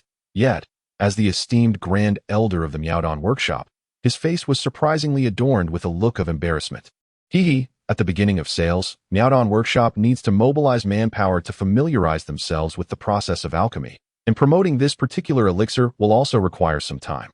With such delays, a month has swiftly passed. "Don't worry, young brother Tang. The response to the Chui my san has been quite favorable, and in the future, your monthly earnings will not fall below 5 million liang of silver." Ming's few words left the Old Master Tang beside him feeling dizzy. He had thought such windfalls were mere myths. Yet today, he found himself encountering one, and a rather substantial one at that. 0.5 million liang of silver. This amount represented nearly a year's worth of income for the Tang family. These funds would also need to sustain the internal operations of the family, as the savings accumulated over the year were not substantial. Thus, I express my gratitude to you, elder brother. Haha. No need for formalities. We are mutually beneficial. I wonder if you have any new elixir formulas recently. If so, we can still discuss profit-sharing collaborations. Ge Ming inquired with a smile. Such low-tier yet effective elixirs are quite rare. My master possesses only this one formula. However, my master has devoted his life to the art of alchemy, and there is considerable hope that he will develop new elixirs in the future. Tang Yan replied with a smile. Upon hearing Tang Yan's words, a glimmer of disappointment flickered in Ge Ming's eyes. Nevertheless, he understood that Tang Yan's words held truth, and after engaging in further idle chatter, he took his leave from the Tang family. Young man, is this silver truly ours? After the Miaodong workshop members departed, the old master Tang still found it hard to accept this reality. Indeed, Tang Yan nodded firmly. Will there be monthly distributions? Absolutely. Tang Yan nodded once more. With Tang Yan's affirmation, the old master Tang did not exhibit excessive surprise. Instead, he let out a long sigh, a hint of relief sparkling in his eyes. Is the technique within that jade slip accessible only to those with certain strength? The old master Tang shifted the topic, inquiring with concern. Yes, one must at least reach the Xian stage to unleash a certain degree of power. So formidable. The old master Tang's eyes brimmed with astonishment. Then he said, you should diligently cultivate. If you have any needs, do not hesitate to bring them to me. After a moment's hesitation, the old master Tang pushed the wooden box forward and said, this money is yours. Take it for your use. Tonight, there will be an auction at Tianbao. You might find something suitable for yourself. An auction? Tang Yan's eyes lit up. He was indeed in need of a set of techniques. Without pretense, he promptly stored the wooden box away. As night gradually fell, Tang Yan accompanied Zi Yun as they made their way to the auction house. How much has your strength recovered now? Tang Yan asked. Looking at Zi Yun, a smile danced at the corners of Zi Yun's mouth as she cheerfully replied, in a couple of days, I should be entering the Earth stage. So soon? A flicker of astonishment crossed Tang Yan's eyes. This recovery speed surpassed his expectations by far. Yes. After a moment's contemplation, Zi Yun continued, having been away from the family for so long, I fear that in the near future, I will have to leave Yun City. Returning home is acceptable, after so many days of enjoying our hospitality without contributing a penny. Originally, Zi Yun felt a twinge of sadness in her heart. But upon hearing Tang Yan's words, her almond-shaped eyes widened in disbelief. Are you looking for a fight? Caught off guard, Tang Yan suddenly felt a delicate foot kick him squarely on the backside. The blow was swift and fierce, and due to the vast disparity in their strengths, Tang Yan had no way to evade it. With a resounding thud, he stumbled forward. Silly girl, with such a violent temperament. Who would dare to marry you in the future? Can't you be a bit gentler? Tang Yan lamented, on the verge of tears. Unable to retaliate, he could only humbly attempt to reason with her. You dare to insult me? Zi Yun's brows knitted together as her body surged forward like a whirlwind. Her foot raised once more, landing another kick on Tang Yan. This time, Tang Yan learned his lesson and walked in silence, keeping his head down. Observing Tang Yan resembling a sulking young bride, Zi Yun quietly chuckled behind him. However, Tang Yan remained oblivious to this rather striking scene. Before long, they arrived at the Tianbao auction house. As he noticed the throngs of people converging, Tang Yan felt a flicker of anticipation. This time, he was well prepared and hoped that Tianbao would not disappoint him. Upon entering the auction hall with Zi Yun, they immediately attracted a considerable amount of attention. Yet, the majority of gazes fell upon Zi Yun, standing beside Tang Yan. This woman exuded an ethereal grace, embodying the aloofness of a snow lotus atop a majestic mountain. Leaving the crowd in awe, some recognized her as the enchanting figure who had appeared at the Tang family's mid-autumn festival gathering. Rumors circulated that she was Tang Yan's fiancée, while others speculated she was a relative of the Tang family. The exact nature of her relationship with Tang Yan had yet to be officially confirmed. Ignoring the curious stares from the crowd, Tang Yan took Zi Yun's hand and found their seats among the Tang family, awaiting the commencement of the auction. Soon, the hall was filled to capacity. After surveying the surroundings, Tang Yan realized that representatives from the 4 prominent families of Yun City were present, sensing the hostility emanating from certain families. Tang Yan smirked disdainfully. This time, he would ensure they gained nothing. Chapter 53. Snatching the elusive spirit herb. Before long, an elderly gentleman emerged from backstage. I am Xie Zhang, and I am honored to preside over tonight's auction. It has taken Tianbao a full month of preparation to gather a plethora of treasures, and I believe everyone is eagerly anticipating this evening's event. Without further ado, let us begin the auction.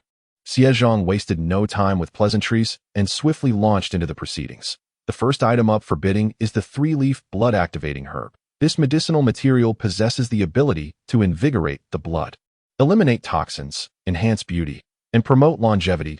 If you wish to have your beloved appear as radiant as a flower and retain her youthful charm, you should bid for this herb. Of course, it also boasts numerous health benefits, which I shall not elaborate upon. The starting price is 1,000 taels of silver, with each subsequent bid requiring a minimum increase of 100 taels, 1,200 taels. As soon as Xie Zhang's voice fell, a bid rang out. 1,500 taels, 2,000 taels. The voices of bidders echoed throughout the hall, while Tang Yan remained transfixed, gazing at the miraculous herb. The entire plant featured a single stalk adorned with 3 robust leaves.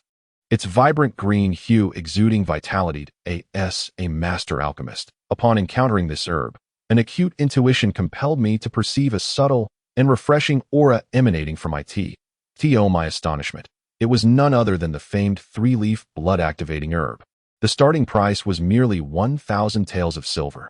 Tang Yan was overwhelmed with excitement, feeling a strong urge to shout in disbelief that the people in this world were so oblivious to the true effects of the 3-leaf blood-activating herb. The primary function of this herb is not merely to invigorate and beautify the skin, but rather to enhance one's mental fortitude. A person possesses essence, qi, and spirit within, while qi can be cultivated through training.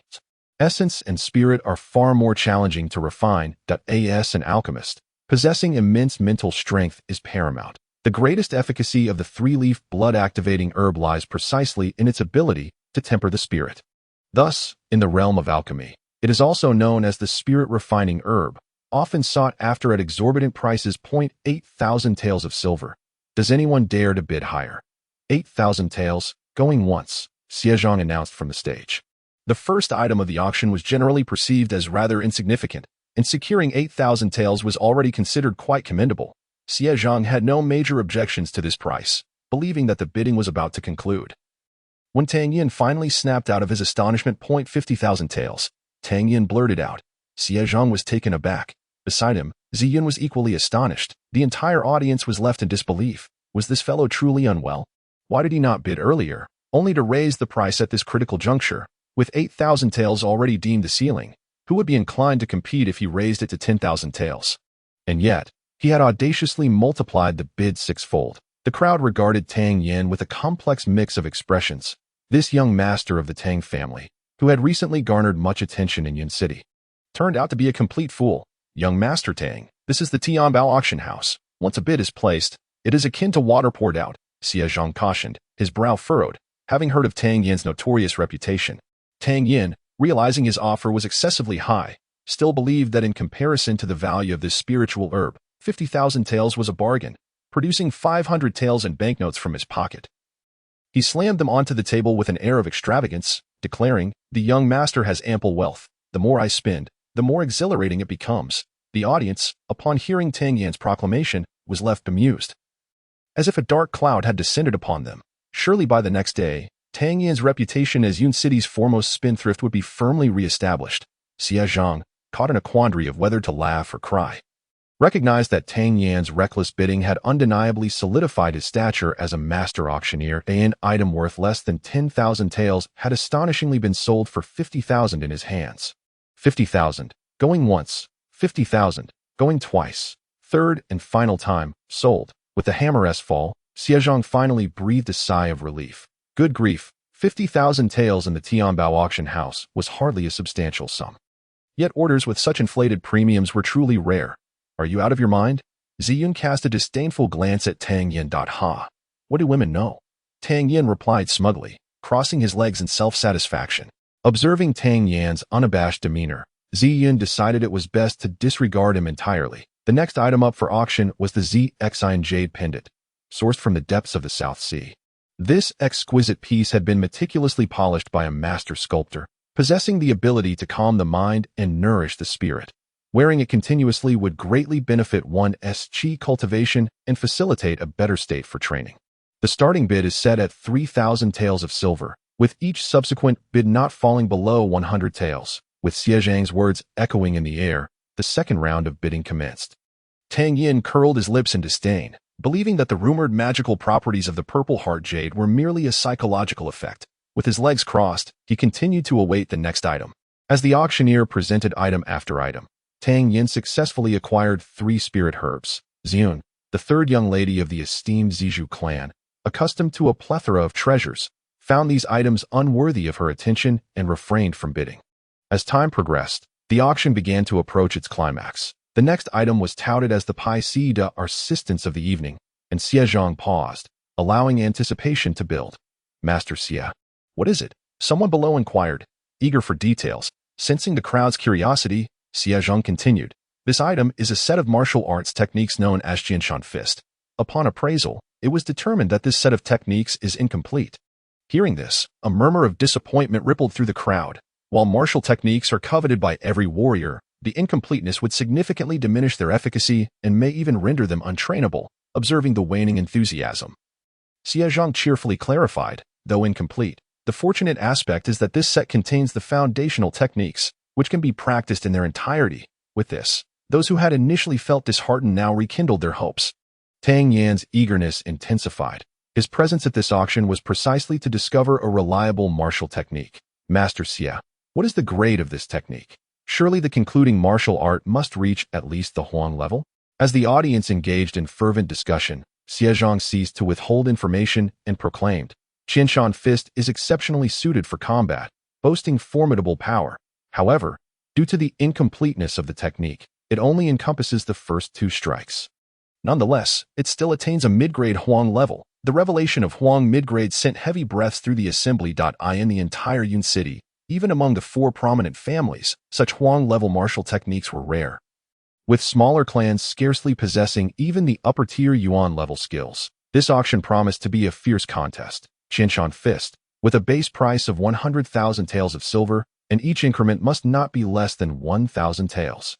Let the bidding begin, Xie Zhang announced with authority. 200,000 taels. The price doubled right from the outset. 280,000 taels, 300,000 taels.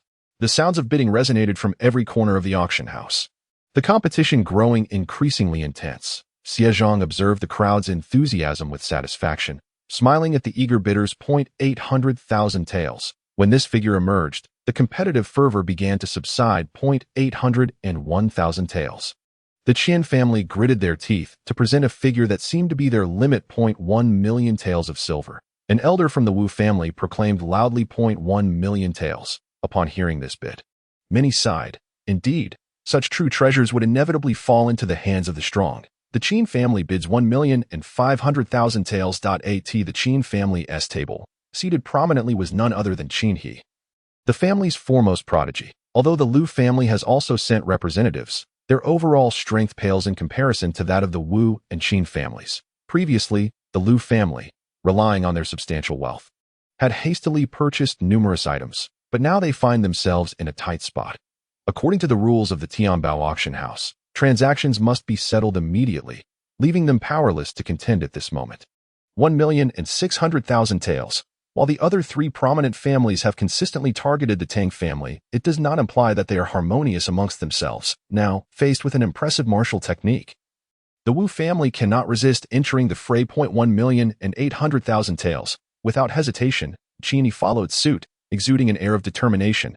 After a brief discussion amongst the Wu family members, silence ensued. 1,800,000 taels. Going once, Xie Zhang was relatively satisfied with this price and was prepared to conclude the auction. 1,800,000 taels. Going twice. Before he could finish, a languid voice interrupted. 1,800,000 and 1,000 taels. Turning towards the source of the voice, Xie Zhang's expression grew increasingly captivating. That profligate son, Tang Yan, had chosen to meddle once more. Upon hearing Tang Yan's bid, Qin He's eyes sparked with intensity as he coldly regarded Tang Yan. 1,100,000 taels. 1,100,000 and 1,000 taels. Tang Yan continued to counter. With each consecutive reduction of 1,000 taels, Qin He's expression twisted with barely contained fury. Excitement rippled through the crowd. It seemed yet another spectacle was about to unfold. The rules of the Tianbao auction house were well understood by young Master Tang. Cash must be exchanged for goods. Should he fail to produce such a sum, it would be a blatant mockery of Tianbao. With a chilling warning, Qin He pressed on. 1,100,000 and 200 taels. Tang Yan's face bore a hint of derision. If you have the money, then bid. If not, refrain from your futile bluster. Since when did the Tianbao require the Qin family to remind them of their regulations? 1,100,300 taels. Regarding the Qin family, Tang Yan showed no reservations. As one of the four prominent families, the Qin family had long coveted the Tang family's enterprises and had schemed against them for the past 2 years. Qin He's expression darkened considerably as he suppressed his anger, stating, 1,115,000 taels. Initially viewing Tang Yan as a spendthrift, Xiezhong now found him exceedingly agreeable. Thanks to this young man's interjection, several more thousand taels were added to the bidding. 1,115,100 taels. Tang Yan unfalteringly matched the bid. Master Xie, I request that your esteemed house verify whether the Tang family has sufficient funds. The atmosphere of this auction cannot be jeopardized by a single pest. Qin He stood, his tone laced with irritation. Had it not been for his restraint, he might have erupted in anger. Xiezhong hesitated at these words. Although Tang Yan had been quite generous in his initial bidding, over 1 million taels was no trifling sum for the Tang family. Would the family truly provide Tang Yan with such an amount? Before Xiezhong could respond, Tang Yan exploded in indignation. What? Are you instructing the Tianbao auction house on how to conduct its affairs? Even if I were to bid recklessly, should I fail to produce the funds, this martial technique would still belong to you. Why are you making such a fuss? Xiezhong found himself in agreement with Tang Yan's remarks. The mere Qin family, how dare they demand Tianbao check the Tang family's funds? Maintaining a facade of professionalism, he stated, if young Master Tang ultimately cannot produce this sum, the Tianbao auction house will certainly seek an explanation. And this martial technique will rightfully remain with the Qin family. 120,000 taels. Add another 1,000. Tang Yan languidly declared. 130,000 taels. A mere 1,000 more. Spare me. Qin He, competing with the Tang family is futile, and even the Lu family falls short. What standing does your Qin family possess? Observing the mocking grin on Tang Yan's face, Qin He felt an insurmountable pressure rise within him. His anger blazing fiercely as he slammed the table and proclaimed, 200,000 taels. I refuse to believe you dare to contest this. 200,000 taels. Upon hearing this figure, the crowd erupted in astonishment. This sum of silver equated to the total income of a prominent family over the span of 6 months. The audacity displayed at this auction was exhilarating to all present. Tang Yan did not rush to counter the bid, and a hush fell over the auction hall. Alchemists require exceptional insight and perception. After all, a single misstep in the alchemical process could result in the destruction of the elixir, possessing the soul of a 9th-tier alchemist. Tang Yan's discernment was particularly acute. This amount of money was no trifling matter, and he wished to ascertain whether Qin He could truly afford it. Should he be able to produce such funds, he would engage in the bidding. Otherwise, he would not. His silence, indeed, imposed immense pressure upon Qin He. A fleeting glimmer of concern crossed Qin He's eyes, yet it did not escape Tang Yan's keen observation. With a faint smile, Tang Yan remarked, since the Qin family is so formidable, this martial technique shall belong to you. Now, pay up. Taken aback by Tang Yan's unexpected concession, Qin He was momentarily dazed. Was this fellow truly foregoing the bidding? At that moment, frustration nearly caused him to sputter blood. The onlookers were equally astonished. Was he simply withdrawing from the contest? Initially, he possessed merely 3,000 taels, and he had nearly been intimidated into submission. Thankfully, Tang Yan had raised the bid. Thank you, young Master Qin. Tang Deshao feigned courtesy. The crowd nearly erupted with laughter at this turn of events. Tang Deshao was indeed cunning. Having compelled the Qin family to part with a considerable sum of silver, would the Qin family be able to muster such an amount? Young Master Qin. Settle the payment, Xiezhong said with a smile. After a moment, Qin He remained motionless, and whispers of amusement filled the air as the spectators could no longer contain their mirth. It appeared the Qin family's coffers were insufficient, and Qin He had been thoroughly outmaneuvered by Tang Yan.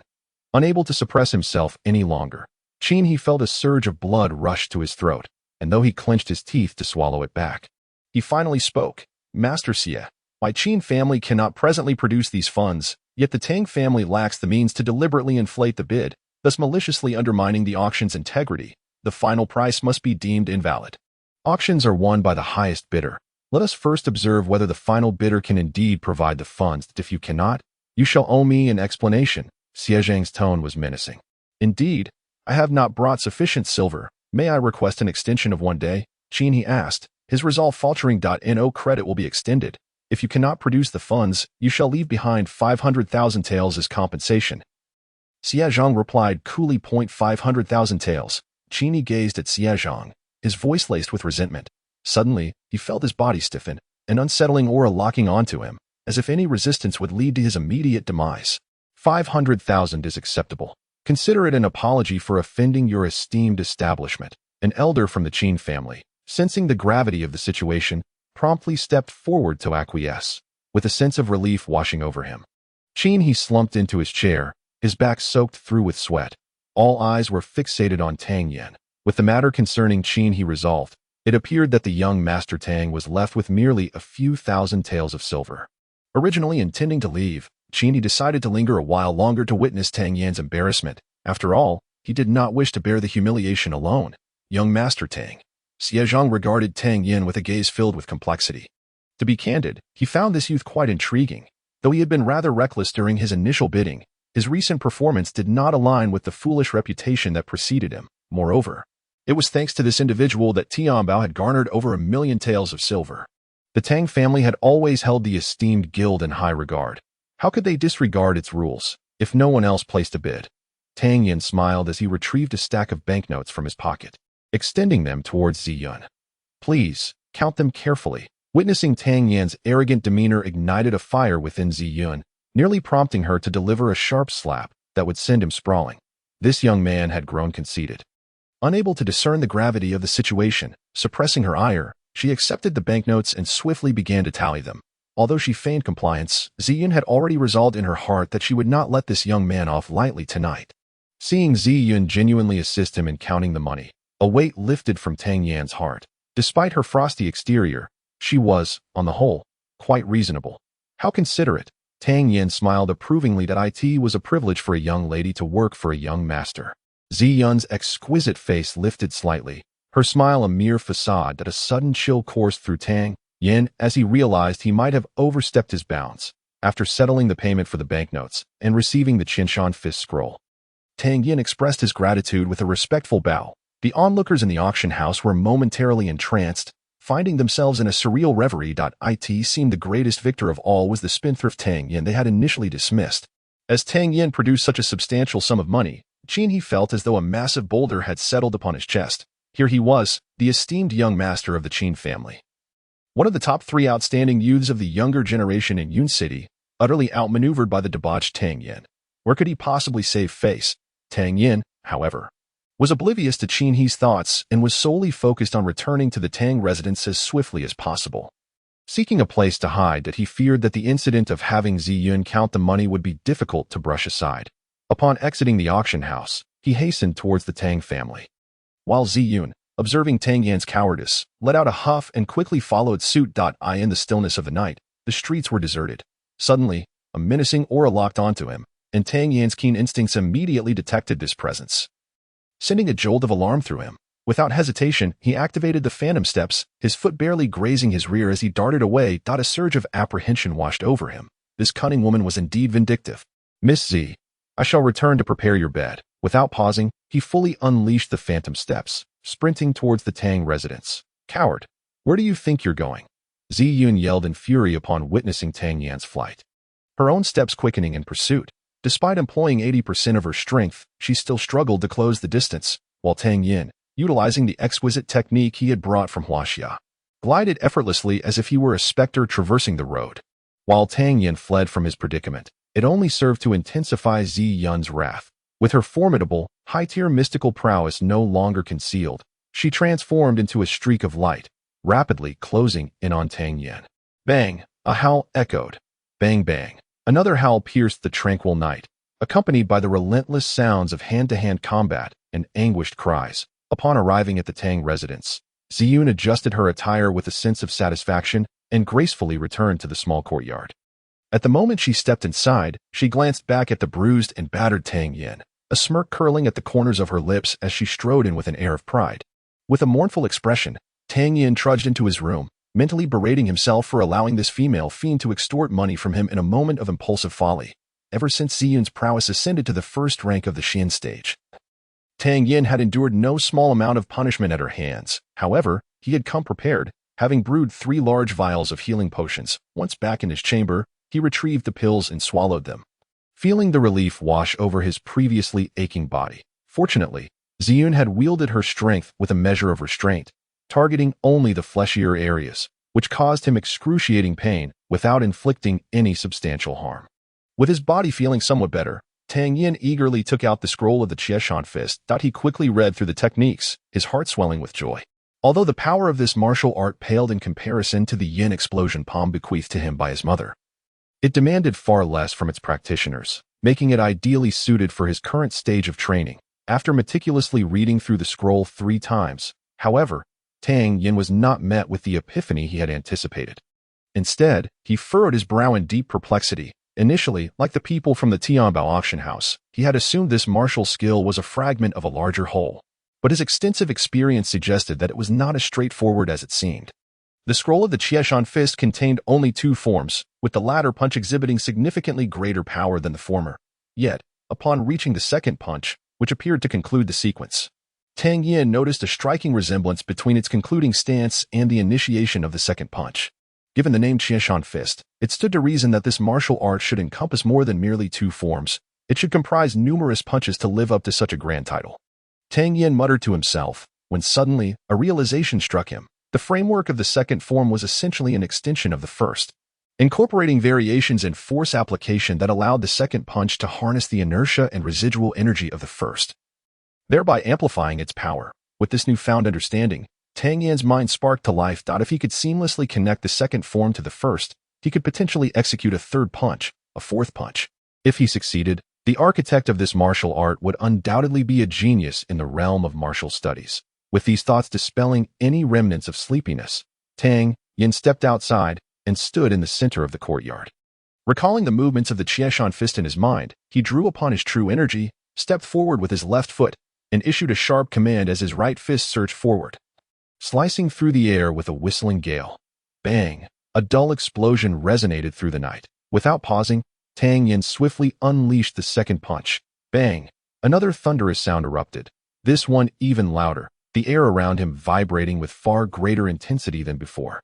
Yet, Tang Yan pressed on, launching the third punch in accordance with the strategy he had meticulously devised. Chapter 56. The significance of repeated practice. This punch had been simulated in Tang Yan's mind countless times. Whether it would succeed hinged on this one decisive moment. He felt the inner energy rapidly surge forth, wildly converging into his fist. The palpable energy urged him on, instilling within him an irresistible impulse to unleash this punch. Come forth, Tang Yan bellowed, his fist cutting through the air with the force of a battering ram, producing a deep, resonant sound. Bang! A look of profound surprise flickered in Tang Yan's eyes. His conjecture had indeed been correct. Having newly mastered a formidable martial technique, he felt a surge of exhilaration and decided to remain in the courtyard, diligently practicing every movement of this technique. Bang bang!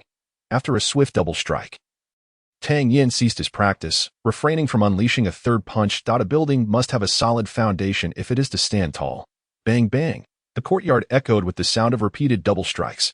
Now that he had confirmed the validity of his thoughts, there was no need to hastily ascend multiple levels at once. By solidifying his foundation, he would ultimately progress more swiftly. As dawn gradually broke, Tang Yan grew increasingly familiar with these 2 techniques through relentless practice. Ziyun had long been aware that this martial art was merely a fragmented form. Initially, she paid it little heed. However, after 3 days of Tang Yan practicing these 2 techniques day and night, she began to grow concerned. Had the boy become obsessed? How could one master a single movement and yet continue to repeat it? Unable to contain her curiosity any longer, Ziyun finally inquired. At that moment, Tang Yan had just executed another double strike. Hearing Ziyun's question, he chose not to respond but instead resumed his practice of the Qieshan fist. Bang! Bang! Once again, 2 techniques, 2 sounds. Ziyun furrowed her brow, her eyes widening in astonishment as she watched. This time, Tang Yan did not withdraw as he had before. Instead, he stepped forward, his fist propelled by an immense force. Striking again. Bang! The punch unleashed a powerful gust of energy, the force contained within this blow surpassing that of the previous 2 combined. Is this technique limited to only 2 moves? How did you achieve this? Ziyun's heart raced with astonishment. Sensing the power behind the third punch, she realized that Tang Yan had indeed gained an advantage this time. Sharpening the knife does not hinder the chopping of wood. By establishing a solid foundation, the path ahead becomes much easier, Tang Yan proclaimed after concluding his practice. Upon hearing this, Ziyun's body trembled slightly. having already stepped onto the path of celestial realms. Her comprehension of martial arts was beyond that of most. Though Tang Yan's words seemed simple, upon reflection, they indeed held profound truth. Casting a complex glance at Tang Yan, she found him increasingly inscrutable with the passage of time. From the moment she met him, his extraordinary talent for cultivation, literary prowess, and various strategies had far surpassed those of his peers at Yun City. He was remarkable. In Zijou City, he was a genius. What intrigued Ziyin even more was the rapid pace of his recent progress. Why had he been so unremarkable in the years prior? Of course, this question would remain a mystery to the world unless Tang Yan chose to reveal it. 2 days passed, and on the morning of the third day, Ziyun's eyes widened once more. Bang, bang, bang. After 3 punches, Tang Yan, just as before, did not pause, but raised his fist once again. Bang! The 4th punch. After Tang Yan unleashed this punch, an even more terrifying force of destruction erupted in midair. This fellow, upon sensing the power contained within this strike, Ziyun was inexplicably shaken. The might of this punch had multiplied compared to before. How many moves are there in this Qianshan fist? Ziyun asked in astonishment. That I don't know. Tang Yan replied candidly. I don't know? Ziyun's brows furrowed slightly, suspecting that Tang Yan was deliberately toying with her. Noticing Ziyun beside him, eager for action, Tang Yan was momentarily startled. Knowing that this fierce woman must be overthinking, and hastily explained, as long as the conditions are sufficient, this set of fist techniques can be executed endlessly. However, everyone has their limits. Who knows how many moves can truly be performed? Ziyun, remarkably intelligent, pondered Tang Yan's words before exclaiming in surprise, this martial art is not merely a fragment. Indeed, it is remarkably complete. One only needs to comprehend it fully, Tang Yan explained with a smile. Even Ziyun, who held the esteemed title of the 3rd Miss of Zijou City, exhibited a glimmer of excitement in her eyes. Such an extraordinary martial art surely transcended mere yellow-tier quality. It had likely entered the realm of mysterious tiers. The secrets of this technique must be kept confidential and not be easily divulged, lest it attract covetous eyes, Ziyun earnestly advised. Tang Yan agreed without contention. Young master, this is what the Lord asked me to bring to you, Xiao Chui said as she hurriedly approached, her small steps quickening. Why the rush? Tang Yan chuckled, accepting the wooden box Xiao Chui offered. The which had been dormant within his dantian suddenly came to life, stirring Tang Yan's curiosity. Could it be yet another spiritual object? Upon opening the wooden box, he discovered 3 beast cores of varying colors. Resting quietly within the sight of these items, Tang Yan recalled that they were the spoils he had won from the Lu family during the Mid-Autumn Festival. They had only just been delivered today. After exchanging pleasantries with Ziyun, Tang Yan retreated to his room, locking the door behind him before opening the wooden box. The 3 third-tier beast cores emerged, causing the already restless to become even more animated. With a thought, the 3 beast cores abruptly vanished from his hand. Entering the dot of flame erupted fiercely, swiftly dissolving the beast cores, which were refined into pure spiritual liquid, dispersing evenly. The solitary seedling quivered slightly, visibly rising a fraction upward with a whoosh. Just when he thought it was over, a stream of pure spiritual energy suddenly flowed from the alchemical cauldron, merging into Tang Yan's vortex dantian. This spiritual energy was not only pure, but also remarkably gentle. Upon entering his dantian, it caused no sensation of swelling and was rapidly absorbed. Tang Yan did not hesitate. He focused intently and began his cultivation. Before long, he entered a meditative state. When he finally opened his eyes again, he was astounded by the changes within his body. In just one night, his strength had remarkably ascended to the 7th tier of the yellow class. Even more astonishing was that the small flicker of flame that had been hiding in his dantian had grown significantly more robust. With a thought, a flame manifested before him, pulsating with life and growing ever more vigorous. His daily struggles to master the fire control technique had yielded little progress, as he had not discovered the means for enhancement. Could it be that certain items infused with spiritual energy can significantly enhance the chaotic space within the cauldron? As well as the elemental fires of creation, might they even provide a modicum of spiritual energy to aid in one's cultivation, if that were indeed the case, once I acquire a sufficient quantity of rare materials? My progress in cultivation could soar to unprecedented heights. However, contemplating the value of a 3rd-tier beast core, Tang Yan swiftly dismissed this notion. It is far too expensive, for the time being. I cannot afford to indulge myself in such extravagance. Chapter 57. Seeking a quicker means of refinement. Having just achieved a breakthrough, Tang Yan did not rush into cultivation, but instead pondered the current predicament of the Tang family. with the incentive of bonuses and the allure of elixirs. A notable number of the 120 guards had managed to break through to the second rank of the yellow tier. Should this news be disseminated, it would wield considerable deterrent power externally. Nevertheless, Tang Yan felt this was insufficient. The true deterrent strength of a family ultimately hinges on its peak power. For instance, among the 4 great families of Yun City, the Tang family's overall strength is the weakest. Yet, Old Master Tang stands at the 9th rank of the Xian tier, comparable in strength to Lu Wuhui of the Lu family. With such power, even if the other 3 families surpass the Tang family, they would still hesitate to take action against them. The pinnacle of strength determines the fate of a family. However, even with Tang Ling's presence, the Tang family cannot afford to be complacent. Should the other 3 families ally against them, the Tang family would face inevitable annihilation. The reason the 3 families have yet to act is due to mutual suspicion and the difficulty in negotiating the division of spoils. Yet, with the Tang family currently flourishing, should they gain momentum, it would become increasingly challenging to devour them. It stands to reason that the 3 families would not want to miss the opportunity to partake in the division of the Tang family's assets. Barring any unforeseen circumstances, the day of their alliance is not far off. The Tang family must urgently bolster their strength, while ensuring that over 100 martial artists have ample resources for cultivation, which is undeniably a costly endeavor. Thus, even if collaborating with Miao Dunfang could yield profits, not all of it can be expended on purchasing 3rd-tier beast cores. The pace of cultivation remains somewhat sluggish. If only I were at the Xian tier now, I could concoct elixirs beneficial to grandfather and Uncle Mo. Tang Yan sighed softly. Were these words to reach Ziyun, she would undoubtedly be incensed. In her experience within Zizhu City, she had never encountered anyone whose advancement was as rapid as Tang Yan's. How could he possibly lament his pace of progression to become a true master? One must endure countless trials and tribulations that lie in such a comfortable environment. Rapid advancement is clearly unattainable. Turning his gaze toward the window, Tang Yan was suddenly struck by a thought. He recalled the ethereal leopard he had encountered outside the city.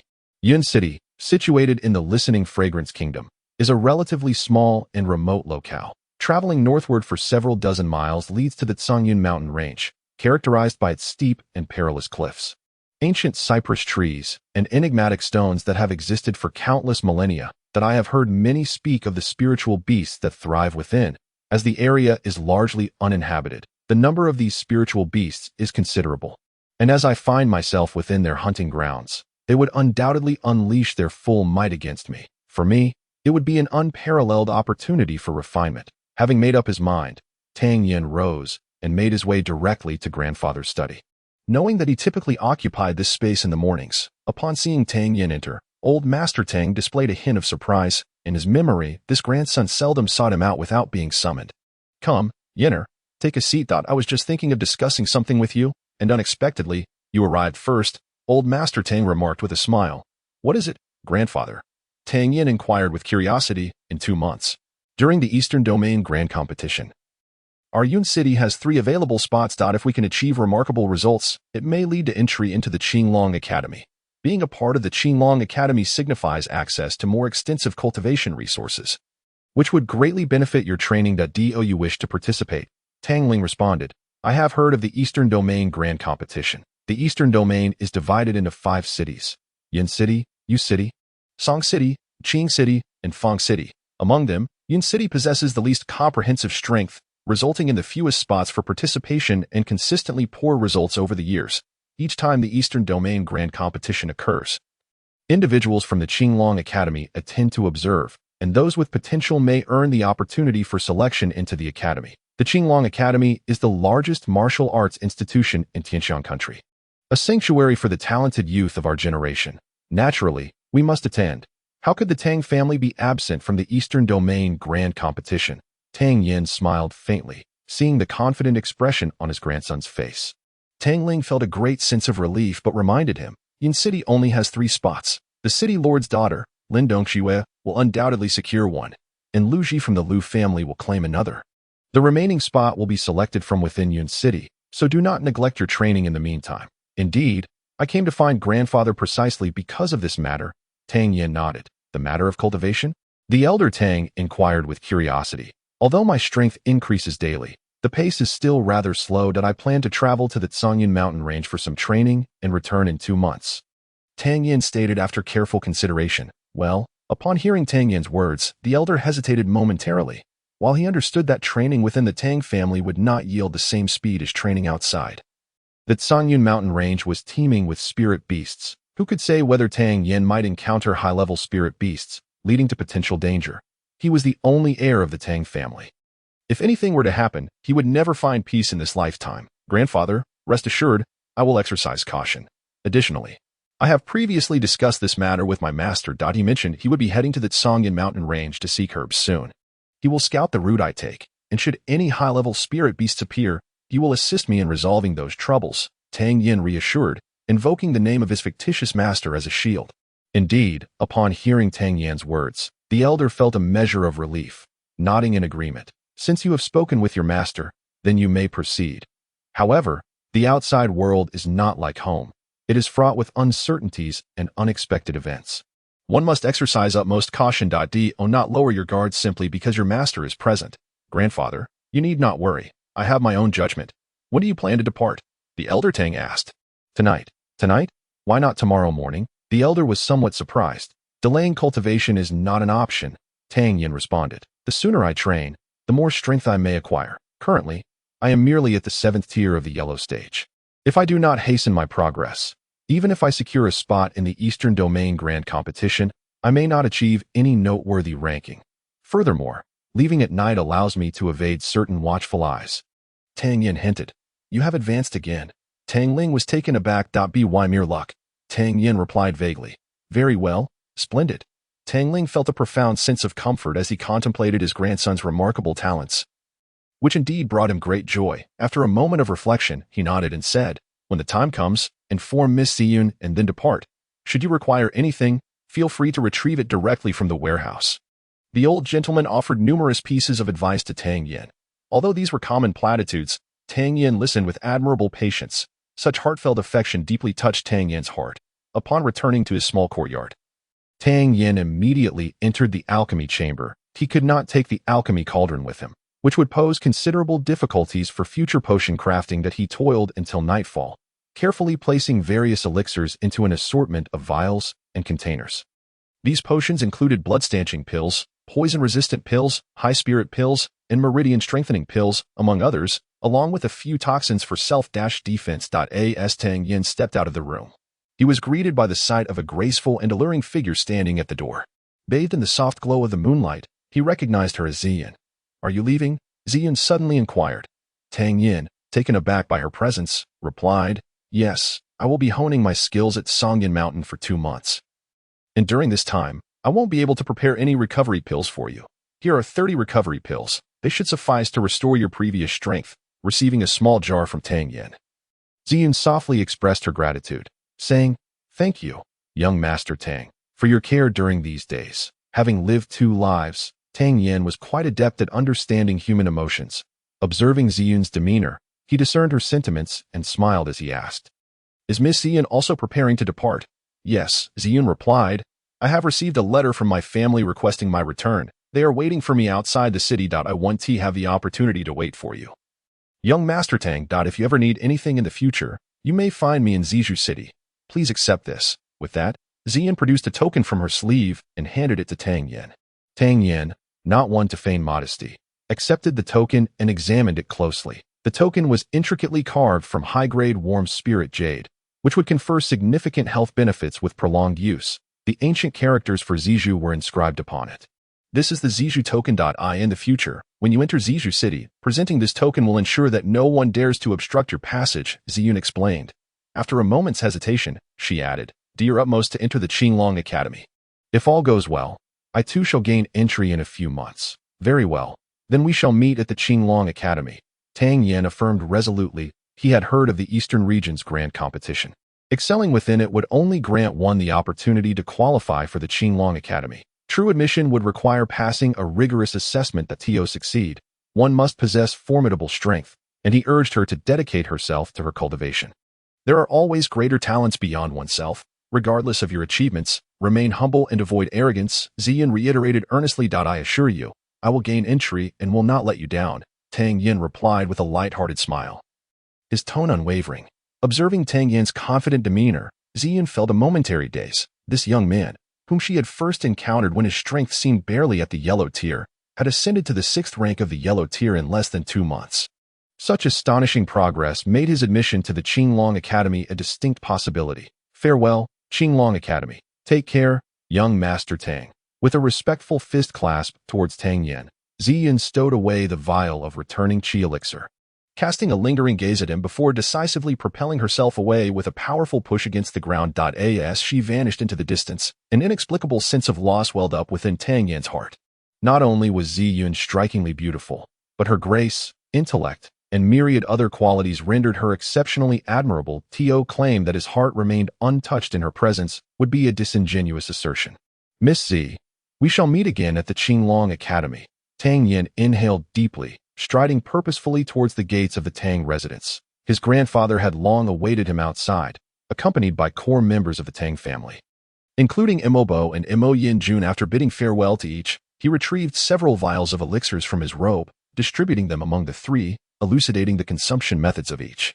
Before departing without a backward glance from the Tang family estate, observing Tang Yan's retreating figure, Imobo felt an overwhelming sense of nostalgia. The young master truly possesses the strength to stand on his own. Haha, come on, old Imo, let us go and enjoy a drink. We shall not rest until we are intoxicated tonight. The elder Tang was also filled with reflections, for in the past, all of Yun City had deemed Tang Yan a frivolous wastrel devoid of scholarly pursuits. Who could have foreseen that this very wastrel would, unbeknownst to all, gradually alter the Tang family, standing at the bottom of the 4 great families of Yun City, quietly gaining the momentum to rival the Liu family? As Tang Yan traversed the starry night, his feet gliding like shadows, he donned a cloak of darkness, moving with the swiftness of a specter through the hazy twilight. Before long, he arrived at the outskirts of Yun City. Circumventing the distant city wall, inhaling deeply before leaping into the void. Upon landing, his pace remained unbroken as he hurried towards the Tsangyun mountain range. After dashing for several dozen miles, he had yet to encounter any spirit beasts. Glancing around, he spotted a robust tree and ascended it to rest. Time passed swiftly, and after an hour of meditation, Tang Yan suddenly furrowed his brow as a faint yet distinct scent of blood wafted into his nostrils.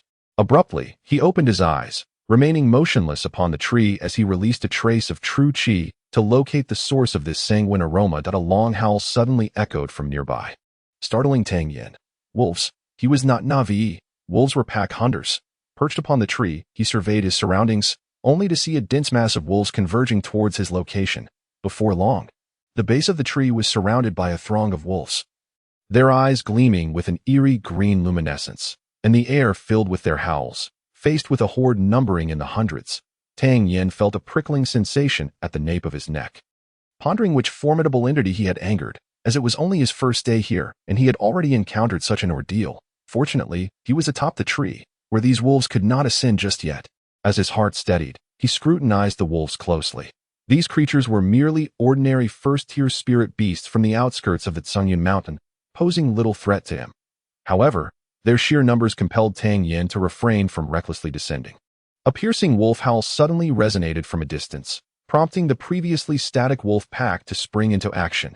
Countless massive wolves surged towards the roots of the tree, the rear wolves climbing atop those in front.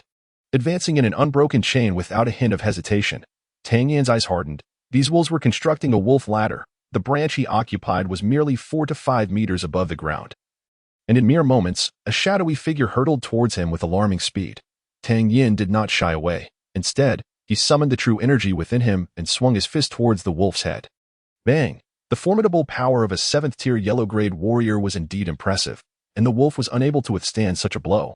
After being struck, it let out a mournful cry as it was sent hurtling through the air. Wolves, as creatures, possess astonishing resilience and brutality. After one wolf was knocked away, 2 urgent howls echoed from a distance, and immediately 3 dark shadows came rushing towards him from various directions, standing atop the treetops. Tang Yan found it challenging to maneuver, yet fortunately his strength allowed him to deftly handle the 3 wolves. Bang! Bang! Bang! He swung his fists once more, swiftly sending the 3 wolves flying. However, before he could catch his breath, a sense of danger loomed as a gray-black wolf sprang ferociously from behind him. Sensing the speed and power of this wolf, Tang Yan's heart raced. It seemed to differ from the previous ones. With no time for contemplation, he unleashed the 1,000-mountain fist, only to stagger slightly on the tree, nearly losing his balance. Unlike the others, This wolf did not get directly blown away but landed awkwardly before quickly regaining its footing. Its eyes glinting with a menacing green sheen, fixed fiercely upon him. A second-tier spirit beast. A jolt of alarm coursed through Tang Yan as he scrutinized this wolf, which was indeed larger than the surrounding ones. Chapter 59. An ideal training ground. Scanning the wolf pack swiftly, he was alarmed to discover several larger wolves among them. This unwelcome realization made Tang Yan's nerves tighten. These second-tier wolves were not the Wolf King. Could it be that the elusive Wolf King was a third-tier spirit beast? Moreover, the ability to command the pack and swiftly devise a wolf ladder strategy suggested that this Wolf King possessed a rather terrifying intelligence. Awu, 5 wolf shadows charged towards him rapidly. A glance over his shoulder revealed that many more wolves were following closely behind, and as time passed, he would face an unending onslaught. Outnumbered, Tang Yan did not delude himself into thinking he could vanquish the entire pack single-handedly. He understood that remaining perched on this tree was no longer feasible as anticipated. After the 5 first-tier giant wolves launched their attack, 3 more second-tier giant wolves lunged at him with ferocity. The sheer number of wolves, employing a relentless wheel-like strategy, left Tang Yan with no respite. Facing the assault of 3 second-tier wolves, he felt an acute increase in pressure upon him, under the weight of their numbers. Even the most exquisite techniques seemed futile. Bang, bang, bang. After a series of 3 punches, he barely evaded this wave of attacks. Awu, another 5 dark figures charged towards him. Among the 5 giant wolves, 2 were second tier. Taking a deep breath, he channeled his true energy, swiftly striking out with his right fist towards the giant wolf. Bang, bang. At this moment, Tang Yan's battle was entirely instinctual, relying on his fighting prowess. In the midst of such intense combat, he finally revealed a slight opening, and a giant wolf seized the opportunity, raking its claws across his back and leaving a bloody gash. Warm blood surged forth, soaking through his garments. Tang Yan's heart surged with fury as he swung his fist. The Thousand Mountains fist, forward with great force, sending a giant wolf, which had attempted to launch a surprise attack, flying with a resounding thud. I will fight to the bitter end, Tang Yan roared, swiftly executing the shadow step technique. With a powerful leap, he stomped on the branch beneath him, using the rebound to propel himself towards another tree. After a series of agile jumps across several trees, he finally found himself no longer at the center of the wolf pack. He decisively leaped down, preparing to confront the wolves on solid ground. A howl. Upon seeing Tang Yan on the ground, the hidden Wolf King let out a long howl, rallying the pack to pursue him. Bang, bang, bang. Within the throng of wolves, Tang Yan instinctively engaged in combat, skillfully combining his martial techniques to swiftly navigate the fray. The sheer number of wolves was overwhelming. He had to periodically utilize the shadow step to shift his position, lest he be completely surrounded, which would render escape impossible. In his previous life, despite being a 9th-tier alchemist with considerable strength, Tang Yan's combat skills were not particularly remarkable. After all, with so many owing him favors, who would dare provoke him, knowing they would face the wrath of numerous formidable foes, unless one were a true desperate renegade, who would dare to clash with Tang Yan? As the battle raged on, the fluidity of Tang Yan's techniques became increasingly seamless. The synergy between his fighting style and martial skills began to harmonize rapidly. It was during this confrontation with the wolves that Tang Yan realized that the battles he had fought in Yun City, even the one against Lu Ji, were mere child's play in comparison. After an hour of intense combat, fatigue began to set in.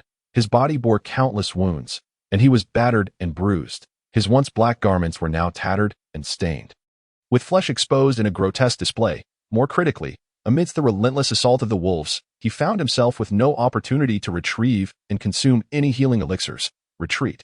Aware that continuing the fight could very well cost him his life, he hesitated no longer. Leaping atop the head of one of the wolves, he exerted all his strength into a powerful stomp, the sound of cracking bone echoing as the first-tier giant wolf's skull shattered beneath him. In that moment, Tang Yan's figure soared into the night. Gazing at the blood-stained garments, Tang Yan hurriedly cast them into the river, acutely aware that the scent of blood could easily attract spirit beasts in the wilderness. Should several high-tier spirit beasts arrive, he would find himself compelled to venture into the underworld for training. Reflecting on his previous predicament, a wave of dread washed over him. Had it not been for mastering the shadow steps, he might have faced a bitter end on the very first day of his trials at Songyan Mountain. Although the situation had been dire, this battle had illuminated his shortcomings in combat. Remarkably, despite only fighting for an hour, He had made significant progress in the seamless transition between techniques and martial arts. Equivalent to several days of prior practice, he resolved to follow this wolf pack until he could refine his martial skills and fighting prowess to perfection. With determination, Tang Yan sought out a large tree, leaping into its embrace to begin his meditation. The medicinal concoctions he had prepared were rare elixirs, and by the following day, the wounds on his body had already formed scabs. After scouring the surroundings, he quickly caught a wild rabbit. After cleansing it by the river, he set it over a fire to roast. Shortly after indulging in his meal, Tang Yan paused, pressing his ear to the ground as a rumbling sound of rushing water reached him. Intrigued, he hastily finished the rabbit and swiftly moved toward the source of the noise. As the sound intensified, he soon beheld a waterfall cascading down from a cliff over 20 meters high. Its thundering roar resonating powerfully, the gravitational potential tumbling from above. After watching for a while, a grin spread across Tang Yan's face. This journey had proven to be astutely wise. The immense potential energy beneath the waterfall presented an exceptional training ground. Had he remained at the Tang residence, he would never have encountered such invaluable resources. Chapter 60. Training to break through. Resolute in his decision, Tang Yan wasted no time, shedding his garments before leaping down to the waterfall's edge. As he reached out to feel the torrent, the force akin to stone sent a jolt through him. Goodness, such a powerful current. Would it not knock him senseless? Taking a deep breath, Tang Yan took a step forward. The cascading waterfall felt like a mountain suddenly descending upon him. Instantly, he felt his body sink, stumbling slightly, nearly losing his footing. Unleashing the full extent of his 7th-tier yellow rank strength, his dantian spun vigorously, continuously channeling spiritual energy to stabilize his form. That he attempted to maneuver beneath the waterfall, traversing from one end to the other. After a mere 10 meters, he felt nearly drained. Though exhausted, Tang Yan persevered, gritting his teeth to continue, striving to recover his strength beneath the waterfall. After 15 minutes, he could bear it no longer and exited the torrent. Upon emerging, a wave of relief washed over him. The pressure dissipating, even the speed of his dantian's operation felt smoother than before. His eyes glimmered with determination. He had already deemed this place a sacred ground for cultivation. After a brief respite on the shore, he re-entered the waterfall point. 20 minutes later, with a deep inhalation, he resurfaced from the depths once more. This cycle of practice continued repeatedly, and by sunset, Tang Yan had managed to endure an entire hour beneath the waterfall. In this high-intensity circulation of vital energy, his dantian began to gradually expand. In a fleeting moment, Tang Yan inexplicably felt as though he had reached the pinnacle of the 7th rank of the yellow tier.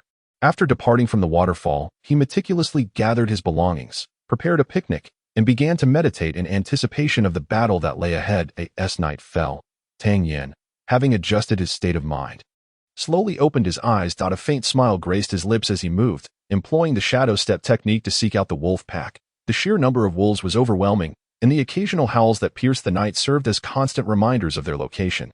It did not take long for Tang Yan to locate the pack. He made no effort to conceal himself, and soon enough, a wolf from the pack caught sight of him. A sharp howl echoed, and the entire pack fell silent, their gazes fixated on Tang Yan with predatory intent. Another long howl resounded, signaling the pack to initiate their tactics, as waves of wolves surged toward him. Having learned from his previous encounter, Tang Yan, though still unable to eradicate the pack, felt no trace of the earlier panic. Channeling his vital energy, he charged forward with a punch aimed at the oncoming wolves. While using the pack as a training target would undoubtedly expedite his strength enhancement, the peril involved was something few could endure. A moment's carelessness could lead to a grisly demise within the jaws of the wolves, exacting the ultimate price of life. However, true strength necessitates the baptism of bloodshed to earn the right to ascend the martial path. The seamless transition between techniques and martial skills unfolded rapidly amidst the chaos of the wolves. First-tier and second-tier wolves were sent flying beneath the force of Tang Yan's fists. His striking speed quickened. His evasion became more nimble, his angles of attack grew increasingly cunning, and his offensive momentum intensified. Yet, with each ensuing battle, the wounds upon his body multiplied. Blood flowed freely as the relentless assault of the wolves gradually drained his stamina. "Get lost!" Tang Yan roared, delivering a powerful blow to one wolf just as before, executing the shadow step to swiftly vacate the scene. Although both encounters ended in retreat, this time, he had fought for a significantly longer duration, nearly half an hour more.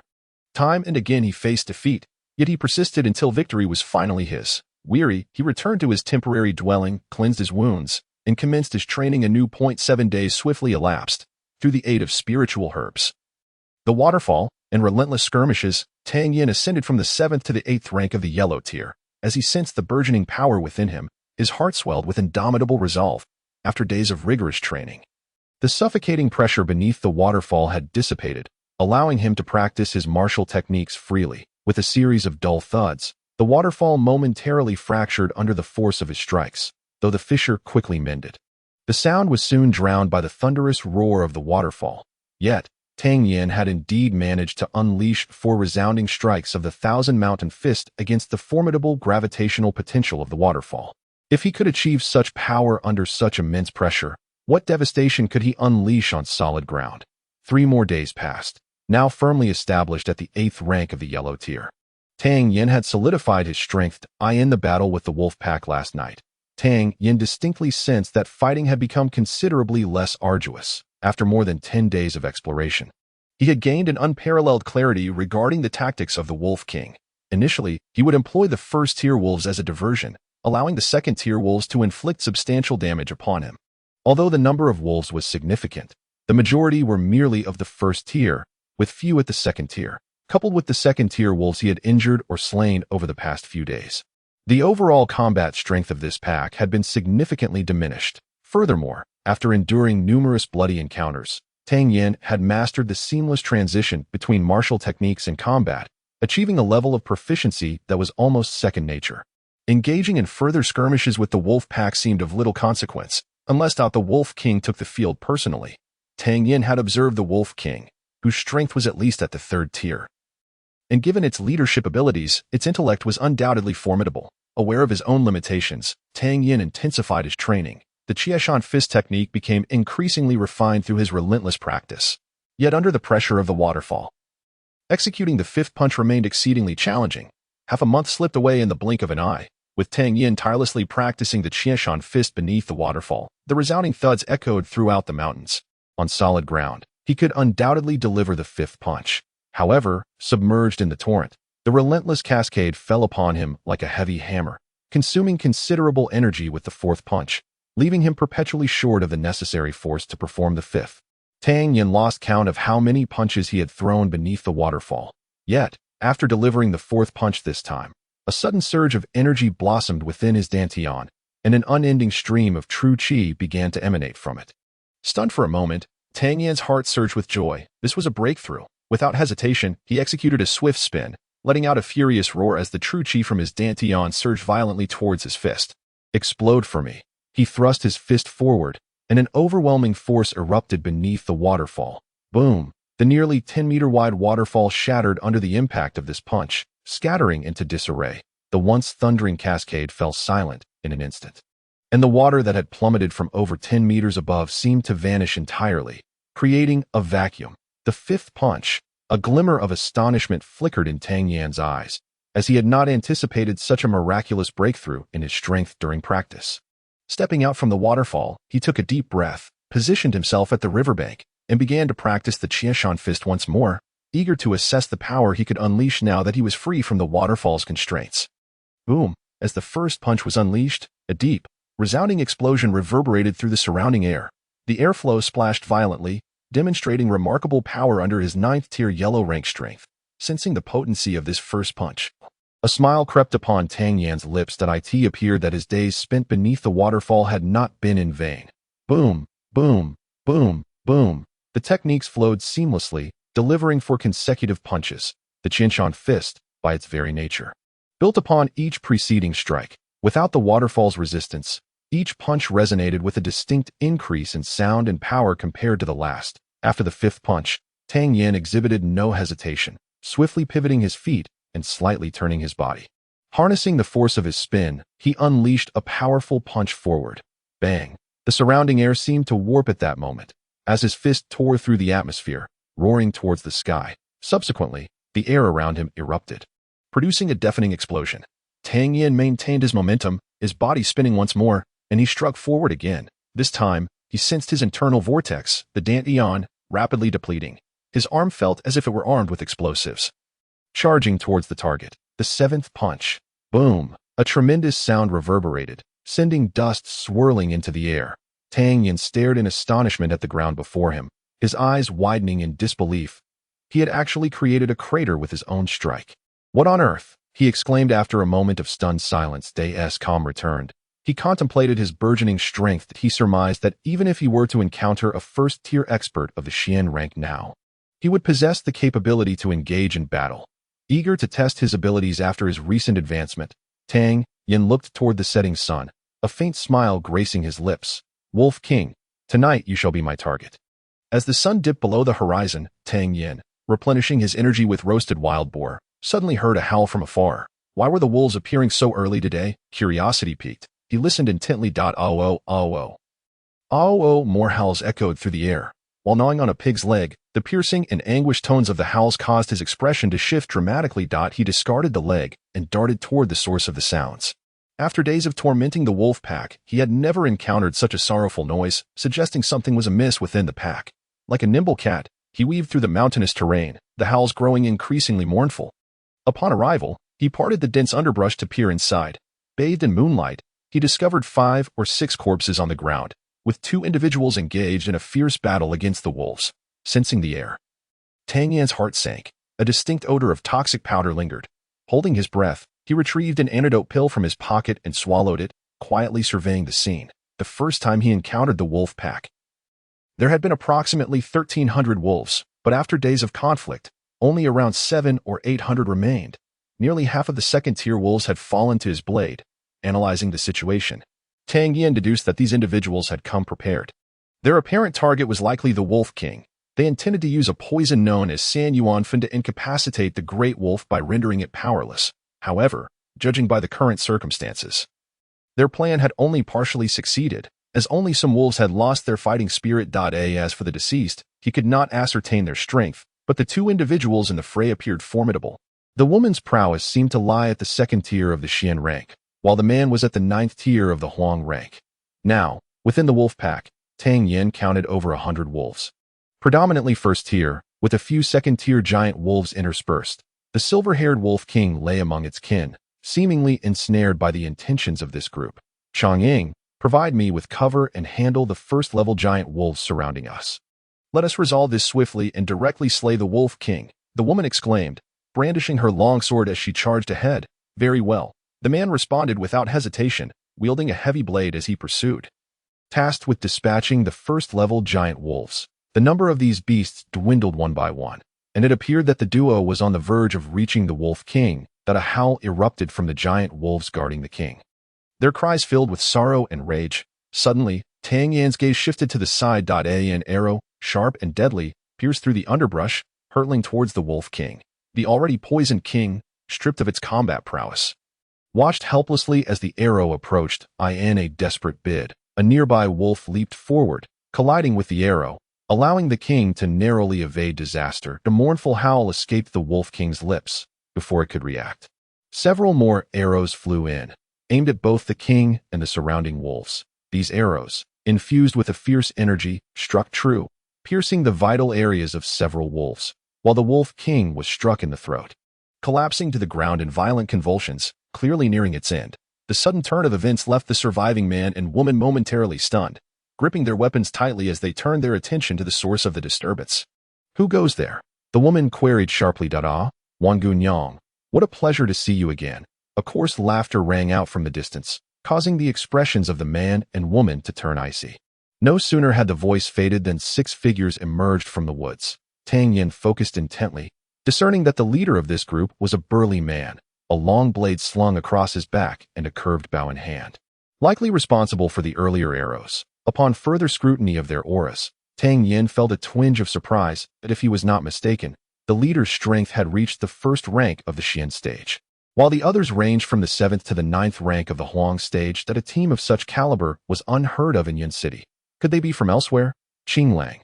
"What brings you here?" the woman, referred to as Wan Fei, asked coldly. "Wan Fei, you're a clever one. You should know why I have come," Qing Lang replied with a sinister grin, showcasing his yellowed teeth. "What? Do you intend to steal my Wan Fei's prey?" Wan Fei mocked. "Previously, I would not have dared, but now just look at your pitiful group.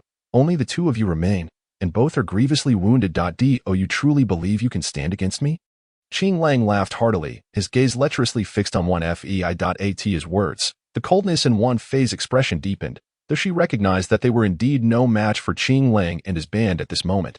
There will be another day. Once I regain my strength, I shall settle the score with these scoundrels. Humph. To fight over a mere wolf. How desperate you Qing Lang's gang must be. Very well. Take this wolf as a gift. Xiangying, we shall depart, Wan Fei declared decisively, turning to leave. Stop. Qing Lang's eyes narrowed as he shouted upon seeing Wan Fei's abrupt departure. What? Do you wish to engage me in battle? Though I bear some minor injuries. You dream if you think you can gain the upper hand here, Wan Fei retorted coldly. In response to Wan Fei's imposing demeanor, Qing Lang remained unfazed, chuckling. The long eagle may depart, but you must remain. We brothers have traveled a great distance not merely for this white wolf king.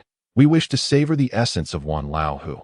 Once we have indulged ourselves, we shall render your Dantian useless. And then you may take your leave. Observing Qing Lang's flippant gaze, Wan Fei understood that this group was capable of following through on their threats. They were not fools. How could they allow her to escape unscathed? Only by eliminating all potential future threats could they rest easy. Gazing at the lifeless bodies of her companions strewn across the ground, a profound sorrow enveloped Wan Fei. She had initially believed this venture would yield substantial profits. Yet it culminated in utter annihilation. If they sought her demise, she resolved to take a couple of them down with her. Just as Wan Fei prepared to act, a languid voice interrupted. Who has killed my pet? Pay up! To the astonishment of all present, Tang Yan emerged from the shadows. Hearing Tang Yan's words, the crowd was momentarily bewildered. Who had slain his pet? Was it possible that this white wolf king was his cherished companion? Seizing the moment of confusion, he swiftly approached the white wolf king, drew a dagger, and expertly sliced open its skull. Extracting a green beast core and placing it into a porcelain vial. As the onlookers processed Tang Yan's adeptness in retrieving the beast core, realization dawned upon them. This young man had come solely to rob. Wan Fei and Xiangying, once filled with hope, now felt disheartened upon gazing at Tang Yan's youthful visage. This lad, still bearing the freshness of adolescence, could scarcely be 17. What troubles could he possibly resolve? Who are you, boy? Qing Lang scrutinized Tang Yan, recognizing him merely as an inexperienced youth, a sinister smile gracing his face. In all my years, no one has dared to pilfer from me. You are the first. Tang Yan, taken aback by Qing Lang's proclamation, widened his eyes in astonishment. No one has ever dared to steal from you. Indeed, no one has ever dared to take anything from Qing Lang. A brash youth interjected. Tang Yan blinked innocently, his demeanor disarming. As a man, you must have had a woman you cherished. Yes, given your appearance, has no one ever snatched her away? Have you ever attended an auction? Were there items you desired but lost to others due to insufficient funds? Furthermore, considering your prowess seems inferior to this lady's, have you not been robbed by those stronger than you after hunting spiritual beasts? And presently, this beast core, has it not been claimed by me? Tang Yan's earnestness drew frowns from both factions. Initially, Wan Fei found solace in Tang Yan's words, appreciating his defense on her behalf. She resolved to protect this boy at all costs.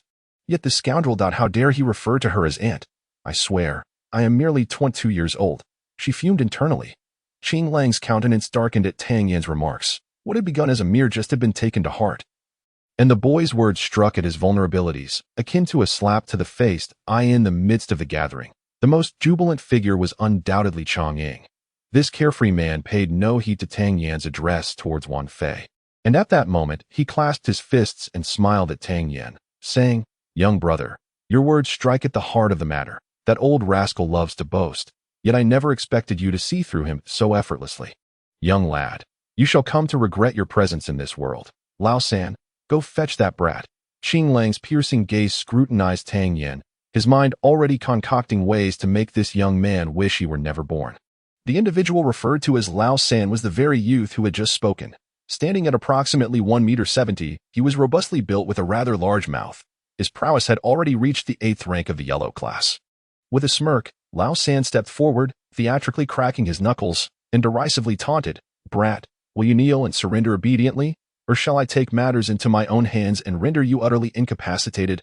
At that moment, Tang Yan chuckled, mimicking Lao San's words, will you kneel and surrender obediently, or shall I take matters into my own hands and render you utterly incapacitated? Upon hearing Tang Yan's retort, laughter erupted among Qing Lang's group. Third brother, did you hear that? This lad intends to cripple you. Ha ha! Point one voice among them incited further laughter, catching Lao San off guard with Tang Yan's audacity to provoke him at such a moment. Enraged, he bellowed and lunged towards Tang Yan with an outstretched palm. Observing Lao San's approach, Tang Yan couldn't help but shake his head in resignation, accustomed to the swift and fierce assaults of a pack of wolves. Lao San's strike appeared painfully sluggish in his eyes. If you refuse to recognize your place, I shall render you incapacitated, Tang Yan exclaimed, his form transforming into a wisp of smoke as he advanced towards Lao San. I shall cripple your right hand. As his words hung in the air, amidst the astonished gazes of the onlookers, Tang Yan's fist collided directly with Lao San's outstretched palm. Crack. A sharp sound echoed as Tang Yan's hand shattered Lao San's wrist with a resounding impact. Now, I shall cripple your left leg. Undeterred, Tang Yan unleashed the combat techniques he had honed in battles against wolves, revealing his fierce prowess. Lao San, caught completely off guard, had yet to register the pain of his severed hand when Tang Yan's right foot struck mercilessly at his left knee. Crack. Another crisp sound of bone fracturing resonated as Lao San staggered, collapsing onto one knee. Kneeling requires both legs. What significance does a single knee hold? Am I proposing? Apologies, but I hold no interest in men, Tang Yan remarked disdainfully, lifting his right foot once more. Another resounding crack echoed as the patella of Lao San's right leg shattered, causing him to fall to his knees with a thud. Chapter 63. Who's truly unreasonable? Now, it's time for your left hand. At this moment, the onlookers were left in a state of shock, their eyes wide as they pondered the identity of this young man who, in the span of mere moments, had rendered Lao San utterly defenseless. Crack. Another distinct sound of bone breaking rang out, sending shudders through the crowd. In the blink of an eye, Tang Yan had incapacitated Lao San's hands and feet. A master of the 8th rank in the yellow class, before this youth, appeared to be no match at all. No one doubted that had Lao San not initiated the confrontation, he would have had no opportunity to retaliate. At this moment, Lao San finally experienced excruciating pain, letting out a heart-wrenching scream. Not rush to shout. We are still one short, Tang Yan spoke calmly, as if discussing a trivial matter, lifting his foot once more to deliver a kick deep between Lao San's legs. Puff. The crowd was uncertain whether the sound was that of an egg shattering, yet all the men, including Chang Ying, felt a chilling sensation between their legs. Lao San emitted another earth-shattering, soul-piercing shriek before tilting his head and losing consciousness. Uncle, do I have the right to take something from you? Tang Yan inquired with a smile. Golu. Qing Lang struggled to swallow his saliva. Though he had attained the first rank of the mysterious tier, he found himself incapable of matching such a feat as rendering Lao San incapacitated in a single encounter. How terrifying must the strength of this young man be? Moreover, the ruthlessness with which he acted. Even someone accustomed to a life of danger would feel a pang of fear. However, it seemed the youth's prowess had not yet reached the mysterious tier, which calmed Qing Lang's heart slightly. Narrowing his eyes, he said, Young brother, as the saying goes, a gentleman does not take what others cherish. Since I am the one who killed the White Wolf King, it naturally belongs to me if you desire it. You may purchase it. However, should you attempt to seize it by force, my hidden blades may not be so accommodating that this moment.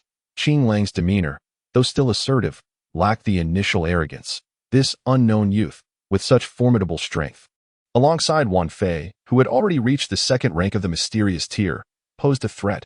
Even if they were to emerge victorious, it would undoubtedly come at a great cost. Enough of your nonsense, Tang Yan retorted angrily. Did you not hear what I said earlier? The White Wolf King is my pet. Since you admit to having killed it, you shall compensate me as a sentient beast that understands human speech and follows my commands. A 3rd-tier spirit beast is worth a fortune.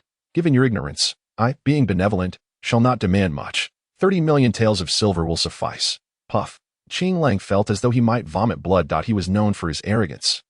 And although others whispered of his unreasonable behavior, who could judge fairly when compared to this individual before him? The White Wolf King was his pet. He felt no sorrow over its death and even had the audacity to extract its core. Now, he dared to demand compensation, setting the price at 30 million taels of silver. Was this truly the language of a reasonable person? If he possessed 30 million taels, why would he risk his life to travel such a distance? Clearly, young brother, you are unwilling to grant me this favor. Qing Lang was no pushover, and Tang Yan's attitude ignited the fire within him. Gritting his teeth, he coldly scoffed, Since you insist, do not blame me for lacking courtesy. Brothers, attack. The remaining 4 men felt a mix of emotions. Initially, with only Wan Fei and Chong Ying opposing them, They believed victory was assured and felt no pressure. Yet, this sudden appearance of a young man who had incapacitated Lao San in a single exchange left them apprehensive. While they may not have known Lao San's true strength, they were well aware that he was a genuine 8th-rank yellow-tier expert, with such terrifying power, who among them would dare to charge forward? Meanwhile, Wan Fei, despite her injuries, was indeed a true 2nd-rank mysterious tier expert, someone they could not hope to contend with. Lao Er, Lao Si, and Lao Wu joined forces to eliminate this brat, while I deal with that woman. Xiao Lu, take care of the long eagle swiftly. After all, we have been comrades for many years. Qing Lang swiftly issued the command, kill. Upon hearing the order, 3 individuals immediately charged towards Tang Yan. Faced with their onslaught, Tang Yan remained unfazed. Had he not survived a fierce battle against over 1,000 wolves, moreover, he possessed a significant advantage in both strength and skill. Gathering his true energy, Tang Yan refrained from employing any martial techniques, opting instead to hone his combat skills developed amidst the wolf pack. Bang, bang, bang. Tang Yan unleashed 3 consecutive punches. The first struck one man's wrist, thwarting his attack, before he swiftly advanced, delivering a second punch aimed directly at the man's throat.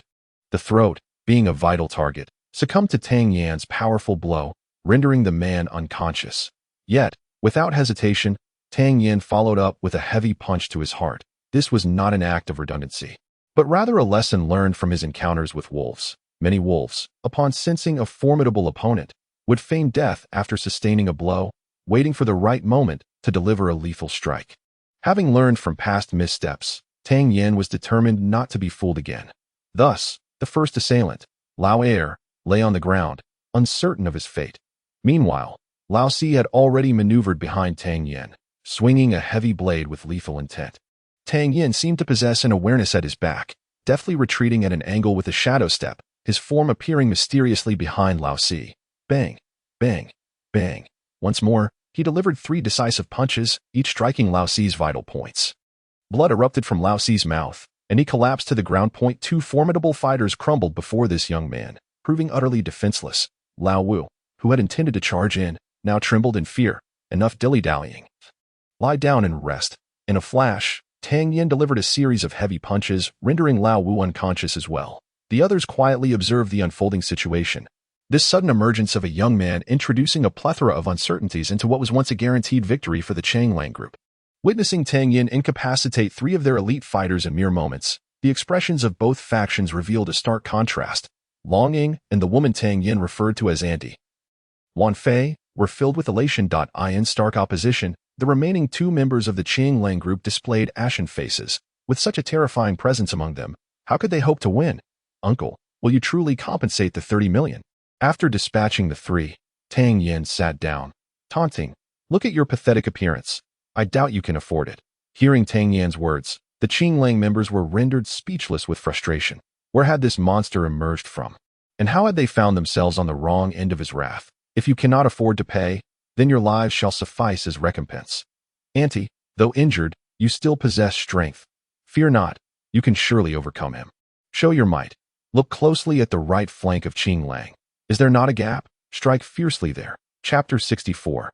The Precious Map. Upon hearing Tang Yan's words, Wan Fei glanced in the direction he indicated.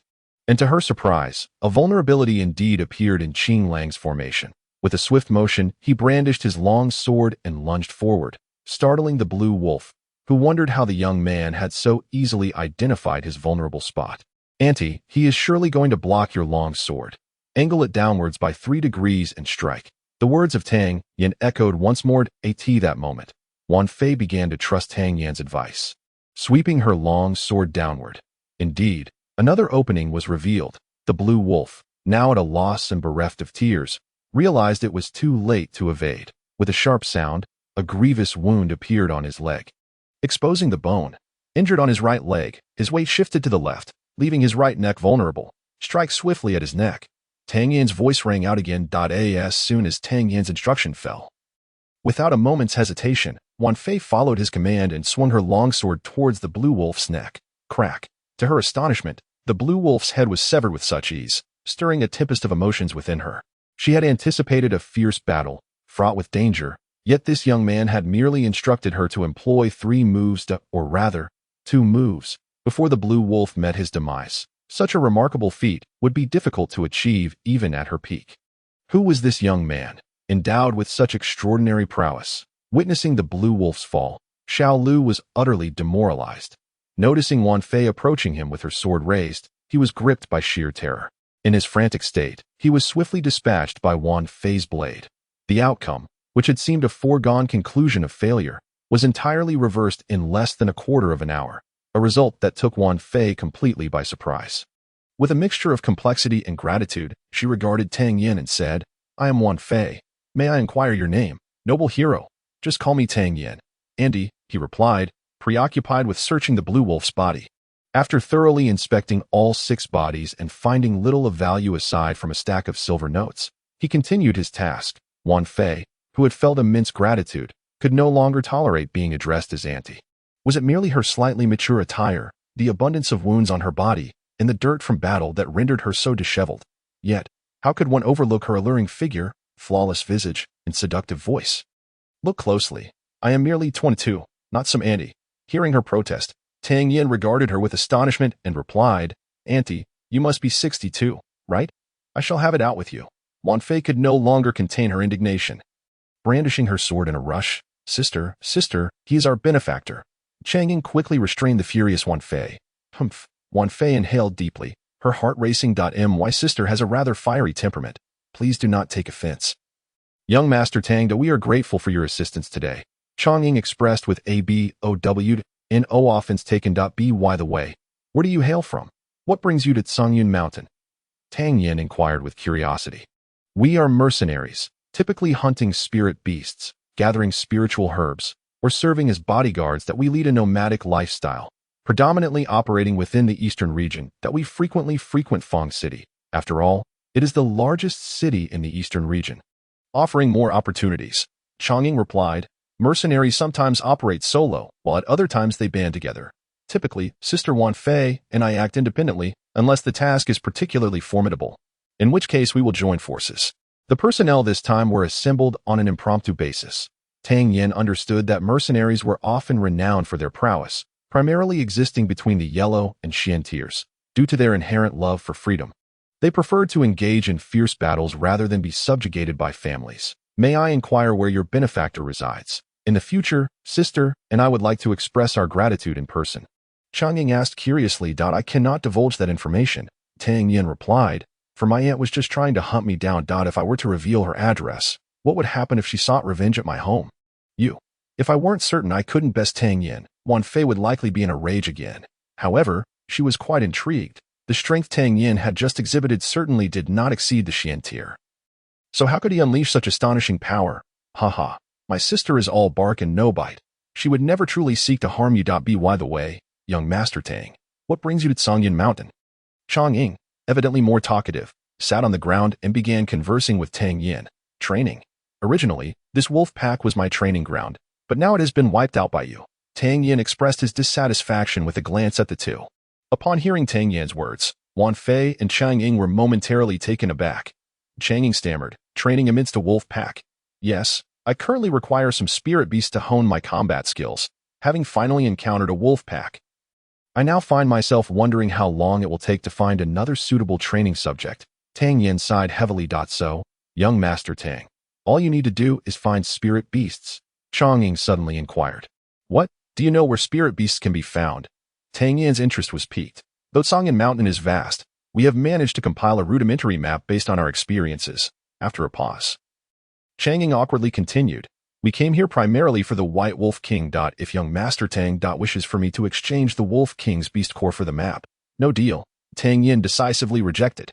"Young Master Tang has misunderstood. Regardless, we will provide you with the map. Our primary goal here is the pelt of the White Wolf King. If you have no interest in the wolf pelts, might you consider transferring them to us?" Chang Ying asked hopefully. Naturally, Tang Yan had no interest in the wolf pelts. Such large items would be cumbersome to carry. Moreover, he had no use for wolf fur.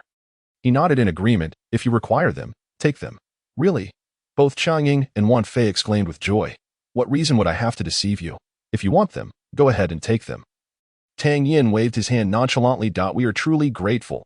Chang Ying eagerly moved to retrieve the wolf pelts, soon returning with a sheet parchment, which he solemnly handed over, saying, The map of the Tang Yan Mountains is exceedingly rare in the outside world. It is something we risked our lives to uncover. Young Master Tang, please accept it. Tang Yan, intrigued, accepted the parchment, which depicted the terrain of the mountain range, combining this with his understanding of Tang Yan Mountain. He felt a 90% certainty that the information recorded was accurate. Many of the details noted were immensely valuable. In this place, there is an illustration of a wolf accompanied by the number 3, indicating the presence of a third-tier wolf spirit beast. Surrounding the wolf are various animals such as monkeys, tigers, and leopards, all marked with the same numeral. Upon observing the location of the leopard, it struck Tang Yan that it was indeed the very spot where he had encountered the elusive leopard last time. A flicker of excitement flashed in his eyes. With this map in hand, how could he possibly despair of finding spirit beasts for training? Chapter 65. A new sparring partner. Are the areas within the mountains that are not marked yet to be explored? Tang Yan inquired. Indeed, given our current strength, we cannot venture deep into the mountains. One thing is certain. There are higher-tier spirit beasts within, came the response from Wan Fei, as Chang Ying had departed to procure wolf pelts. Very well, Tang Yan replied, tucking the map into his bosom. Auntie, since your mission has been accomplished, it would be wise to return promptly. We may cross paths again in the future. Until then, farewell. With that, he activated the shadow step, transforming into a streak of light racing towards the horizon. Having spent nearly a month in training, Tang Yan had previously been somewhat satisfied with his advancement speed, but upon encountering Wan Fei and her companions today, a sense of urgency struck him. Wan Fei was merely 22 years old, yet she had already attained the second rank of the mysterious tier at Yanfang City. She was undoubtedly a guest of honor among the prominent families. Yet here she was merely a mercenary. How formidable must the young elites of the eastern region be? Time waits for no one. Recognizing his urgency, Tang Yan would not linger to squander precious moments. As he departed, Wan Fei felt a sudden emptiness within her. Did he really leave? Chang Ying, having just returned, queried in surprise. He did. What's the matter? Do you miss him? Wan Fei retorted with a sharp tongue. No, it just felt rather abrupt. I want to be able to find him to express my gratitude later. Nevertheless, she added, however, young Master Tang's abilities are quite remarkable. I can assure you that the strength he displayed throughout was below the mysterious tier. Yet his combat prowess was astonishingly strong that he dispatched all opponents below the yellow tier with a single glance. With such capabilities, he could easily rank within the top 30 among the younger generation in Fang City. Chang Ying sighed. Yet, young Master Tang is likely not a native of Fang City. At the very least, he could place within the top 15. Wan Fei assessed seriously, recalling how Tang Yan had directed her with just 2 moves earlier. How impressive! Chang Ying's eyes brimmed with astonishment. His transitions between techniques and martial skills are remarkably fluid, and his insight into his enemy's weaknesses is exceedingly precise. Given his youth, we may very well encounter him again at the Eastern Region Grand Tournament. Wan Fei had an instinctive premonition that this peculiar young man would indeed cross her path once more. A woman's intuition is often quite accurate. Tang Yan dashed along, swiftly arriving beside a waterfall. After spending a month here, his strength had grown significantly, and he felt a twinge of reluctance to depart from this sacred training ground. He took out the map of Tang Yan Mountain and studied it intently, his gaze settling upon a peak 80 miles away. Halfway up the mountain, the Fire Ape King, a third-tier spirit beast, resides in groups. Upon reading this information, Tang Yan resolved to head to this location. The ape spirit beasts were not only agile but also possessed great strength, making them ideally suited for his current capabilities. After 3 days of relentless practice beneath the waterfall, Tang Yan had nearly acclimatized to the rigors of combat under pressure.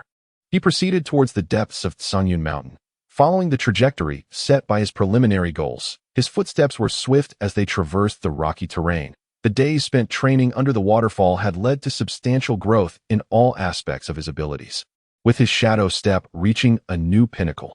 Having journeyed for nearly an hour, the distant cries of monkeys echoed through the air, causing Tang Yan's heart to race as he realized he was nearing his destination. He surveyed the surrounding landscape. Positioned halfway up the mountain, the terrain here was relatively gentle. A few hundred meters ahead, a towering peak rose abruptly from the ground. Over a dozen fire monkeys lounged leisurely on ancient trees, some swinging on vines, others feasting on wild fruits, embodying a carefree existence. Observing the fire monkeys, each standing a formidable 2 meters tall with robust physiques, a trickle of cold sweat formed on Tang Yan's brow. Their physiques were far more imposing than he had anticipated. Furthermore, this group of ordinary fire monkeys were all second-tier spirit beasts, leaving Tang Yan feeling somewhat daunted. However, he harbored no thoughts of retreat. Instead, a flicker of fervor ignited in his eyes. The previous wolf pack had honed his speed, while the waterfall had fortified his strength. These fire monkeys, boasting both strength and speed, were precisely the ideal training partners he sought. Having come this far, Tang Yan was determined to test his mettle. He strode boldly forward, no longer concealing his presence. Such flamboyance did not go unnoticed by the fire monkeys, who soon detected his approach. One by one, they began to howl, seemingly warning him to refrain from advancing further. Ignoring their warnings, Tang Yan remained resolute. After all, his purpose for being here was to engage in exhilarating battles with the fire monkeys. Tang Yan evidently underestimated the temper of the fire monkeys, for their fiery names hinted at their volatile nature. With a fierce snarl, one fire monkey bared its teeth at Tang Yan, and upon realizing that this diminutive human continued to encroach upon their territory, it was swiftly incensed. Raising its fist, the fire monkey charged at Tang Yan with a roar. As the massive fist hurtled towards him, Tang Yan remained unperturbed, laughing heartily. "Let me see how strong you truly are." His dantian swirled rapidly, channeling his true energy into his right fist. Like the fire monkey, Tang Yan's punch was sheer force, devoid of any embellishment. Bang! The fists of man and monkey collided, producing a resounding shockwave. The fire monkey, with its colossal frame, stumbled back 2 steps, causing the earth around them to tremble. Meanwhile, Tang Yan stood firmly in place, unyielding. Although he had gained the upper hand with this strike, he felt no joy.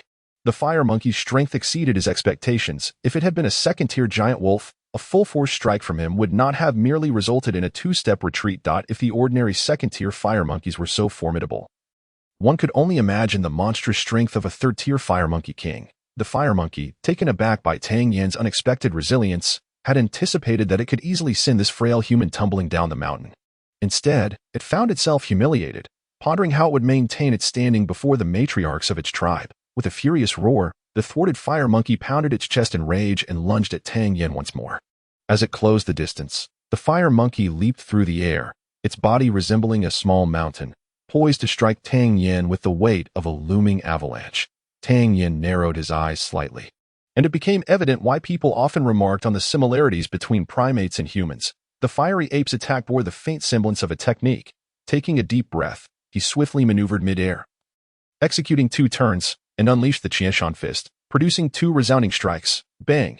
Bang! The second punch, amplified in power, collided once more with the fiery ape. Bang! Bang! Bang! This time, the fiery ape was once again unable to gain any advantage and was forced back 3 steps by Tang Yan's force. At that moment, the fiery ape regarded Tang Yan with a glimmer of trepidation in its eyes, although it could not comprehend how this seemingly frail individual could unleash such formidable strength. It recognized that it could not prevail in a one-on-one confrontation with this human. With a thunderous roar, the fiery ape tilted its head back and howled. The group of apes that had initially been spectating began to rush towards Tang Yan, roaring with fervor. Chapter 66. Disrupting the fiery ape's biological clock as Tang Yan beheld 12 robust fiery apes charging towards him, all possessing second-tier strength. His fighting spirit surged. This was an opportune moment. With a light chuckle, he activated his vortex dantian, continuously supplying himself with vital energy. Bang! Bang! Bang! One by one, the horde of fiery apes lunged at Tang Yan. The fiery ape possessed immense strength and thick skin, making it impossible for Tang Yan to hold back his power as he did in battles against the giant wolves. Each strike required him to exert his full force to inflict genuine damage on the fiery apes. Their bodies were remarkably agile, and during the skirmish, they constantly shifted positions, occasionally feigning attacks in a manner that was difficult to anticipate, displaying cunning and deceit. Moreover, the speed of their assaults was no less than swift. The combined onslaught of the fiery apes created a net of attacks that left Tang Yan struggling to breathe. Each technique had to be executed with impeccable precision, for even the slightest lapse in concentration could result in a painful blow. In such an intense battle, Tang Yan's stamina waned rapidly. In a mere half hour, he had expended 70% of his energy. Bang! Bang! At last, Tang Yan found himself somewhat fatigued, and the battle entered a state of lethargy. Compared to these naturally powerful fiery apes, he was now at a disadvantage. Ultimately, due to his dwindling stamina, he failed to execute a move in time and was struck solidly by 2 punches. Sent hurtling through the air, he soared through the sky. Tang Yan felt a chilling sensation run down his back. A swift glance revealed a fiery ape poised nearby, awaiting his arrival. Alarm surged within him. His vital energy was nearly depleted, and should he take another blow, escaping unscathed would be a monumental challenge. He could not afford to fall into the clutches of these fiery apes. Desperately, Tang Yan drew upon the remaining vital energy in his dantian, striving to stabilize his body. However, having just endured 2 punches, he could only muster 20% of his energy despite his fervent efforts. Observing the mocking glint in the fiery ape's eyes, Tang Yan steeled his resolve. Suddenly, a ghostly blue flame materialized before his fist. The air surrounding the flame began to warp, appearing rather otherworldly.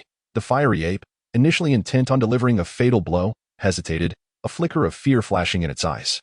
This brief pause, lasting less than half a second, allowed Tang Yan to take a deep breath, pivot mid-air so that his belly faced downward, and, as soon as his toes touched the ground, he forcefully propelled himself forward. Slipping beneath the fiery ape's arm, breaking free from the encirclement of fiery apes, Tang Yan did not linger, swiftly activating his shadow step and darting away into the distance. A howl echoed as Tang Yan fled, pursued by a horde of fire apes. After a few minutes, he vanished from their sight. What a close call. Reflecting on the perilous moment, the exhausted Tang Yan collapsed heavily onto the ground, gasping for breath. Had he not recalled in that critical moment that animals fear fire, he might have met his demise in the mountains. Unbeknownst to him, the fire apes, being fire attribute spirit beasts, did not share the same fear of flames as other spirit beasts. The only reason one of the fire apes was startled was due to its acute instincts. Sensing the terrifying aura concealed within the small flame, the creation of fire by nature is highly depleting of true energy. And Tang Yan, already drained, found his energy reserves dwindling to the brink of exhaustion. Fortunately, he had managed to escape. Finding a secure and secluded spot, Tang Yan retrieved a healing pill and began to meditate and recuperate. Once his strength was restored, he replayed the battle against the ape horde in his mind. The scenes of combat flashed before him, prompting him to continuously analyze his shortcomings in executing techniques. Whether his predictions of the enemy's attacks had been erroneous, and why he had endured 2 consecutive blows. Once he resolved these queries, a grin spread across his face, and he moved like a specter through the mountains. Soon arriving at the fire ape stronghold, a howl erupted as one of the fire apes spotted the detestable human return. The entire troop recognized Tang Yan. It was this little rascal who had toyed with them endlessly. Without hesitation, they charged at him, fist raised. Bang, bang, bang. Tang Yan swiftly engaged in combat with the fire apes. After 2 hours, he received another blow, a trickle of blood escaping from the corner of his mouth. Aware that this encounter was drawing to a close, he unleashed the 5th strike of the Cheshon fist. Boom! The sound of a violent shockwave echoed as one fire ape was sent reeling, crashing onto the ground, its face pale, evidently injured. With the immediate threats dispelled, Tang Yan did not linger. He transformed into a streak of light and swiftly departed from the fire ape peak, finding a safe location. He consumed additional healing and high-grade spirit pills, rapidly mending his injuries and replenishing his stamina. With the aid of the pills, his wounds healed quickly, and he resumed analyzing the various flaws that had emerged during battle. Striving to comprehend every issue, having completed his reflections, Tang Yan, now fully rejuvenated, disregarded the encroaching night and agilely navigated through the mountains, returning to the fire ape peak with practiced ease. A howl rang out, signaling his presence. As he did not conceal his aura upon each return, in the expansive terrain below, he was easily detected. This time, as he engaged the fire apes once more, the encounter felt markedly less frantic compared to the previous 2. He was not continuously suppressed and could occasionally counterattack. After another 2 hours, Tang Yan sensed his stamina waning.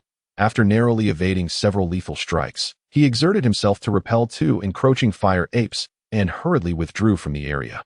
For the next 10 days, the entire fire ape horde harbored a deep-seated animosity towards this diminutive intruder, apes. They had never encountered such a despicable creature in their lives. In the face of overwhelming odds, retreat was the prudent choice. Yet, once sufficiently rested, he would return to confront them once more, undeterred even by the witching hours of the night.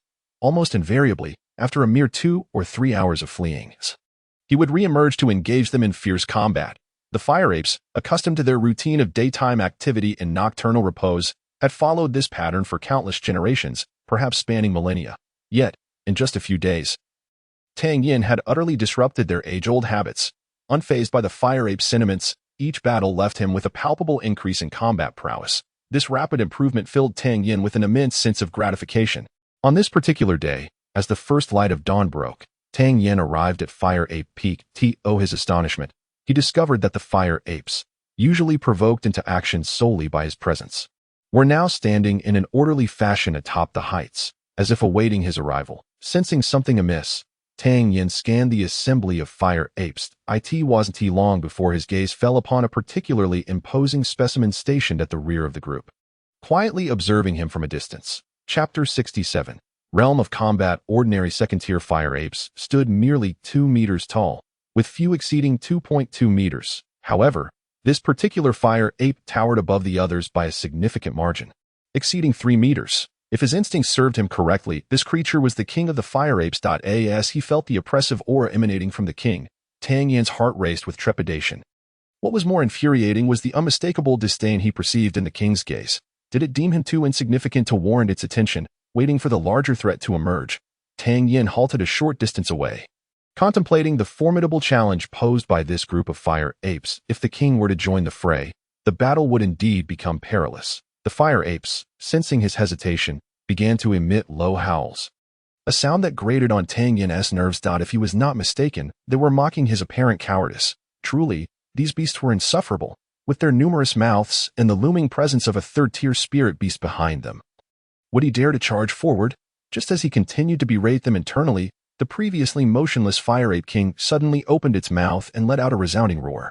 A whoop, a palpable pressure emanated from its call, imbuing the air with an overwhelming force. Among spirit beasts, fire apes were known for their formidable nature, and their overall strength surpassed that of the previously encountered giant wolves. Upon hearing the king's summons, Tang Yan instinctively crouched, preparing for either an offensive strike or a hasty retreat. The fire apes, long eager for battle, charged towards him with unrestrained fervor at their king's behest.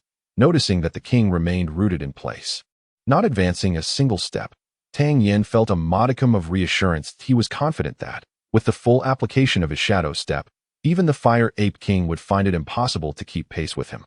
"Come," he called softly, as he set his vortex dantian into motion, a steady flow of energy coursing through his body. The clash began with no preliminary skirmishes, a ferocious battle erupting from the outset.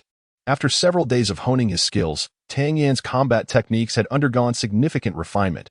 This enhancement only served to bring misfortune upon the fire apes, who had been on the receiving end of his relentless assaults. Not long into the fray, Tang Yan's eyes sparkled with realization as he identified a defensive flaw within the ranks of the fire apes. With a slight twist of his body, his fist spiraled through the air, akin to a wheel, aimed at a weary fire ape to his right. A thunderous roar erupted from above simultaneously. Following that, a massive furry fist, propelled by a powerful gust, descended upon him. Startled, Tang Yan instinctively retracted his original move. Pivoting to defend himself, bang, the fire ape staggered back 2 steps in response, and before Tang Yan could catch his breath, he heard a commanding roar from the distant ape king, issuing orders to its fiery minions. Could it be that the ape king was orchestrating this battle against him? The ensuing skirmish validated Tang Yan's suspicions. Responding to the ape king's call, another fire ape charged at him with a ferocious growl, unleashing a punch with all its might. After 2 days of sparring, Tang Yan believed he had adapted to the onslaught of the fire apes. Yet he had not anticipated the intervention of the ape king at this crucial moment. Under the king's command, the coordination among the fire apes became increasingly seamless. Their relentless attacks revolved around him like a ceaseless wheel, leaving him no respite. With the added pressure of the ape king's strategy, Tang Yan felt the weight of his struggles intensifying. In merely half an hour, his once vibrant vortex of true energy had dwindled significantly. Fatigued from the battle, he fell prey to a punch to his back, staggering forward, blood welling up in his mouth. Just then, the ape king let out another roar, and over 10 fire apes raised their fists, launching a synchronized assault towards his position. Should he attempt to rise, he would be met with the crushing force of iron fists. Even if Tang Yan possessed skin as tough as bronze, he would surely be reduced to a heap of scrap metal under such an onslaught. In that fleeting moment, his body tensed instinctively. The instant he was struck, he anticipated that the ape king would seize the opportunity to attack.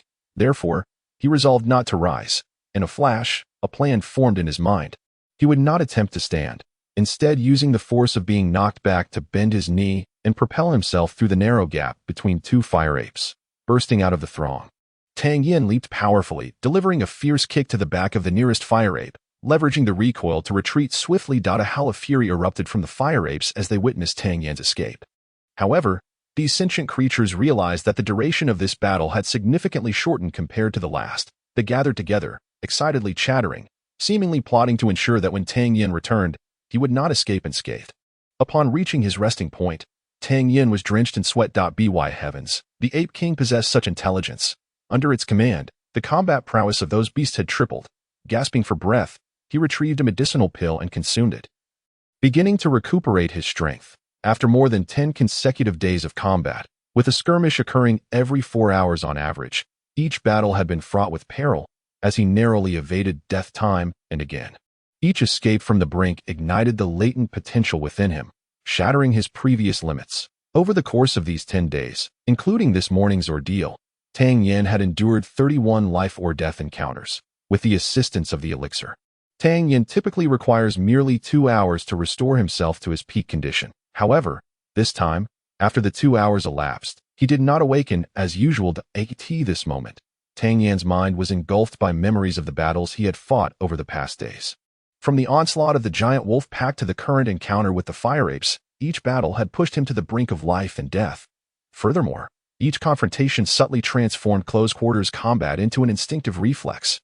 Time and again, he had brushed against the specter of death, which incessantly stimulated Tang Yan's nerves. Now, he had reached a point where, upon encountering danger, he could instinctively trigger an accurate response without a moment's hesitation. These fragments in his mind played out like a shadow puppet show, unfolding scene by scene. The previously tranquil Tang Yan now breathed with a hint of urgency, his complexion an intense shade of crimson. As time ticked away, Tang Yan felt a sudden explosion in his mind. His body instinctively rose, and his dantian began to operate swiftly, generating a gust of wind in an open space. He did not consciously employ martial techniques but rather relied entirely on instinct. Executing punches, blocks, spinning kicks, knee strikes, and elbow strikes. A myriad of intricate combat skills was vividly displayed by Tang Yan. Were an astute observer present, they would undoubtedly discern that Tang Yan had entered an extraordinarily profound realm, the realm of combat. At this moment, although Tang Yan was not fully conscious, each of his moves was not aimless. Within his mental world, countless lethal strikes manifested against him, and every technique he employed was a countermeasure to the myriad crises emerging from that realm. Tang Yan's speed escalated, and under the absolute force and velocity, all martial techniques became mere auxiliaries. Bang! Occasionally, the martial arts intertwined with combat skills, creating a whirlwind of dust and an extraordinary momentum. As Tang Yan's velocity intensified, after images began to materialize. Bang! At last, after Tang Yan unleashed another powerful punch, his form finally came to a halt. The surroundings fell into a profound silence, with only his own steady breathing echoing, standing motionless. A remarkably enigmatic aura emanated from his dantian. Within the dantian, it appeared as though a miniature figure was engaged in relentless combat, ultimately delivering a thunderous punch that shattered all barriers within the dantian. In an instant, the swirling energy within accelerated, and countless strands of spiritual energy began to converge in the dantian, subsequently flowing to his limbs and bones. An indescribably refreshing sensation washed over him, and Tang Yan felt an overwhelming surge of power coursing through his being. Strength, Xian level. Sensing the surging true energy within his dantian, a subtle smile crept upon Tang Yan's lips. Although he had not reached the pinnacle of martial arts in his previous life, he frequently interacted with top-tier masters, endowing him with exceptional experience and insight. Upon careful reflection, an unmistakable excitement welled up within his heart. He had just entered the coveted realm that warriors dream of attaining. Moreover, it was the realm of combat. Not only had he shattered the barriers of his dantian and ascended to the Xian level, but he had also sown the seeds of combat within himself, enabling him to fight entirely by instinct. Before Tang Yan could celebrate, the primordial fire of creation that resided within his dantian suddenly flickered, its flames brightening further in that moment. The Supreme Dan Sutra. The Art of Fire Control, Advanced Edition. Suddenly, a mantra resonated from within the cauldron of heaven and earth. As Tang Yan meticulously absorbed these incantations, an overwhelming joy surged within him. What was once merely a rudimentary method of fire control now unveiled a pathway for cultivation. According to the insights gleaned from this mantra, Tang Yan discovered that wielding the fire of creation from heaven and earth was surprisingly straightforward. Firstly, the higher one's strength, the longer the duration of the heavenly fire's manifestation, and consequently, its potency would increase. However, this was merely the power derived from burning true qi, a relatively uncomplicated approach. Secondly, by consuming precious artifacts, one could refine them in the cauldron of creation to extract useful elements that would enhance the fire's might. Thirdly, the devouring of spiritual fire could significantly amplify the power of the heavenly fire, provided one encountered the lingering flames of the spirit realm, while ordinary spiritual treasures had limited effects on the fire of creation. Consuming spiritual flames yielded far superior results. Yet, across the entire Tianxiang kingdom, records of spiritual fire were scarce, making its pursuit exceedingly challenging. With a silent sigh, Tang Yan reflected on the myriad secrets contained within the cauldron of creation. The foremost divine cauldron of Huaxia. Unraveling these layers of mystery necessitated continual enhancement of his strength. Recognizing that such matters could not be forced, he ceased his deep contemplation, feeling the surge of his burgeoning power. Tang Yan smiled slightly, employing the shadow step technique to once again make his way toward the Fire Ape Peak. The Fire Apes, having emerged victorious in their last confrontation, were now brimming with anticipation, preparing for the next battle in which they were determined to vanquish Tang Yan. The Fire Apes, who had long harbored an intense disdain for Tang Yan, now eagerly awaited his arrival, ever since he had managed to escape earlier. They had been watching the mountains with bated breath. As 3 hours elapsed, what they had initially expected to be a swift return from Tang Yan turned into an agonizing wait. Their impatience grew as they failed to catch a glimpse of him. The audacity of that human was indeed shameless, having toyed with them for days on end, only to vanish when their king stepped forward, fully aware of his inability to contend with them. Just as they began to curse Tang Yan, one of the Fire Apes suddenly let out an ecstatic roar. Instantly, the entire group snapped to attention, gazing eagerly toward the mountain's base, when that familiar figure came into view. Tears of joy welled in their eyes. Finally, they had waited long enough. After all, they were merely spirit beasts, lacking the profound scheming of humans. As Tang Yan observed their exuberance, he couldn't help but chuckle inwardly. These creatures were undoubtedly eager to tear him apart. The Fire Ape King stood resolutely behind the throng, and Tang Yan regarded him with disdainful eyes, thinking to himself that he was not afraid of his emergence, but rather feared his absence. Otherwise, these second-tier Fire Apes would hardly pose a challenge. With a resounding roar from the Fire Ape King, the horde charged toward Tang Yan with fervor, witnessing the majestic advance of the Fire Apes.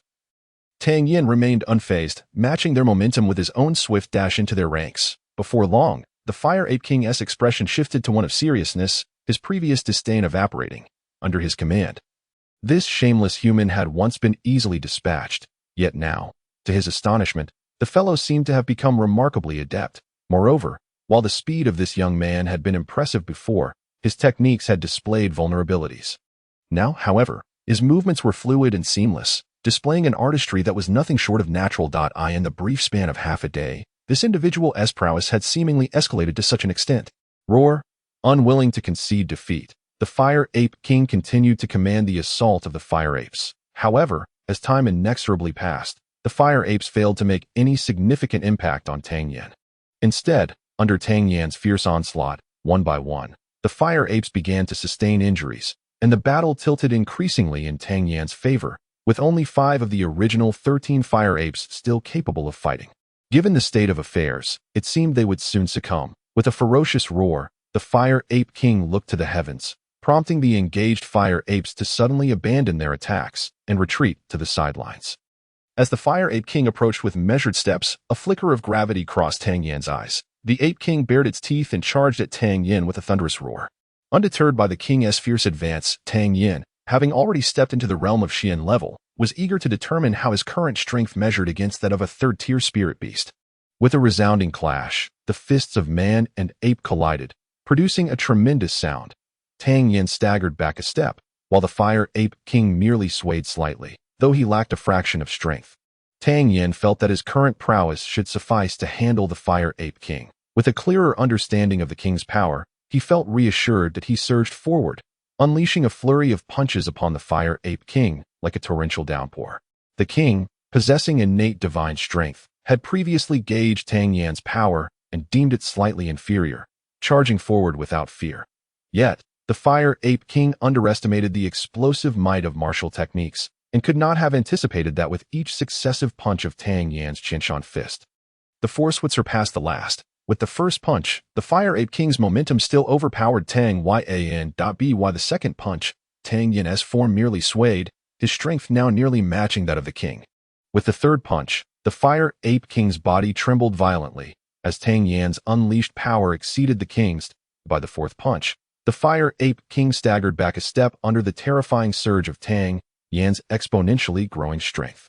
In the fifth punch, Tang Yan's fist shattered the Fire Ape King's defenses with overwhelming force, sending the king staggering back 3 substantial steps, were it not for Tang Yan's mastery of the heart of combat. He would have been no match for the Fire Ape King in terms of strength or speed, at best achieving a stalemate. However, despite the king's formidable speed and strength, Tang Yan executed his techniques with such fluidity that each strike was as seamless as the last. This nearly perfected level of martial prowess allowed Tang Yan to seize any opportunity for counterattack, leading to an inevitable tempestuous retaliation that a glint of madness flickered in Tang Yan's eyes as he unleashed the sixth form of the Qinshan fist without hesitation. The surrounding air warped as a powerful gust accompanied his fist, hurtling towards the Fire Ape King's form. Bang! A tremendous force surged forth as the colossal form of the Fire Ape King was unexpectedly hurled away by a single punch from Tang Yan. Crashing heavily to the ground, the primal law of nature dictates that the weak are prey to the strong, and only the fittest survived on the path of the powerful. There exists no room for compassion. Without hesitation, Tang Yan drew his longsword, crafting an exquisite arc in midair, and delivered a fatal strike to the throat. Witnessing the demise of their king, a wave of intense terror flickered in the eyes of the surrounding fire apes. To them, the Fire Ape King was akin to a deity, an embodiment of strength, and the realization that such a formidable ruler had succumbed to this individual left them in shock. What kind of terror did this person possess? With their leader vanquished, the fire apes scattered in a frenzy, resembling lost hounds. Tang Yan did not pursue them. Instead, he extracted a dagger and cleaved open the head of the Fire Ape King.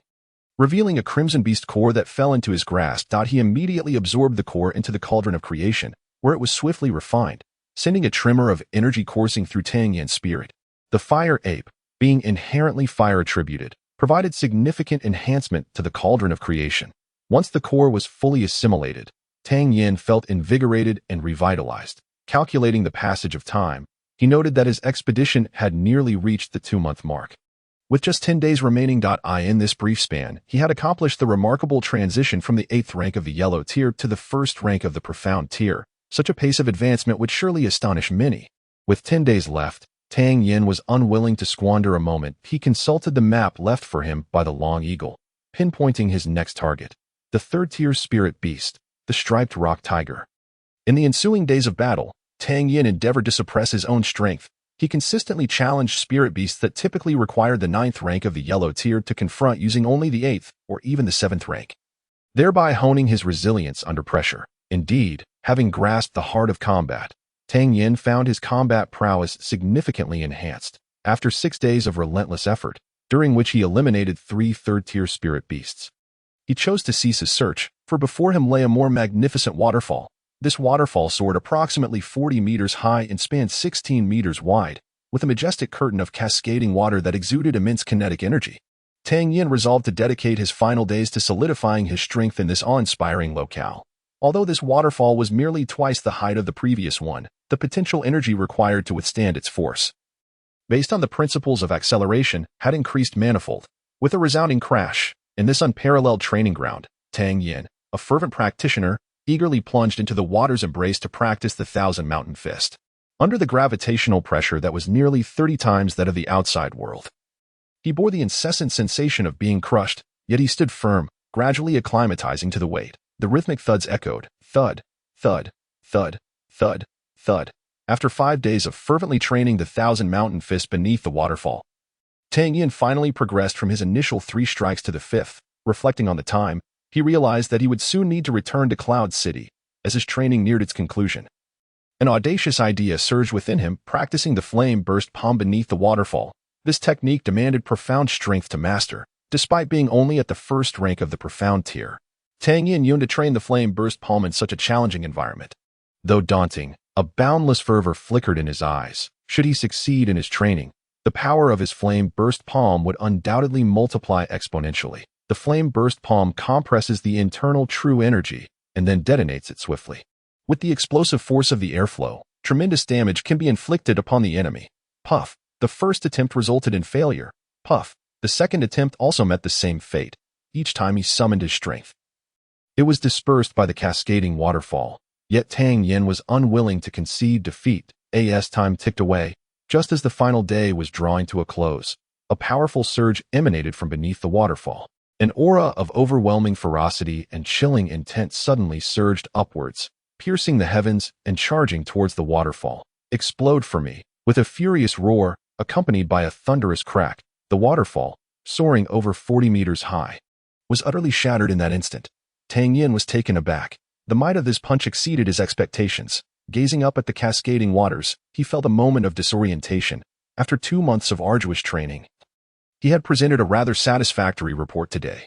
Emerging from the waterfall, Tang Yan let out a long howl that soared into the sky, startling countless fierce beasts and predatory birds. Ignoring the encroaching dusk, he hastily made his way back along the path he had come, stepping lightly as if gliding through the shadows. By the time Tang Yan returned to Yun City, dawn had yet to break.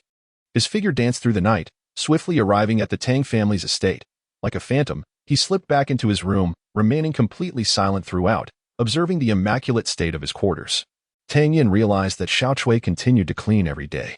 He pondered what his grandfather would feel upon learning that he had attained the Xian level. The thought of his grandfather stirred something within him, drawing on his past life's experiences. Tang Yan discerned that old Master Tang harbored hidden ailments in his meridians, that he had already concluded that Tang Ling was indeed his grandfather. So he had been subtly probing into Tang Ling's symptoms and had even uncovered the underlying causes of his afflictions. The spiritual energy cultivated each day was merely sufficient to maintain and repair the meridians, leaving no room for any advancement in strength with regard to his grandfather's condition. Tang Yan had long prepared the necessary medicinal materials, intending to begin alchemy as soon as he stepped into the Xian level to restore his grandfather's meridians. Now that everything was in place, Tang Yan entered the alchemy chamber, having reached the Xian level himself. He was ready to refine pills suitable for his cultivation once more. Chapter 70. Has 2 months changed you so much? The next day, with the golden rooster heralding the dawn, old Master Tang arose early. Standing at the entrance, this marked the 7th day he had done so. The weather had already transitioned to deep autumn, nearing the onset of winter, even though old Master Tang was at the 9th grade of the Xian level. He was wrapped in a cotton robe. As time slipped by, dew clung to his hair and eyebrows, yet he had no inclination to wipe it away, his expression growing increasingly anxious. Today was the day for Yun City's selection for participants in the Eastern Region Grand Competition, and his grandson had yet to return. It wasn't merely a concern that Tang Yan might miss the competition. According to their previous agreement, that boy ought to have returned by now. It had been 2 months without a word. Was it possible that some misfortune had befallen him? For a moment, old Master Tang felt a pang of regret, thinking he should not have hastily agreed to Tang Yan's request. The hour of the snake. Imobo emerged from the courtyard, speaking softly. Master, the young master has reached the 7th grade of the Huang level. Second-tier spirit beasts pose little threat to him. Even if he cannot defeat them, he can surely escape. Besides, the young master has mentioned that his master will provide covert protection. He will undoubtedly return. Alas, it has been a full 2 months. Before his old partner Imobo, Lord Tang did not conceal the worries that weighed heavily on his heart. Perhaps the young master had simply lost track of time. If he did not return by tomorrow, we would mobilize all our elite forces to search for him in Sungyun Mountain, Imobo suggested. It must be so. Lord Tang nodded in agreement, glancing at the sky before instructing, the selection for the participation quota in the Eastern Region Grand Tournament is about to commence. Although Tang Yan has yet to arrive, we must attend such a grand event. Let us prepare to go together. The 2 elderly gentlemen, accompanied by several attendants from the Tang family, boarded a carriage heading towards the Yun platform, located at the heart of Yun City. The Yun platform, situated in the center of the city, is an arena approximately 2,000 square meters in size, constructed from shattered iron rock, making it exceptionally sturdy and capable of withstanding the full force of a heavenly stage expert strike. It is rarely opened, even during the Mid-Autumn Festival, and only in the case of particularly significant events or matters concerning the honor of Yun City is this arena made available. This moment, the center of Yun City was bustling with activity. Most of the townsfolk had temporarily set aside their work, converging towards this location. There were only 3 quotas available for the competition, and the people of Yun City were certain that one would undoubtedly be claimed by Lu Ji of the Lu family, and another by Lin Dongxue, the daughter of the city lord. The primary spectacle of this event was the fierce competition among the scions of various families for the remaining quota, Qin He of the Qin family, Wu Faming of the Wu family, and Tang Yan of the Tang family were all prominent contenders in Yun City. This marked the first occasion on which Tang Yan was compared to esteemed individuals like Qin He and Wu Faming in a formal setting. After all, the impact of Tang Yan's previous duel with Lu Ji had left an indelible impression on the crowd. The prowess of a 6th-grade yellow stage cultivator daring to contend with a 9th-grade opponent was not an achievement to be taken lightly. Additionally, there were others whose abilities were also anticipated by the people of Yun City, such as Qian Rulong of the Qian family, Zhao Chen of the Zhao family, and Li Xingfeng of the Li family, all rumored to have attained the 6th grade of the yellow stage. By the time Lord Tang arrived, representatives from the other 4 prominent families had already gathered. As one of the 4 great families of Yun City, the Tang family's position was now rather delicate. Once regarded as the least among the 4, they were now seen as the sole family capable of rivaling the Lu family. Upon the arrival of the Tang family members, the crowd quickly parted to form a passageway. Yet, expressions of confusion soon spread among the onlookers. Where was the highly regarded Tang Yan? This realization swiftly circulated through the crowd, with many eyes fixated on the Tang family seating, punctuated by whispers and gestures. Perhaps the public's entrenched perception of Tang Yan as a feckless young master contributed to their speculation. Despite his previous impressive display against Lu Ji, the majority now discussed his apparent reluctance to compete. Rumors circulated that Tang Yan did not even possess the strength of a 6th-grade yellow stage cultivator, suggesting that his prior performance was merely a result of relying on artifacts to artificially enhance his power. And now that the artifacts had been exhausted, he could not participate. Even more alarming were the whispers claiming that Tang Yan had not shown himself for 2 months due to severe hidden injuries sustained during his duel with Lu Ji, leaving his fate uncertain. As the saying goes, 3 men can create a tiger. It had barely been a quarter of an hour since the Tang family arrived, yet these seemingly bizarre rumors had quietly spread among the crowd, with some individuals actually believing them. Noticing that the attendees were nearly gathered, City Lord Lin Xiao ascended the cloud platform. After surveying the surroundings, his gaze lingered momentarily on the position of the Tang family. Feeling a hint of curiosity, where on earth had Tang Yan disappeared to? The spies within the residence had indeed failed to uncover any news about him for 2 months. This young man seemed to have evaporated from the mortal realm entirely. Could it be that he had truly met his untimely end, as the rumors suggested? However, recalling their previous interactions, Lin Xiao found this notion utterly absurd. Although Tang Yan appeared remarkably youthful, his maturity in action and keen insight were far beyond the ordinary. How could such an extraordinary individual possibly perish so easily? Yet, with Tang Yan's absence, Lin Xiao could not afford to wait indefinitely for him. Collecting his thoughts, he cleared his throat and proclaimed loudly, "In 1 month, the Eastern Region Grand Tournament will commence. This event serves as an examination of the younger generation from various cities in the Eastern region and is of paramount importance to the honor of our Yun City. We shall have 3 slots to participate, and it is imperative that we select the most exceptional talents to represent us. The final chosen champions will fight on behalf of Yun City. Should we achieve remarkable results in the tournament, not only will we gain renown throughout the Eastern region, but substantial rewards shall also be bestowed upon Yun City, bringing glory to all." Lin Zhao's impassioned words ignited a fervor among the young attendees, their blood surging with excitement. To represent Yun City and battle for glory, was this not precisely the dream that often danced in the hearts of the youth? The selection process would not be constrained by status or wealth. As long as one was a citizen of Yun City and possessed confidence in their abilities, they were welcome to participate. Upon hearing these words, many young individuals' eyes sparkled with hope. They had initially thought there was no chance to compete. But the scope of the selection was unexpectedly broad. In stark contrast to the excitement at the cloud platform, the Tang family experienced a much quieter atmosphere.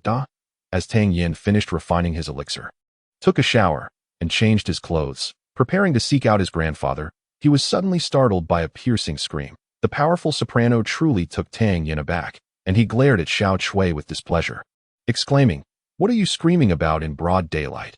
Young master, is it really you who has returned?" Xiao Chui's eyes widened in astonishment, as if she had seen a ghost. Hearing her words, Tang Yan retorted irritably, "It's only been 2 months. Have you not recognized me?"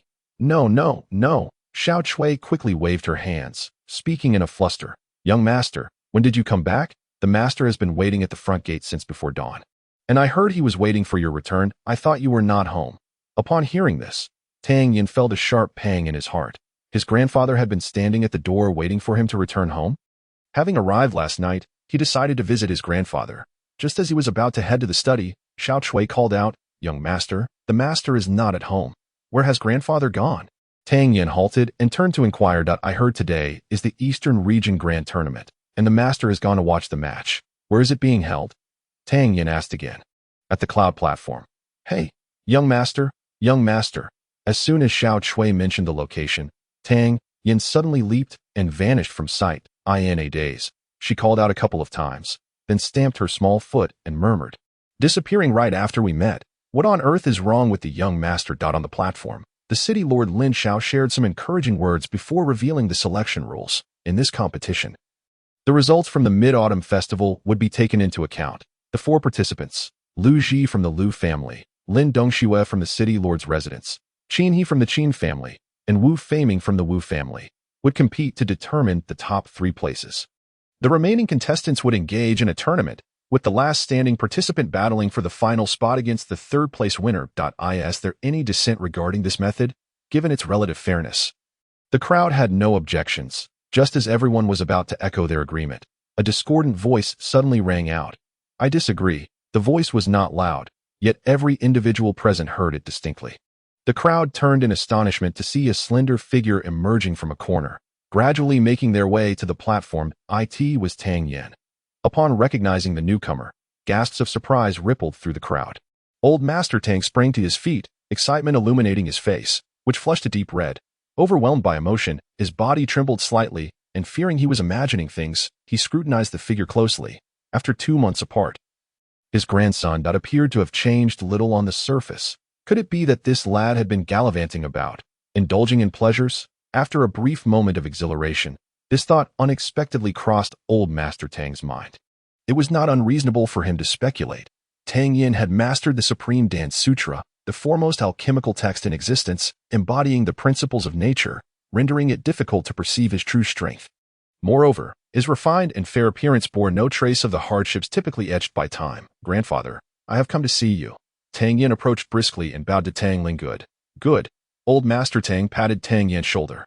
Although his grandson seemed unchanged, the elder's only concern had been Tang Yan's safety. Now that he witnessed his grandson's safe return, he finally felt at ease. The crowd buzzed with excitement at Tang Yan's appearance.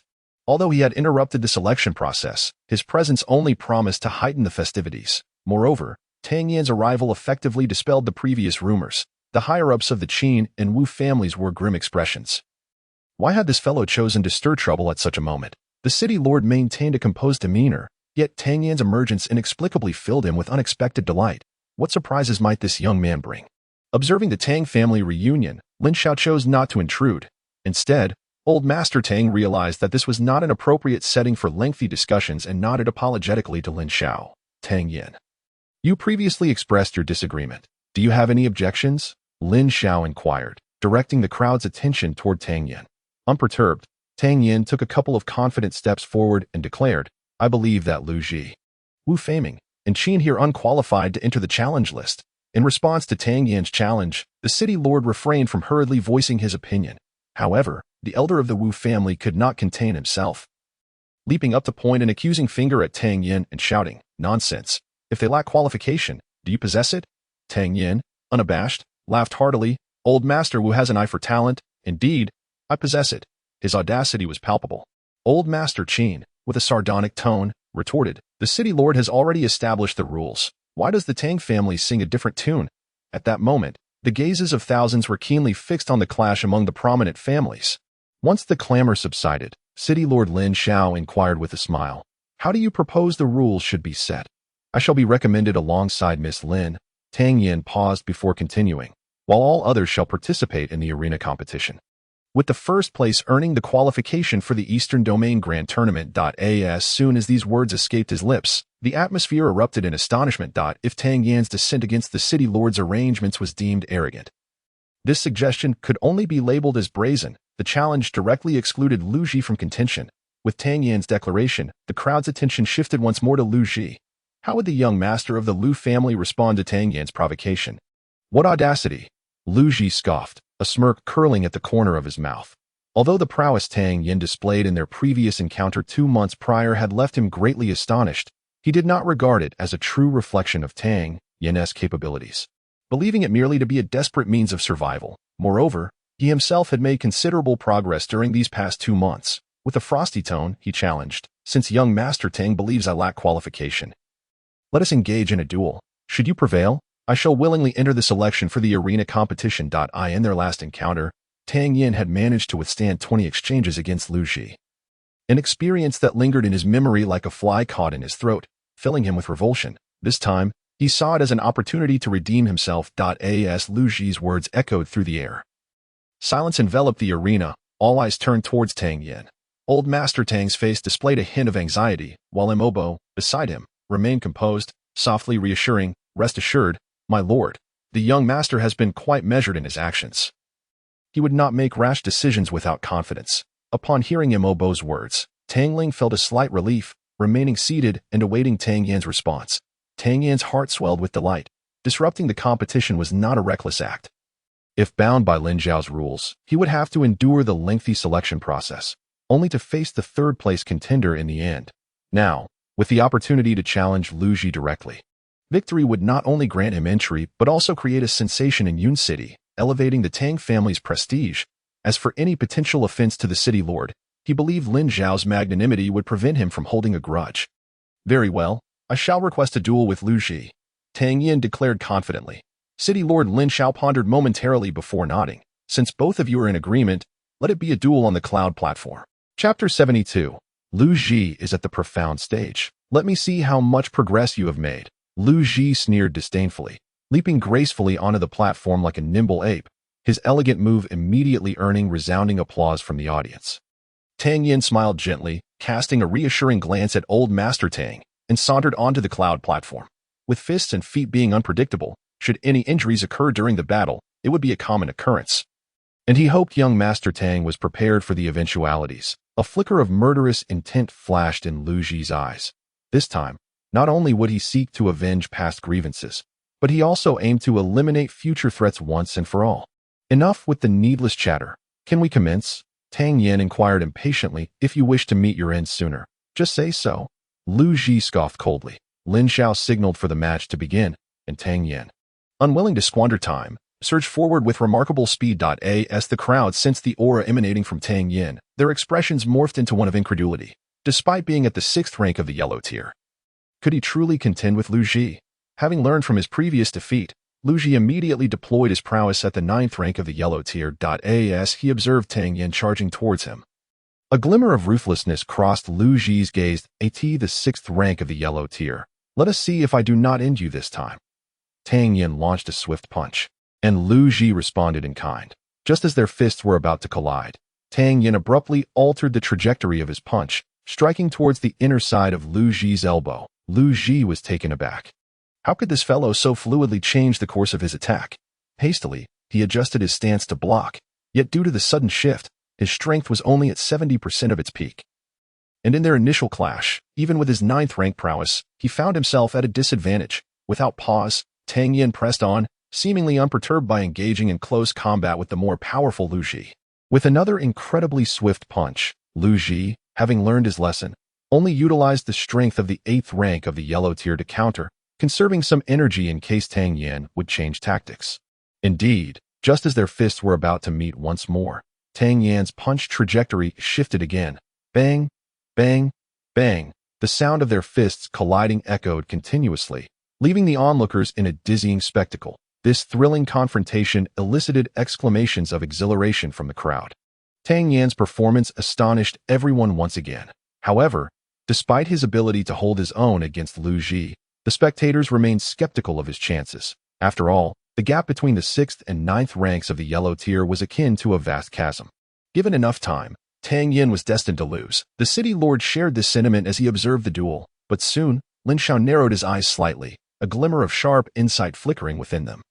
Although Tang Yan was merely at the 6th rank of the yellow tier, he did not seem to struggle against Lu Ji as anticipated. Rather, he felt an unexpected sense of ease upon entertaining this notion. Lin Zhao himself was taken aback. After several careful confirmations, a tumultuous wave of astonishment surged within him. Tang Yan remained remarkably relaxed throughout the entire bout, exhibiting no signs of tension whatsoever. To achieve such results while pitted against a ninth-rank opponent was indeed extraordinary. After exchanging blows for a while, Lu Ji's frustration intensified. This brat's attacks were excessively swift, and the seamless transitions between his moves felt almost supernatural. Fighting in close quarters rendered Lu Ji's martial skills ineffective. Though he had unleashed the full strength of the ninth rank, he felt increasingly constrained. If this continued, he would surely find himself disgraced in Yun City. With a furious roar, Lu Ji's aura shifted dramatically. A formidable presence radiated from him. The Xiantier, some among the crowd gasped in astonishment. The gazes directed at the Lu family were now tinged with apprehension. Truly, as the foremost of the four great families in Yun City, they had cultivated descendants who excelled above all. Given time, it seemed inevitable that Yun City would indeed fall under Lu's dominion. The Tang family's young man was destined to lose this time. Amidst the crowd, there occasionally arose similar sighs. Initially, upon witnessing Tang Yan's ability to withstand the might of a yellow tier 9 with his yellow tier 6 strength, each individual felt their blood surge with fervor. Sensing a glimmer of hope for Tang Yan, however, the sudden display of formidable power by Lu Ji extinguished all hopes. The chasm between tiers is akin to a mountain range. The disparity between yellow tier and profound tier is simply too vast. With his eyes slightly narrowed, Tang Yan regarded the menacing Lu Ji, muttering, "So you've ascended to the profound tier. This indeed poses a challenge. I shall employ my yellow tier 7 strength and test your defenses with the Chieshan fist." Just as the crowd deemed Tang Yan devoid of any hope, a sudden exclamation pierced the air. Everyone hastily turned their gaze to the platform, where Tang Yan's aura had transformed. Yellow tier 7. After a brief moment of astonishment, the crowd could not help but shake their heads. No one believed that Tang Yan possessed any chance of a comeback. Yellow tier 7? Still too feeble. Lu Ji let out a cold laugh and launched a punch at Tang Yan. It was devoid of any embellishment, relying solely on the sheer force and speed derived from his overwhelming strength. Lu Ji's fist shot forth like lightning. Tang Yan executed the shadow step, swiftly retreating half a step, and unleashed the Qianshan fist with complete abandon. Bang, bang, bang, bang. His body moved rapidly 4 times, accumulating an immense inertia, before performing a swift rotation, delivering the 5th strike of the Qianshan fist. Imbued with tremendous force, towards Lu Ji, such strength. The spectators beheld the prowess Tang Yan exhibited, their eyes wide with astonishment. Could such force genuinely be manifested by a yellow tier 7? A low-grade profound tier technique? As Lin Xiao felt the might of Tang Yan's 5th punch, he gasped in disbelief. From where had Tang Yan acquired such a high-tier technique? And how had he learned it so swiftly? If Lin Xiao were to discover that Tang Yan had yet more strikes to unleash, 6th and 7th, what further astonishment would he experience? Following the eruption of Tang Yan's technique, the expressions of all present shifted dramatically. The escalating power of each punch made it evident that the martial art Tang Yan employed was of no ordinary caliber. Bang! A thunderous sound echoed as the air erupted in a chaotic flurry. Indeed, the might of a profound tier master is unparalleled. Although Tang Yan's punch was formidable, discerning eyes could easily perceive that he had already begun to falter. Let us see how you fare against another punch. Lu Ji, having recognized Tang Yan's disadvantage, exhibited a flicker of arrogance in his gaze, channeling a vast amount of true energy into his fist, unleashing a more ferocious pressure that bore down upon Tang Yan. It seemed that defeat was inevitable for Tang Yan. A collective sigh arose from the crowd. Tang Yan's strength was commendable. He had managed to withstand a strike from a profound tier master. Such capability would surely allow him to qualify for the Eastern Region Grand Competition under normal circumstances. Yet, the force behind Lu Ji's punch was not something a yellow tier 7 could withstand. Should Tang Yan sustain a grievous injury, he would likely miss the opportunity to compete in the arena. Bang! Just as despair began to permeate the hearts of the onlookers, Tang Yan's aura surged once more, dramatically elevating from its previous state. Chapter 73, The First in Yun City. Yellow Tier 8. Old Master Tang's focus was entirely on his grandson.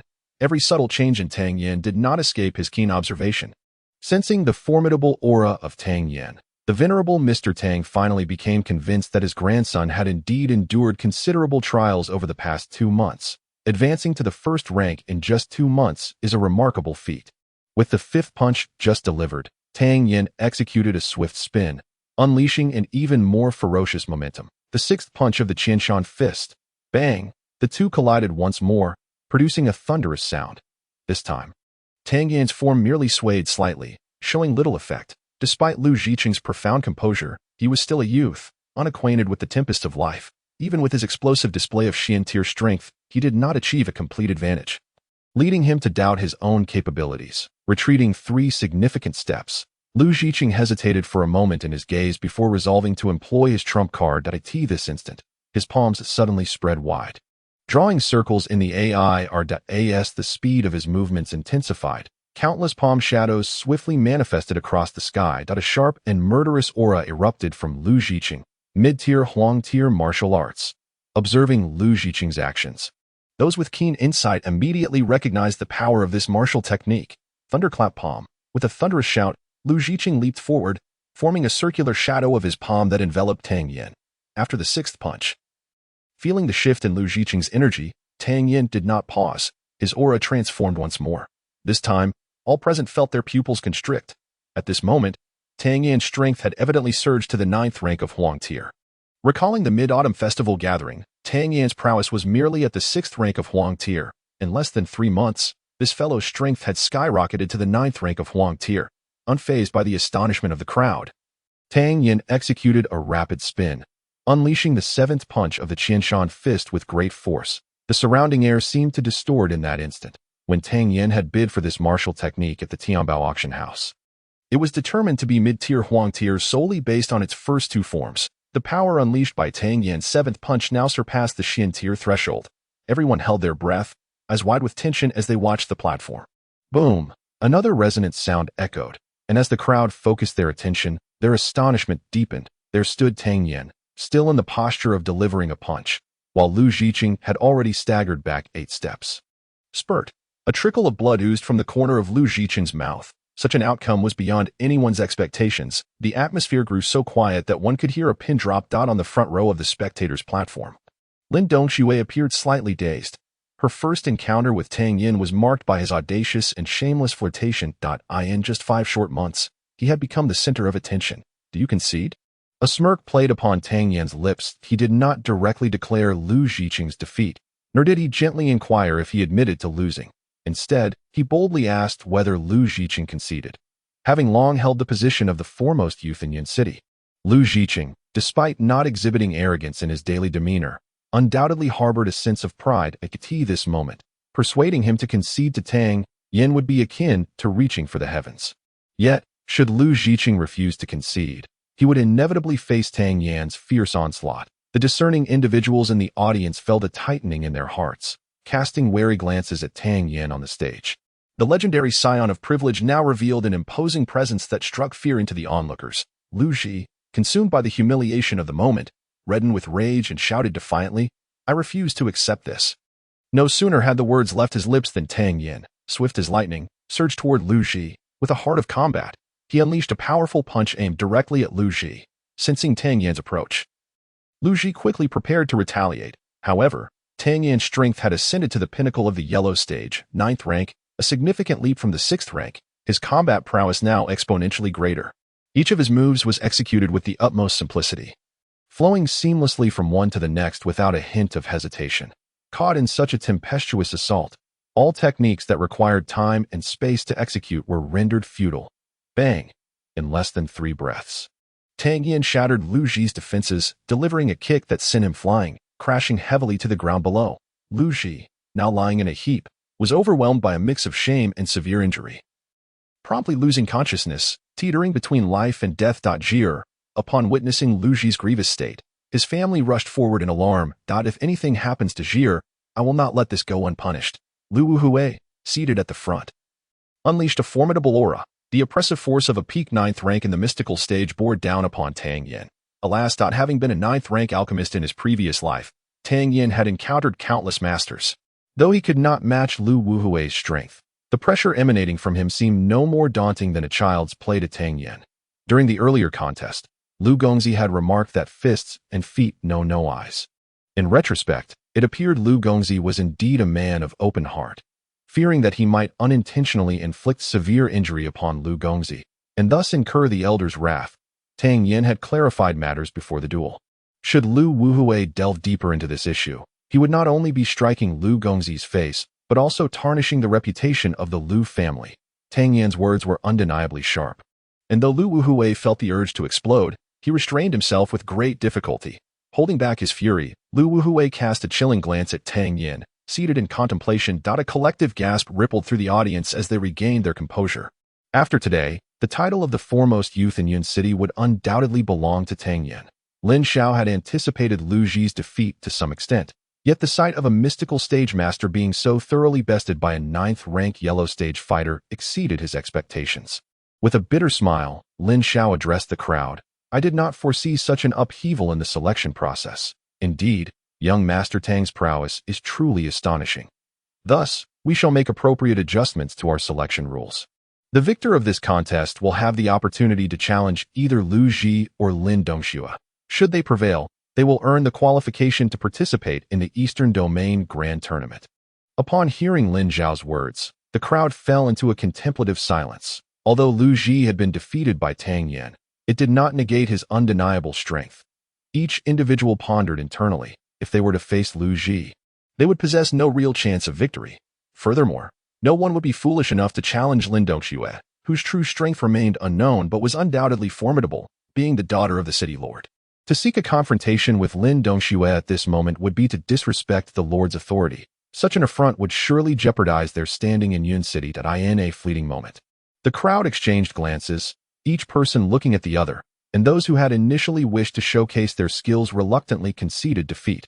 After waiting for half an hour, astonishingly, no one dared to challenge the arena. Chapter 74. I am at the Xian level. Since no one was willing to take up the challenge, the spots for the Eastern Region competition in Yun City were tentatively awarded to Tang Yan, Lin Dongxue, and Lu Ji. Lu's patriarch, upon Lu Ji's awakening, was to be informed to gather at the city lord's mansion in 10 days, to set off for Fang City together. Lin Xiao instructed Lu Wuhui accordingly, as per the city lord's wishes. Lu Wuhui felt a pang of anxiety in his heart, knowing that his treasured grandson had been soundly defeated by that rascal Tang Yan. After exchanging brief pleasantries with Lin Xiao, he hurriedly made his way back to the Lu family.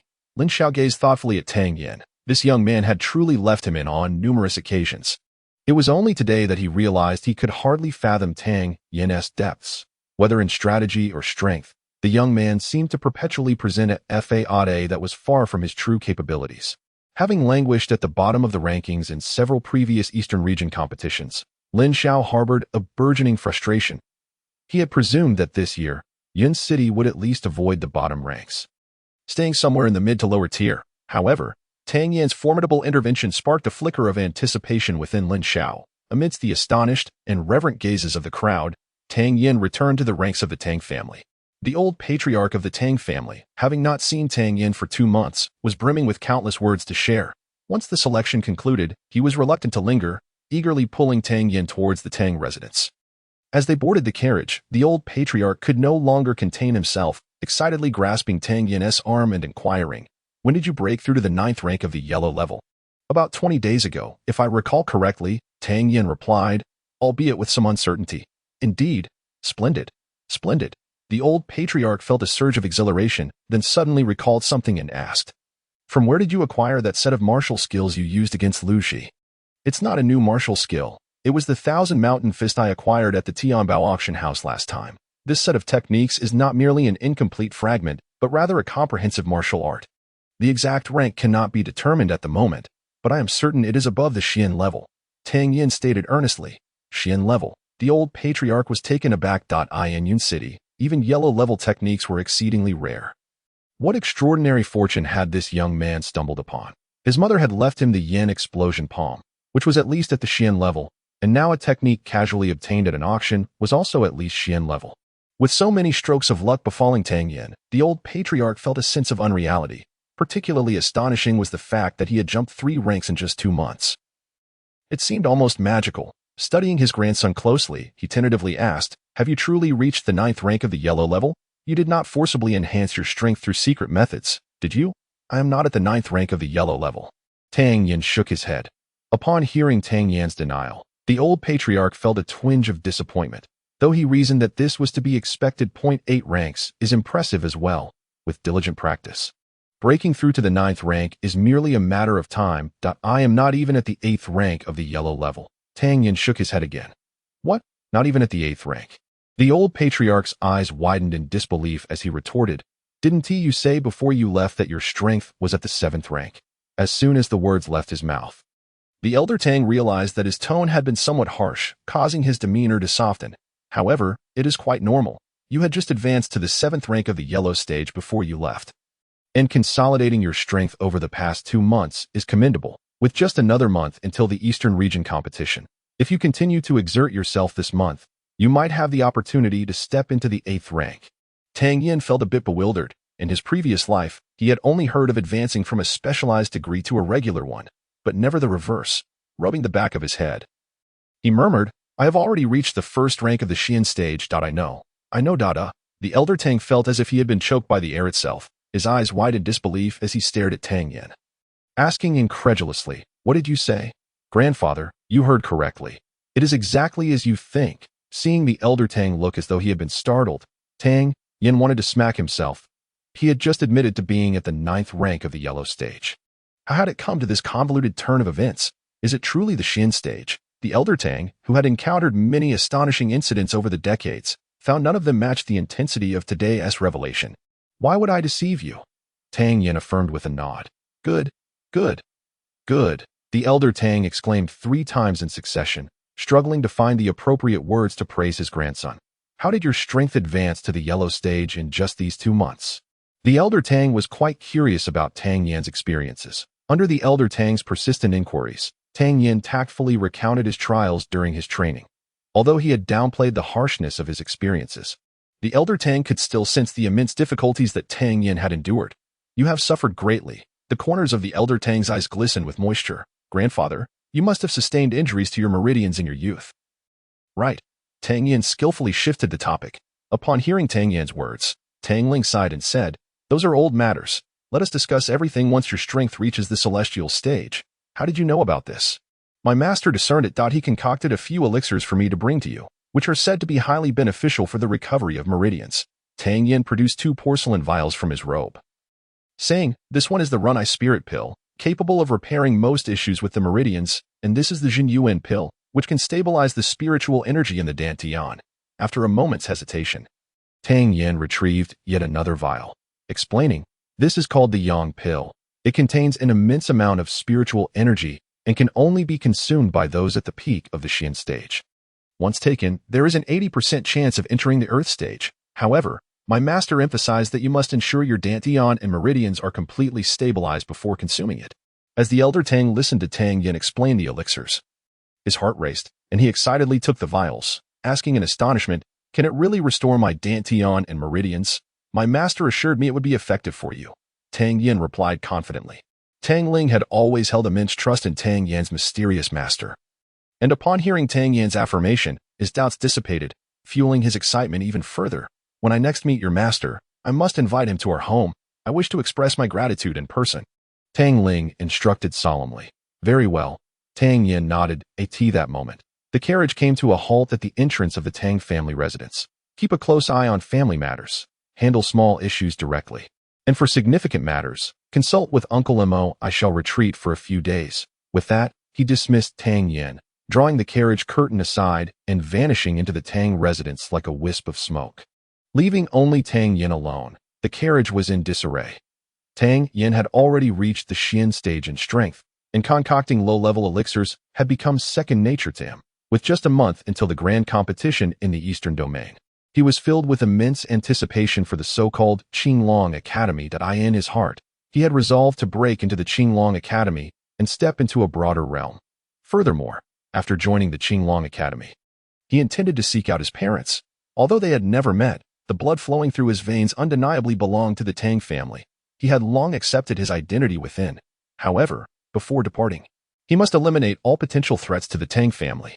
For instance, the Lu family, the Wu family, and the Qin family. Chapter 75.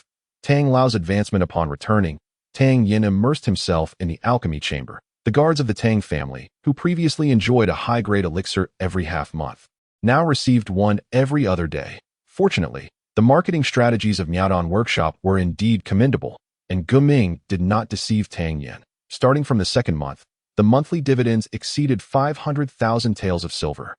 While this sum appeared substantial, the materials for crafting high-grade elixirs were also quite costly. It was fortunate that Tang Yan was an alchemist. Had the Tang family directly purchased high-grade elixirs, this sum would have scarcely sufficed for the guards, who consumed them as if they were mere candies.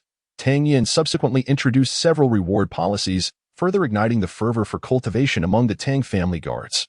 With a combination of benevolence and authority, his prestige among the guards steadily deepened. Tang Yan became an idol for all the guards of the Tang family, as many had witnessed the eldest young master grow up, once a reckless dandy with no skills. In mere months, through Tang Yan's relentless practice, his strength had soared to the 9th rank of the Huang stage. All the guards took Tang Yan as their benchmark, striving tirelessly to improve themselves. His earlier words, to be ruthless to others, but even more so to oneself, became the guiding principle for all the guards. In the blink of an eye, 9 days had passed, and the strength of the majority of these guards had already reached the 3rd rank of the Huang stage. Naturally, there were also some secret elite forces within the Tang family. Their numbers were limited, and Tang Yan had provided them ample elixirs before his trials, allowing their advancement to occur at an astonishing pace.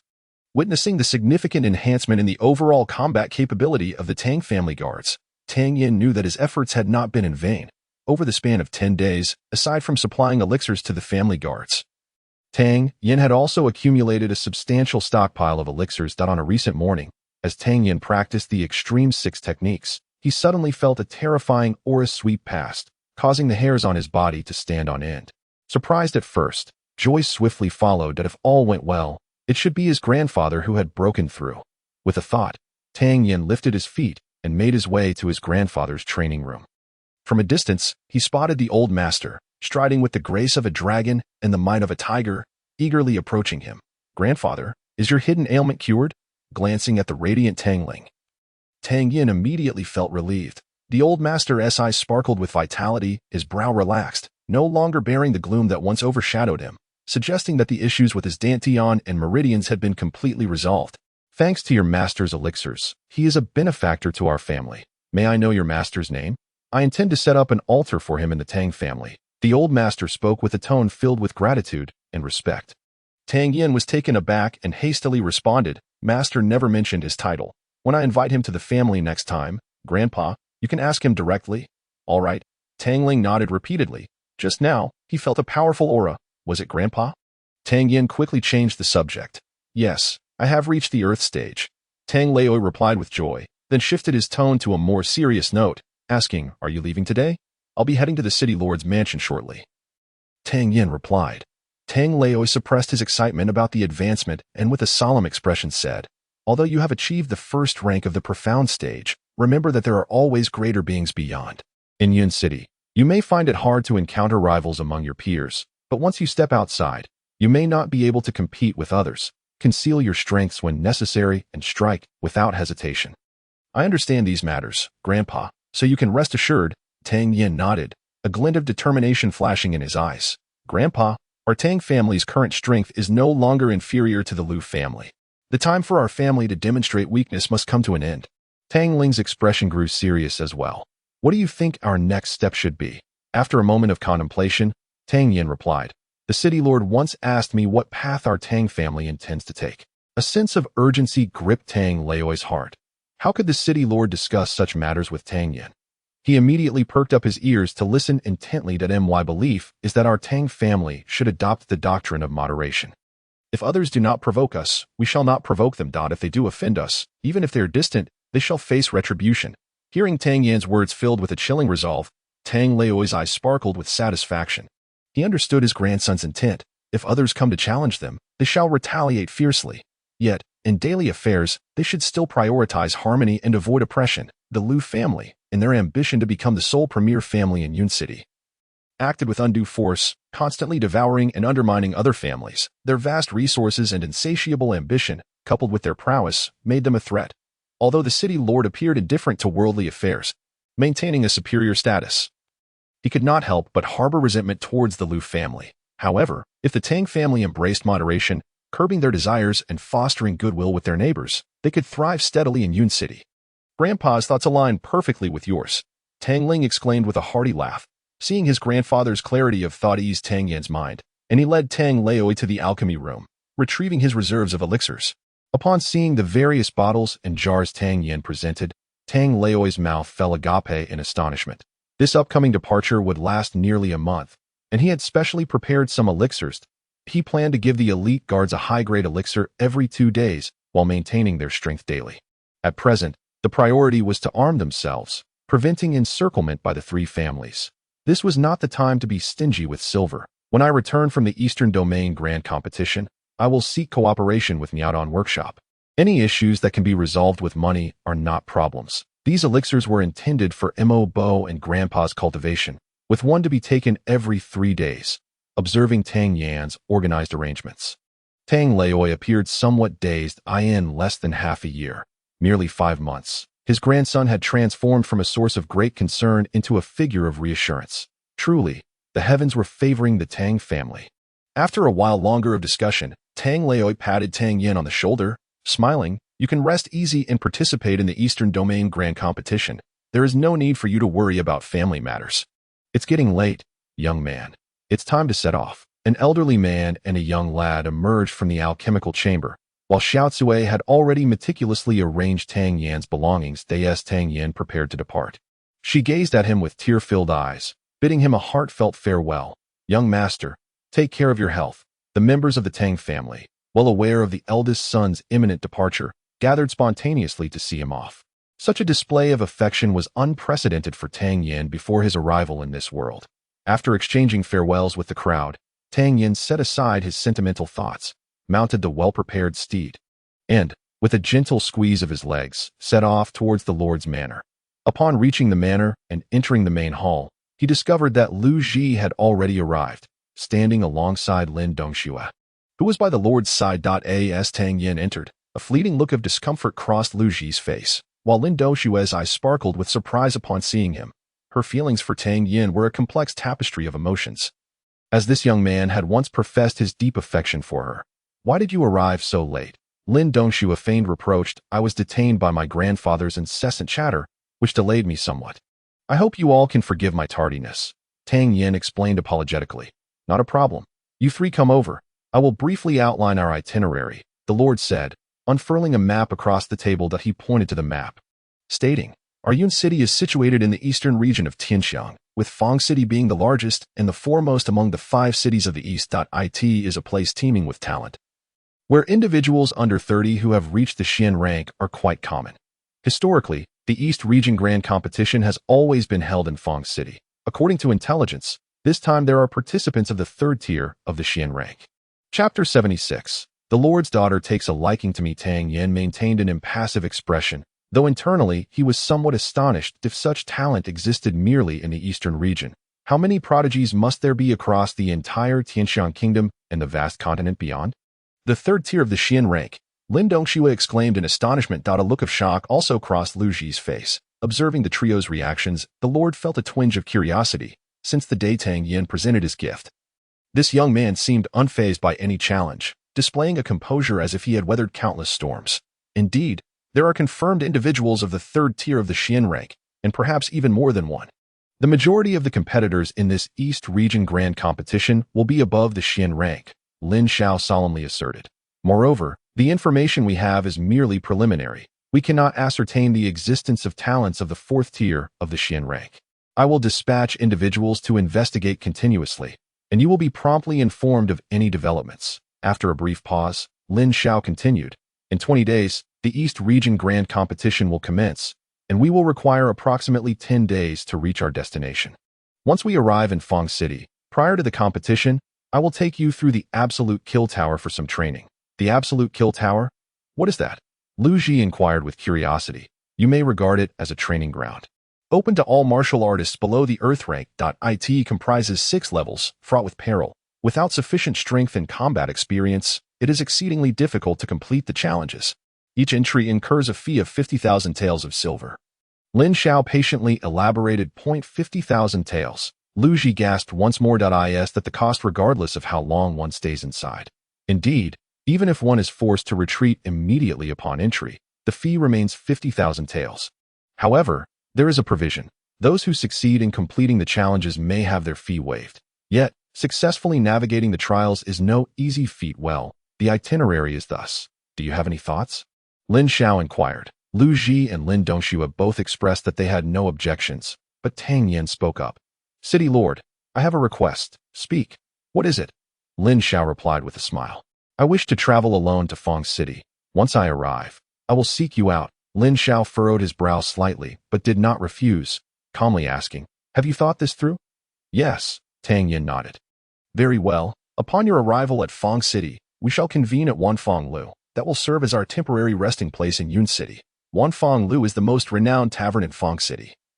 You will learn of its reputation upon your inquiries, Lin Xiao affirmed. Upon hearing Tang Yan's words, Lu Ji let out a subtle sigh of relief. If he were to travel alongside Tang Yan, he would undoubtedly feel quite uncomfortable. If we can travel together, why separate? Lin Dongxue, astute as ever, perceived her father's earlier frown and discerned his curiosity, though he was disinclined to ask further. So she acted as his spokesperson. I wish to hone my skills along the way. Rest assured, it will not delay us. 10 days hence, we will gather at Wanfang Lu, Tang Yan assured.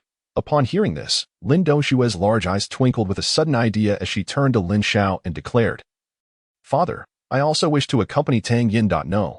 Tang Yan immediately interjected, raising his voice before the city lord could respond. Lin Xiao, who initially felt something amiss, couldn't help but smile at Tang Yan's vehement reaction.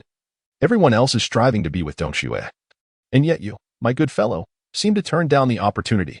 Father, what nonsense are you speaking? Lin Dongxue retorted, her brow furrowing in indignation. Realizing he had misspoken, Lin Xiao felt a tad embarrassed. Meanwhile, Lin Dongxue, having been outright rejected by Tang Yan, felt a pang of humiliation and asked, Why can't I? Tang Yan rubbed his nose, having lived 2 lives and developed a skin thicker than city walls, feigning concern for Lin Dongxue. It is inappropriate for a lone man and woman to travel together. If we were to embark on this journey, it might affect Miss Dongxue's reputation. Should any rumors arise, I would feel truly guilty.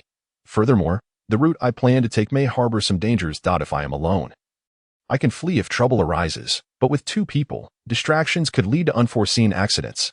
Tang Yan's reasoned arguments left little room for rebuttal. However, as is often the case, women tend not to engage in rational discourse. What sort of danger could there be? Do you think you are formidable? When danger strikes, who knows who would be the burden? Lin Dongxue retorted heatedly. Tang Yan's eyes widened in surprise. Lin Dongxue, fully aware she had bested Lu Ji, remained confident she was no liability to it. Seemed this young lady's abilities were not as simplistic as they appeared. I don't care. I shall stick to you today. The temper of the young lady finally erupted. Tang Yan gazed helplessly at Lin Xiao, who found amusement in Tang Yan's pitiful demeanor. His daughter, exquisite and graceful, was a true lady. So why did this fellow seem so disdainful? Pray tell, which route do you intend to take? Lin Xiao inquired. Upon hearing this, Tang Yan felt a surge of dread. Could it be that the city lord truly intended to entrust his daughter to his care? With a resigned sigh, Tang Yan understood that only the stark reality could deter Lin Dongxue. He gestured towards the map, saying, This imposing mountain range is the Songyun Mountains. That I intend to traverse this range to reach Fong City. The route I propose is roughly this one. Although it skirts the periphery, no one can guarantee that danger will not arise. Lin Xiao followed Tang Yan's finger, recalling his own exploration of the Songyun Mountains. Most of the areas Tang Yan indicated were frequented by second-tier spirit beasts. And there were indeed third-tier beasts present, posing a significant threat. However, these dangers did not entirely exceed Lin Xiao's threshold, and he replied calmly, While this route carries risks, with a bit of caution, we can likely avoid them. Third-tier spirit beasts possess formidable strength and are quite challenging to confront. Should you encounter one, remember not to be reckless. Avoidance is key. Dongxue, if you truly intend to accompany Tang Yan along this path, it will be quite arduous. If you cannot withstand such hardship, then perhaps the path of martial arts is not for you. Lin Dongxue glanced at the woeful expression of Tang Yan, a triumphant smile gracing her lips as she declared, My mind is made up. I shall accompany young Master Tang. Tang Yan felt utterly disheartened. Despite his earnest attempts to dissuade her, Lin Dongxue appeared only more exhilarated. This venture was undeniably perilous. Tang Yan made one last attempt. Do not speak of it any further. There is danger, and your sister will protect you. Lin Dongxue's resolve was unwavering. I have faith in young Master Tang's character. For these days, Dongxue will rely on your care. Lin Xiao made a decisive pronouncement, turning to Lu Ji. You shall accompany me along the main road. It is a perfect opportunity to discuss your technique, upon hearing that the city lord would provide guidance. Lu Ji's eyes sparkled with delight as he hastily clasped his hands in gratitude, saying, "Thank you, Lord City Master, for your kind consideration." With the itinerary settled, the group divided into two parties and set off. Tang Yan, with a mournful countenance, mounted his steed, the blue-gray horse, and headed towards the Tsungyun Mountains. Beside him, Lin Dongxue rode a fiery red steed, her face alight with pride and mischief, occasionally breaking into laughter. A stark contrast to Tang Yan's demeanor. Chapter 77. The contest of speed. I say, Miss Lin, why abandon the main road to follow me? Once we reach the Tsungyun Mountains, we shall not be able to ride. We will have to trudge through the terrain on foot. What will become of your delicate little feet if they become calloused? He continued, moreover, it is rather inconvenient for just a solitary man and woman, particularly for matters such as relieving oneself or bathing. Tang Yan, slumped over his blue-gray steed, lamented and urged, if you possess any sense, you could easily ride back now. The two rode swiftly out of the city. Observing that they were entirely alone, Lin Dongxue loosened her constraints. Enough of your prattle. You shall not rid yourself of me. Did you not profess your affection for me in the poetic verses you composed? How now do you seek to cast me aside? Was that day merely a ruse? Coughing, Tang Yan was immediately choked by his own words upon hearing Lin Dongxue's audacious statements. This young lady, who usually appeared as a refined lady, now spoke with such boldness. Had he not indeed deceived her during their first encounter? Yet, Tang Yan dared not admit this, for the adage holds true. A graceful lady is a gentleman's match. Tang Yan was a man of perfectly normal inclinations, and to claim he felt no attraction towards the charming and beautiful Lin Dongxue would be wholly unrealistic. Very well, very well. When the time comes and you are utterly exhausted, do not blame me for not having warned you. Tang Yan, with no other option, had to concede. Humph. Do not judge a person through a crack in the door. I have endured countless hardships throughout my life, and I have traversed Tsungyun Mountain on numerous occasions. Upon hearing this, Tang Yan's heart stirred once more, increasingly convinced of Lin Dongxue's prowess, perhaps indeed rivaling that of Lu Ji. This time, the results of the Eastern Domain Grand Competition, which had historically placed Yun City at the bottom, might very well change. Since I have nothing better to do, Tang Yan casually initiated a conversation with Lin Dongxue. How much do you know about the Eastern Domain Grand Competition? Not much. I only know that it is teeming with talent, and all participants are those cultivated with utmost effort by various families. This competition will undoubtedly be far more intense than the selection for participation in Yun City. A grave expression also appeared on Lin Dongxue's face. Our Yun City has always been at the bottom. I hope for a favorable ranking this time. Within the city, Lu Ji and the city lord were preparing to depart in a carriage. No one noticed that. Before boarding, Lu Ji discreetly slipped a small note into the hand of a guard from the Lu family. Deliver this to the old master. It must reach him. Understood. The guard replied softly, turning to hurry back to the Lu family. After Tang Yan and Lin Dongxue arrived at Tsungyun Mountain, they both spurred their horses. The two steeds, quite intelligent and accustomed to being taken out for walks, were very familiar with the route. With a leap and a neigh, the horses galloped back along the path they had come. Tang Yan took out a map from his pocket, glanced helplessly at Lin Dongxue, and said earnestly, the route I have planned this time is, in fact, different from what we previously discussed. It will be considerably more perilous. Most of the creatures we encounter will be Tier 3 spirit beasts, and there is a possibility of encountering even higher Tier 1s if danger truly arises. You should stay behind me. The moment you sense that I am unable to continue, you must flee immediately. My footwork is swift, so escaping should not pose a problem. Lin Dongxue felt an overwhelming sense of frustration. Why does this fellow persist in underestimating my abilities? Gritting her silver teeth, she retorted fiercely. You think you are fast? Since we need to travel anyway, how about we have a race to see who is swifter? If you lose, you will follow me from now on, always at my beck and call. Not a chance. Tang Yan immediately rejected the idea without a second thought. Are you not a man? Lin Dongxue nearly exploded with rage. Yes, I have always been one, and I have no intention of racing you. This is simply the structure of the human body. I am inherently a man, and there is nothing I can do about it. Tang Yan shrugged nonchalantly. In the 20 years of Lin Dongxue's life, no one had ever dared to play such tricks on her. With her brows furrowed in anger, Lin Dongxue demanded, how shall we compete? Only if there are benefits to be gained will I agree to race you. You. Lin Dongxue glared at Tang Yan, fuming. This fellow must have been lying when he claimed to like her. Yet, she could not tolerate Tang Yan's condescending attitude. Thus, she declared, if you wish for a benefit. Then if you win, I shall allow you a kiss. If you lose, you shall follow me from now on." Tang Yan stumbled slightly, nearly falling to the ground. This girl, usually so poised and elegant, had transformed into someone entirely different in this moment. Based on Tang Yan's understanding of Lin Dongxue, if he did not accept her challenge today, she would likely pester him for the entire day, since the outskirts of the mountain were devoid of high-tier spirit beasts. And Tang Yan was keen to venture deeper. He nodded and said, "As you wish, you may set the rules." "Good." Upon hearing Tang Yan's agreement, Lin Dongxue, brimming with enthusiasm, readied herself and declared, "Half an hour is the limit. Whoever reaches the front first shall be deemed the victor." "Very well." Tang Yan replied without objection. With a swift utterance of start, Lin Dongxue gracefully twisted her body and dashed forward with an agile step. Noticing that this spirited girl had taken off without waiting for him to prepare, Tang Yan could not help but shake his head, thinking her to be quite the reckless woman, clad in a form-fitting outfit that accentuated her figure. Lin Dongxue's alluring silhouette captivated Tang Yan as he beheld her curvaceous back, causing his heart to flutter momentarily. In his brief distraction, Lin Dongxue had already sprinted far ahead. It was no surprise that she was the daughter of the city lord. Enjoying resources far beyond what an ordinary family could provide, the technique she employed certainly surpassed the yellow tier. Sensing the formidable aura emanating from Lin Dongxue, Tang Yan realized that her strength had indeed reached the profound tier. He steadied his mind, gathering his true energy to follow suit. Minutes later, propelled by his full effort, Tang Yan had closed the distance behind Lin Dongxue.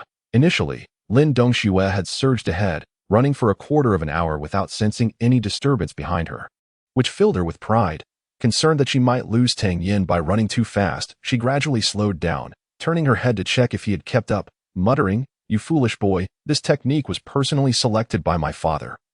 There is no better footwork in Yun City that if you wish to catch up, perhaps in your next life. Are you looking for me?" A voice resonated from beside her, startling Lin Dongxue. A piercing scream escaped her lips, and Tang Yan felt as though his eardrums were about to rupture. "What on earth are you shouting for?" Tang Yan complained with dissatisfaction. "You? How can you run so fast?" Lin Dongxue incredulously turned to find Tang Yan matching her pace. "I've been following for ages, and only now do you notice," Tang Yan replied, somewhat exasperated. "How come I couldn't sense your presence?" Lin Dongxue's astonishment deepened, realizing that this fellow had been trailing her all along. "You're just not perceptive enough," Tang Yan remarked. The shadow step he had mastered was characterized by its elusive and ghostly nature, making it exceedingly difficult to detect his presence when the disparity in strength was minimal. Feeling increasingly vexed by Tang Yan's disdain, Lin Dongxue, unwilling to concede, retorted, "Humph, half an hour has yet to conclude. Let us continue." With that, she accelerated once more, darting forward like a shooting star. Previously worried that Tang Yan could not keep up, she had not exerted her full strength. Observing Lin Dongxue's speed increase, Tang Yan felt a flicker of surprise. Her footwork was exquisite, and he believed it would certainly add flair to the upcoming grand tournament of the Eastern Domain. As Lin Dongxue sprinted with all her might, the gap between them widened again. Yet Tang Yan did not falter. He quickened his pace to close the distance once more. Moments passed, and with the time nearing the half-hour mark, a smile played upon Tang Yan's lips as he called out, "Miss Lin, do remember your earlier promise." Lin Dongxue only caught this phrase drifting past her ear, and from the corner of her eye, she glimpsed a figure, like a specter, seamlessly gliding past her and surging ahead. And no matter how hard she strove to close the gap, Tang Yan remained a mere 5 meters ahead, an insurmountable distance. Humph! Realizing her inability to compete, Lin Dongxue came to an abrupt halt, panting heavily in place. "Have you conceded?" Tang Yan paused as well, turning back with a teasing smile. Upon witnessing Tang Yan's playful grin, Lin Dongxue was instantly reminded of the wager made prior to the competition. Her delicate features flushed with a rosy hue. Recalling her earlier promise, Lin Dongxue wished fervently to vanish into the earth. How could she have been so impulsive? Of course, Lin Dongxue had never anticipated that Tang Yan would possess such extraordinary speed. So what if she lost? Lin Dongxue feigned ferocity. I seem to recall someone mentioning the consequences of defeat. Tang Yan feigned forgetfulness, deliberately inquiring, "Go to hell." Lin Dongxue's cheeks burned with embarrassment as she resolutely marched ahead. Ignoring Tang Yan, the daughter of the city lord, she surely wouldn't renege on her word, right? "I recall that the city lord's residence is known for its unwavering integrity." Tang Yan continued to stoke the flames behind her. "In truth, Tang Yan had no genuine desire for Lin Dongxue to fulfill that promise. He was simply bored, having not encountered even a second-tier spirit beast along the way, and couldn't resist teasing her. Suddenly, the graceful figure ahead came to an abrupt halt, followed by a lovely face coming into view. And then two soft lips approached. Tang Yan felt as though his mind had gone blank with a resounding thud. This was his first kiss, and it had been taken by a woman. Give it back. Lin Dongxue spat fiercely, turning away to continue her march. Tang Yan remained dazed for a moment. Having lived 2 lives, he was an undeniably young man, and such an encounter was unprecedented in his memory. His heart raced, and he followed Lin Dongxue in silence. Both fell into an awkward silence, the atmosphere thick with tension. Suddenly, a flash of red charged toward them. Tang Yan snapped back to reality, glanced at Lin Dongxue, who was still lost in thought, and sighed inwardly before rushing forward.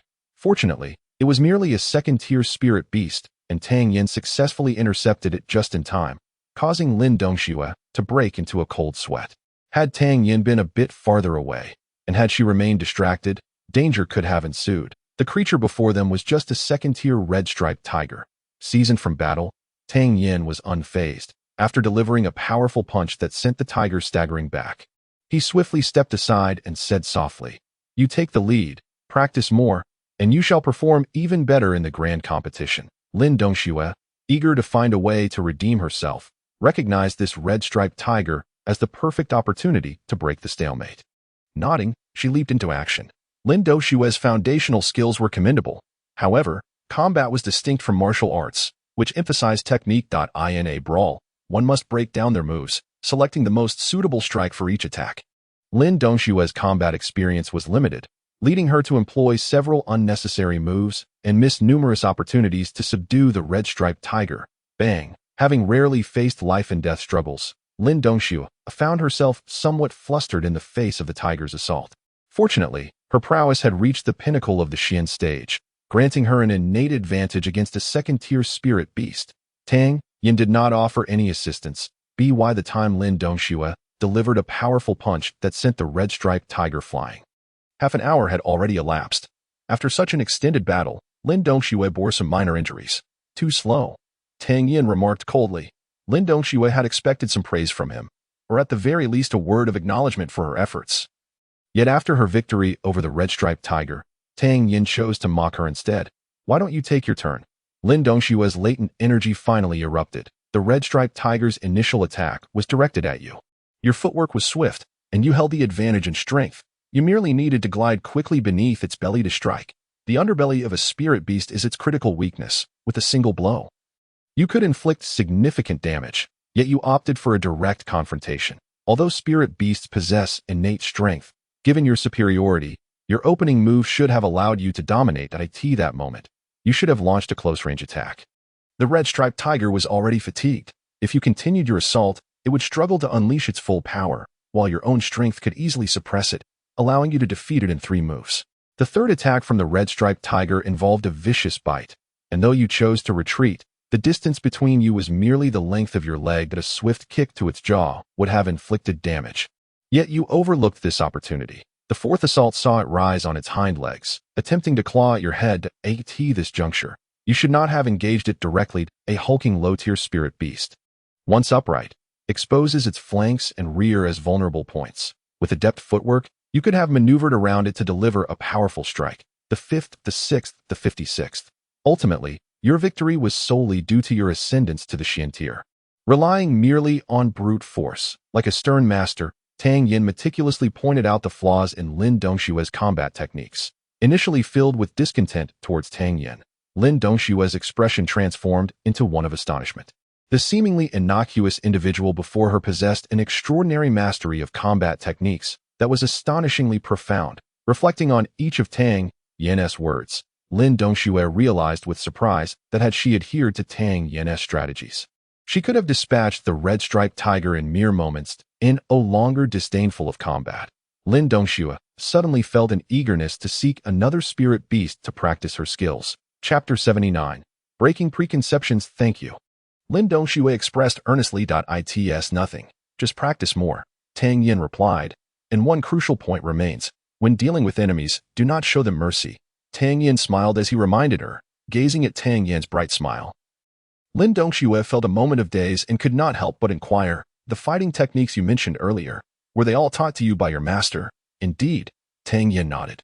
Your master is truly remarkable, Lin Dongxue exclaimed, shaking off her previous despondency and declaring with renewed vigor, once I recover, I shall seek more spirit beasts to hone my skills. Do not rest just yet, Tang Yan said, producing 2 porcelain vials from his robe and handing them to her.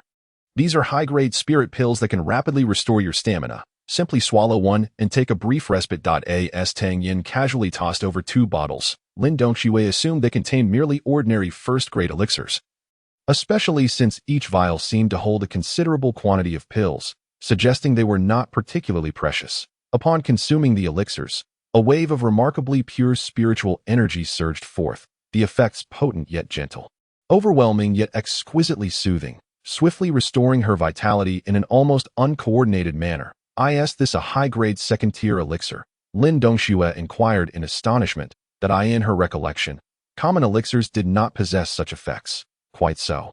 Tang Yan replied casually. Are you truly willing to squander a second-tier elixir just to save a bit of time? Lin Dongxue's eyes, already wide with surprise, widened even further. Hurry and consume it. The Eastern Region Grand Competition is imminent, and time is of the essence, Tang Yan urged. Lin Dongxue felt as though she might lose her mind. As the esteemed daughter of the city lord's mansion, her usual treatment paled in comparison to this moment. Utilizing second-tier elixirs merely to regain her strength. Moreover, Tang Yan's generosity was astounding. He had casually tossed 2 bottles her way, and upon closer inspection, she discovered there were indeed 30 pills. This was no trifling matter. You're just giving these away? So many? All for me? Lin Dongxue still found it hard to believe. Yes, accept them without fear of waste. Once we leave Scion Mountain, they will no longer be available. From now on, you shall handle the second-tier spirit beasts as best as you can. Should there be too many, I will assist you. In the event of encountering third-tier spirit beasts, I will take the lead. If we cannot prevail, I shall cover your retreat. Tang Yan promptly assigned the tasks. Understood. Even at this point, Lin Dongxue felt as if she were ensnared in a dream. Although third-tier spirit beasts were rare in Scion Mountain, second-tier ones were abundant. Over the next 3 days, under Tang Yan's guidance, Lin Dongxue's combat skills gradually improved. Her previously rigid techniques began to flow seamlessly. Both of them moved with great speed, and after 3 days, they ventured into the territory frequented by third-tier spirit beasts. After 3 days of fierce battles, Lin Dongxue's initial trepidation towards third-tier spirit beasts had transformed into anticipation. That it wasn't long before, after walking deeper into the mountains, a thunderous roar echoed through the valley. Immediately, a shadow as swift as the wind darted towards their direction. Tang Yan's eyes narrowed slightly as he observed the spirit beast before him, a flicker of danger crossing his mind. His prior experience 2 months ago in Scion Mountain had made him acutely aware that these solitary spirit beasts dwelling in the deep mountains often possessed formidable strength. Flying rhinoceros. Lin Dongxue exclaimed softly as she recognized the creature. Tang Yan scrutinized the spirit beast before him. It measured 1.5 meters in length and stood barely half a meter tall, considerably smaller than some of the large spirit beasts they had encountered earlier.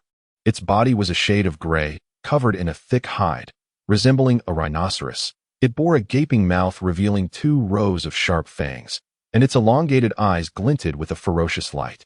A sharp horn protruded from its forehead, nearly half a meter long, distinctly noticeable and shimmering with a chilling glow.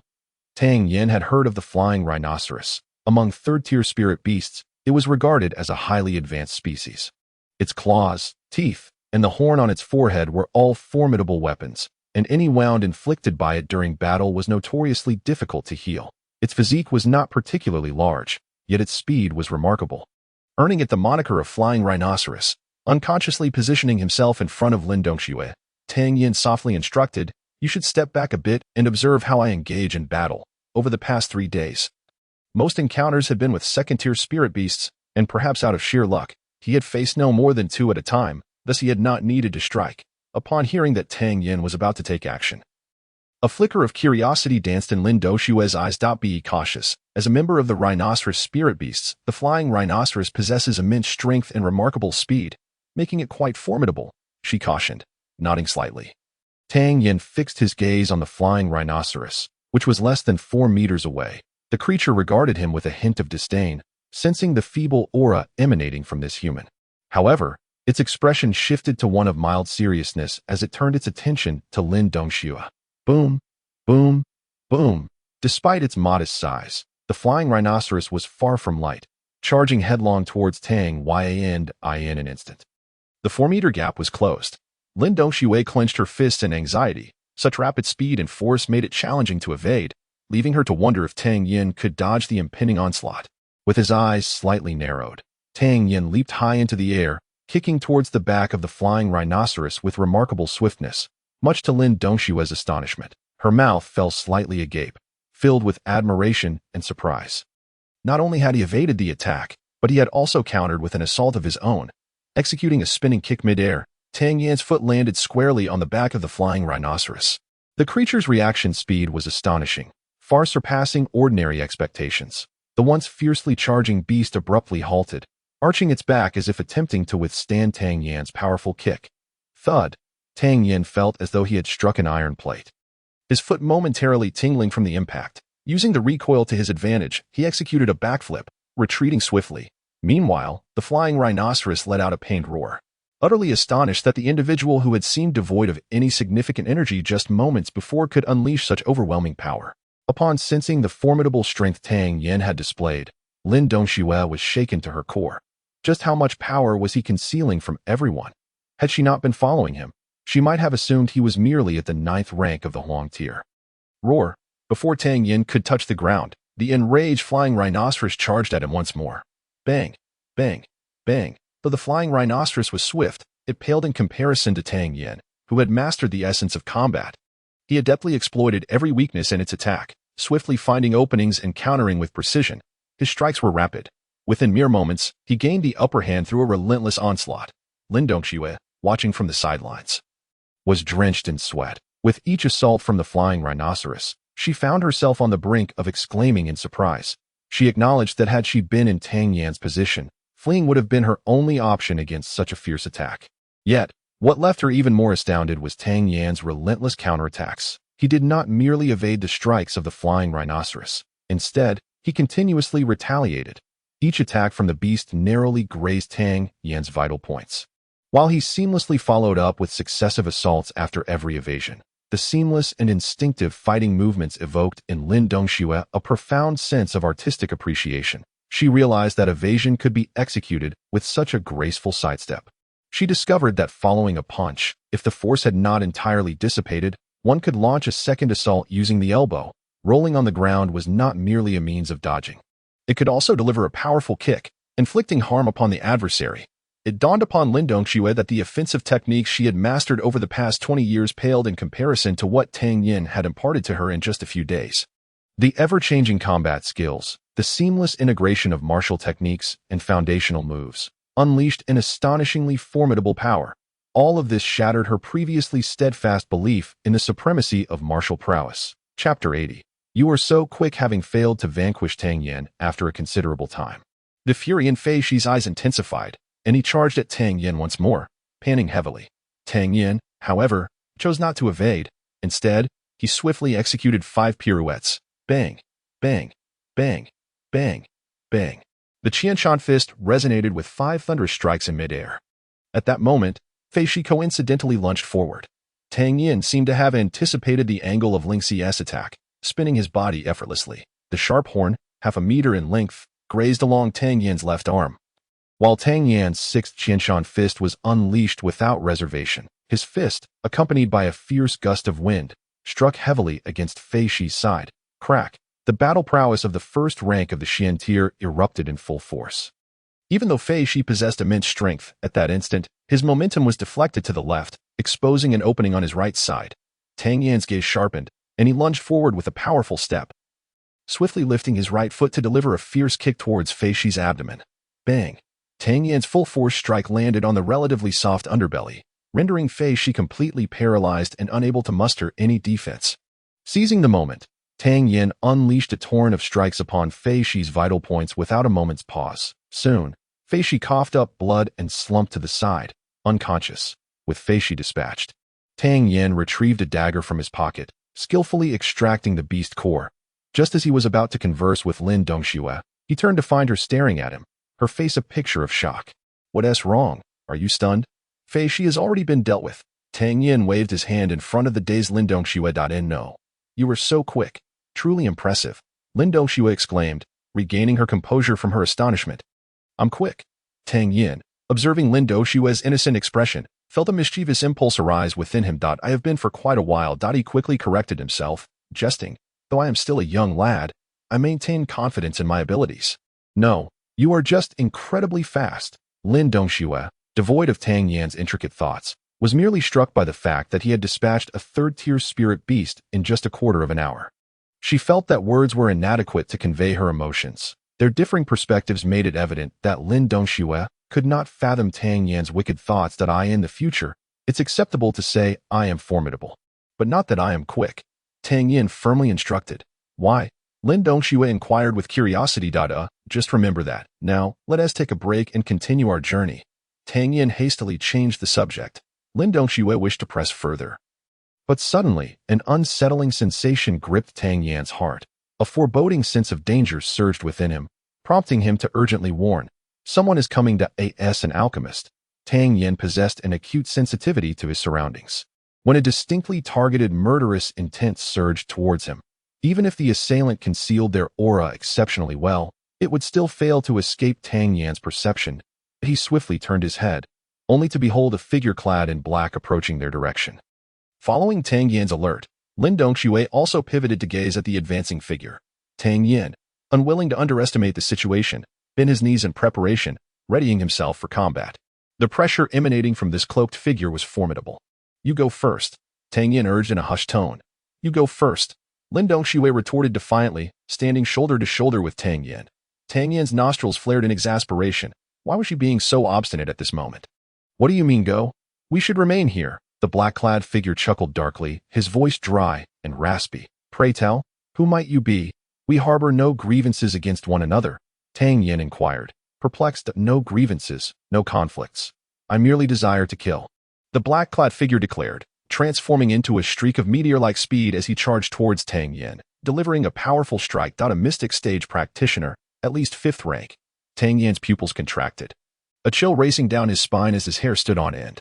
He unleashed the phantom step without reservation, swiftly retreating diagonally. Tang Yan recognized that even with mastery of the heart of combat, he could not withstand such overwhelming power.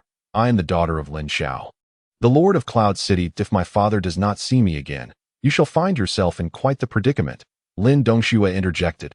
Upon witnessing Tang Yan evade his thunderous strike, a flicker of surprise crossed the black-clad figure's eyes.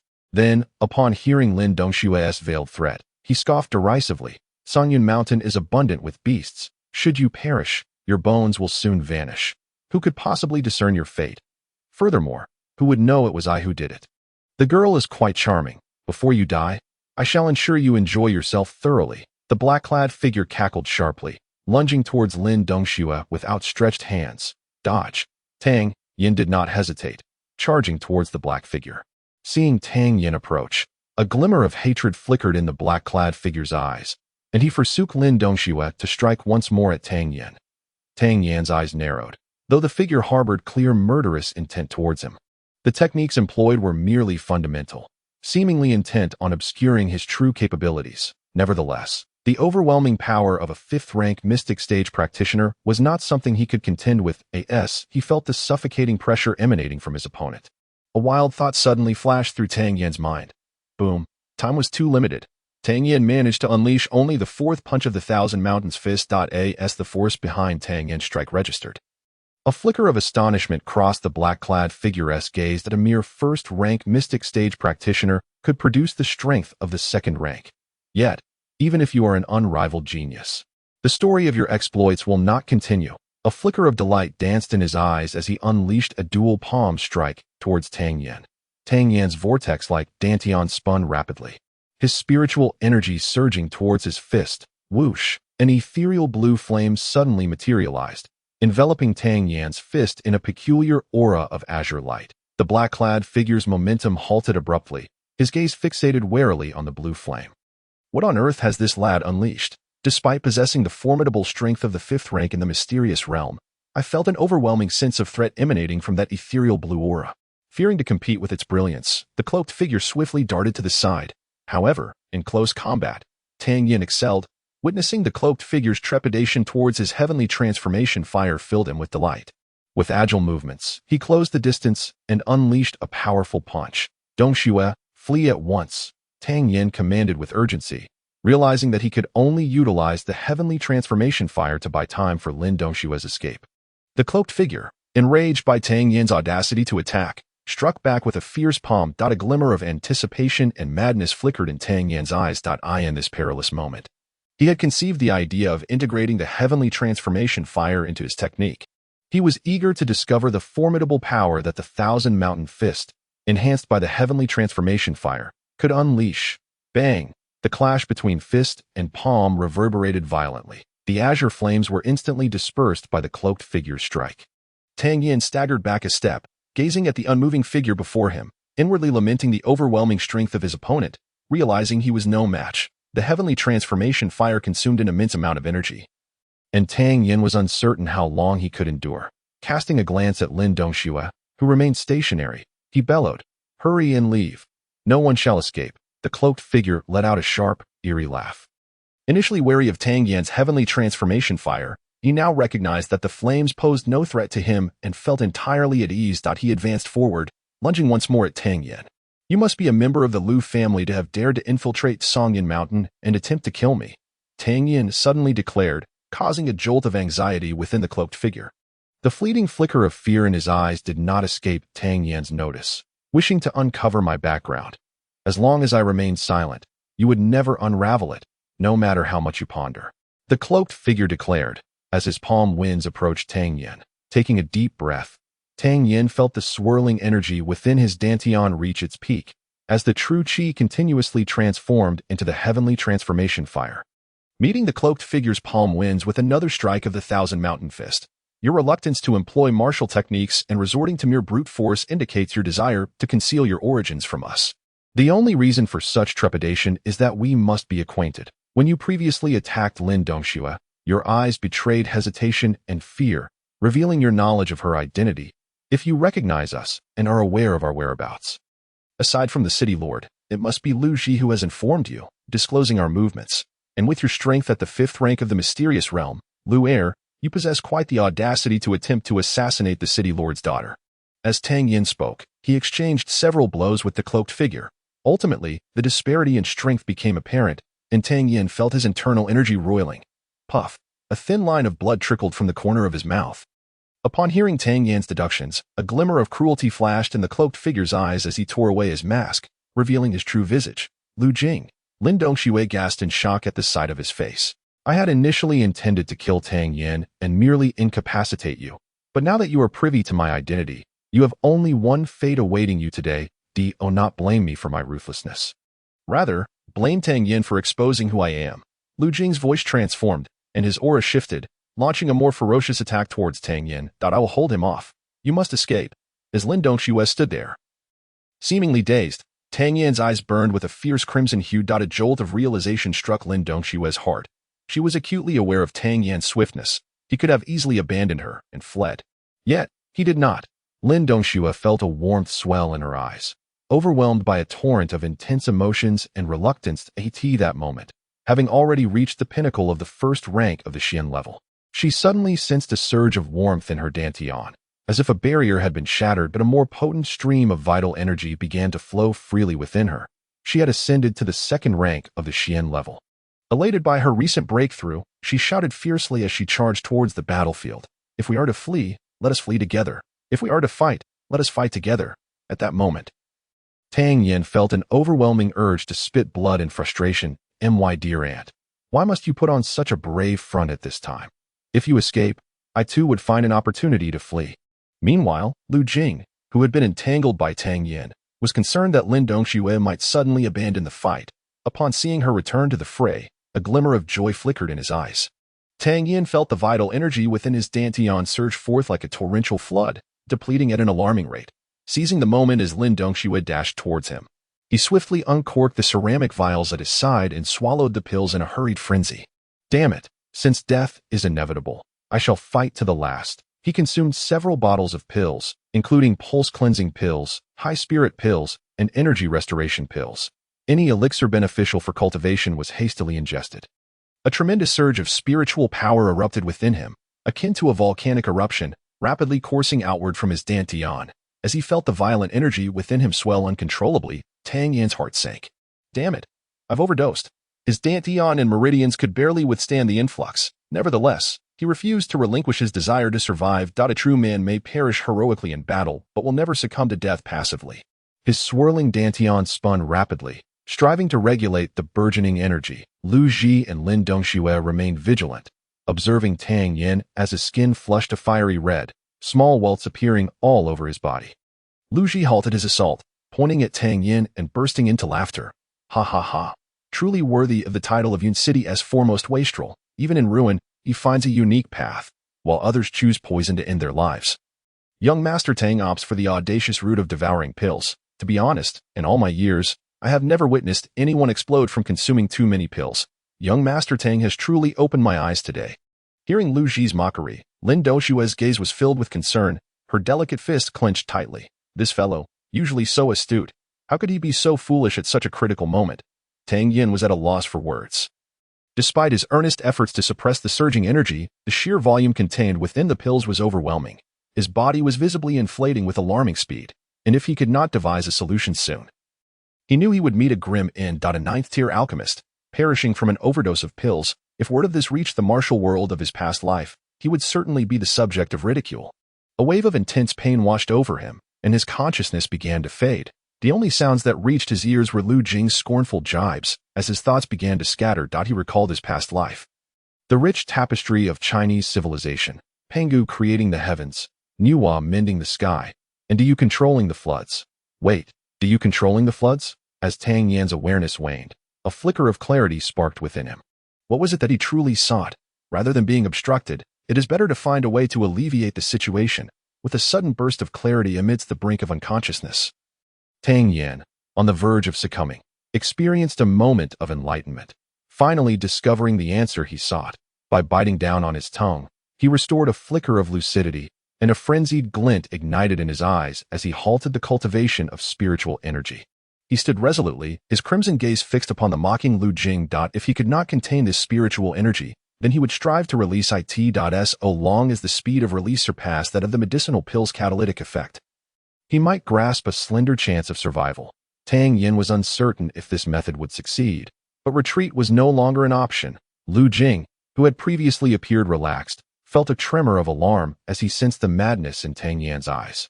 What was this young man planning? Before Lu Jing could ponder further, Tang Yan's actions revealed the answer. The aura emanating from Tang Yan surged dramatically as he charged towards Lu Jing with the grace of a shadowy specter. The spiritual energy within him resembled an insurmountable mountain, leaving no room for concern regarding its consumption. His right fist traced intricate paths through the air, enveloped by the ethereal blue flames of creation. As the surrounding air seemed to be siphoned away, creating an oppressive sensation that rendered one breathless, flame burst palm. Tang Yan bellowed, his formidable presence soaring to the heavens, like the force of an immense mountain. Tang Yan propelled his fist forward. Chapter 82. Vanquishing Lu Jing. This strike, though appearing slow, bore an overwhelming momentum that could obliterate all in its path. Just moments ago, Tang Yan would have never dared to employ the flame burst palm. The technique was classified as profound level, demanding an immense expenditure of spiritual energy, even more than that consumed by the flames of creation. A mere 2 punches would leave him utterly spent. But now, the circumstances were different. An overwhelming sense of unease flashed across Lu Jing's face as he felt the oppressive force emanating from Tang Yan's technique. Its power seemed to be at least of high grade within the profound tier. Lu Jing was left perplexed, pondering the sheer luck that had befallen Tang Yan, allowing him to unleash such techniques with reckless abandon. Whether employing the flame burst palm or the flames of creation, neither could genuinely compete with Lu Jing. Yet, the terrifying aura produced by their combination led Lu Jing to question whether Tang Yan's current strength could indeed rival his own.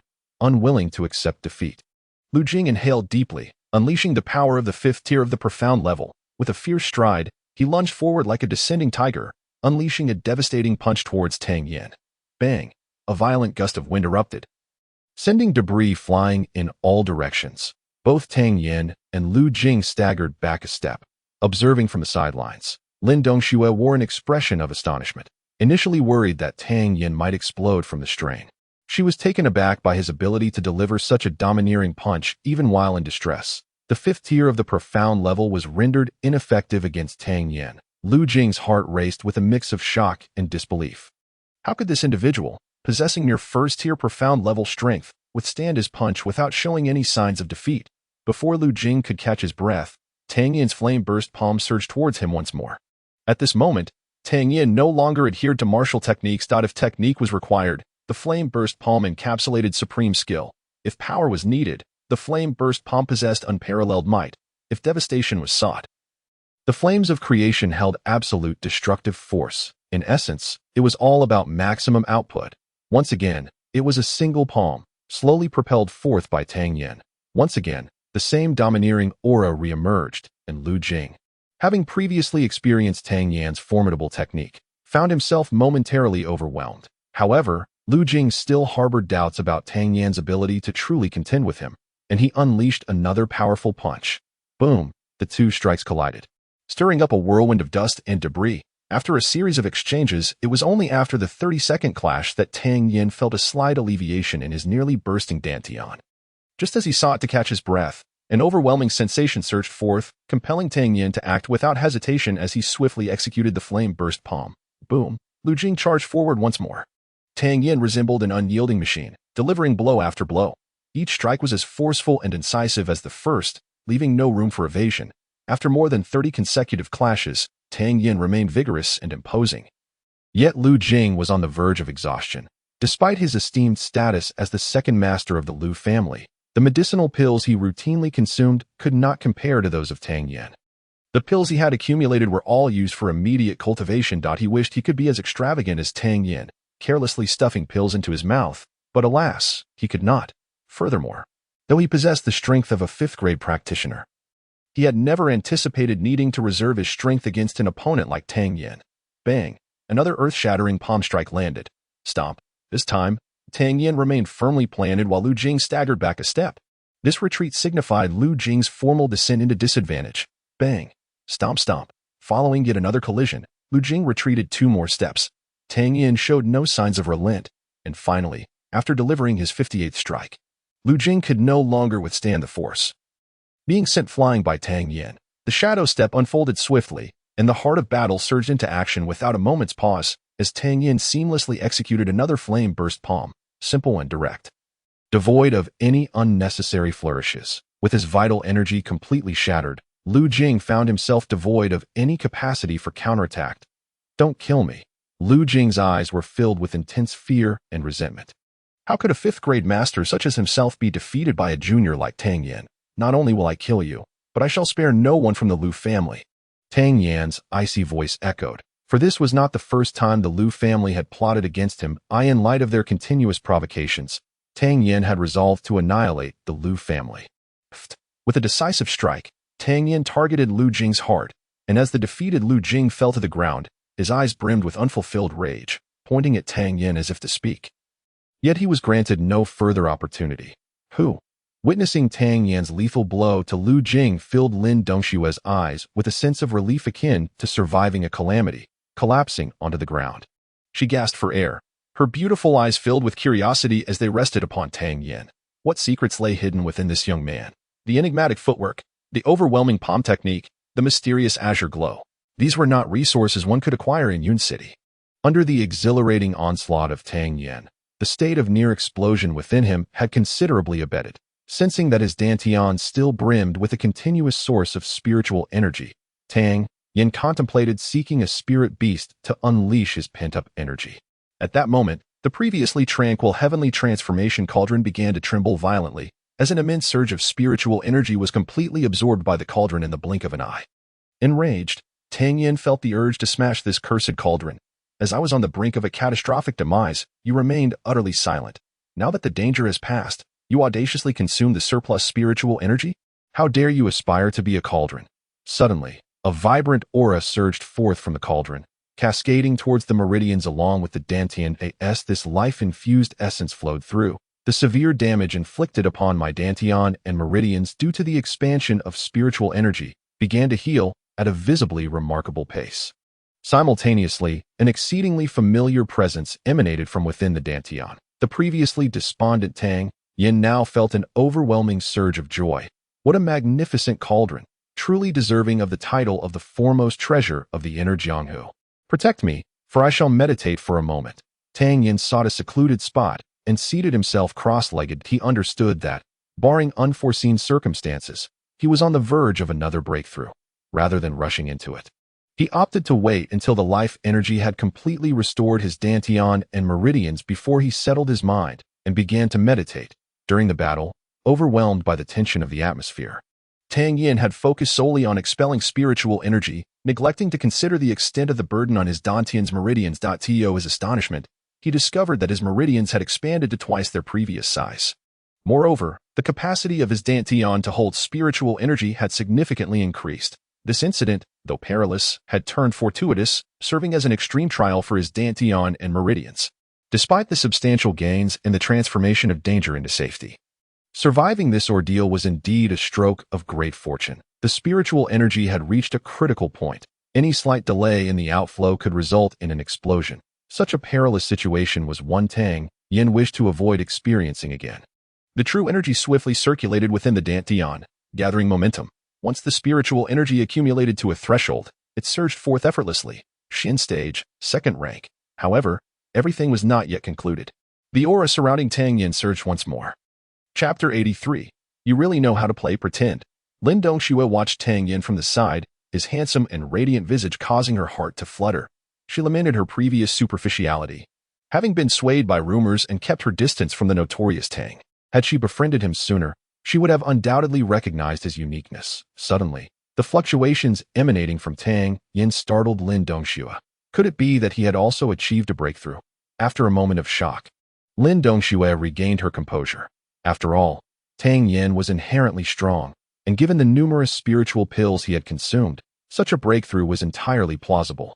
Yet soon, her expression shifted to one of astonishment. Just after his breakthrough, Tang Yan briefly settled before another wave of energy surged forth from him. Following that, an immensely powerful aura flickered and vanished. In a single day, Tang Yan had ascended 2 ranks. Lin Dongxue stared wide-eyed at Tang Yan, wondering if he had somehow transformed into a spirit beast from Songyan Mountain. When Tang Yan opened his eyes, he was met with Lin Dongxue's inquisitive gaze. "What are you staring at?" Tang Yan inquired curiously. The dazed Lin Dongxue jumped at his voice, placing a hand over her heart. "You startled me. You could at least announce your awakening." Tang Yan felt utterly speechless. It was she who had been staring at him, yet she blamed him for her momentary distraction. However, Lin Dongxue was not concerned with that. Her excitement bubbled over as she asked, "Did you just have a breakthrough?" In the shadow of Lin Dongxue's watchful gaze, Tang Yan was acutely aware that nothing could escape her perceptive eyes, and he nodded in acknowledgement. No, what I meant was, have you just ascended 2 ranks? Lin Dongxue inquired hastily. "Indeed," Tang Yan replied with another nod. "Is there anything peculiar about that?" Upon hearing Tang Yan's nonchalant remark, Lin Dongxue was momentarily taken aback, a sense of absurdity blossoming within her. Ascending 2 ranks consecutively.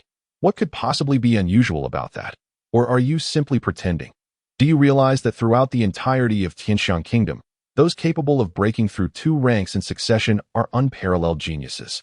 Lin Dongxue exclaimed through gritted teeth. "Well, I know that now," Tang Yan replied casually, as if 2 ranks were merely an everyday occurrence for him. Witnessing Tang Yan's indifference nearly drove Lin Dongxue to the brink of exasperation. She fervently elaborated on the rarity of such consecutive breakthroughs, yet despite her impassioned discourse, Tang Yan remained infuriatingly composed. Frustrated, Lin Dongxue decided to abandon the topic entirely. After the battle with Lu Jing, the awkwardness resulting from her previous kiss with Tang Yan had dissipated without a trace. In the following days, Lin Dongxue focused primarily on honing her combat skills, having advanced to the 2nd rank of the Xian tier.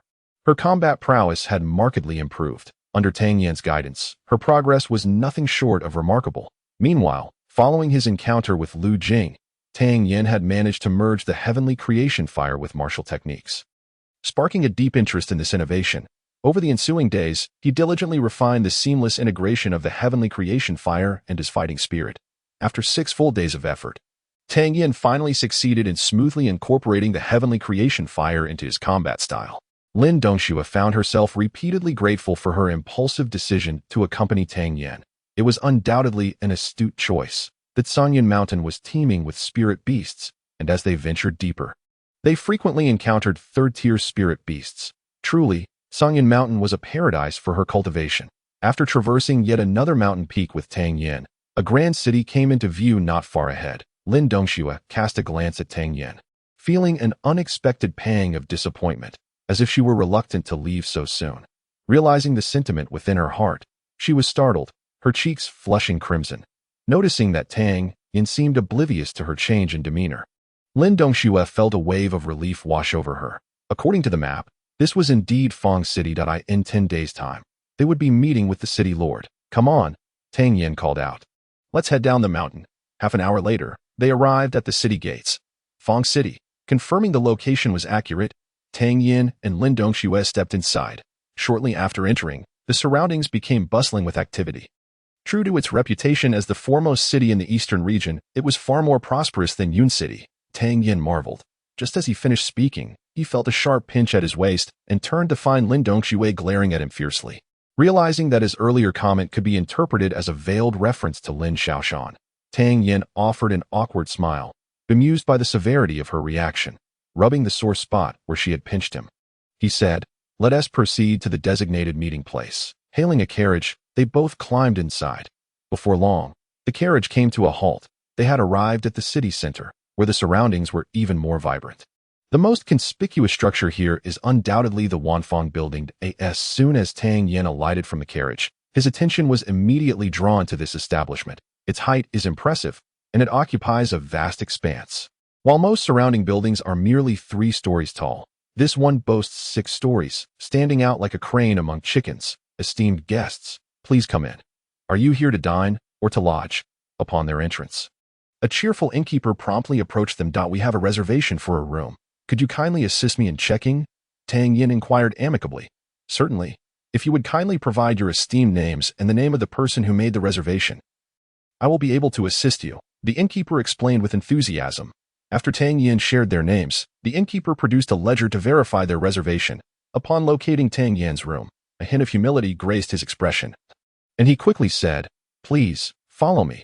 Instead of leading them upstairs, the innkeeper opened a back door, ushering Tang Yan and Lin Dongxue inside. As they stepped through the door, the scenery before them opened up magnificently. Not far ahead lay a vast lake, connected to a meandering river whose destination remained a mystery. Surrounding them were towering trees. Even in the early winter, the landscape remained lush and vibrant, adorned with an array of blooming flowers. Scattered at intervals were secluded courtyards. Gazing at this tranquil locale, Tang Yan couldn't help but marvel, acknowledging that this renowned tavern in Fang City indeed offered an environment that surpassed any ordinary inn. Pray tell, what is the cost for an overnight stay here? Tang Yan inquired with curiosity. Rates range from 100 to 1,000 taels. The innkeeper replied candidly. Tang Yan nodded slightly, confirming that this was not a place for the average traveler. After a leisurely stroll along the stone-paved path, the innkeeper announced, "This is young Master Tang's courtyard, and Miss Lin, along with the brave Lin, will be staying in the adjacent courtyard. This one beside you belongs to your companion, young Master Lu." "Thank you very much." Tang Yan expressed his gratitude to the innkeeper and signaled for him to return. "Let us go and meet my father." Tang Yan intended to freshen up first, but was suddenly halted by Lin Dongxue's grip. After knocking on the courtyard door, Lin Xiao soon appeared behind it. Upon seeing Tang Yan and Lin Dongxue, Lin Xiao's eyes brightened, and he quietly exhaled in relief. "Greetings, my lord." Tang Yan promptly stepped forward to pay his respects. "I apologize for causing you concern. It is sufficient that you have returned safely," Lin Xiao replied with a smile, inviting the two into the courtyard. Inside, a table awaited them, and Lin Xiao poured them each a cup of tea before inquiring, "How was your journey to Songyan Mountain? Have you made any advancements in your skills? Did you encounter any third-tier spirit beasts?" At the mention of Lin Xiao's inquiry, Lin Dongxue, who had gathered a wealth of experiences, perked up like a child eager to share her accomplishments. "Indeed, we encountered quite a few third-tier spirit beasts." Lin Xiao tightened his grip on the teacup slightly yet maintained his composure as he asked, "Which third-tier spirit beasts did you encounter? Were there any injuries?" "We faced flying rhinoceroses, long-tailed lions, leopard martens, and azure pythons. All of which we vanquished. The majority of the others were second-tier spirit beasts, Lin Dongxue recounted in detail, and Lin Xiao's eyes sparkled with intense astonishment. Third-tier spirit beasts are formidable, capable of rivaling even the fourth rank of the Xian tier, while ordinary third-tier spirit beasts can contend with those of the first or even second rank of the Xian tier. These two individuals have actually slain the three-tiered spirit beasts they encountered. Have you made any progress in your abilities? Lin Xiao cast a tender glance at Lin Dongxue. Why not find out? Lin Dongxue, undeterred by Tang Yan's presence, eagerly leaped into the center of the courtyard. Very well, let us give it a try. Lin Xiao, not one to hold back, sprang to face Lin Dongxue. You may only utilize second-tier strength. Mind you, prepare yourself. With a spirited shout, Lin Dongxue unleashed her aura and swiftly charged toward Lin Xiao. That second tier. Lin Xiao felt a surge of delight upon sensing the energy emanating from Lin Dongxue. Based on his estimates, it would take his daughter at least a month and a half to break through to the second tier, yet her advancement was far swifter than he had anticipated. Despite Lin Dongxue's newfound prowess, Lin Xiao was not overly surprised. His daughter's exceptional talent made such a breakthrough entirely plausible. As he observed Lin Dongxue's approach, he remained unfazed. When Lin Dongxue's first punch came hurtling toward him, Lin Xiao suddenly expressed doubt. According to his understanding of his daughter, after this punch, she should have followed up with a kick, yet she astonishingly pivoted, closing the distance with him and delivering a rapid right elbow strike aimed at his left shoulder.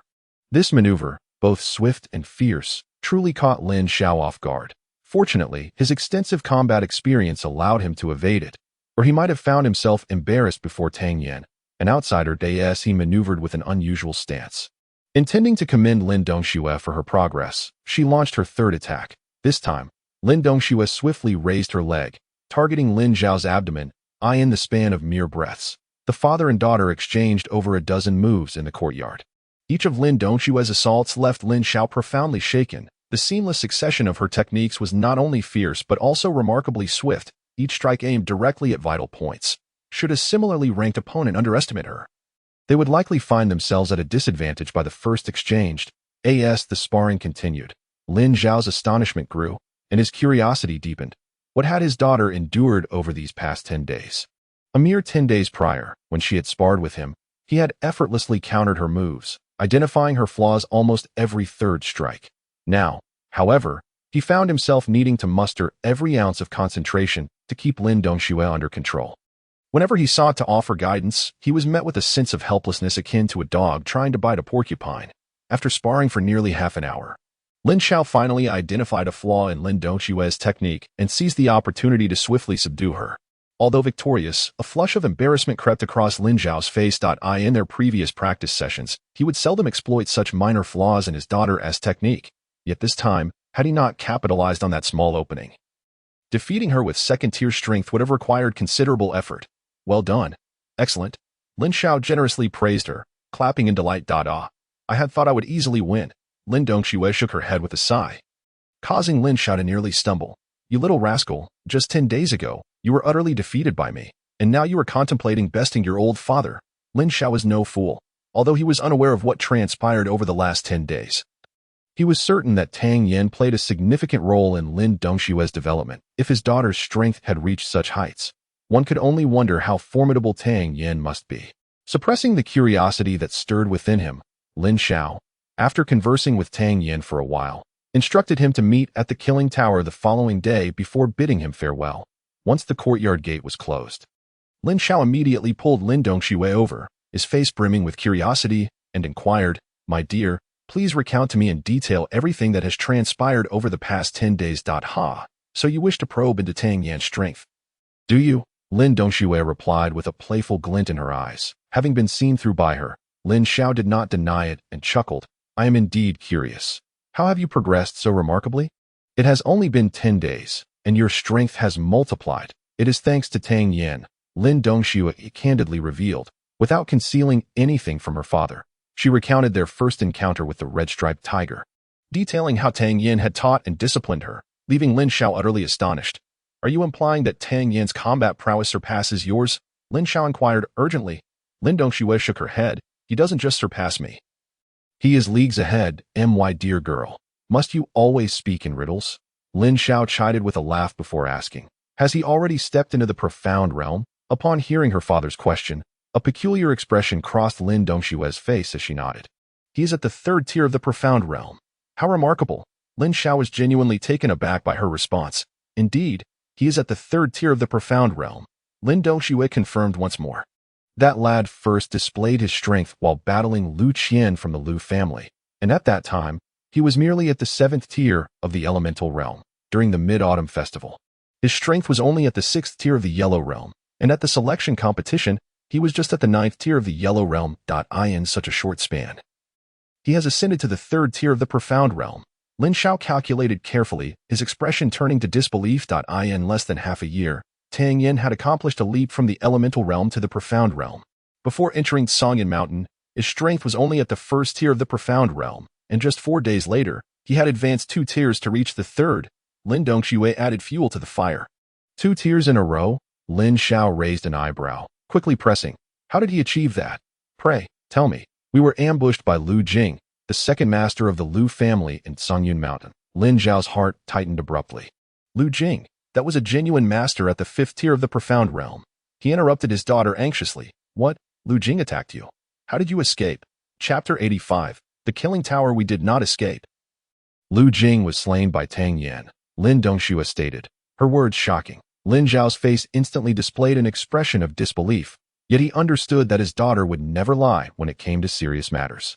Taking a deep breath to calm his tumultuous emotions, he continued to inquire about the events of that day.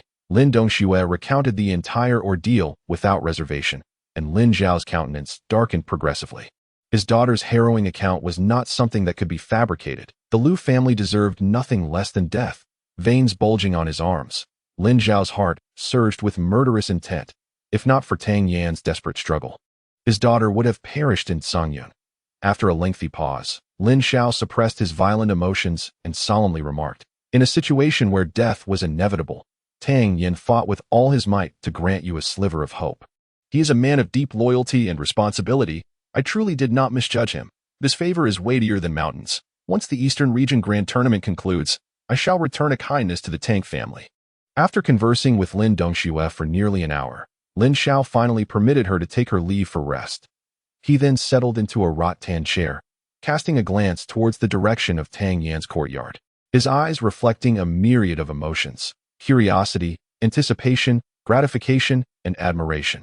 Ever since the young man composed a piece titled Joy of Reunion, Lin Xiao had developed a profound interest in him.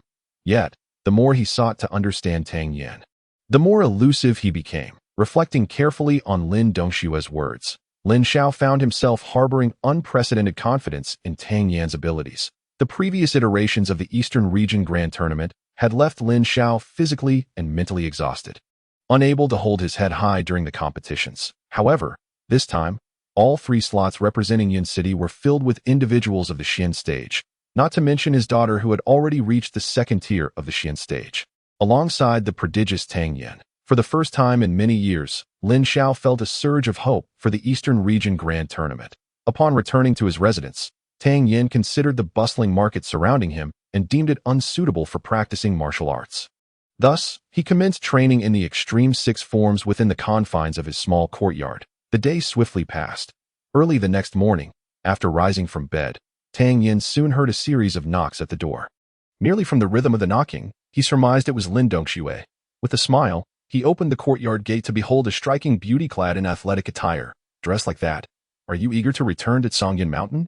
Tang Yan teased. Enough with that.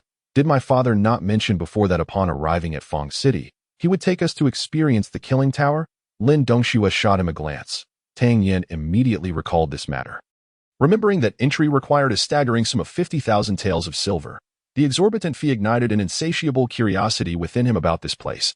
Very well, let's go take a look.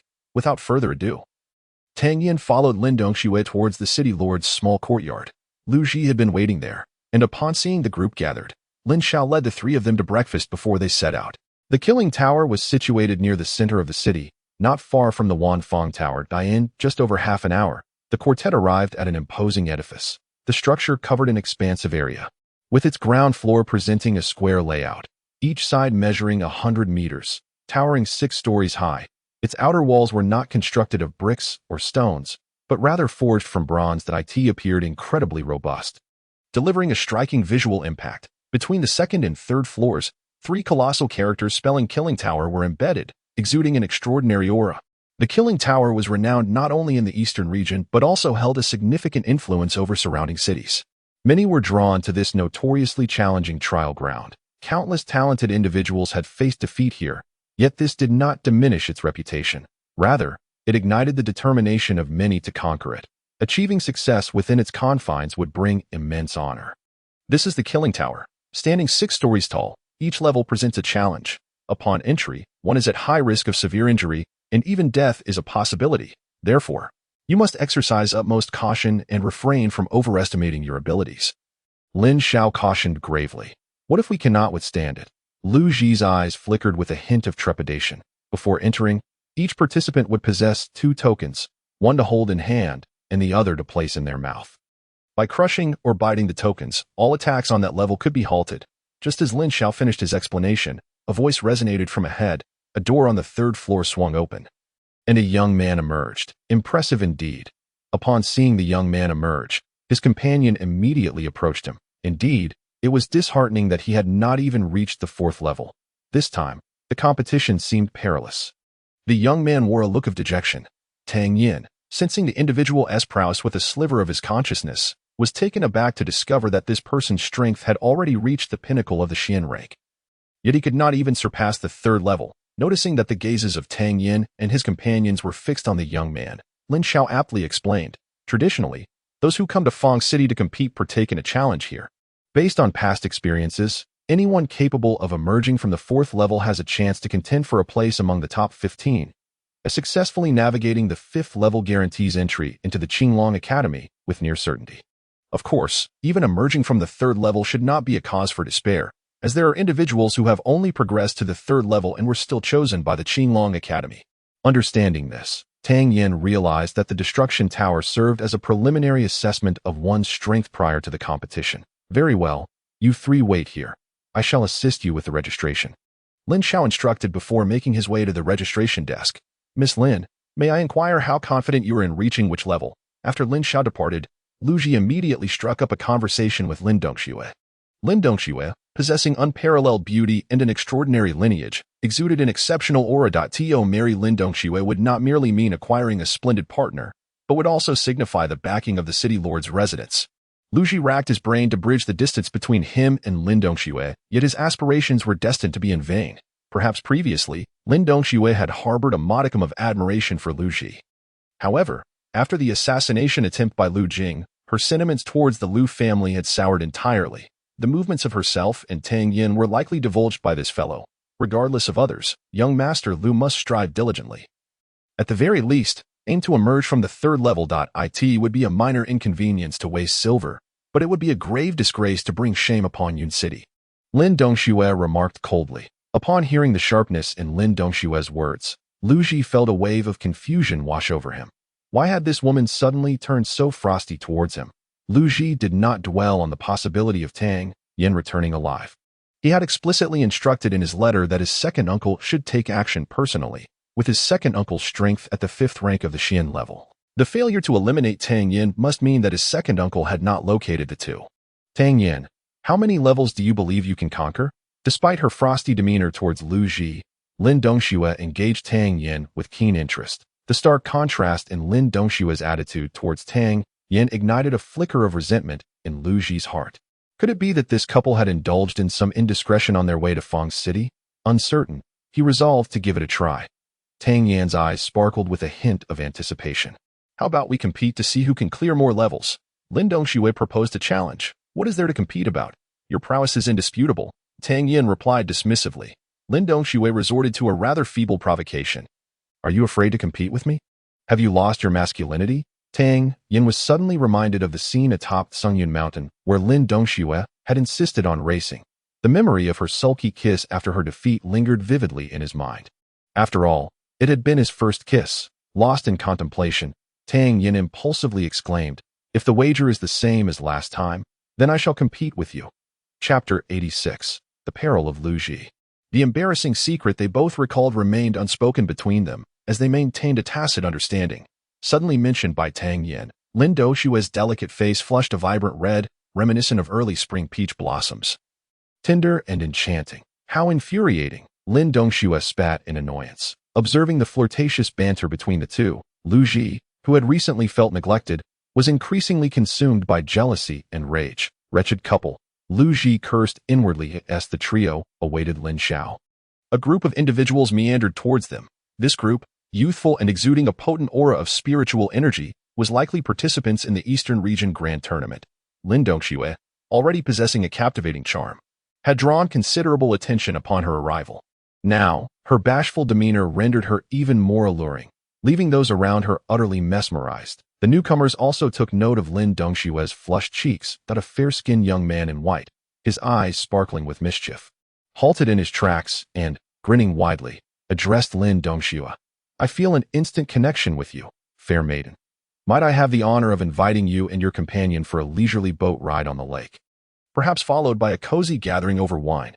As his companions paused to observe the interaction, their faces bore lewd grins. Get lost. Lin Dongxue frowned in displeasure, feeling the young man's lascivious gaze. Brother Yao. She's telling you to get lost. A tall, slender youth in a blue robe chuckled. I am Yao Yuan. Hailing from Yuqing, I kindly ask you not to refuse, lest I lose face before my brothers. The young man in white remarked, his smile masking an unmistakable hint of arrogance. Beside him, Lu Ji's eyes gleamed with a sense of satisfaction. The little vixen doesn't grant me a favorable glance. And now she's in trouble, isn't she? Your face is yours to bear, not mine. I have neither the right nor the obligation to provide you with dignity, Lin Dongxue retorted, unyielding. The more she resisted, the more it ignited Yao Yuan's desire to conquer. You grant me no face at all? What if I insist on claiming it? Yao Yuan's tone turned icy. We are from the city lord's manor of Yunqing. Does this young man wish to provoke a conflict with us? Tang Yan interjected. Yunqing, the five individuals paused, then erupted into laughter, while a pronounced sneer spread across Yao Yuan's face. Upon hearing Yunqing, I was momentarily taken aback. Next time you introduce yourselves, just refer to it as the bottom city. That title of perennial last place is far more renowned than anything Yunqing has to offer. Tang Yan, unwilling to escalate the situation, had intended to deter them with a warning, but instead, it yielded an unexpected reaction. A flicker of anger coursed through him as he caught sight of Lu Ji, who seemed to revel in the unfolding drama. With a measured tone, he said, the gentleman beside me. I trust you've heard of him. Yunqing's foremost figure, Lu Ji. Lu Gongzi is more handsome than you, possesses a substantial family background, and excels in martial prowess. What qualifications do you possess to invite this lady for a drink? Lu Ji. Yao Yuan furrowed his brow. Recalling the information about Yunqing, despite its history of being at the bottom, he had indeed heard whispers of the Lu family's prominent figure. His gaze settled on Lu Ji. Upon hearing Tang Yan's praises, Lu Ji held his head high with pride. Oh, then pray tell, what qualifications must this young master possess? Yao Yuan inquired. As long as you can defeat young Master Lu, we shall grant you this face. If you cannot, I regret to inform you that you lack the qualification, Tang Yan declared with an air of pride, seemingly possessing considerable confidence in Lu Ji's prowess. The renowned Jusha Tower, celebrated throughout the Eastern Domain, was typically bustling with visitors. Moreover, with the imminent Eastern Domain Grand Tournament, an even larger gathering of people congregated here. As the two parties ignited a conflict, a substantial crowd was drawn in. The revelation that Tang Yan's side consisted of the historically weakest Yun city piqued many people's interest even further. At this moment, everyone curiously scrutinized Lu Ji, seemingly eager to discern the capabilities of the foremost expert from a city known for its defeats. Yao Yuan regarded Lu Ji with a discerning gaze. Tang Yan's admiration, coupled with Lu Ji's haughty demeanor, convinced him that Lu Ji was indeed Yun city's strongest contender. What might this young lady's thoughts be? Yao Yuan felt a flicker of temptation. Although he had great confidence in his own abilities and could easily compel Lin Dongxue through sheer strength, wouldn't it be more impressive if he could win her favor willingly? Victory first. Then he would deliberate. Lin Dongxue initially intended to decline outright, but upon reflecting that her own strength was formidable and her father was nearby, she realized that even if Lu Ji were to lose, she had no cause for concern. Thus, she offered a non-committal response. Young Master Lu, in the name of a lady's agreement, I must take offense, Yao Yuan said, bowing slightly. Lu Ji was not oblivious. At that moment, he finally comprehended that he had been played by Tang Yan and that he wished to argue, but the circumstances left no room for explanation. As Yao Yuan's imposing aura surged forth, swiftly advancing towards him. Peak of the second rank in the Xian stage, the surrounding crowd gasped in astonishment upon sensing the pressure emanating from Yao Yuan. Lu Ji had only just recently entered the Xian stage. Even though his family had invested vast resources into his cultivation, he had merely stabilized his position within the Xian stage, and the gap between his strength and that of a peak second rank was still considerable. Crack! A sharp sound rang out as Lu Ji barely had time to react before he felt a searing pain on his left cheek. Boom! The onlookers stood momentarily dumbfounded before erupting into peals of laughter. Ha ha! Yin City truly deserves its reputation as the perennial underdog, not even able to withstand a single blow. Indeed, I heard Yao Yuan is the #1 in Yu City. Yin City is simply too pathetic. The crowd buzzed with derision, each voice dripping with disdain for Yun City. Lu Ji was utterly stunned. How could he, a distinguished young master of the Lu family, be struck in front of such a large audience? Yet it was not only Lu Ji who was taken aback. Even the people from Yu City were momentarily at a loss. Was the #1 from Yun City truly so feeble? Clap, clap, clap. Yao Yuan, sensing the surreal nature of the situation, delivered several more slaps to Lu Ji's face. Upon witnessing that Lu Ji offered no resistance beneath his dominance, Yao Yuan's heart finally settled. Damn it. I initially thought this guy was merely feigning vulnerability. Now it appears he is genuinely weak. Bang! Yao Yuan lifted his foot and kicked towards Lu Ji. Lu Ji stumbled backward several steps, landing unceremoniously on the ground. Overwhelmed with humiliation and rage, he spat out a mouthful of blood. Young Master Lu! Young Master Lu! Tang Yan hurriedly approached, eager to assist Lu Ji. However, the evident panic displayed by Tang Yan only elicited further jeers from the crowd. It appears that Lu Ji is indeed the strongest warrior dispatched by Yun City. The reputation of the bottom city is truly well-deserved. After dealing with Lu Ji, a hint of a smile graced Yao Yuan's face. I have heard that Shouyue Lake boasts breathtaking scenery.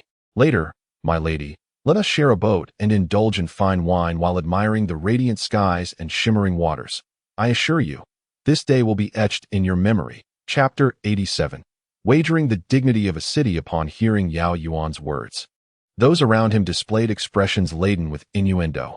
Lin Dongxue had not anticipated that Lu Ji would prove to be so easily vanquished.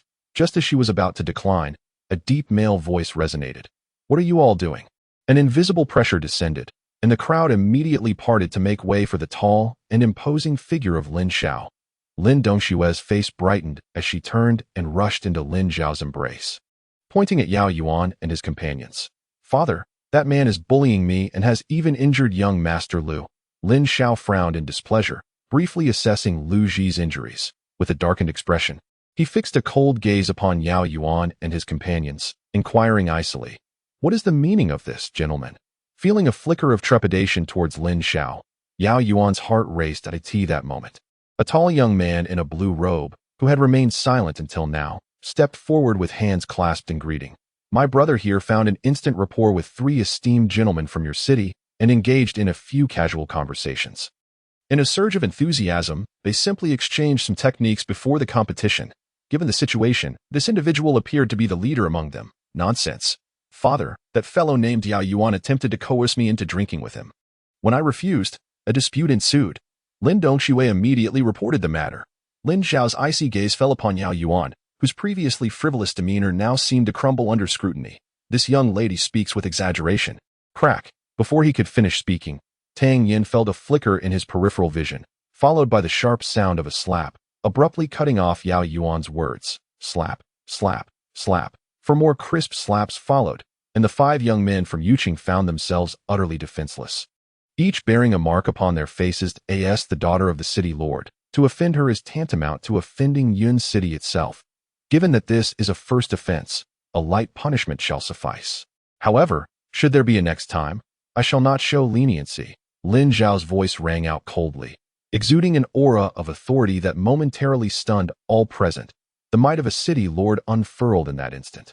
The squabbles of the younger generation must be addressed by their elders. That Su's understanding is rather limited.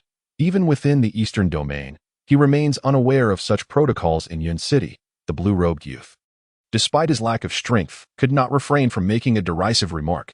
Tang Yan, aware that if Lin Xiao continued the exchange, it would indeed be beneath his dignity, stepped forward, his air of arrogance unmistakable. This gentleman not only lacks character but also exhibits a deficiency in intellect. You are well aware that Miss Lin is the daughter of the city lord, yet you dare to offend her. It is utterly uncouth and devoid of decorum. The city lord's kindness in educating you on the principles of conduct is met with your ingratitude and insolence. Are you not akin to beasts? Upon hearing Tang Yan's scathing remarks, Lin Xiao cast a glance at the reticent Lu Ji, reflecting once more on how delightful it was to collaborate with Tang Yan. Had he brought along members of the Qin or Wu families instead, it was likely they would have remained as indifferent as Lu Ji in such circumstances. Indeed, under Tang Yan's relentless onslaught, the 5 individuals were left momentarily speechless. However, young Master Su responded with notable agility, derisively stating, I have often wondered why Yun City consistently ranks at the bottom in competitions. It appears you have been perfecting your verbal sparring all along. I heard that in the last major competition, you ranked 3rd to last, and in the previous one, 2nd to last. At this rate, if you do not finish last this time, it would surely defy the natural order. Tang Yan retorted with piercing words. Oh, since this young gentleman is so confident, might I inquire if he dares to engage in a contest with me right here? Young Master Su raised an eyebrow, goading him. A contest? A contest? The crowd, eager for amusement, began to chant. Once one person initiated the call, others swiftly joined in, assessing young Master Su's strength through the subtle fluctuations of his aura. Tang Yan discerned that his prowess was at least at the 3rd grade of the Xian rank. Although Tang Yan preferred to remain low-key, it did not imply that he shunned confrontation. Meeting the gaze of the young man in the azure robe, Tang Yan replied with a calm smile. Since you have come here, it is likely for training within the absolute kill tower. Why not we compete to see who can ascend to a higher level? While public competitions could indeed allow him to deliver a sound thrashing to Qin Fang, they also risked revealing his own trump cards, which suited Su Wei's intentions perfectly. A glimmer of brilliance flashed in his eyes as Su Wei declared loudly, very well. A contest should have some stakes. How about this? If you lose, you must shout 3 times that Yun City is inferior to Yu City. If I lose, I shall proclaim 3 times that Yu City is inferior to Yun City. What say you? Upon hearing Su Wei's proposal, the crowd's interest surged. The Eastern Domain's grand competition had yet to commence, yet such intense skirmishes had already erupted between the cities, promising yet another lively event this year. Ladies and gentlemen, today, Yu City and Yun City have a dispute. We wish to briefly make use of the absolute kill tower, and I, Su, express my gratitude to all. Su Wei clasped his hands in salute to those around him. No need for formality. Feel free to proceed with your trial, came the gracious responses from the onlookers, who were all too curious about the contest between the 2 cities. At this moment, no one would be foolish enough to hinder their competition. Everyone generously allowed them to cut in line. Looking disdainfully at Tang Yan, Su Wei inquired, who shall go first? You may go first. Tang Yan shrugged nonchalantly. Logically, the first challenger held a distinct advantage. A commendable performance would undoubtedly place significant psychological pressure on the opponent, potentially affecting their subsequent performance. Tang Yan's suggestion resonated well with Su Wei. Without hesitation, Su Wei retrieved a pre-prepared token from his robe, and after it was inspected, he entered the first level of the absolute kill tower. Tang Yan, do you possess confidence for this contest? Lin Xiao asked softly. I shall give it my all. Tang Yan affirmed resolutely. Having just gauged that young man's strength, it was indeed impressive, already at the pinnacle of the 3rd grade of the Xian rank. Reaching the 4th level would not pose much difficulty, and there was a fair chance of making it to the 5th level as well. However, do not burden yourself with undue pressure. Victory and defeat are commonplace in battle, and we in Yun City do not place undue importance on honor or reputation. Lin Xiao reassured him. Yes, I understand that. I wonder what awaits within the absolute kill tower. Seizing the opportunity, Tang Yan inquired eagerly. The absolute kill tower is divided into 6 levels. The first 3 levels test basic abilities. The first level involves 5-fold gravity, requiring one to traverse from the starting point to the end point within the time it takes for a stick of incense to burn. The second level is subjected to 10-fold gravity, featuring a layout akin to that of the first level. However, it is fraught with various attacks designed to impede your progress, necessitating a sprint to the finish line within the span of an incense stick's burning time. The third level introduces a significant challenge, imposing 15-fold gravity, which presents formidable resistance even to those of the low to mid-tier in the Xian realm. The surrounding assaults become increasingly perilous, and should one fail to breach this level within 3 incense sticks' time, it is deemed a loss. Most practitioners of the Xian realm falter at this stage. The 4th level tests combat prowess, presenting a series of mechanical beasts as adversaries. The 5th level serves as a trial of physical strength, mental fortitude, willpower, and endurance across various dimensions. As for the 6th level, Chapter 88, doubts averted. Lin Xiao, after a moment's contemplation, finally spoke. The absolute kill tower maintains silence regarding this matter. Even the few exceptionally talented individuals who enter will safeguard its secrets, rendering the 6th level an enigma to the outside world. To uncover its mysteries, one must venture within. Having gained insight into the first 5 levels, Tang Yan found himself increasingly intrigued by the 6th. The crowd patiently awaited Su Wei's emergence. The people of Yu City harbored immense confidence in Su Wei's abilities, and their gazes directed towards Yun City were tinged not only with animosity but also a hint of satisfaction. Should Tang Yan falter, the humiliation inflicted by Lin Xiao would not only be avenged, but would also serve to severely disgrace Yun City. It was not just the 4 from Yu City who entertained such thoughts. The onlookers shared a similar skepticism regarding Yun City. Previously, it had been rumored that Lu Ji was the foremost figure in Yun City, yet after a single encounter, he had been soundly slapped by Yao Yuan. If the so-called first was so easily bested, what accomplishments could Tang Yan possibly achieve? As time elapsed, half an hour passed, and the previously tranquil absolute kill tower suddenly resonated with a thunderous noise. The crowd hastily turned their attention to the 5th level, where a door had been swung open, revealing the number 2 displayed beside it. The 5th level, upon witnessing Su Wei's emergence, a wave of astonishment swept through the crowd. Tang Yan narrowed his eyes, scrutinizing Su Wei as he emerged from the 5th level. His face bore the marks of exhaustion, his attire tattered and disheveled, presenting a rather dismal appearance. Yet, an unusual spark glimmered in his eyes. "Ha! The 5th level. Yun City is undoubtedly defeated," Yao Yuan exclaimed with triumphant laughter. "I have not disgraced my mission." As Su Wei descended from the upper levels, he offered a faint smile to his companions before turning to Tang Yan. "Will you concede defeat? Or shall we continue the contest? Should you surrender now, it would be a considerable embarrassment to have faltered even at the 2nd level. Even emerging from the 3rd level would still be a source of shame." The crowd included many from Yu City who had come merely to spectate, vocally supporting their side below. "Of course we shall compete. The outcome remains undetermined," Tang Yan replied with a smile, accepting his token from Lin Xiao. "Overestimating oneself," Yao Yuan sneered from the sidelines. "Come on, Tang Yan." Lin Dongxue expressed her concern, as Tang Yan had only just stepped into the 3rd tier of the Xian realm, and his strength should still be unsteady. "City Lord, what did the 2 displayed on the door signify earlier?" Tang Yan inquired with curiosity. "It represents the performance score for that level. Each level has an automatic scoring formation, with a perfect score of 10. That fellow received a mere 2 points for the 5th level, likely collapsing shortly after entry," Lin Xiao elucidated. "Very well, I shall give it a try." Tang Yan strolled towards the killing tower, observing Tang Yan's unwavering determination.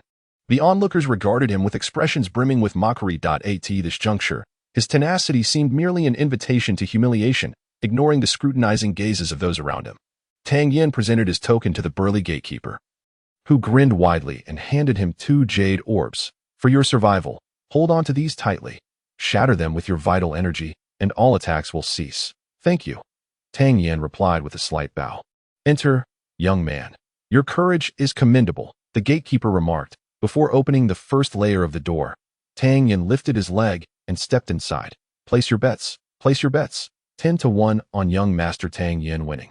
If he emerges from the 2nd layer, the odds are 1.5. For the 3rd layer, it's 1.3. The 4th layer offers 2. The 5th layer, 8. And a draw, 9. If he exits from the 6th layer, the odds soar to 50. And for clearing the challenge, a staggering 100-fold. As soon as Tang Yan entered, a bookmaker eagerly opened the betting. With just a few shouts, people began to gather. "I bet on the 2nd layer. 10 taels of silver. I wager on him emerging from the 3rd layer, 200 taels. For the 3rd layer, 1,000 taels. 2nd layer, 20 taels. 3rd layer, 100 taels." The crowd buzzed with wagers, the majority leaning towards the 2nd and 3rd layers, while bets for the 4th layer were scarce and none for the 5th. Likewise, there were no bets on Tang Yan's victory.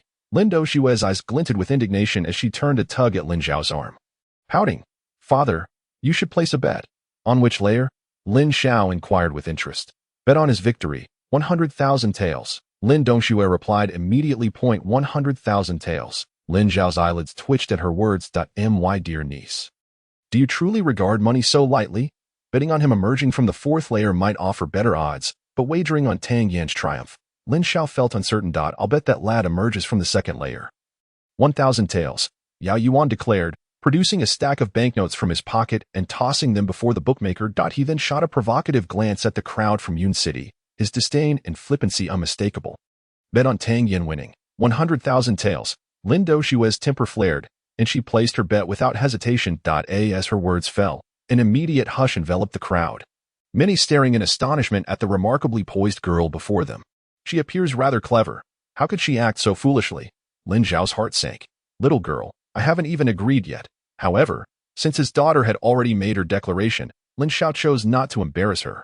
He retrieved 100,000 taels in banknotes and handed them over. A ripple of laughter erupted from the crowd, as if someone had sparked the amusement. The bookmaker, now in high spirits, relished the thought of 100,000 taels as if they were a windfall.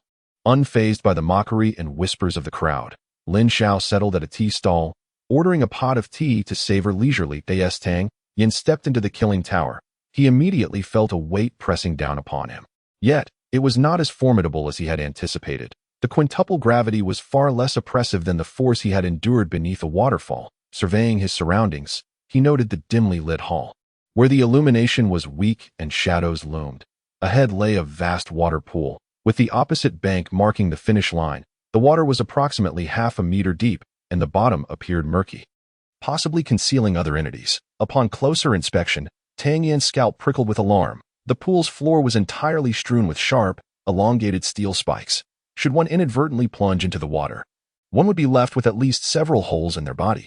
The water's surface is marred by a rust-ridden copper pathway, meandering in a serpentine fashion that if the path were to be straightened, it could easily stretch 400 to 500 meters under the dim atmosphere. Distinguishing between the water, the path, and the steel spikes proves to be a formidable challenge. More troublesome still is the fact that the height of the copper path is level with the water's surface, rendering it nearly indistinguishable. That a momentary lapse in vision could easily lead to a fall. This not a real-life rendition of a temple run. Upon grasping the situation, Tang Yan hesitated no longer and dashed across the copper path towards the opposite side. Despite the winding route and lurking dangers beneath the water, Tang Yan's pace remained swift. The quintuple gravity felt like child's play. Employing the phantom step, he traversed the terrain as if it were unoccupied, reaching the other side in less than the time it takes to sip tea. With a thunderous rumble, a door in the wall swung open, revealing a staircase ascending upwards, ascending to the second level. The pressure upon him intensified yet further. However, in comparison to the tumultuous waterfall below, it was still manageable.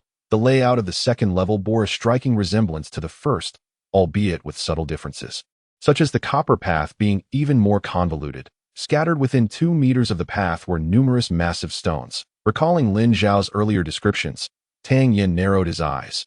The attacks on the second level likely originated from these very stones. Chapter 89. By instinct without lingering, he unleashed the phantom step and surged forward. Crack. After just a few steps, the copper path ahead suddenly caved in, revealing a water-filled pit, from which numerous sharp spikes erupted instantaneously. Undeterred, Tang Yan adjusted his trajectory slightly to the right, deftly evading the spikes as he leaped past them. Crack. As he landed, a nearby stone suddenly gaped open, and 6 copper pillars erupted forth from within. Remaining vigilant, Tang Yan sensed the impending danger. As his feet touched down, he leapt again, landing atop the highest copper pillar and narrowly avoiding disaster. At that moment, Tang Yan found himself in profound admiration of the design of the killing tower. Had he not reacted swiftly, he would surely have fallen prey to the recent series of traps. Taking a deep breath and summoning all his focus, he once more activated the phantom step and sprinted ahead. In less than 100 meters, he had already encountered 8 sinkholes and 6 consecutive attacks. Boom. After a few more steps, a copper wall, towering approximately 1.5 meters, suddenly sprang up from the pathway, obstructing his passage. In that instant, Tang Yan's hair stood on end. Gripping the copper wall tightly, he pulled himself up, leveraging the strength to ascend. Just where he had stood moments before, the ground had already caved in, accompanied by the emergence of more than a dozen spikes. Damn. Even with Tang Yan's formidable composure, he could not suppress an expletive in the face of such a design. Had he been caught off guard, those spikes would have pierced through his calves. Gazing ahead at the remaining distance of several hundred meters, Tang Yan grew increasingly cautious. Fortunately, no new tricks awaited him on this stretch, and he reached the endpoint without further incident.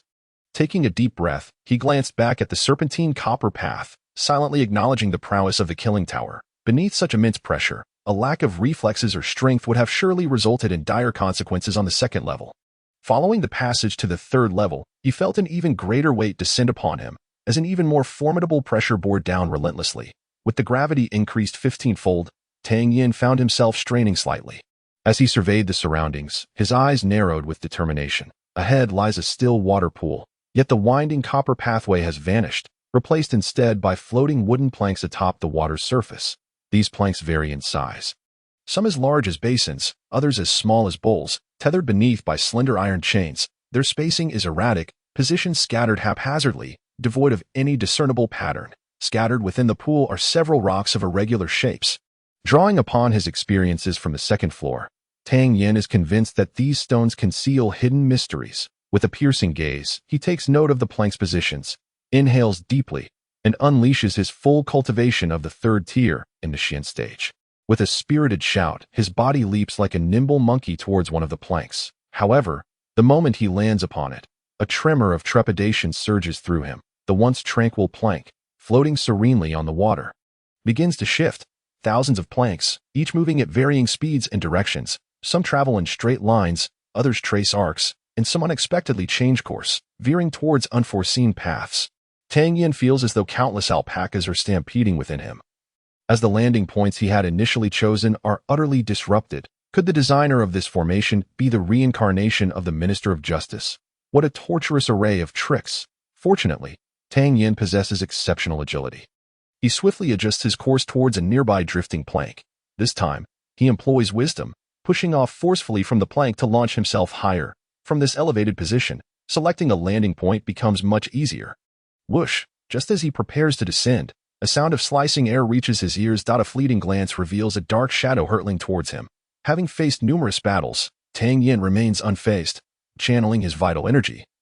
He forcefully positions his body sideways in midair. The shadow brushes past him, revealing itself to be a copper sphere. With the strength of his seasoned physique, he retracts his legs, precisely tapping the sphere with his toes. Utilizing the momentum, he propels himself forward, evading the downward trajectory. Whoosh! Before he can touch the ground, another copper sphere zooms towards him. Drawing from his prior experience, Tang Yan replicates his earlier maneuver, stepping onto the sphere to surge forward once more. This sequence continues several times, and astonishingly, he advances 20 meters. Outside the absolute kill tower, onlookers stretch their necks, eagerly awaiting Tang Yan's emergence. The bookmaker calls out loudly, "Is there anyone else wishing to place a bet?" The deadline is fast approaching. Just as they prepare to close the betting, a crisp voice rings out, "I wager on young Master Tang's victory. 100,000 taels of silver." The crowd turns to the source. Discovering that the bettor is a striking woman, her figure alluring, with defined features that exude a sense of competence and maturity. Wan Fei. Those familiar with her gasp in recognition.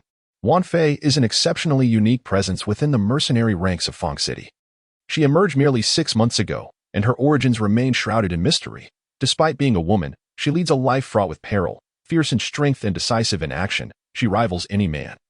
Boasting a remarkably high success rate in her missions, quickly garnering a reputation in Fang City. A month and a half prior, Wan Fei accepted a task that drew considerable attention: to acquire the pelt of the giant wolf king. While ordinary giant wolves lack formidable strength, their sheer numbers are overwhelming, making them nearly impossible to eradicate, and the giant wolf king, a genuine third-tier beast, poses a significant threat from the shadows. Even high-ranking masters in the Xian stage hesitate to confront a pack of giant wolves. Yet this woman boldly ventured into Sangyan Mountain to fulfill her mission. This extraordinarily challenging task has elevated her reputation significantly. The betting made by Wan Fei has left everyone astonished. It seems she ought to be completely unaware of that young man from Yun City. How could she wager on his victory? Moreover, she has staked a staggering sum of 100,000 taels of silver. Even with ample wealth, such extravagance seems reckless. The dealer, caught off guard, had not anticipated that. At the very last moment, someone would come forth to contribute more funds. The young man who entered should have emerged by the third level at the latest. How could he possibly win? Fearing that Wan Fei might reconsider, the dealer exuberantly accepted the silver notes, preparing the betting slip to present to her. At this moment, Lin Xiao and his companions were somewhat taken aback. This woman appeared strikingly unfamiliar. Why would she bet on Tang Yan? Could it be that she has a romantic interest in him? Lin Dongxue suddenly interjected with a hint of jealousy, sensing the subtle resentment in his daughter's words. Lin Xiao teased, "Why concern yourself with others? Have you taken a liking to Tang Yan? Upon hearing this, Lin Doxue's face flushed with indignation as she shot an annoyed glare at Lin Xiao. Retorting, "Father, do not speak nonsense. Miss Wan Fei, do you know that young man? Why wager such a large sum?" Inquiries echoed through the crowd. Wan Fei had no intention of revealing the truth. Her bet on Tang Yan's victory was solely driven by an instinctive belief that he would triumph. Despite having last seen him at a mere yellow rank, objectively, he had now likely reached the first level of the mysterious rank. Yet, women are often creatures of intuition, frequently making decisions based on their feelings. The mysterious aura Tang Yan had displayed, his unique insights into techniques, and his generosity in relinquishing the White Wolf King's pelt had all left a profound impression on Wan Fei. She believed in Tang Yan. So what was the issue with her wager? Chapter 90. The indomitable bronze man, however. Such reasoning was difficult for her to articulate. With a faint smile, she casually remarked, "You place your bets merely to win a small amount. That hardly constitutes a true gambler, more akin to engaging in a modest business venture. A genuine gambler seeks to wager small to gain large, pursuing wealth through risk." Wan Fei's declaration left the crowd momentarily stunned. The dealer was the first to regain his senses, promptly exclaiming, "Miss Wan is absolutely correct. The pinnacle of gambling is to amass sudden wealth and reverse one's fortunes. Is there anyone else willing to bet on young Master Tang's victory?" Unfortunately, no one paid him heed, and some even began to suspect that Wan Fei was merely a plant. A voice, tinged with mockery, suddenly rang out, "If Miss Wan is indeed a true gambler, following your own logic, you should bet that he can clear the challenges." Wan Fei turned towards the source of the voice, her expression growing chilly upon recognizing a woman of alluring demeanor. "Ah, it is none other than Miss Zhao. I am not a qualified gambler, and should he win by clearing the challenges, with the odds at 100 to 1, the dealer may not be able to pay up. Would Miss Zhao be willing to cover that cost?" The woman referred to as Miss Zhao, known as Zhao Yuqian, was the eldest daughter of the Zhao family in Fang City. Not only did she possess the strength of a third-tier mysterious rank, but her beauty was also captivating. Her slender waist and rounded hips sparked the imagination of those who beheld her. With both talent and beauty, she garnered considerable admiration from the young men of Fang City, often holding herself in high esteem, convinced she was the most enchanting woman in the area.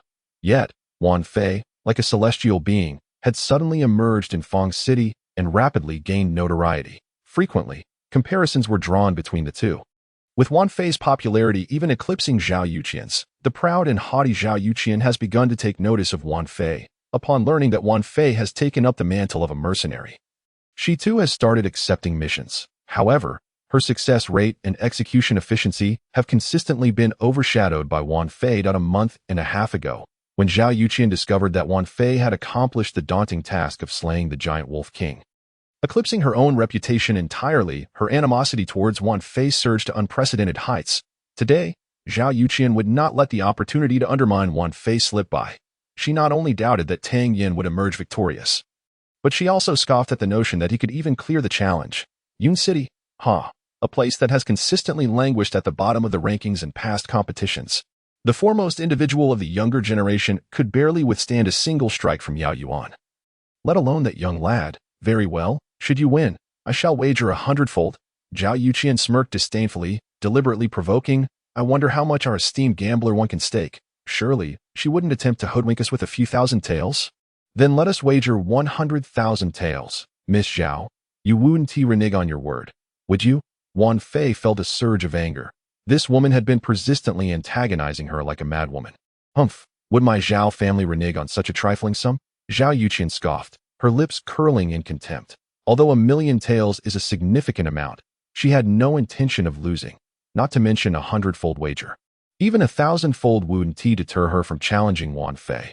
"Miss Zhao, if that young gentleman truly emerges from the 6th floor, we shall cover half the stakes," the bookmaker said, his eyes gleaming with shrewdness as he rose and clasped his hands in greeting.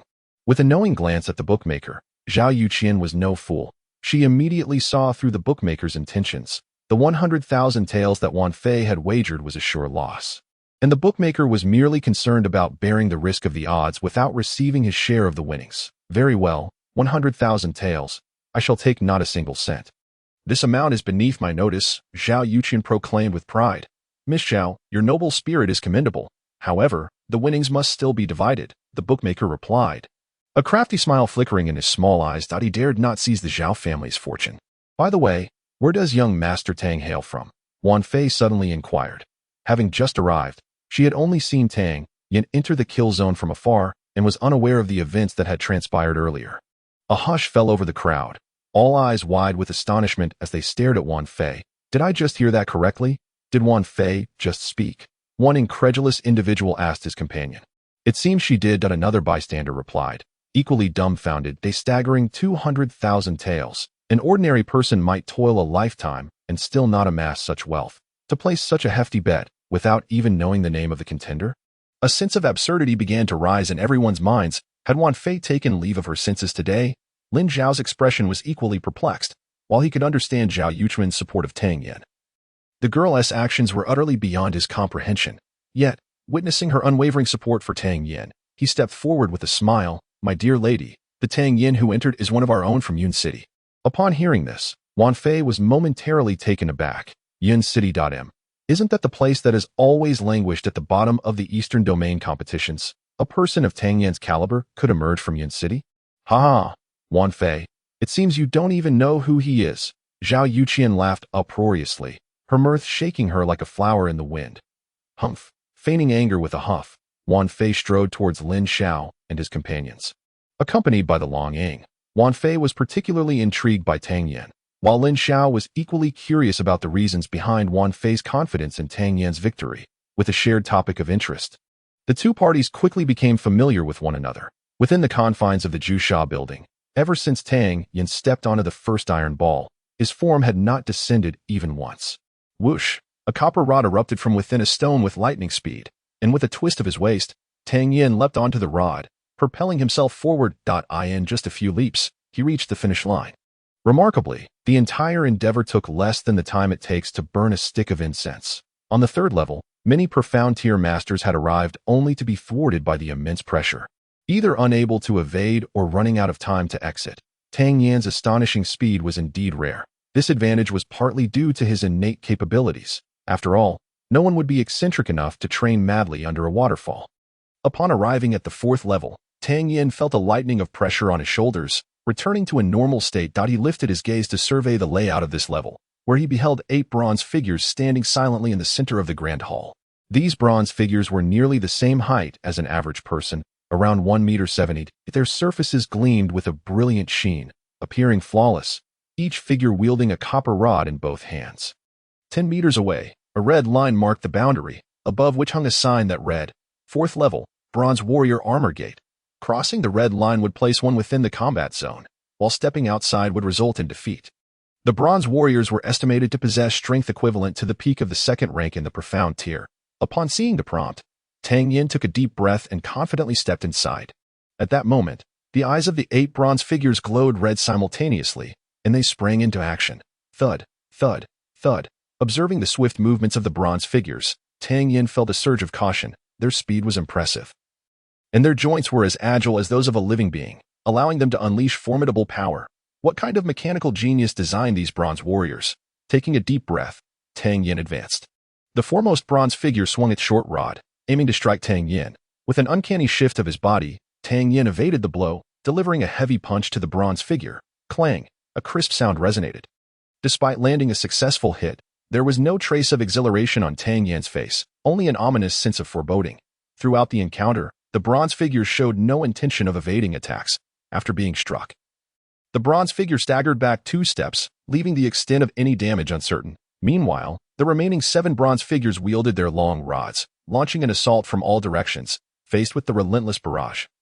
Tang Yan's heart raced. If he did not evade, he feared he would be overwhelmed by the onslaught. With determination, he dove into the gaps between 2 rods as the barrage descended upon him. Bang!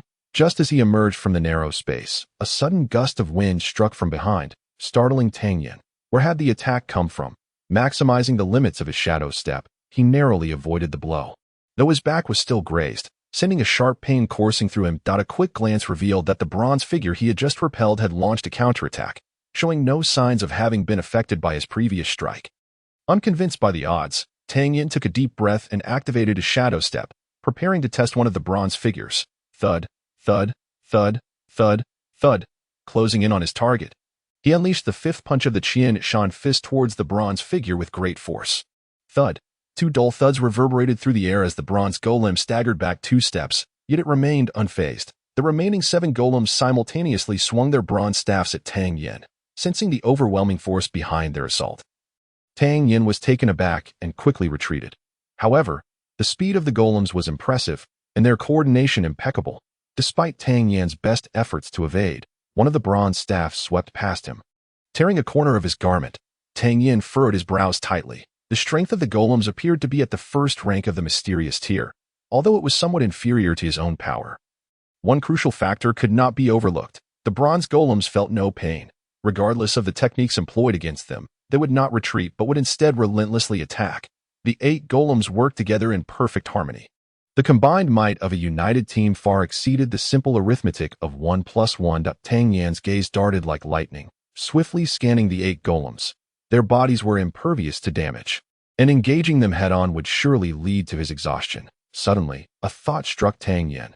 Just as no one is flawless, he surmised that the golems must possess both strengths and weaknesses. Therefore, his next course of action was clear: to identify and exploit the weaknesses of these 8 bronze sentinels. Dismantling them one by one. Resolute in his decision, Tang Yan faced the advancing golems without a trace of fear. He unleashed the phantom step, transforming his form into a wisp of smoke, and struck a golem with a powerful punch aimed at its left eye. Bang! The blow landed squarely. Yet Tang Yan did not linger. He swiftly shifted to a new position. The golem, though its head recoiled slightly, continued its assault without any hesitation, swinging the bronze staff fiercely at the spot where Tang Yan had just stood. The left eye was not a weakness. Fortunately, as the golems were not sentient beings, their instinctive reactions were somewhat delayed, granting Tang Yan ample time to test their defenses. He quickly maneuvered in front of another golem, and before it could react, he launched a fierce punch at its right eye. Bang! The golem's head jerked back, yet it remained largely unaffected. The remaining 7 golems unleashed their 14 bronze staffs towards him. This time, Tang Yan was far more astute. He conserved some strength with each punch and seamlessly executed the phantom step to evade the multitude of incoming attacks from the staffs. The right eye was not a weakness either. As an accomplished alchemist, patience was one of Tang Yan's greatest virtues. After deftly dodging the onslaught of the 7 golems, he surged forward once more, delivering a powerful strike to one golem's nose. Bang! The golem paused momentarily but was still undeterred. The nose was not a weakness. The mouth was not a weakness. The throat was not a weakness. The solar plexus was not a weakness. Tang Yan methodically continued his attempts, displaying unwavering composure even in the face of repeated failures. He tested every inch of the golem's body: the lower abdomen, the left rib, the armpit, the navel, the leg bones. As he surveyed the relentless golems charging towards him, a glimmer of confusion flickered in his eyes. Could it be that these bronze beings possessed no vulnerabilities? He had assailed them from top to bottom, yet the 8 golems remained as unaffected as if nothing had transpired. Was it truly the case that they were impervious to attack? Wait a moment. From top to bottom? Tang Yan's gaze sharpened as it settled upon the top of the bronze figure's head and the soles of its feet. Although he had thoroughly examined the bronze figure, these 2 areas seemed to have been overlooked. Could it be that these were the key points? Moreover, these locations were the most challenging to reach. Taking a deep breath, Tang Yan resolved to give it a try. His body transformed into a streak of lightning, swiftly hurtling towards the knee of a bronze figure. After delivering the strike, Tang Yan did not flee as he had previously. Instead, he paused momentarily. Upon witnessing the remaining 7 bronze figures brandishing their bronze staffs in his direction, he finally sprang into action. He leapt high into the air, retracting his right arm sharply, and delivered a powerful elbow strike to the top of one bronze figure's head. Crack! A peculiar sound echoed, and out of the corner of his eye, Tang Yan noticed the crimson glow in the bronze figure's eyes dimming, gradually extinguishing, leaving it standing motionless. Success! A glimmer of joy flashed in Tang Yan's eyes. With his heart now at ease, he employed the same tactic again, executing a feint before striking from the side. In mere moments, 3 more bronze figures were vanquished. Bang! As the last bronze figure's crimson light faded, Tang Yan exhaled heavily. Although this battle had lasted only the time it took for a stick of incense to burn, he had been in a state of intense combat throughout. After a brief moment of recuperation, Tang Yan ascended to the 5th level. Upon observing the layout of the 5th level, a broad smile suddenly spread across his face. The difficulty of this 5th level appeared to be somewhat easier for him than the 4th. Before him lay a straight copper path connecting both ends, roughly a meter wide, surrounded entirely by water. Flanking the copper path stood rows of bronze figures, each wielding an array of weapons, swords, spears, axes, and hammers alike. Scattered along the center of the path were various obstacles, both large and small. If Tang Yan's conjecture was correct, this path would test one's combat abilities, demanding stringent requirements for reaction speed and fighting techniques. Traversing such a copper path would likely prove challenging for most, which explained why Su Wei had exited after just one encounter. Taking a deep breath, Tang Yan approached the copper path. Whoosh! The bronze figures on either side instantly launched their assault. 3 long swords executing thrusts, slashes, and hacks towards him. Tang Yan remained unfazed, his combat instincts swiftly kicking into gear. The 3 swords, striking with fierce momentum, were indeed formidable. Yet to Tang Yan's discerning eye, their weaknesses were glaring. He struck forcefully against the sword of the bronze figure on his right, causing it to deflect. Without lingering, he slipped through the gap in their defenses. Whoosh! A hammer, a long sword, and a heavy blade rushed at him from 3 directions, effectively sealing off his escape routes to the left, right, and above. A particularly treacherous attack came from a long spear, unexpectedly thrusting at him from the copper path. However, for Tang Yan, the challenge was still too trivial. He executed a serpentine sidestep, smoothly evading the attack. Whoosh! As he approached a stone obstacle, a shadow lunged at him. A diminutive bronze figure had been lurking behind the stone, lying in ambush as Tang Yan appeared. It swiftly slashed a dagger towards his waist. Tang Yan's aura surged dramatically, the whirlpool within his dantian spinning rapidly, as his formidable true energy converged towards his arm, delivering a powerful punch aimed at the bronze figure's right arm. Under the overwhelming might of Tang Yan's strike, the bronze figure's arm twisted askew. Unfettered by hesitation, Tang Yan surged forward once more. Having mastered the essence of combat, he navigated the perilous web of danger with the grace of a fish in water. Upon reaching the finish line, astonishingly, not a single hem of his garment was touched. Chapter 92. Devouring the soul refining fire. However, Tang Yan did not underestimate the treachery of the 5th level. Without having endured bloody battles and lacking rich experience in confrontations, traversing this path would prove exponentially more arduous than the 4th level. Taking a deep breath, his gaze settled upon the passageway to the 6th level, and an inexplicable exhilaration surged within him that he sensed an odd pull, as if something in the 6th level held an irresistible allure for him. Curiosity piqued, he pondered the source of this feeling. Suddenly, a look of astonishment crossed his face, for the origin of this sensation seemed to emanate from the heaven and earth creation fired at this moment.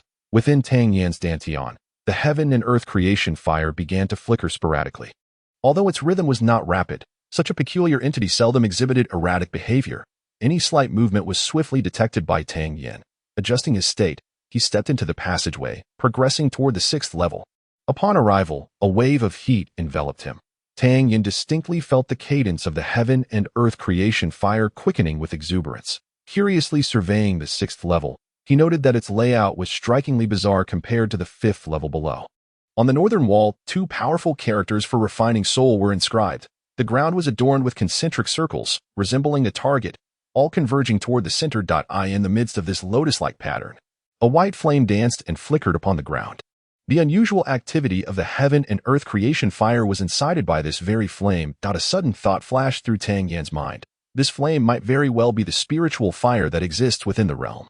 The excitement of the heaven and earth creation fire stemmed from its desire to devour the spiritual fire before him. After a moment's hesitation, Tang Yan cautiously approached the center. The white flame seemed to sense his proximity and abruptly swayed. The previously grounded circular patterns morphed into clusters of flames. A wave of heat washed over Tang Yan, and a sudden urge to retreat surged within him. Yet, he discovered that his garments remained unscathed by the flames, compelling him to suppress the instinct to withdraw. This heat was peculiar. He felt no perspiration, yet it seemed as if a fire were searing his very soul, considering the inscription on the wall. Tang Yan's heart stirred. Could this level be testing his soul power? For an alchemist, soul power is intrinsically linked to mental fortitude. The stronger the soul power, the more adept one becomes at controlling the rhythm of alchemical processes. Even if he could not pass this trial, refining his soul power in such an environment would be an excellent opportunity. Resolute in his decision, Tang Yan took another step forward. With each inch he drew closer to the center. The flame's hue intensified, becoming increasingly white, and the sensation of heat escalated correspondingly. Fortunately, Tang Yan's soul power surpassed that of ordinary individuals. The radius of the fiery circle measured approximately 12 meters, and after effortlessly advancing 10 meters, He finally halted. A gnawing sensation from deep within his bones urged him to seek refuge in an icy abyss. Tang Yan's body trembled slightly, yet he remained silent, gritting his teeth to regain his composure before taking another half-step forward. A wave of intensified pressure surged forth, causing Tang Yan's body to tremble even more violently. Struggling to suppress the overwhelming urge to flee, he circulated his internal energy, spreading it throughout his body. Exerting every ounce of strength to withstand the torment of soul refinement, the sharp edge of a sword is honed through rigorous sharpening, and the fragrance of plum blossoms arises from the bitter cold. This suffering he had experienced during his time in the martial world. As an adept alchemist, to falter under the trial of soul power would sow the seeds of inner demons along the path of alchemy. Tang Yan was uncertain whether taking another step would lead him to a state of unconsciousness, but retreat was not an option. With eyes ablaze, he gazed at the white flame a meter away. Stealing his resolve as he began to manipulate the fire technique, the primordial fire of creation suddenly erupted with fervor, dancing around him under his command. In that instant, the white flame, sensing an ominous presence, immediately subsided and flickered gently in the air. The pressure on Tang Yan's body lightened dramatically, and the searing sensation vanished. A glimmer of astonishment flickered in his eyes as he observed the state of the white flame, akin to a creature prostrating in reverence. Could it be that flames, too, possess hierarchies? Recalling the profound insights recorded in the Supreme Alchemy Canon, a hint of madness gleamed in Tang Yan's gaze. The primordial fire of creation could devour other spiritual flames to ascend in power. Thus, could this white flame be consumed as well? It was worth a try. A powerful suction emanated from Tang Yan's palm, and the white flame, seemingly sentient, sensed the impending danger and ignited fiercely, caught off guard. Tang Yan felt a wave of dizziness wash over him. Biting his tongue to sharpen his focus, he gritted his teeth and executed the fire control technique flawlessly. Boom! Under the oppressive force of the primordial fire, the white flame resisted only a few times before being entirely absorbed into Tang Yan's body. That he knew that this was the pivotal moment. Fusion. Although the primordial fire was sufficiently domineering, until complete refinement was achieved, the white flame could still inflict harm. The previous searing sensation of soul refinement re-emerged within Tang Yan, intensifying with each passing moment. Clenching his teeth, he continued to execute the fire control technique without pause. As time progressed, Tang Yan's body shuddered incessantly, beads of sweat emerging from every pore. He noted that under his relentless refinement, the white flame was gradually being consumed by the primordial fire. As the potency of the white flame waned, the rate of absorption increased, and soon, the white fire ceased its struggle entirely. The sensation of soul refinement dissipated, leaving Tang Yan feeling remarkably light, and with a soft hiss, the white flame finally vanished completely. He exhaled deeply, slowly opening his eyes. Upon sensing the primordial fire, he discovered the internal energy was still unstable, realizing that the white flame had not yet been entirely refined and required further integration. Now still within the confines of the assassination tower, Tang Yan resolved to exit first. Glancing at the 6th floor, he observed that the circular dots on the ground had not disappeared. Only the central flame was absent.